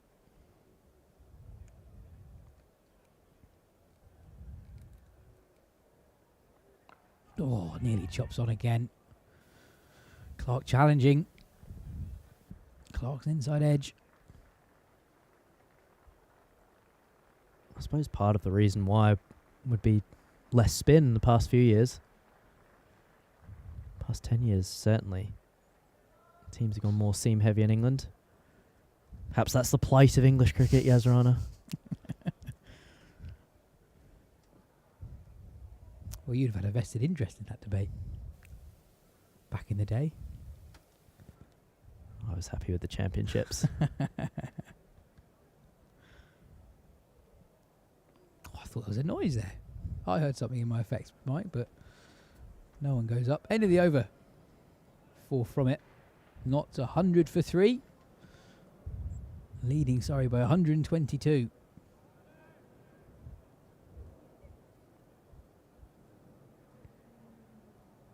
Must say, Surrey just look a little bit tired at the moment. Looks like it's a really long session, and they are tough.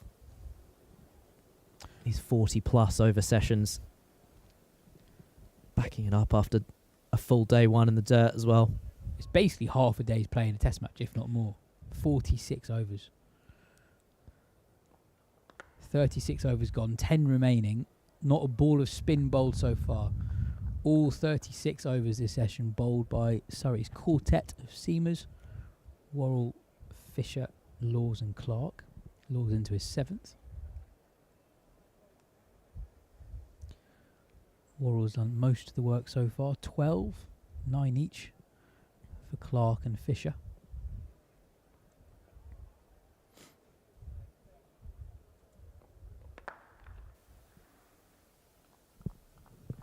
Slight change in plan for Surrey in the last half an hour or so. You've got a bit more boundary protection. 2 slips rather than 3.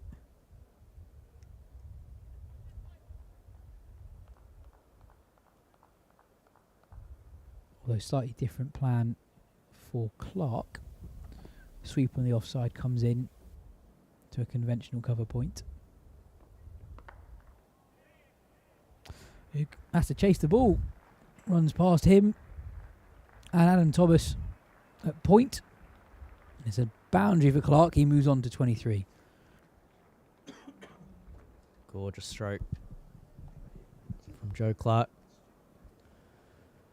Classic Joe Clark, really. That back foot punch. I'm so accustomed to seeing him play those over the last 15 years now. More or less.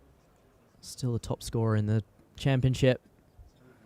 Before this game, I tried to do my own stats, and I found that he was 9th in the world at the moment for most first-class runs in 2026. Oh, wow. Samo would be proud of that one. Well done. Thank you. Assuming it's right. Probably not. Well, Samo, tell us if it is right and tell us who's number one. I always find those lists interesting because I can never work out where to expect the leading run scorer to come from. It's probably someone who's got a gig as a county overseas player. Probably. Or someone who plays for a test nation that's played loads of test cricket Well, this above year. it at 8th was Ben Duckett. Okay. Really? I suppose Duckett has played a lot of test cricket and he played a fair bit of the championship season. So, yeah, that makes sense. God, I hope I'm wrong here.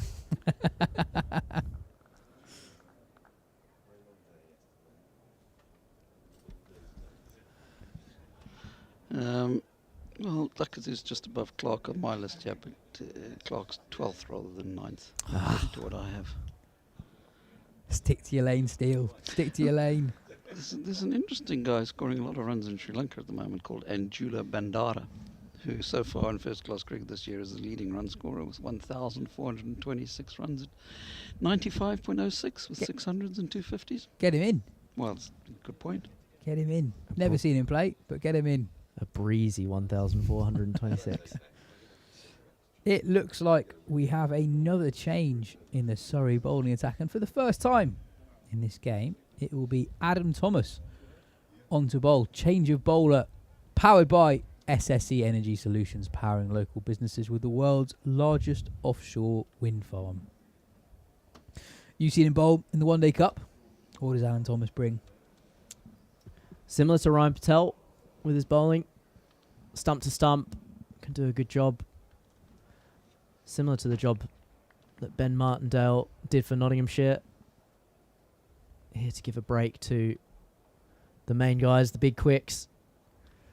But hopefully for Surrey, he can pick up the odd wicket. His bowling's a work in progress. Something he's always done. Very accurate as Adam Thomas, but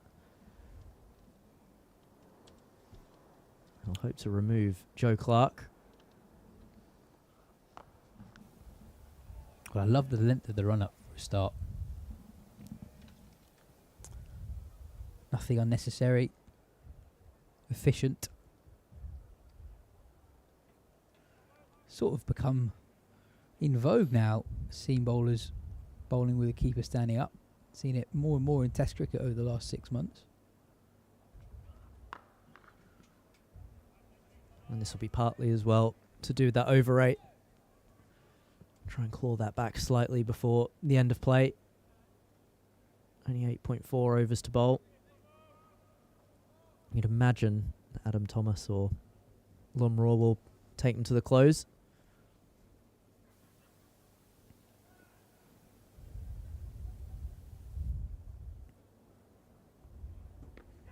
Oh, huge appeal for LBW. Oof. Umpire indicates that might have been too high. Thomas was interested. Folks behind the stumps was interested.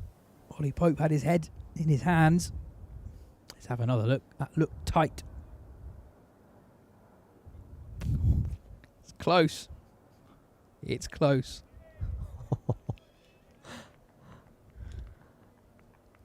That is close. Matt Fisher at mid-on still has his hands. Well, I think it's Matt Fisher in particular. Yeah, head in hand again for Matt Fisher at mid-on. He's now looking at the dressing room. I think Fisher in particular will feel aggrieved because when he was given out LBW today, he was outside of his crease, had a stride, and it hit him above the knee roll. And it wasn't given, it was given LBW. And Fisher was aggrieved as he slowly walked back to the dressing room. And I think if you had a comparison of the two, there was probably less wrong with this appeal from Thomas, purely in terms of height, forgetting the rest. The Fisher one earlier in the day was very adjacent otherwise.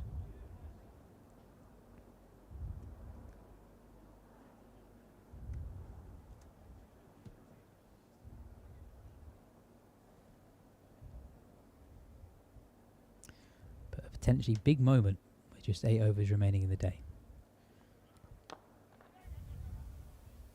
And well fielded by Fisher. Just a bit of niggle out there at the moment. Fisher unhappy with Haynes pulling out of that delivery. It's good to see. Right in the middle of a fiercely competitive contest between two of the best sides in the country, playing high-class red ball cricket. And the final 8 overs of day 2 could go some way to determining the winner of this contest. Laws will continue from the Vauxhall end, bowling to Haynes.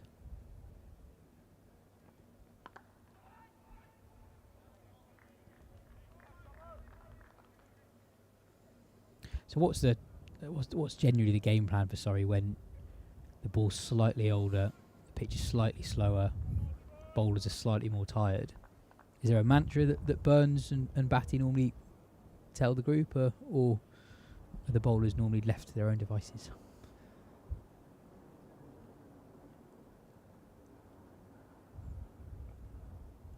Bit of extra bounce. Again, you see, look at the two last deliveries, similar-ish in terms of where they pitch, but they behave very differently. This one leaping off a length. Yeah, I mean, bowlers are given the freedom to do their skills the way they see fit, but also the team mantra is to earn the right to take wickets and to ultimately win the game. And what that means in practice is bowling accurately enough, miserly enough to earn the wickets, bowl in the right areas to extract the most movement out of the pitch by going at, say, 2.5 and over. Very often you earn wickets more quickly, anywhere between 2 and 2.5 and over. Really tough as a batter to get in rhythm and to get going.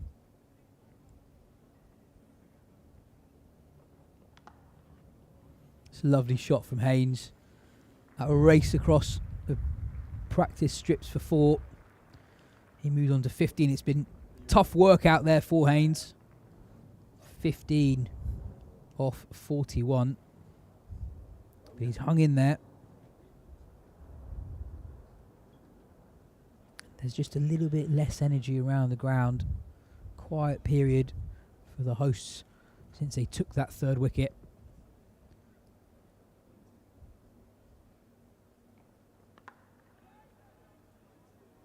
And that's another thing about Adam Thomas coming onto bowl, and with that appeal, sometimes just having the keeper standing up can make things happen. It's just a little more theatre.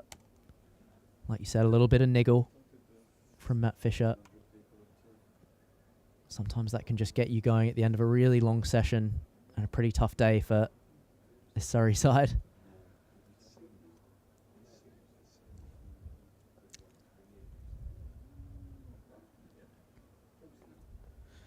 Left alone by Haynes. 4 runs from that over. Notts now 113 for 3. Some thoughts from Cam Steele as we enter the final 7 overs of the day before Daniel Norcross will carefully guide you all home. Thank you, Yas Rana. Dan Worrell is now coming back onto the field. Nathan Barnwell departs. It's a gorgeous evening here at the Kia Oval, and a gorgeous man coming to sit next to me. Welcome back, Daniel Norcross. I'm feeling about as gorgeous as the gloomy nature of the skies. I think it's gorgeous Do from you? here. Yeah. Now then, Thomas bowling his second over. I suppose there's some intriguing colours to be had as the sun sets and We just saw casts its milky glow. just saw the Yes, there you have it. the Union Jack flying before, and like you said, the Yes. milky glow. There is a certain lactic feel to it all.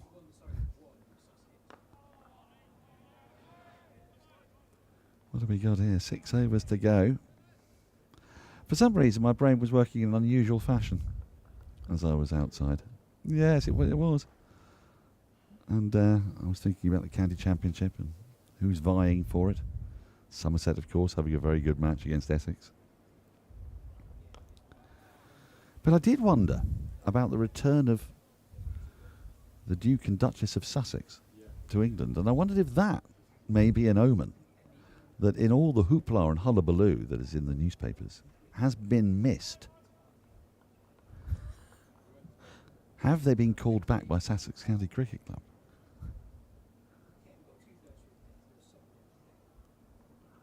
Oh, nice. Full. Dug out well. So long as the Duke doesn't bring the Duke ball with him. Ah, yeah. It's the end of a long day. We're into the 98th over of the day, I think. That lead 136.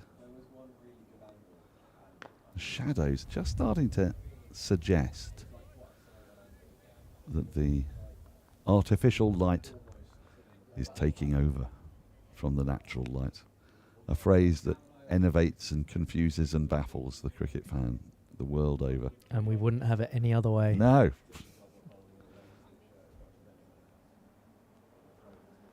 Oh, say, gets the edge, flies past second slip. So a decent over that from Thomas. And perhaps in our calculations trying to work out how Surrey we're going to manage these 46 overs. I hadn't really taken that into account, but he's got a healthy edge on that. It was not far away at all from slip. Ollie Pope there diving away to his left. Didn't carry. Yeah, he's made things happen, Adam Thomas. He has. 2 gorgeous deliveries. The LBW shout. That was. How close was that in your estimation? It was fairly close. I'm still technically on contract, so I'm not allowed to comment on which way the decision should go. And of course, I respect every umpire's decision. I've yet to see a replay of that because I was attempting to do a miniature circuit. Well, you were thinking about. I was thinking of yes. I was being sidetracked by an article from Marina Hyde. Now then, Matthew Fisher can be bowling from our end, the Vauxhall end, and our changes of bowler are powered this year by SSE Energy Solutions, your business energy partner, meeting you where you are on your sustainability journey.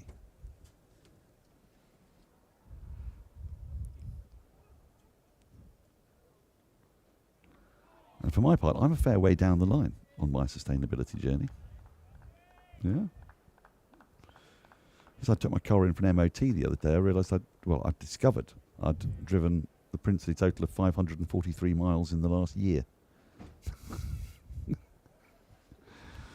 Greta Thunberg would be thrilled. Yeah, I'm starting to wonder what the point of the car is, to be honest with you. Have I reached that age? It's normally reserved for your 80s, isn't it, to dispense with the car completely. There's no one down there at deep backward point, so there'll be some runs here. A couple of them eagerly chased. That's the eagerness of youth for you. I saw a marvellous bit of fielding today by Muhammad Ali in the Test match. Have you seen it yet? It's worth having a little look on the BBC. He does literally escort the ball no more than 2 yards behind it for some considerable part of its journey until finally the boundary sponge brings it to a halt so he can bend down and pick it up. Tough few days for the Pakistan boys. Yeah, it has been. It has been tough. Now we've got quite a tricksy field developing here. I wonder if we can pan out and have a look. There's a slip, a gully, and I almost want to say a deep gully.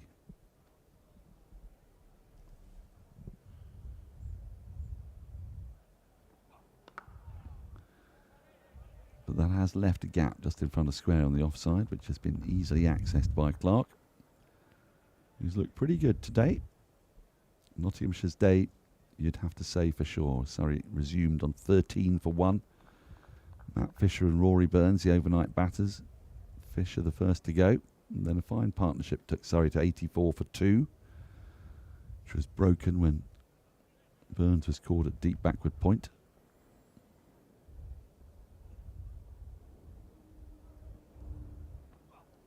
Oh, that's quite tight to off stump, but another good leave.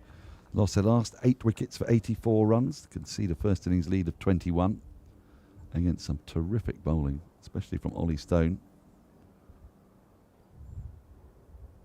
Removing the eye patch from my right eye, I was able to spot that it was rather good.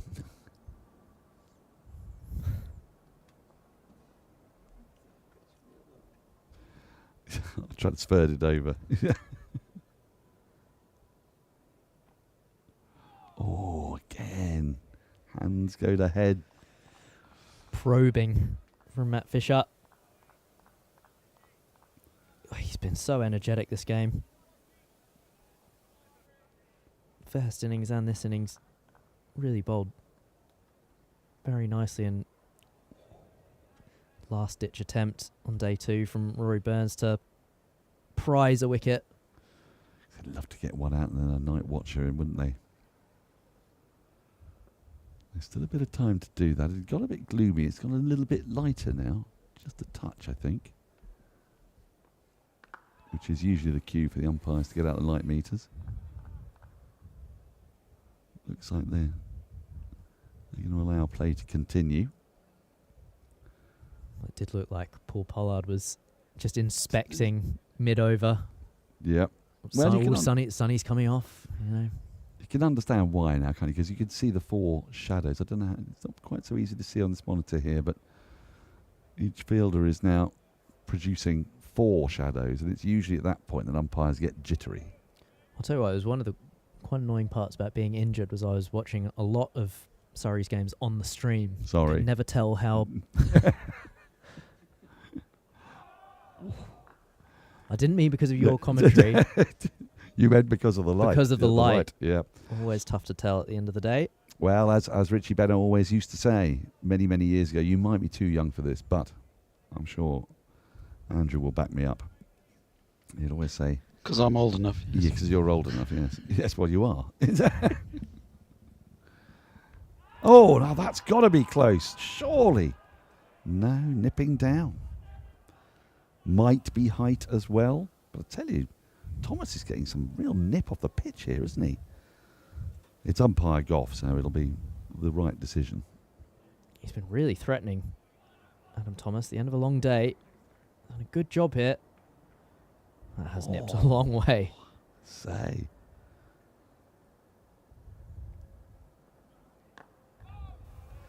He's been on the money here, as Thomas, bowled really well. No great pace, but he's bowling around the same pace as Brett Hutton, who was causing a lot of problems earlier. Yeah, Richie Bennett used to say, it's very, very dark out there. Much darker than it will appear on your TV screens. And then he would basically direct the camera person to a light that's on. It's been clipped away nicely. That's going to bring 4 more valuable runs through mid-wicket. Just lent on that, just a rare ball that's over-pitched by Thomas and put away well by Haynes. Takes him into the 20s. Yes, he would direct the cameras to a light in the pavilion, wouldn't he? And then from this light, one was apparently supposed to deduce that it was very dark. We sort of had to take his word for it, really. And then the players would go off because Richie said it was too dark. Richie said it was too dark. Word would get out. There you go. Yep. We've done very well to get through as many overs as we have, though, today. The lead a little bit concerning now at 148.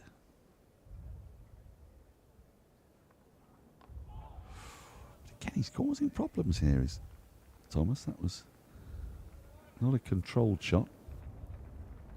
End of the over, 4 remain. Surrey getting through their overs a little quickly because they've seen up on the scoreboard there that their over rate is -2 currently. It's a ripple of applause for a 50 partnership for the 4th wicket. When they picked up that 3rd wicket, the lead was still under 100. Now it's getting menacingly closer to 200.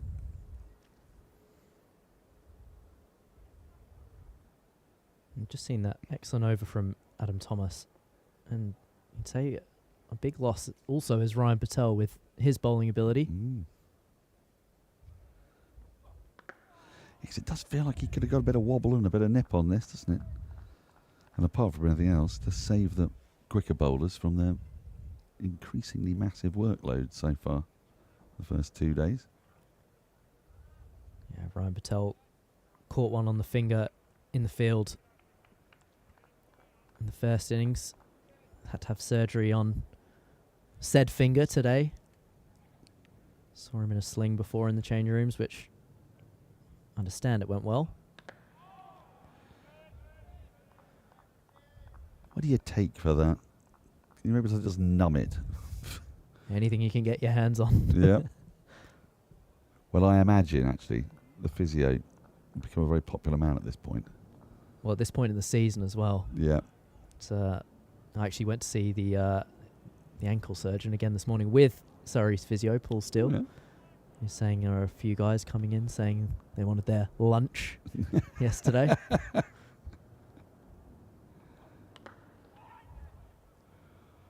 Well, it's an unnatural and ridiculous thing that you all do, really.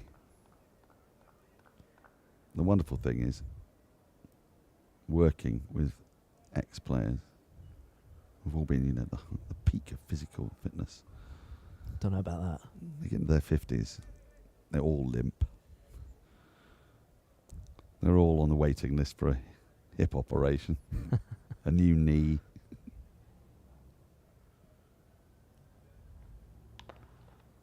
And very smugly, those of us who have considered a trip round the corner to go and buy a bottle of wine as our exercise for the day.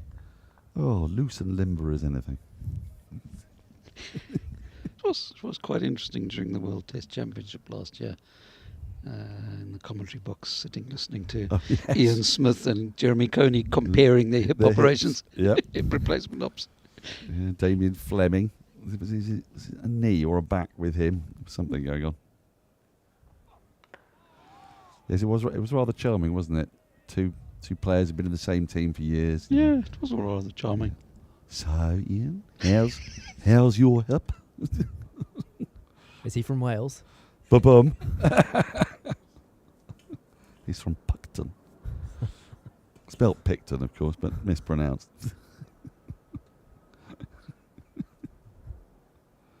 The north of the South Island. Have you ever done the ferry? No. Me neither. I need to do it. It looks quite a hairy experience. Yeah, I think it probably is, but it's something you probably should do if you can. Well, it'll take you over to Wallington, wouldn't it? Which will get you at the end of that over into the ground, which has had the more consecutive win, toss and bowls even than the Oval. Is that not correct? It's the only one, yes. Oval's up to 30 now with this game. Wellington was 55. Yeah, we're very excited. How many more years is it going to take? We've got, 7 a year plus a test match, 8. Test match, 3 and a bit. Three. Well, it's 2 more this year, so that's 32. So it could be by the end of the 2029 season. What a time to be alive that'll be. I mean, if I make it that far, I'll be 60. What a way to celebrate my 60th birthday. Oh, chipped in the air just for a little while. It lands safely enough. It's been a really interesting spell, this, from Thomas. He bowled a fair bit, didn't he, in the Metro Bank, so he's in some kind of a groove. It's not quite such a funky move as it may seem, as the light has once again slightly improved. So I think we are going to get through to the end of the day.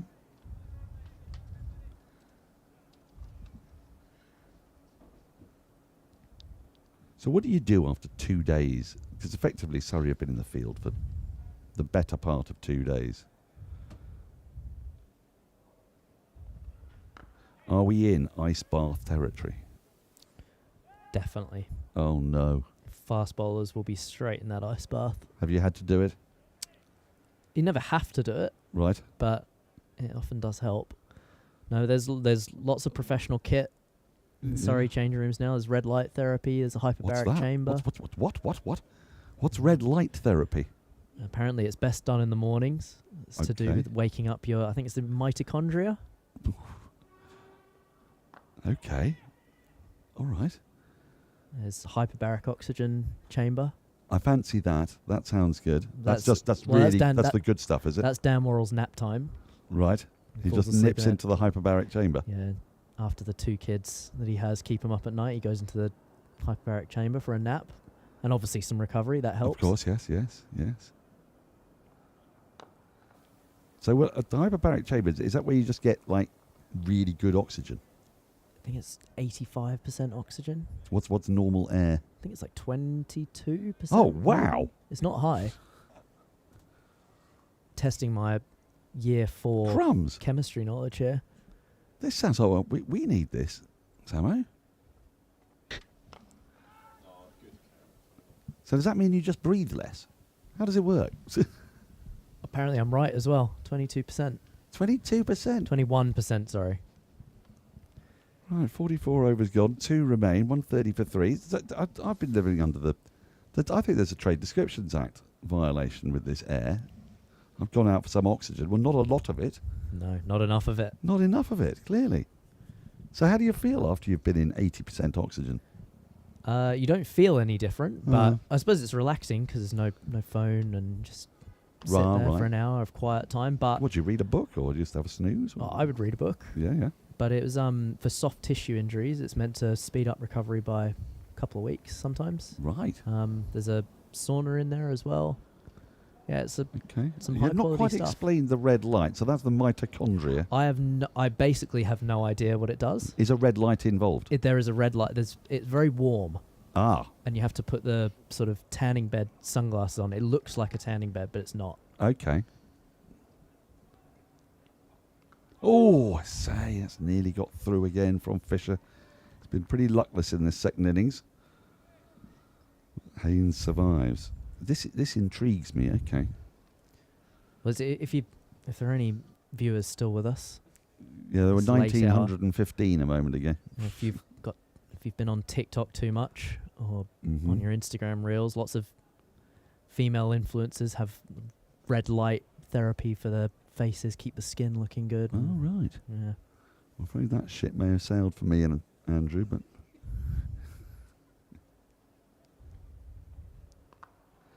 Yes, I don't want any of these things for vanity purposes. Is that squeezed away for another couple? I'm afraid the game is changing. Professionalism is going up at a rate of knots. This is very different, isn't it, from when Harold Larwood was having a glass of champagne at lunch in 90-degree heat in Adelaide. Weren't like that nowadays, were it? No. But actually, I've watched quite a lot of videos of old cricket, and I suspect that the quality might have improved a bit.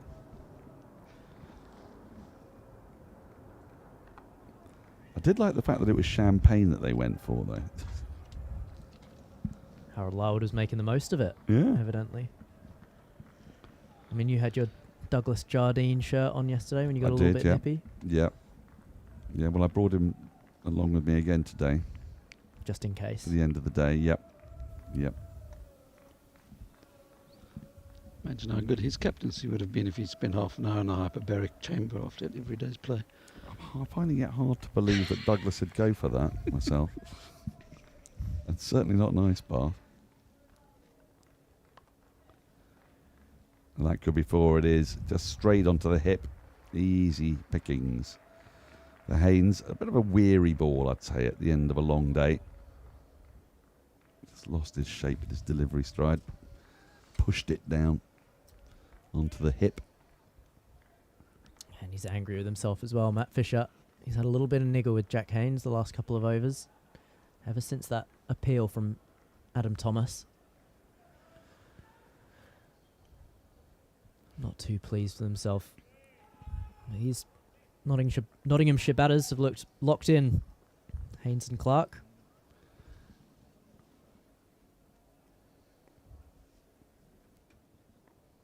Oh, I say, another one close to off stump. That's not going to improve Matt Fisher's mood, especially if he's contemplating the reality that his future holds an ice bath for him quite shortly. What's the principle behind that? How does that work? You definitely feel better when you get out of it. I don't know how much science there actually is behind ice baths, but to be fair, with a late finish like this, it might be a morning ice bath, red light, hyperbaric. Ideally for the bowlers, it's Like a long batting day, but well, that is Fisher's bowling done for today. We've only got one more over to go. The night watcher can take off his pads and gloves. I imagine it'll be Thomas, although no, it is going to be Thomas. I just wondered if this was going to be a moment for the lesser spotted Lomraw. Last over before the end of the day. They're still at it, those fans.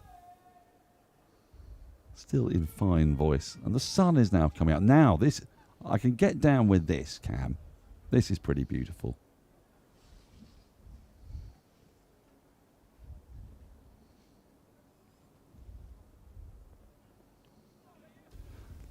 Tickled fine. Not got much on that. Might even have been pad. It's gone up so slowly. Looks like it actually, looking at the umpire. Yes. 5 off signals a leg by.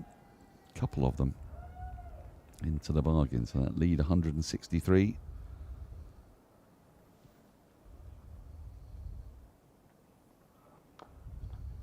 What a fine shot. Right at the end of the day. That has whistled off the bat really quickly. Again, just nothing much more than a lean. Joe Clark's been in good form in the 100. He was in good form against the red ball earlier on this season. He's going to be a key wicket for Surrey in the morning. They really do need to make early inroads. Yeah, not where Adam Thomas wants to bowl that, but beautifully timed and caressed by Joe Clark. It's a trifle floaty, wasn't it? And runs are coming quite easily here at the back end of the day. I think Surrey will be very happy to get off. Get into the hyperbaric chamber, get the red light treatment. Or just go home. Yeah. Yes. Hopefully avoid an interview at the close of play at this stage. Oh, don't you worry, Mark Church will get his interview. He'll find someone. Yep.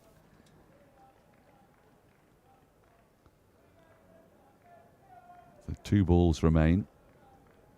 And then we'll come back tomorrow with Nottinghamshire, you'd have to say now, ahead of the game after being 49 for 5. They've really fought back well. 97 for 8? Was it 97 for 7?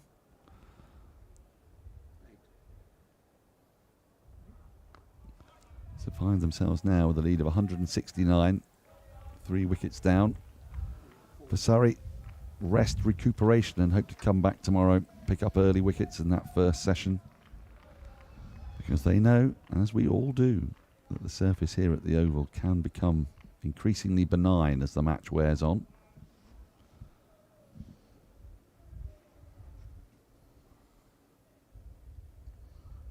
So that is it for the day's play. A day that has belonged to Nottinghamshire, having bowled Surrey out for 162. They had 149 to their overnight 13 for 1. Then in reply, 147 for 3. The lead 169. 2 batters well set at the end there in the middle of a partnership of 70. Joe Clark 37. Jack Haynes 34. Your summary of the day's play, Cameron, before we head off to our own hyperbaric chambers. Well, we spoke about the intensity and the focus that Surrey brought yesterday, and Nottinghamshire had that in abundance today. Ollie Stone, Dylan Pennington and Brett Hutton. Outstanding. Ollie Stone, one of the better spells of fast bowling that you'll see. He did the damage. Well, last year it was Josh Tongue that did that job. This year it has been Ollie Stone, who bowled absolutely tremendously in the middle of the day. to take Surrey from 84 for 2 to 162 all out. They're still in the game, but tomorrow they're going to have to come back strongly in the morning session and pick up those early wickets. For now, though, from Cameron Steele, from myself, Daniel Norcross, from George Gompert, Andrew Samson, Graham Gooch, who we had earlier, Phil Walker, Adam Collins and Yas Rana, it is a slightly somnolent good night.